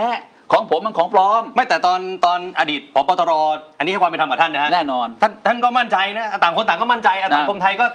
งงนะตกลงเชื่อใครได้บ้างใช่ไหมฮะคืออย่างนี้จะเชื่อได้หรือไม่เชื่อเนี่ยมันอยู่วันนี้มันต้องอยู่ที่กระบวนการสอบสวนอันดับแรกก่อนวันนี้เรื่องของท่านต่อศักดิ์มันมีวินัยและอาญาผมก็วินัยและอาญานะวันนี้ปปช.อนุมีมติตั้งแต่สวนท่านต่อศักดิ์เมื่อปลายปีที่แล้วแล้วมีมติ9-0ยุติเรื่องผมว่าผมไม่เกี่ยวกับเรื่องเว็บพนันและลูกน้องผมทั้งหมดถูกไหมครับส่วนลูกน้องผมมันจะไปใช้บัญชีม้าก็ต้องผิดเรื่องบัญชีม้าหรือจะไม่ใช้บัญชีม้าก็ไม่ผิดถูกไหมครับแต่ว่าแน่นอนผมเนี่ยไม่มีอะไรเกี่ยวกับเว็บพนันยืนยันไม่มีเส้นเงินมาถึงไม่มีเส้นเงินมาถึงเอานี้อนุปปช.จะยุติและผมถามว่าท่านต่อศักดิ์เขาเป็นใครเขาเป็นบุคคลพิเศษนะเขาเป็นน้องชายใครนะถามว่าการที่อนุปปช.มีมติ90ตั้งแต่ส่วนเข้าได้เนี่ยแสดงว่ามันแบกไม่ไหวแล้วมันช่วยไม่ไหวแล้วแล้วถามว่ามีเหรอถ้าผมมีสักนิดนึงนะผมมันคนไม่มีเส้นลูกในดาบนะถ้ามีพยานหลักฐานนิดนึงนะก็ต้องตั้งแต่ส่วนผมคู่ท่านต่อศักดิ์พอจะไปเข้ากันหน้าใหญ่กรรมการปปช2-3ท่านมาบอกผมว่าโจ๊กเรื่องโจ๊กเอาเข้ากันหน้าใหญ่ไม่ได้นะเพราะถ้าเรื่องโจ๊กยุตินะปปชตายเลยเพราะอะไรเพราะว่าถ้าเรื่องโจ๊กยุติเรื่องต่อศักดิ์มีมูล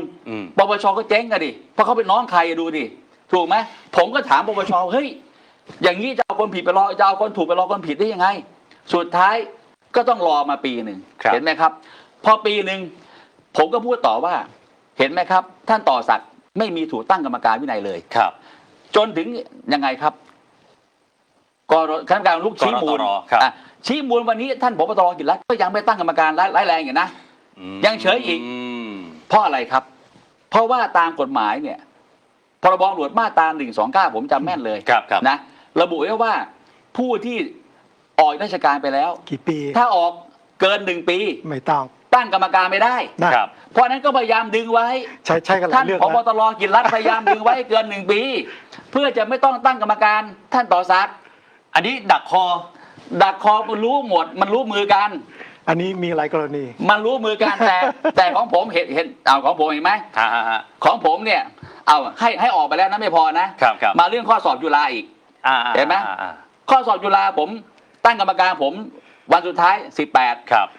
17ตั้งกรรมการเลยเพราะว่ากลัวเลยไงที่ของไอ้โจ๊กนี่ต้องเอาให้ตายแต่ว่าของท่านต่อศักดิ์เนี่ยเห็นไหมวันนี้กรตร.มีมติก็ยังให้ท่านแรกผู้ช่วยพบตร.ออกมาแถลงข่าวอีกว่าต้องรอกรตร.ส่งข้อมูลมาก่อนใช่ไหมทั้งที่เรื่องนี้นะครับมันชัดยิ่งกว่าชัดพบตร.ต้องตั้งกรรมการสอบสวนวินัยแรงแล้วอะไรครับให้ออกเหมือนทางกับผมแต่ผมเตือนพบตร.นะถ้าท่านไม่ทำแบบผมท่านก็เลือกปฏิบัติผมก็ต้องฟ้องท่าน157อีกเนี่ยผมบอกว่าผมจะกดปุ่มไปเรื่อยเอาอย่างนี้ถ้าสมมติโฟนอินผบ.ตร.มานี่รองโจ๊กคุยได้ไหมฮะท่านไม่กล้าคุยผมหรอกเหรอฮะใช่ท่านไม่กล้าคุยผมหรอกเพราะว่าท่านคือท่านละอายจริงๆเดี๋ยวเราลองต่อเอาต่อได้เผื่อท่านรับได้เล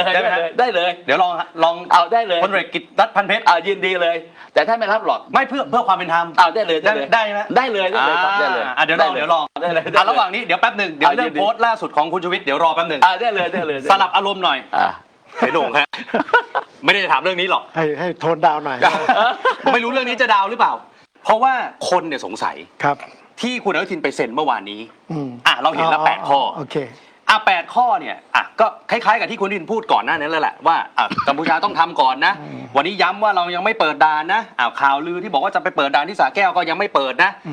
แต่คนบอกเฮ้ยตกลงเนี่ยมันมีดีลที่คนไทยไม่รู้หรือเปล่าเช่น ดีลเรื่องภาษี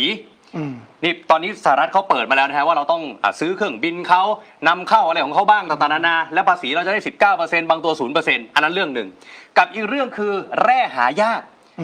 ถามเสนงรวมๆเลยตกลงแล้วเนี่ย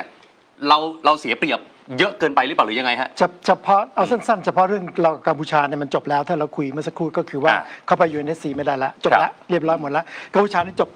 ปิดเกมไปแล้วก็เหลือแต่ที่สหรัฐมี2เรื่องก็คือเรื่องของแร่เอิร์ธเนี่ยเราเสียเปรียบไหมกับเรื่องภาษีมันแยกกันนะครับไอ้เรื่องที่เขาเรื่องภาษีมันมี2สเต็ปแรกนี่จบไปแล้วเรื่องตอนแรกเครื่องบินอะไรกันนะใช่ไหมนั่นมันจบไปสเต็ปแรกสเต็ปนี้คือจะตกลงเดือนธันวานี้ว่าจะลดลงให้เราได้ไหมจากการที่คุณได้แร่เอิร์ธเราเห็นไหมมันเชื่อมโยงกันแปลว่าไอ้ 19% นี่อาจจะลดลงอีกหรือ 0% จะเพิ่มฮะมันเป็นในเวไหนมันมีแต่ว่าเราคุยกันเพิ่มได้ข้อตกลงนี้เพื่อให้เขาในผ่อนคลายเรื่องภาษีให้เราพูดง่ายซึ่งจะตกลงใหม่เดือนธันวานี้จะยังไงไม่ทราบแต่ว่าโดยทั่วไปมักจะเป็นบวกเอางี้ไว้ก่อนใช่ไหมแต่นี้ได้แร่เอิร์ธมาเนี่ยแร่เอิร์ธมันเป็นแร่ที่มันมักจะมีมลพิษประเด็นอยู่ตรงนั้นนี่แหละดังนั้นเนี่ยสิ่งที่เราจะต้องทำก็คือดูต่อไปว่ามันจะมีมลพิษไหมแต่สิ่งที่ในข้อตกลงที่ผมอ่านดูก็คือว่าเขาจะมีการถ่ายทอดเทคโนโลยีถ้าใช้เทคโนโลยีของสหรัฐก็แปลว่าจะต้องมีบริษัทไทยไปรับเทคโนโลยีจริงไหมคงไม่ใช่สหรัฐเขา100%จริงไหมมันก็ได้ประโยชน์ส่วนหนึ่งอีกส่วนหนึ่งเมื่อใช้เทคโนโลยีของสหรัฐเราต้องดูให้ได้ว่าได้เทคโนโลยีมาจริงๆหรือเปล่าถ้าได้เทคโนโลยีจริงมันก็จะปลอดภัยเพราะทางตะวันตกนี่เทคโนโลยีจะปลอดภัยยกเว้นว่าก็เห็นเราเป็นประเทศป่าเถื่อนเขาก็เอาเทคโนโลยีไม่ดีมาให้เราอันนี้เรื่องหนึ่งคุณต้องไปว่ากันแต่โดยพื้นฐานเนี่ยเราต้องติดตามดูไม่เกิดมลพิษซึ่งก็มีทางเป็นไปได้ว่าจะไม่เกิดเพราะว่าเขาใช้เทคโนโลยีที่ดีกว่าแต่เราต้องดูเอาเรื่องแร่เอิร์ธนิดหนึ่งนะว่าคนเป็นกังวลว่าเราเห็นตัวอย่างจากเนี่ยทางเชียงรายก็แม่น้ำกกก็ยังไม่คลายเลยอันนั้นเกิดจากตรงนั้นมันมีความไม่สงบพอมีความสงบปั๊บในทุนที่มาลงเนี่ยเขาก็ใช้เทคโนโลยีขั้นต่ำพูดง่ายคือทิ้งเลยคือไม่บำบัดเลยพูดง่ายทิ้งเลยมันก็ปลาเปลือยก็แปลสภาพเป็นสัตว์ประหลาดอะไรต่างๆแต่ถ้าของสหรัฐเนี่ยเสนงเชื่อว่าเทคโนโลยีเขาดีเหลือแต่ว่าเราต้องคุมให้มันดีจริงไงคุณอย่าไปทำเรื่องใต้โต๊ะขอร้องเถอะอย่าทำเรื่องใต้โต๊ะบางท่านพูดไปถึงขนาดที่ว่าผลประโยชน์ที่เราไปดีลกับสหรัฐหรือไปแลกเนี่ยเราเสียเปรียบมากเกินไปบางท่านขออนุญาตนะฮะเราไปขายอะไรบางท่านบอกขายชาติเลยหรือเปล่าอะไรอย่างเงี้ยเสนงว่าไงฮะเรายังไงเราต้องขายอยู่แล้วเพราะแร่เอิร์ธเราก็มีที่โคราชแล้วก็ที่เหมืองดิบุกเก่ายังไงเราต้องขายอยู่แล้วคนซื้อคือสหรัฐประเด็นมันก็คือว่าคุณจะขายใครระหว่างจีนกับสหรัฐเพราะจีนเนี่ยอยากจะได้แร่เอิร์ธทั้งหมดเพื่อจะบีบสหรัฐเราจะอยู่ในเวทีของการที่ไปอยู่ฝั่งจีนหรืออยู่ฝั่งรัฐเท่านั้นเพราะว่าคนที่ออกมาพูดเนี่ยคือคนฝั่งจีนเขาอยากให้เราในขายจีนเราไม่ขายสหรัฐมีแค่นั้นไม่มีอะไรเราจะไม่เสียเขาเรียกว่าการบาลานซ์ระหว่างสหรัฐกับจีนเราจะไม่นี่ใช่ไหมฮะคือตอนนี้จีนเข้ามาเต็มประเทศอยู่แล้วที่เราคุยอยู่ตั้งนานยังจีนทั้งนั้นใช่ไหมเราจะขายสหรัฐอีกสักบริษัทของบริษัทจะเป็นอะไรไปล่ะมันไม่ค่อยมีปัญหาหรอกแล้วมันก็นิดเดียวแต่ว่าไอ้แร่เอิร์ธเนี่ยเราจะต้องชิงประโยชน์เนี่ยในเรื่องการถ่ายทอดเทคโนโลยีให้ได้มากก็คือว่าเทคโนโลยีของเราเนี่ยขาดเทคโนโลยีชิปเพราะว่าน้ำเราไม่สะอาดน้ำประปาเราไม่สะอาดถ้าน้ำประปาสะอาดพอเนี่ยจะทำชิปได้เพราะอเมริกาเขาอยากจะสร้างชิปขึ้นมาซึ่งเขาไม่อยากจะส่งนอกประเทศเราอาจจะต่อรองขอคุยเพิ่มนิดนึงได้ไหมให้เทคโนโลยีนี้คุณไม่ต้องเอาบริษัทคุณมาหรอกแต่คุณถ่ายทอดเทคโนโลยีในการผลิตชิปให้เราอะไรอย่างเงี้ยก็คิดเรื่องแบบนี้เพราะว่าชิปมันเป็นเรื่องของอนาคตแปลว่าก็ยังมีช่วงที่สามารถพูดคุยเจรจาต่อรองได้อยู่ใช่ไม่ชิปจะหายใช่ไหมไม่นะชิปมันอยู่ที่เราเองเราทันเกมไหมเรามองโลกออกไหมเรามองอนาคตออกไหมถ้าเรามองเป็นเราต่อรองได้เพราะเขาอยากจะได้เพราะว่าถ้าเกิดเอาแร่ทั้งหมดไปอยู่ที่จีนเนี่ยสหรัฐลำบากดังนั้นเขาอยู่ในจุดที่เขามีความอ่อนไหวกว่าเราอาจจะได้เปรียบถ้าเราคุยดีๆแต่ไม่ใช่อะไรก็ยกให้เขาหมดไม่ใช่แปลว่าณวันนี้ยังฟันธงไม่ได้ว่าเราจะเสียเปรียบหรือต้องดูแต่ว่าคุณต้องมีความฉลาดพอจะได้ประโยชน์จากตรงนี้นะฮะรองครับทีมงานเราบอกว่าผบ.ตร.ปิดเครื่องใช่ครับเพราะว่ายังไงทั้ง2เบอร์เลยฮะเรามี2เบอร์โทรไปทั้ง2เบอร์ใช่ยังไงเอางี้ถึงท่านเปิดเครื่องท่านก็ไม่กล้าคุยกับผมหรอกเชื่อผมแล้วกันอันนี้ท้าหรือว่ายังไงผมไม่ได้ท้าแต่ว่าคือเอางี้เราไปลองผบ.ตร.ด้วยกันเรานั่งทำงานด้วยกันมามันรู้มือกันนะครับแล้วสิ่งที่เขาทำกับผมเนี่ยเขารู้อยู่แก่ใจอยู่แล้วเอางี้ผมถามคำเดียวนะฮะเอาติ้งต่างไว้ก่อนว่าผมผิดนะว่าผมต้องหาคดีอาญานะเอางี้ติ้งต่างไว้เลยว่าผมผิดนะก็ติ้งต่างไว้ก่อนว่าถ้าต่อศักดิ์ก็ผิดเหมือนกันแต่ว่าหลักเนี่ย ท่านต้องไปดูกฎหมายรัฐธรรมนูญมาตรา 29 วรรค 2 นะตราบใดก็ตามที่ศาลไม่พิพากษาถึงที่สุดถือว่าเป็นผู้บริสุทธิ์จะปฏิบัติกับเขาเนี่ยอย่างเช่นผู้กระทำผิดไม่ได้จะเอาผมออกทันทีไม่ได้นะแล้วถ้าท่านไปดูในคำสั่งที่ให้ผมออกราชการนะครับนะเขียนไว้เลยนะครับว่าลูกน้องทำผิดแล้วพาดพิงมาถึงผมแค่พาดพิง2 คำให้ผมออกทันทีคำว่าพาดพิงเนี่ยหมายถึงว่าอะไรครับมันไม่ชัดก็ต้องให้ผมชี้แจงก่อนแล้วต้องกราบเรียนนะครับว่าอย่าไปคิดเลยว่าผมผิดหรือไม่ผิดเอาตีว่าผมผิดเลยผมชั่วเลยต่อศักดิ์ก็ผิดแต่ว่าไอ้สิ่งที่กระทำกับผมให้ออกเนี่ยมันไม่เป็นธรรมแค่นั้นแหละถ้าเทียบกันคือให้ผมออกเนี่ยถามว่าอะไรครับไอ้ผมออกคนเดียวไม่เป็นไรลูกน้องชั้นประทวนจ่าดาบนะสารวัตรรองผู้กำกับออกหมดแล้วลูกเมียเขาอยู่ยังไงคือคุณทำเพื่อหวังเป้าหมายคุณเป็นผบตรอย่างเดียวแล้วคุณเล่นงานเขาหมดค้นบ้านเขาทุบบ้านเขาถูกไหมครับลูกเมียเพื่อนผมเมียลูกของผมบางคนเป็นซึมเศร้าเลยผมบอกว่าท่านทำแบบนี้เวรกรรมมันมีจริงแต่ขณะเดียวกันถ้าท่านทำกับผมนะแบบปกตินะผมน้อมรับเลยแล้วผมจะหรือว่าท่านมาบอกผมไม่ดีก็ได้ว่าโจ๊กพี่อยากเป็นผมบอกให้พี่เป็นมาเลยพี่เกษียณผมก็เหลืออีก5 ปี 6 ปีผมไม่ได้ซีเรียสแต่ว่าไม่ใช่ทำกันแบบนี้ผมยกตัวอย่างนะถ้าไปดูข่าวผู้การจังหวัดหนองคายไม่เอ่ยชื่อศาลพิพากษาจำคุก2 ปีนี่เมื่อสัก2 อาทิตย์ที่แล้วนะไม่รอลงอาญามันต้องออกแต่แค่ย้ายคือมาตรฐานในการปฏิบัติใช่กับแต่ละคนใช่อันนี้คือสิ่งที่รองกำลังจะพูดถูกไหมฮะผมพูดอยู่ว่าใครไม่โดนแบบผมไม่เข้าใจผมบอกว่าเฮ้ยผมไม่ได้ผิดนะไอ้โทษผมอาจจะผิดก็ได้แต่ว่าคำว่าอาญากับออกมันคนละเรื่องกันนะครับคือจะเอาคนออกสักคนเนี่ยมันเป็นเรื่องใหญ่เอางี้ผมบอกนะผมเป็นรองผบตรดำเนินคดีเรื่องจิ้นหลิงออกหมายจับตู้ห่าวมีคนจีนเข้าไปขายยาให้ปี้วอเตอร์200 กว่าคนนะผมไม่จบแค่นั้นผมไล่ต่อไอ้คนจีน200 กว่ามันเข้ามาได้ยังไงวะเนี่ยไล่ไปมีตำรวจตม.เกี่ยวข้องตั้งแต่ยศพลโทพลตรีพันเอกชั้นประทวน100 กว่าคนผมดำเนินคดีตำรวจตม.100 กว่าคนผู้จัดการหน่วยถามผมว่าพี่โจ๊กจะให้ออกไหมผมบอกไม่ให้ออกให้เขาต่อสู้คดีไปเพราะถ้าเขาออกลูกมีก็เดือดร้อนคือผมถือว่าผมทำตามหน้าที่ส่วนคุณจะสู้คดีไปขึ้นศาลแสดงพยานหลักฐานถ้าคุณรอดคุณก็จบแต่ถ้าผิดก็ว่าไปถูกไหมครับแต่ไม่ใช่ไปประหารเขาก่อน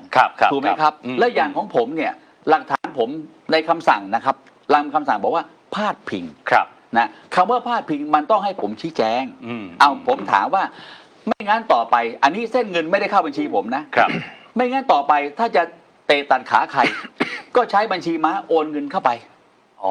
แล้วก็ให้ออกเลยสมมุติถ้าจะแกล้งกันเพราะอย่าลืมนะหลักกฎหมายเนี่ยเขาบอกว่าสมมุติว่าเงินจากบัญชีม้าเว็บพนันเอาเว็บพนันเลยนะโอนตรงหาคุณอ๊อฟเนี่ยนะ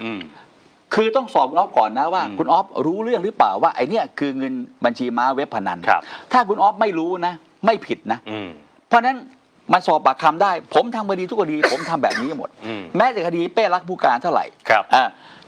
มีเซียนพระอยู่คนหนึ่งนะเงินโอนบัญชีเข้าไปผมเตรียมดำเนินคดีแล้วพอสอบไปคือเราสอบครั้งแรกคุณอ๊อฟบอกให้ปฏิเสธแต่เราไปไล่รายละเอียดเส้นเงินได้สอบแบงค์ได้ว่าเขาเกี่ยวข้องจริงไหมเมื่อเขาเกี่ยวข้องถ้าคุณอ๊อฟไม่เกี่ยวข้องต้องให้ความเป็นธรรมแต่ไม่ได้หมายว่าเฮ้ยต่อไปใครจะแกล้งกันเนี่ยก็แค่เอาบัญชีม้าโอนเงินตรงเข้ามาเลยแล้วบอกพาดพิงแต่ผมเนี่ยมันไม่มีเส้นเงินเลยสักเส้นที่เข้ามาหาผมมันเป็นเรื่องลูกน้องกระทำความผิดแต่แน่นอนสังคมบอกว่าเฮ้ยแล้วลูกน้องทำผิดนายไม่รู้เลยเหรออันนี้แน่นอนแต่ว่ามันต้องสอบถูกไหมครับแต่ถ้าผมชัดเจนแบบท่านต่อศักดิ์เนี่ยนะโอ้โหตรงเข้าเมียเข้าพี่ชายพี่สาวอย่างเงี้ยแล้วเข้าในเวรนะเข้าในเวรอีกคนนึงคือมันเป็นเส้นเงินจากอะไรจากเว็บพนันตรงมาแล้วถามว่าสามีภรรยาคือบุคคลคนเดียวกันมันปฏิเสธไม่ออกแล้วผมถามคำเดียวนะเส้นเงินที่มาเข้าเนี่ยมันไม่ได้เข้าครั้งเดียวนะมันเข้าทุกวันที่5ทุกวันที่5ทุกวันที่5อย่างนี้มันเรียกว่าอะไรซวยถูกไหมแต่ของผมมันไม่มีแล้วผมถามว่าผมจับเตียห้วยหวดนะที่ผมเคยออกบอกอะไรครับที่เตียห้วยหวดเนี่ยเป็นบุคคลตามหมายจับจีนเป็นเจ้าพ่อสะเดาเจ้าพ่อมือใหม่สะเดาผมจับตามหมายจับแล้ว ผมจับเสือชื่อเจียงนะผู้ก่อสร้างเมืองชเวโกโกนะร่วมกับพันโทหม่องชิตูตอนนี้อยู่เรือนจำเนี่ยเสือชื่อเจียงอยากจะให้ส่งตัวไปกัมพูชานะให้คนมาติดต่อผมจ่าย300นะผมต่อสู้จนศาลชั้นต้นเนี่ยผมไม่ยอมผมยังไงหลิวจงอี้บอกว่ายังไงอย่านะผมบอกไม่ต้องห่วงถ้าผมอยู่นะยังไงก็ไปจีนมึงไปประหารชีวิตที่จีนแน่ศาลชั้นต้นพิพากษาไปจีนถามว่าทำไมพวกนี้ถึงอยากกลับไปกัมพูชาเอาง่ายๆพวกนี้จะมี2 สัญชาติตลอดนะกลับไปกัมพูชาก็ติดปีกเลยเอาเหมือนการเตียวห้วยหวดนะอยู่สะเดาสนับสนุนนักการเมืองอักษรย่อชอผมไปแล้วฮะชออีกแล้ว ไม่รู้ชอเดียวกันป่ะผมชอเดียวกันไหมชอเดียวกันไหมคนละชอคนละชออีกโอ้โหผมเดี๋ยวลองผมก็ชอนะไม่ใช่ไม่ใช่ชัยนวลคืออย่างนี้ผมไปจีนมารัฐมนตรีว่าการกระทรวงความมั่นคงสาธารณะหลิวจงอี้เขาบอกผมว่ารัฐมนตรีว่าการกระทรวงความมั่นคงสาธารณะจะมอบโล่รางวัลให้ผมนะเพราะว่าผมจับคนจีนตามหมายจับเขา100 คนคนที่100ก็คือเสือชื่อเจียงเพราะฉะนั้นเขาเลยเชิญผมไปจีนนะแล้วเขาก็บอกว่ามีคนหนึ่งเนี่ยรับใช้ดูแลนักการเมืองไทยอยู่ภายใต้การดูแลของนักการเมืองไทยผมก็สงสัยเขาบอกชื่อเตียวห้วยหวดผมกลับมาไข่วะผมรู้แล้วผมจับเลยพอจับผมไม่ควบคุมตัวที่เรือนจำสงขลานะผมเอามาควบคุมตัวเรือนจำกรุงเทพเพราะแม้หนีมันหนีนะไอ้นี่ก็พยายามให้ผู้กำกับสืบสวนจังหวัดมาติดต่อผมบอกว่าขอจ่ายผม300คือผมบอกว่าอำนาจตำรวจมันเยอะผมรู้ว่ายังไงคนพวกนี้จะมี2 สัญชาตินะครับมีจีนกับมีกัมพูชาแต่ถามว่าอำนาจตำรวจในการที่จะส่งกลับไปประเทศไหนอยู่ไหนหรือเปล่าเขาบอกว่าผู้ต้องหาเนี่ยมี2 สัญชาติถ้าสมัครใจกลับไปประเทศใดต้องส่งกลับไปประเทศนั้นเห็นไหมถ้าผมจะรับเงิน300ผมก็บอกว่าเฮ้ยอันนี้มันสมัครใจกลับไปกัมพูชาต้องส่งไปกัมพูชา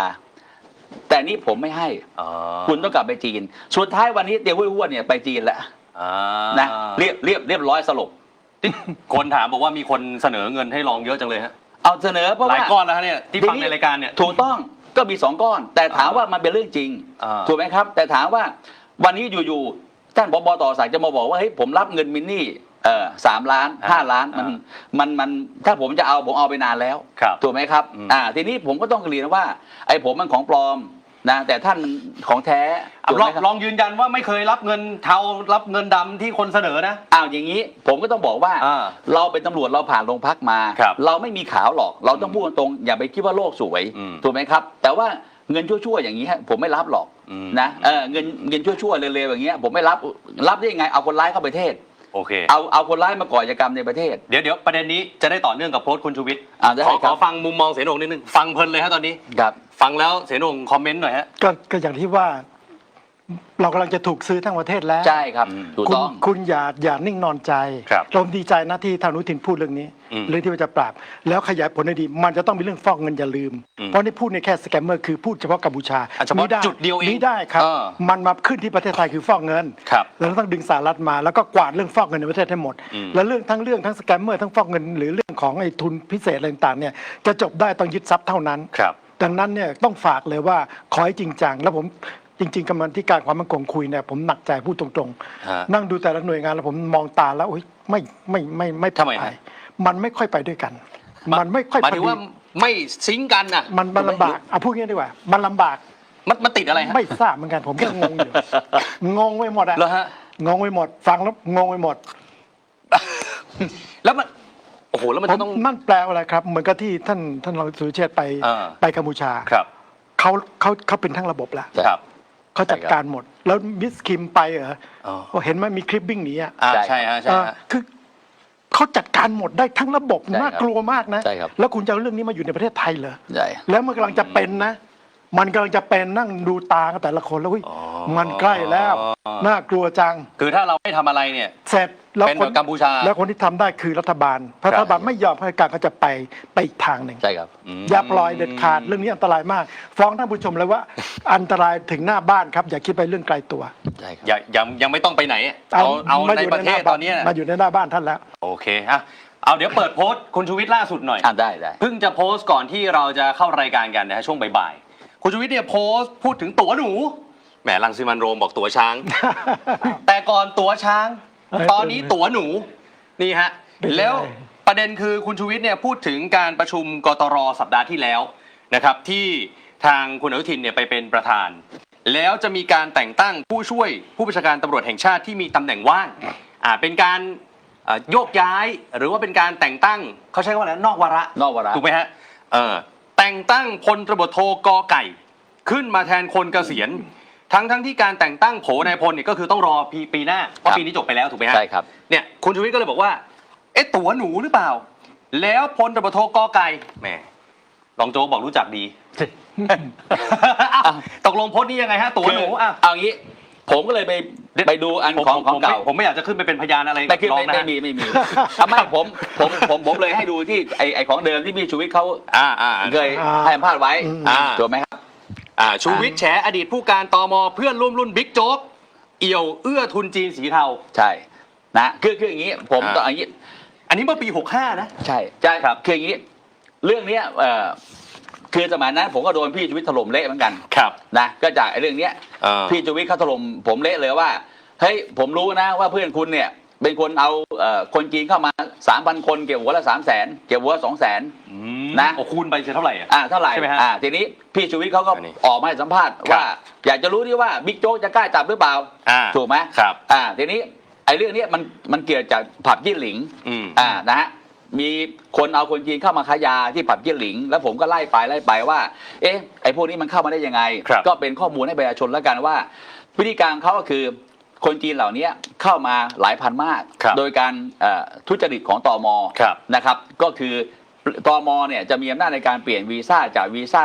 ท่องเที่ยวให้เป็นวีซ่านักเรียนนะฮะเวลาเปลี่ยนเป็นวีซ่าเรียนก็อยู่ได้ปีหนึ่งแล้วก็ต่อเป็นปีๆนะก็คิดรายหัวถ้าที่พี่ชูวิทย์ก็โพสต์เนี่ยก็เก็บสูตรมาตรฐานหัว 200,000 300,000แต่ต้องบอกว่าสมัยผมเป็นผู้จัดการตม.ด้วยความสัตย์จริงผมสั่งห้ามมีนะครับนะแต่หลังจากผมออกมาแล้วผมมาเป็นรองผบ.ตร.ก็พบว่าทำอีกเพราะอะไรเพราะว่ามันมีคนจีนเข้ามาถึงเพื่อนร่วมรุ่นคนนี้เหรอฮะผมไม่ได้พูดถึงเพื่อนอย่างเดียวหมายว่ามีคนทำผมก็ดำเนินคดีตำรวจทั้งหมด200 กว่าคนครับรวมถึงในนั้นก็มีเพื่อนรุ่นกับผมด้วย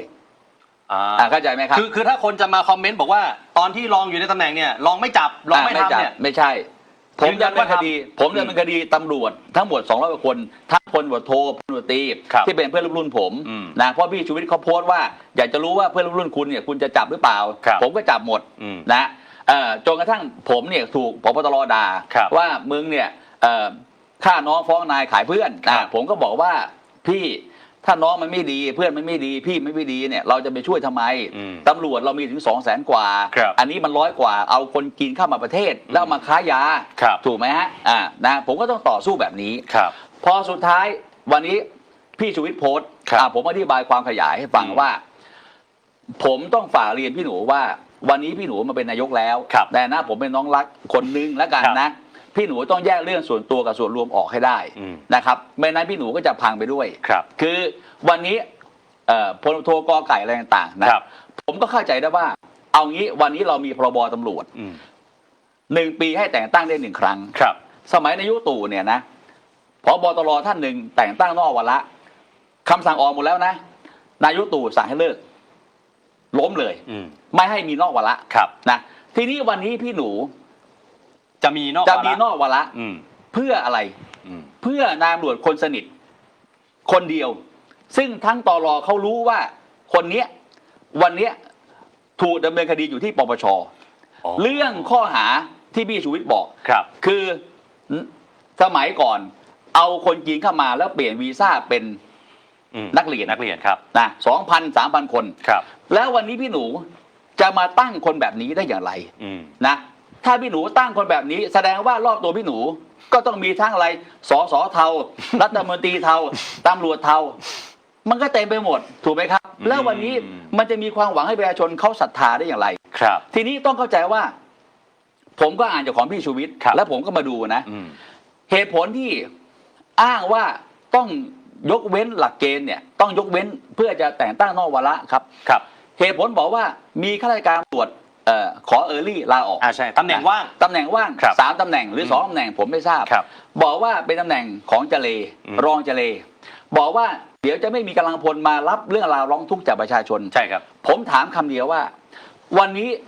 เขามีคณะกรรมการของพี่เรวัตแล้วตามพรบตำรวจฉบับใหม่ประชาชนเดือดร้อนไปร้องทุกข์ที่คณะกรรมการร้องทุกข์ไม่มีใครไปร้องที่รองเจเลถูกไหมครับเหมือนกัน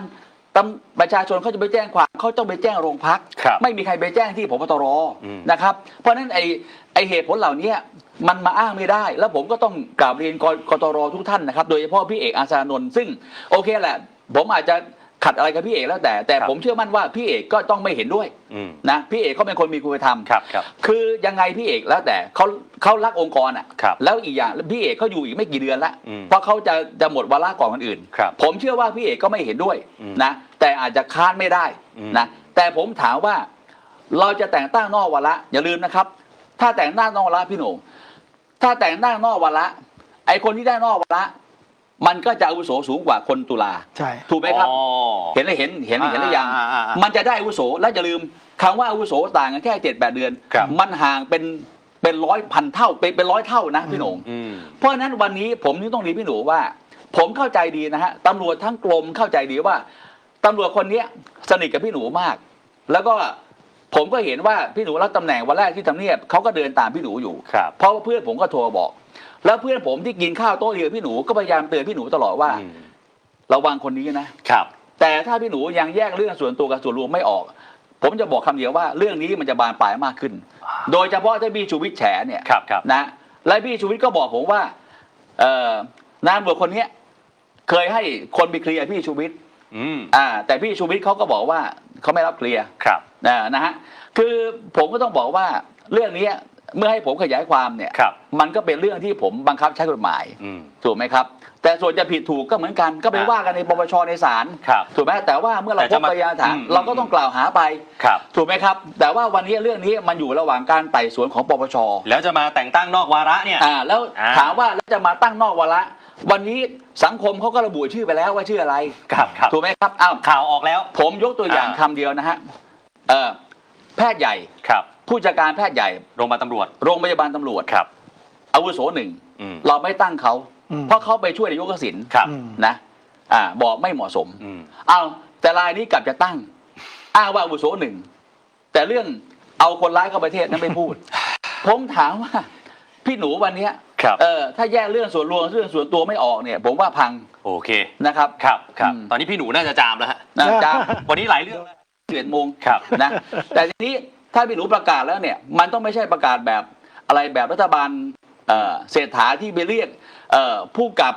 ที่ไปเรียกผู้กับนายอำเภอมาประชุมที่อะไรเมืองทองธานี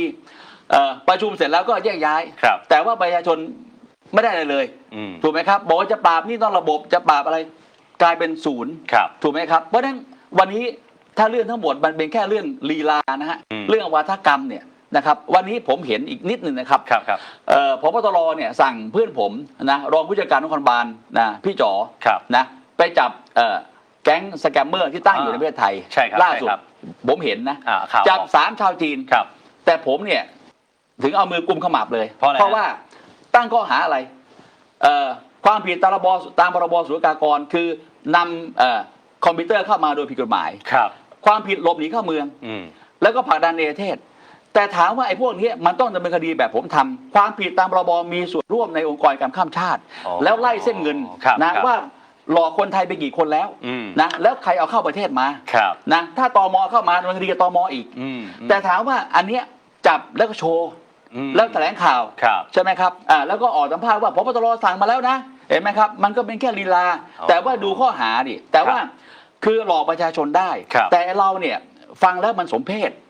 คือไปตั้งข้อหาอะไรครับพรบศุลกากรโทษปรับพี่นงโทษปรับแล้วก็หลบหนีเข้าเมืองโทษปรับแล้วก็ชุดออกนอกประเทศไอ้พวกนี้ก็กลับมาใหม่อีกวนไปไม่จบถูกไหมครับก็แบบเดียววิ่งหนีจากตึกนั้นตึกนู้นนั่นแหละเปลี่ยนจากชั้นนี้ไปชั้นนู้นคือทั้งหมดถ้าคุณไม่มีความจริงใจนะกับประชาชนเนี่ยมันจะวนอยู่แค่นี้ใช่ครับดังนั้นแต่ผมต้องเรียนนะครับว่าประเทศจีนไม่ใช่เป็นสีเทานะ ที่เขาหนีมาเนี่ยคือท่านศรีจัดการ ใช่ เขาไล่มา ปราบครับ เขาไล่มาดังนั้นเนี่ยเราไปร่วมมือกับจีน ใช่ครับ แล้วก็มาจัดการ ถ้าคุณตั้งใจจริงแล้วจีนเขาลงมานะครับ ไม่เหลือซากเลยนะพวกนี้ ใช่ครับ คุณจะเอาจริงเปล่า อยู่ที่ว่ารัฐบาลจะเอาจริงไหม ไม่ไปหรอกไม่ไปหรอก อันนี้คือ ไม่ไปหรอก สบประมาทหรือว่าท้าให้ ท้าทาย อ๋อ ถ้าสมบัติที่จะแรงกว่านั้นเดี๋ยวจะโดนคดีเดี๋ยวจะโดนคดี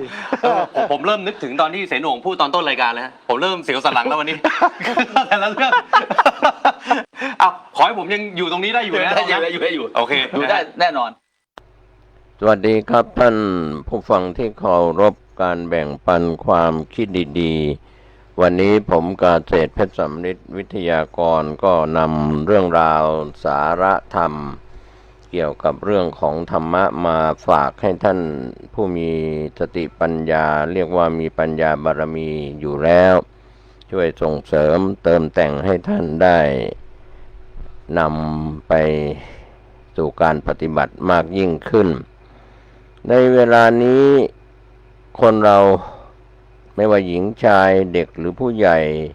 ทั้งคนไทยและชาวต่างชาติก็เรียกว่าตามกระแสโดยกระแสโลกกระแสข่าวออนไลน์กระแสต่างๆที่เป็นภาวะวิกฤตไม่ว่าจะเป็นโรคภัยไข้เจ็บที่เข้ามาเบียดเบียนไวรัสโคโรนาก็ดีหรือโรคภัยไข้เจ็บที่อาจจะมี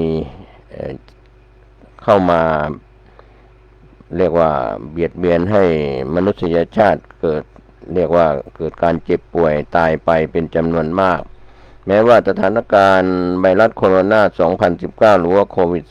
-19 กำลังระบาดอยู่หรือระบาดผ่านพ้นไปแล้วด้วยการแก้ไขปัญหาให้เจือจางลงไป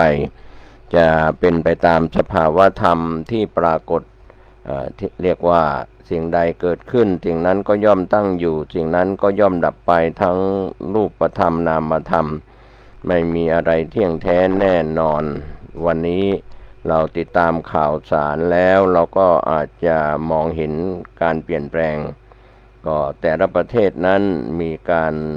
เจ็บป่วยไม่สบายตายแล้วก็รอดชีวิตบ้างเรียกว่าเยียวยารักษาหายบ้างไม่หายบ้างเรียกว่าตายกันเป็นเบื่อทีเดียวนับเป็น10เป็นร้อยเป็นพันเป็นหมื่นเป็นแสนนะครับอาจจะเป็นล้านต่อไปก็ถือว่าสิ่งเหล่านั้นเป็นโรคร้ายที่เยียวยาไม่ทันแก้ไขไม่ทันก็ถึงแก่ความตายเรียกว่ามรณะความตายเพราะว่าเกิดจากโรคภัยไข้เจ็บเบียดเบียนกระแสข่าวเหล่านั้นเป็นกระแสข่าวที่เกิดขึ้นจริงๆเป็นจริงๆเจ็บป่วยจริงๆเยียวยารักษาหายจริงๆแล้วก็ตายจริงๆครับเป็นความจริงแต่ในโลกของกระแสสื่อที่เกี่ยวข้องกับออนไลน์หรือข้อมูลต่างๆที่ออกมาเรียกว่าโกหกหน้าตายเป็นข้อมูลเท็จอย่างเป็นข้อมูลหลอกลวงข้อมูลบิดเบือนข้อมูลที่เชื่อถือไม่ได้ข้อมูลที่เป็นจริงก็มีอยู่โลกออนไลน์ที่เราได้รับสื่อสารผ่านมือถือก็ดีคอมพิวเตอร์โน้ตบุ๊กหรืออุปกรณ์สื่อสารใดๆก็ถือว่าเป็นอันตรายนะครับการที่เราอ่านข่าวติดตามข่าวไม่ว่าจะเป็นคลิปวิดีโอผ่าน YouTube Facebook หรือในช่องทางต่างๆช่องทางเหล่านี้เราติดตามกันมากก็อาจจะจริงบ้างเท็จบ้างอะไรจะมากกว่าระหว่างข้อมูลที่เป็นจริงข้อมูลที่เป็นเท็จก็เราตามกระแสไปเราก็จะเห็นบางครั้งความน่าเชื่อถือของสื่อที่ออกมาก็อาจจะมีความรู้สึกว่าน่าจะเป็นไปได้แต่ก็เป็นไปไม่ได้เรียกว่าหน้ามือเป็นหลังมือหน้าเรียกว่าจากหน้าเป็นหลังจากหลังเป็นหน้าหรือจากความจริงที่ปรากฏอยู่ดังนั้นวันนี้หลายท่านก็อาจจะมีสื่อสารที่เป็นอิทธิพลการอ่านข้อความทั้งภาษาไทยภาษาต่างประเทศหรือภาพหรือคลิปต่างๆตัดต่อเติมแต่งพรบคอมพิวเตอร์จึงเกิดขึ้นให้เกิดขึ้นมาเพื่อป้องกันสื่อสารที่เป็นเท็จ ลวงซึ่งหน้าลวงรับหลังลวงกันในช่องทางออนไลน์ก็ถ้าเราติดตามไม่ทันรู้ไม่ทันก็จะหลงไปกับกระแสโลกที่หลอกลวงกลลวงหลอกลวงนะครับเรียกว่าลำบากใจที่สุดที่จะเชื่อถือสื่อสารใดๆก็ขอให้ท่านได้ใช้วิจารณญาณคำสอนในทางพระพุทธศาสนาที่เราเคยพูดถึงเรียกว่ากัลยาณมิตรมิตรที่ดีจะเป็นพ่อแม่ครูบาอาจารย์หรืออุปชาอาจารย์หรือกัลยาณมิตรที่เป็นเพื่อนมนุษย์ด้วยกันที่เขากัลยาแปลว่างามเป็นมิตรดีมิตรงามก็จะช่วยบอกกล่าวแนะนำเราในสิ่งที่ดีๆทำให้เกิดคุณเกิดประโยชน์ไม่เกิดโทษไม่เรียกว่าไม่หลงทางไม่เดินทางผิดดังนั้นกัลยาณมิตรวันนี้ที่จะช่วยชี้ทางเรียกว่าชี้คุณบอกโทษบอกประโยชน์เราทุกท่านนะครับท่านที่รับฟังก็ดีท่านที่ติดตามข้อมูลข่าวสารในช่องทางต่างๆก็ขอให้ท่านทำใจเป็นกลางๆเรียกว่ามีเมตตาธรรมค้ำจุนโลกนะครับความปรารถนาดี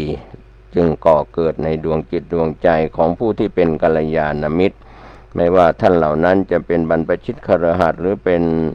พี่น้องชาวพุทธหรือพี่น้องชาวต่างศาสนาที่เป็นศาสนิกในต่างศาสนาก็ตามถ้าเขามีความเป็นมิตรที่ดีเรียกว่ากัลยาณมิตรก็คลายปัญหาเบาใจโล่งใจแต่ถ้าเป็นมิตรชั่วเป็นปาเปมิตรคิดชั่วคิดร้ายต่อตนเองต่อประเทศชาติหรือต่อโลกใบนี้ก็ตามความเมตตาก็ไม่เกิดขึ้นเรียกว่าเมตตาธรรมไม่ค้ำจุนโลกแล้วขาดเมตตาก็เป็นจิตใจที่ละโมบโลภมากมีความโลภเกิดขึ้นในใจก็แสดงออก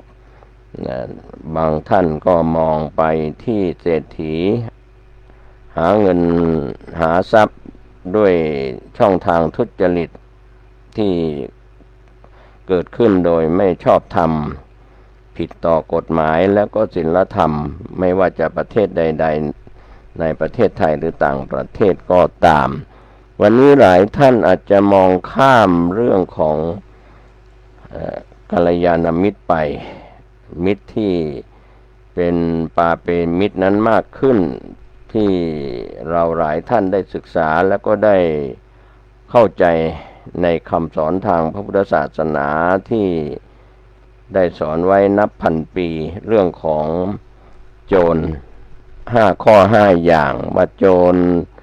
พระราชาเป็นโจรนะครับข้าราชการหรือข้าราชบริพารเป็นโจรในส่วนของโจรที่เป็นโจรที่หากินโดยชาวบ้านโจรป่าโจรบ้านแล้วก็โจรผ้าเหลืองก็คือบรรพชิตที่เป็นนักบวชโจรเหล่านี้มีมาทุกยุคทุกสมัยอย่างเช่นถ้าเราจะกลับมามองในเรื่องของโจรในเครื่องแบบโจรที่แต่งตัวเป็นข้าราชการหรือหน่วยงานรัฐวิสาหกิจที่เราเชื่อว่าเขาเป็นข้าราชการปฏิบัติหน้าที่นะครับตามหน้าที่แต่ว่าอาจจะใช้เครื่องแบบนั้นไปทำมาหากินคอร์รัปชันในช่องทางต่างๆจะเป็นข้าราชการการเมืองข้าราชการที่ปรากฏอยู่ตามกระทรวงทบวงกรมต่างๆนะครับก็เรียกว่าคราบของโจรรวมไปถึงโจรป่าอันนั้นเป็นโจรที่ออกจี้ปล้นสะดมแล้วก็ทั้งในป่าเดี๋ยวนี้ป่าไม่มีแล้วก็โจรเป็นโจรในบ้านในเมืองโจรที่อดอยากโจรที่ลำบากจากเรียกว่าเศรษฐกิจเป็นพิษหรือว่าทุพพิกภัยไม่มีจะกินไม่มีจะใช้โจรจากภาวะเศรษฐกิจนะครับก็ถือว่าใครก็ตามที่ปรากฏว่าเป็นโจรนักเศรษฐกิจเรียกว่าใช้ความทุกข์ยากของประชาชนเรียกว่าทำนาบนหัวคนหลังคนหรือว่าเอาเปรียบเป็นการ เป็นโจรในเรื่องของการที่ไม่เสียภาษีหลบเลี่ยงการเสียภาษีโจรในคราบของนักธุรกิจช่องทางการไม่เสียภาษีหรือภาคประชาชนที่หลบเลี่ยงบริษัทห้างร้านหน่วยงานต่างๆที่เป็นโจรไม่ยอมเสียภาษีเพื่อนำเงินรายได้เข้ารัฐเพื่อบริหารรัฐบาลในแต่ละรัฐบาลไม่ว่าจะในประเทศไทยหรือต่างประเทศสำหรับพี่น้องชาวพุทธเราก็มองไปที่พระคุณเจ้าที่เป็นพระภิกษุสามเณรที่อยู่ตามวัดวารามต่างๆธงชัยของพระอรหันต์ก็คือผ้ากาสาวพัสนะครับท่านผู้ฟังก็เป็นเครื่องบ่งบอกของผู้ที่ออกบวชแล้วปวัชชะก็เว้นจากความประพฤติชั่วทางกายทางวาจาฝึกจิตฝึกใจให้อยู่ในศีลในธรรมในกรอบของพระธรรมพระวินัยดังนั้นเราได้เห็นผู้ที่นุ่งเหลืองห่มเหลืองเป็นพระภิกษุเป็นสามเณรในปัจจุบันหรือในอดีตนั้นก็มีภิกษุณีสามเณรสามเณรีสิกขมานาแล้วก็มีอุบาสกอุบาสิกาที่เป็นฝ่ายคฤหัสถ์เข้มแข็งช่วยกันทนุบำรุงพระพุทธศาสนาเรียกว่าพุทธศาสนาเจริญในยุคอดีตจนถึงปัจจุบันแต่ความเจริญกับความเสื่อมนั้นเป็นของคู่กันเราก็เห็นได้จากโบราณสถานพุทธสถานวัดวารามต่างๆที่เป็นวัดร้างวัดห่างหรือวัดที่มีการบูรณะปฏิสังขรณ์คืนมาก็ตามสิ่งเหล่านี้เป็นเครื่องบ่งบอกถึงจิตใจของผู้ที่เจริญในทางศีลธรรมในเรื่องของผู้ที่ถือเพศนะครับเพศเป็นนักบวชเว้นออกจากเรือนแล้วก็เว้นนะครับเป็นพระภิกษุเป็นสามเณรที่เหลืออยู่ในปัจจุบันครับก็ส่วนอุบาสกอุบาสิกาคฤหัสถ์ชายหญิงเราก็ยังเป็นกำลังสำคัญของฝ่ายบรรพชิตช่วยสนับสนุนส่งเสริมพระพุทธศาสนากันไม่ว่างเว้นนะครับดังนั้นวันนี้ถ้าเรามาคิดพิจารณากันเราไม่ได้ไปจ้องจับผิดใครโจรทั้งหลายเหล่านั้นตั้งแต่พระราชามหากษัตริย์เสื่อมประชาชนในถิ่นประเทศนั้นๆก็ไม่แสดงความเคารพไม่ยกย่องไม่นับถือสถาบันพระมหากษัตริย์ก็เสื่อมเสียในยุคอดีตก็ตามในยุคไหนๆก็ตาม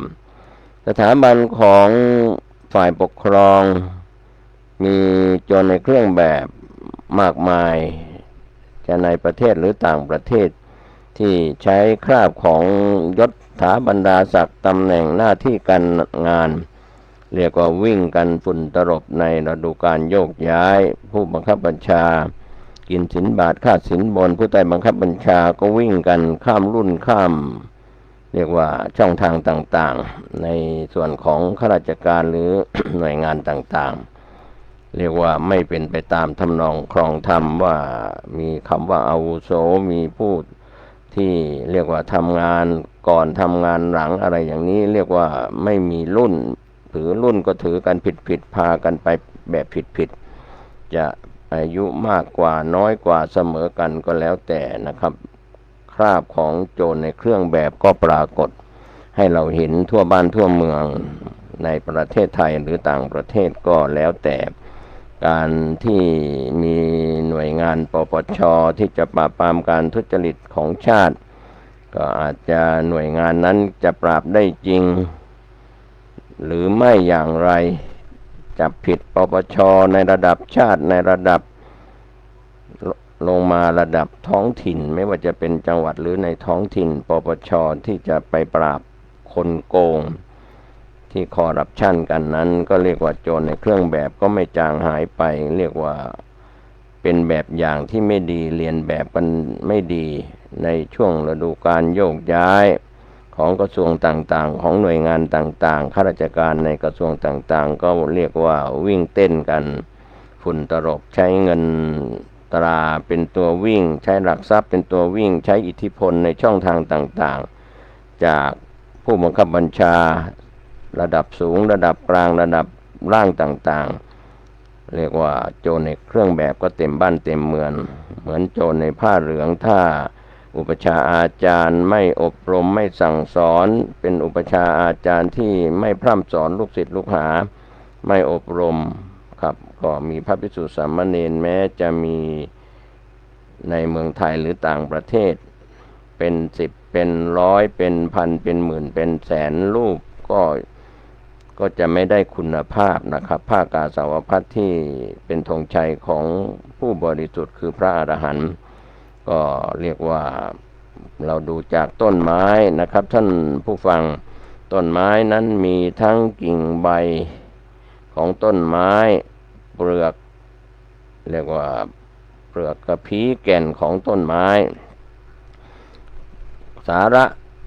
ของความเป็นมนุษย์ของคนของนักบวชหรือใครก็ตามนะครับท่านผู้ฟังในปัจจุบันนี้เราปล่อยให้เวลาที่ได้มา24ชั่วโมงเท่ากันไม่ได้สิ่งที่เป็นสาระเป็นแก่นสารเพลิดเพลินบันเทิงกันไปกับเรื่องราวต่าง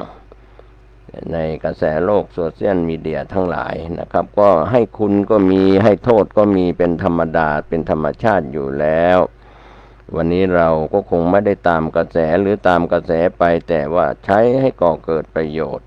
เหมือนดาบสองคม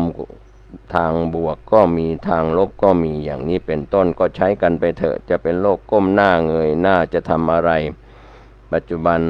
ที่มีสถานการณ์โควิดเข้ามาเราก็ใส่หน้ากากป้องกันระยะห่างหรือจะทำอะไรกันไปแต่สิ่งเหล่านี้ภาพเหล่านี้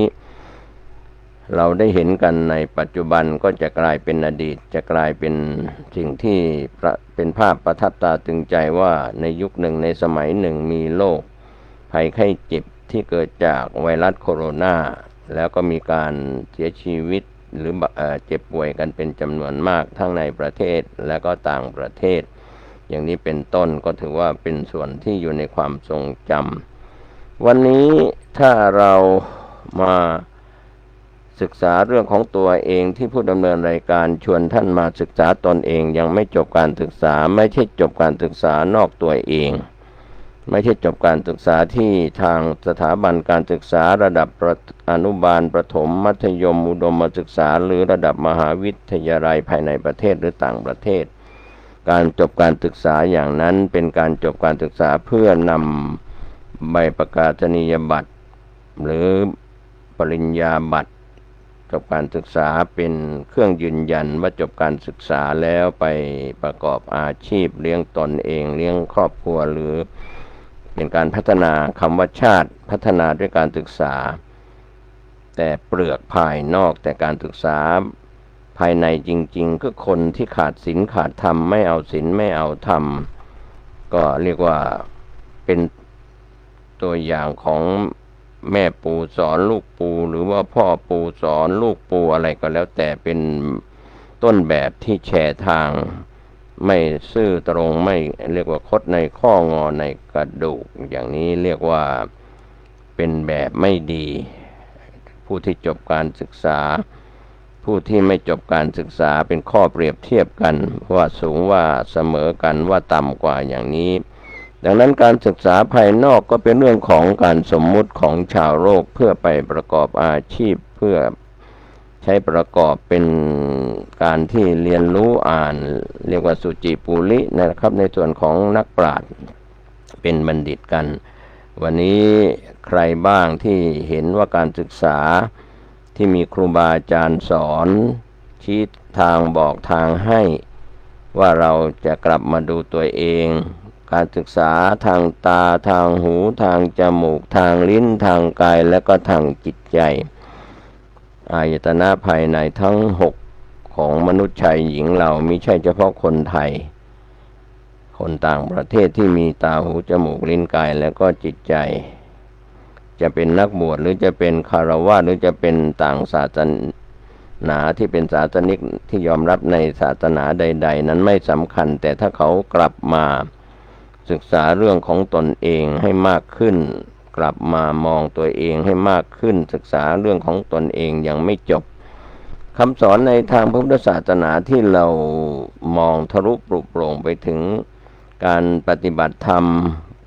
ตั้งแต่ขั้นต้นที่เป็นกัลยาณปุถุชนเจริญสมถกรรมฐานเจริญวิปัสสนากรรมฐานจากพระอาจารย์จากอาจารย์ที่เป็นฝ่ายบรรพชิตแล้วก็อาจารย์ฝ่ายคฤหัสถ์ชี้ทางบอกทางสอนกรรมฐานกันพากันนั่งสมาธิพากันเดินจงกรมปฏิบัติธรรมกันทั้งสมถกรรมฐานและวิปัสสนากรรมฐานเราก็มองไปที่สำนักปฏิบัติธรรมสถานธรรมสถานที่ปฏิบัติธรรมของพี่น้องชาวพุทธทั้งในประเทศไทยและต่างประเทศเราสงบทางร่างกายเรียกว่านั่งสมาธิก็สงบแล้วเดินจงกรมก็สงบแล้วทางกายทางจิตใจก็เป็นไปพร้อมๆกันวันนี้เรามาศึกษาเรื่องของตนเองไม่ต้องไปรู้เรื่องของคนอื่นมากนักไม่ต้องไปศึกษาเรื่องนอกตัวมากนักการที่เราจะไปช่วยชีวิตใครหมอพยาบาลหรือสาธารณสุขก็ช่วยไม่ได้ไม่ให้คนแก่ไม่ให้คนเจ็บไม่ให้คนตายเรามาศึกษาทำไมต้องเกิดเป็นทุกข์ทำไมต้องแก่เป็นทุกข์ทำไมต้องชราเป็นทุกข์ทำไมต้องเจ็บป่วยเป็นทุกข์ทำไมต้องตายแล้วก็เป็นทุกข์อย่างเวียนว่ายตายเกิดอยู่ในวัฏสงสารนี้ไม่จบไม่สิ้นถือว่าการจบการศึกษาที่แท้จริงนั้นยังไม่ใช่เป็นเรื่องสมมุติในส่วนปัจจุบันสถานศึกษาในโลกปัจจุบันทั้งภายในประเทศและต่างประเทศก็เป็นเรื่องที่สร้างความทุกข์ยากลำบากไม่ว่ารัฐบาลในประเทศไทยหรือต่างประเทศไม่ได้ส่งเสริมการศึกษาอย่างแท้จริงไม่ได้ใช้ภาษีของประชาชนที่เสียภาษีมาพัฒนาการให้เด็กมีการศึกษาอย่างแท้จริงก็ตกไปอย่างในประเทศไทยเปิดการศึกษาเรียกว่าเปิดเรียนเปิดภาคเรียนในภาคเรียนการศึกษาก็จะมีค่าใช้จ่ายของสถานศึกษาของครูบาอาจารย์รวมไปถึงการศึกษาพิเศษไม่ว่าจะเป็นโรงเรียนกวดวิชาอะไรต่างๆก็ล้วนแล้วที่ผลักภาระไปให้บรรดาพ่อแม่ผู้ปกครองแล้วก็ส่วนที่เกี่ยวข้องที่ดูแลบุตรหลานลูกหลานยุคใหม่ไม่ได้รับการอุ้มชูจากรัฐบาลอย่างแท้จริงนะครับก็เรียกว่าผลักปัญหาทับถมให้กับผู้ปกครองผู้เป็นพ่อแม่ซึ่งมีลูกมีลูกมีหลานเต็มบ้านเต็มเมืองก็ทุกข์อกทุกข์ใจเมื่อมีการเปิดภาคเรียนในสถานศึกษาระดับอนุบาลประถมมัธยมก็เลยใช้ว่าค่าเทอมค่าเรียนต่างๆค่าอุปกรณ์การเรียนต่างๆก็เรียกว่าประดังเข้ามาบรรดาพ่อแม่ผู้ปกครองบางคนก็เดือดร้อนนะครับต้องไปกู้หนี้ยืมสินเพื่อหวังว่าจะให้ลูกนั้นหลานนั้นญาตินั้นได้รับการศึกษาแต่ความจริงแล้วก็เป็นการผลักภาระให้นะครับทางรัฐบาลหรือผู้บริหารประเทศชาติบ้านเมืองจะเป็นกระทรวงทบวงกรมที่เกี่ยวข้องกับการศึกษาก็ไม่ได้เรียกว่าไม่ได้แบ่งเบาภาระให้คนในชาติมีการศึกษาอย่างแท้จริงอาจจะไม่ได้แต่ละประเทศอาจจะแตกต่างกันไปแต่วันนี้การศึกษาภาคบังคับการศึกษาไม่ใช่ภาคบังคับก็แล้วแต่ครับก็เป็นเรื่องที่น่าเป็นห่วงแต่ที่สิ่งหนึ่งเราชวนกันมาศึกษาเรื่องของตัวเองการปฏิบัติธรรมนั้นก็เป็นสิ่งที่ดูเหมือนว่าจะเป็นเรื่องที่ไม่ได้รับประโยชน์สำหรับคนที่บอกว่ามีเวลาว่างมากหรืออย่างไรต้องใช้เวลาไปนั่งสมาธิใช้เวลาไปเดินจงกรมถ้าเราเห็นเวลาของมนุษย์ชายหญิงเราที่จะนับถือพุทธศาสนาก็ดีไม่ได้นับถือพุทธศาสนาก็ดีเกิดมาบนโลกใบนี้ก็ได้เวลามาเท่ากัน24ชั่วโมงกลางวัน12ชั่วโมงกลางคืน12ชั่วโมงแต่เราเบียดบังเวลาที่มีอยู่เท่ากันนั้นไม่ได้ทำการศึกษาเรื่องของตนเองปล่อยให้ล่วงเลยเวลาไปกับเรื่องไร้สาระเรื่องไม่เป็นประโยชน์ก็หลายท่านที่เคยพูดในอดีตหรือพูดในปัจจุบันว่าทำงานแข่งกับเวลาไอ้นั่นเป็นเรื่องของการทำงานแต่การศึกษาเรื่องของตนเองการปฏิบัติ ทำเพื่อแข่งกับเวลา 24 ชั่วโมงความตายหายใจเข้าไม่หายใจออกก็ตายหายใจออกไม่หายใจเข้าก็ตายเราจะจบการศึกษาด้วยความตายแบบไหนอย่างไรตายช้าตายเร็วตายด้วยโรคภัยไข้เจ็บเบียดเบียนตายจากหมดอายุไขหมดกรรมหรือตายจากอุบัติเหตุปัญหาต่างๆของสังคมประดังเข้ามาเรื่องของปัญหายาเสพติดปัญหาของเศรษฐกิจรัดตัวไม่พอกินไม่พอใช้รายได้ไม่พอค่าครองชีพเกิดปัญหาความทุกข์ยากลำบากอดอยากลำบากนะครับในเรื่องของภาวะต่างๆผู้เกี่ยวข้องในระดับรัฐบาลภายในประเทศไทยหรือต่างประเทศก็จะมีการบริหารบ้านเมืองเพื่อแก้ไขปัญหาแต่การที่จะช่วยเหลือตนเองให้สุขสงบเรียกว่าได้เข้ามาสงบจากการใช้ตาหูจมูกลิ้นกายและใจในเวลา 24 ชั่วโมงเท่ากันแต่ก็เกิดปัญหาหรือหมดปัญหาเบาบางไปจากปัญหามากน้อยเพียงใดก็ฝากไว้ให้กับผู้มีสติปัญญาได้คิดได้พิจารณากันในเรื่องอย่าได้ตามกระแสโลกจนเกินไปเราควรจะกลับมาพิจารณาใช้ธรรมะมาศึกษาเรื่องภายในตัวเองกายยาว1 วากว้าง1 ศอกหนา1 คืบตั้งแต่หัวจดเท้าก็จะสุขกายสุขใจรู้แล้วก็จบการศึกษาได้อย่างแท้จริงวันนี้ผมเกษตรเพชรสำริดวิทยากรแบ่งปันความคิดดีๆให้กับผู้มีปัญญาเข้าใจก็จะไม่ท้อแท้ใจก็มีกำลังใจที่จะศึกษาจนจบการศึกษาจากตาหูจมูกลิ้นกายใจของตัวท่านเองโดยทั่วหน้ากันสวัสดีครับสวัสดีครับท่านผู้ฟังที่เคารพการนำเสนอสาระธรรมดีๆวันนี้ผมเกษตรเพชรสำริดวิทยากรก็นำเรื่องราวที่เทิดทูนสถาบันพระมหากษัตริย์ก้าวตามรอยพ่อสอนบุญแค่ไหนได้เกิดบนแผ่นดินนี้ลมหายใจที่เหลือจะทำดีโดยไม่ท้อบอกรักพ่อด้วยเดินตามและก็สานต่อไม่รั้งรออุทิศตนทดแทนคุณก็เป็นส่วนที่ได้นำเสนอกันไปหลายตอนแล้วก้าวตามรอยพ่อสอนก็มุ่งเน้น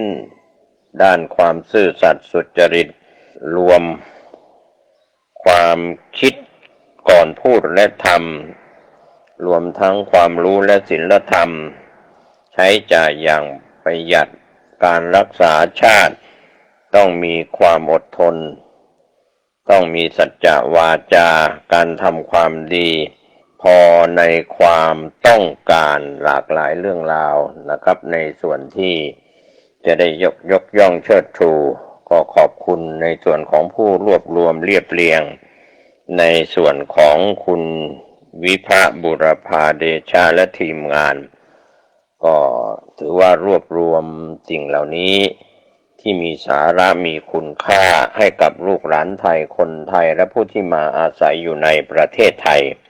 ผมเกษตรเพชรสำริดก็เพียงนำตัวเอกสารตัวหนังสือออกมาเป็นเสียงถ่ายทอดให้ท่านได้รับรู้รับทราบเรื่องถัดไปโครงการอ่างเก็บน้ำเขา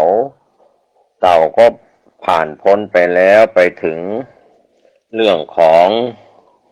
หุบกระพงก็ผ่านไปแล้วมาถึงหน่วยแพทย์พระราชทานก็ผ่านไปก็มาถึงเรื่องทรงกีฬาพระบาทสมเด็จพระเจ้าอยู่หัวรัชกาลที่9มีพระราชกระแสรับสั่งต่อเรื่องการกีฬาอย่างน่าสนใจว่าการกีฬามีความสำคัญเป็นอย่างยิ่งสำหรับชีวิตของแต่ละคนและชีวิตของบ้านเมืองและการชนะการแข่งขันความจริงคือการชนะตนเองนั่นแหละพระองค์ทรงเป็นพระมหากษัตริย์ไทยที่ให้ความสนใจกีฬาอย่างจริงจังทรงได้เข้าร่วมการแข่งขันเป็นนักกีฬาเรือใบทีมชาติในการแข่งขันกีฬาแหลมทองครั้งที่4ในปีพุทธศักราช 2510 และทรงชนะเลิศการแข่งขันเรือใบประเภทโอเคร่วมกับทูลกระหม่อม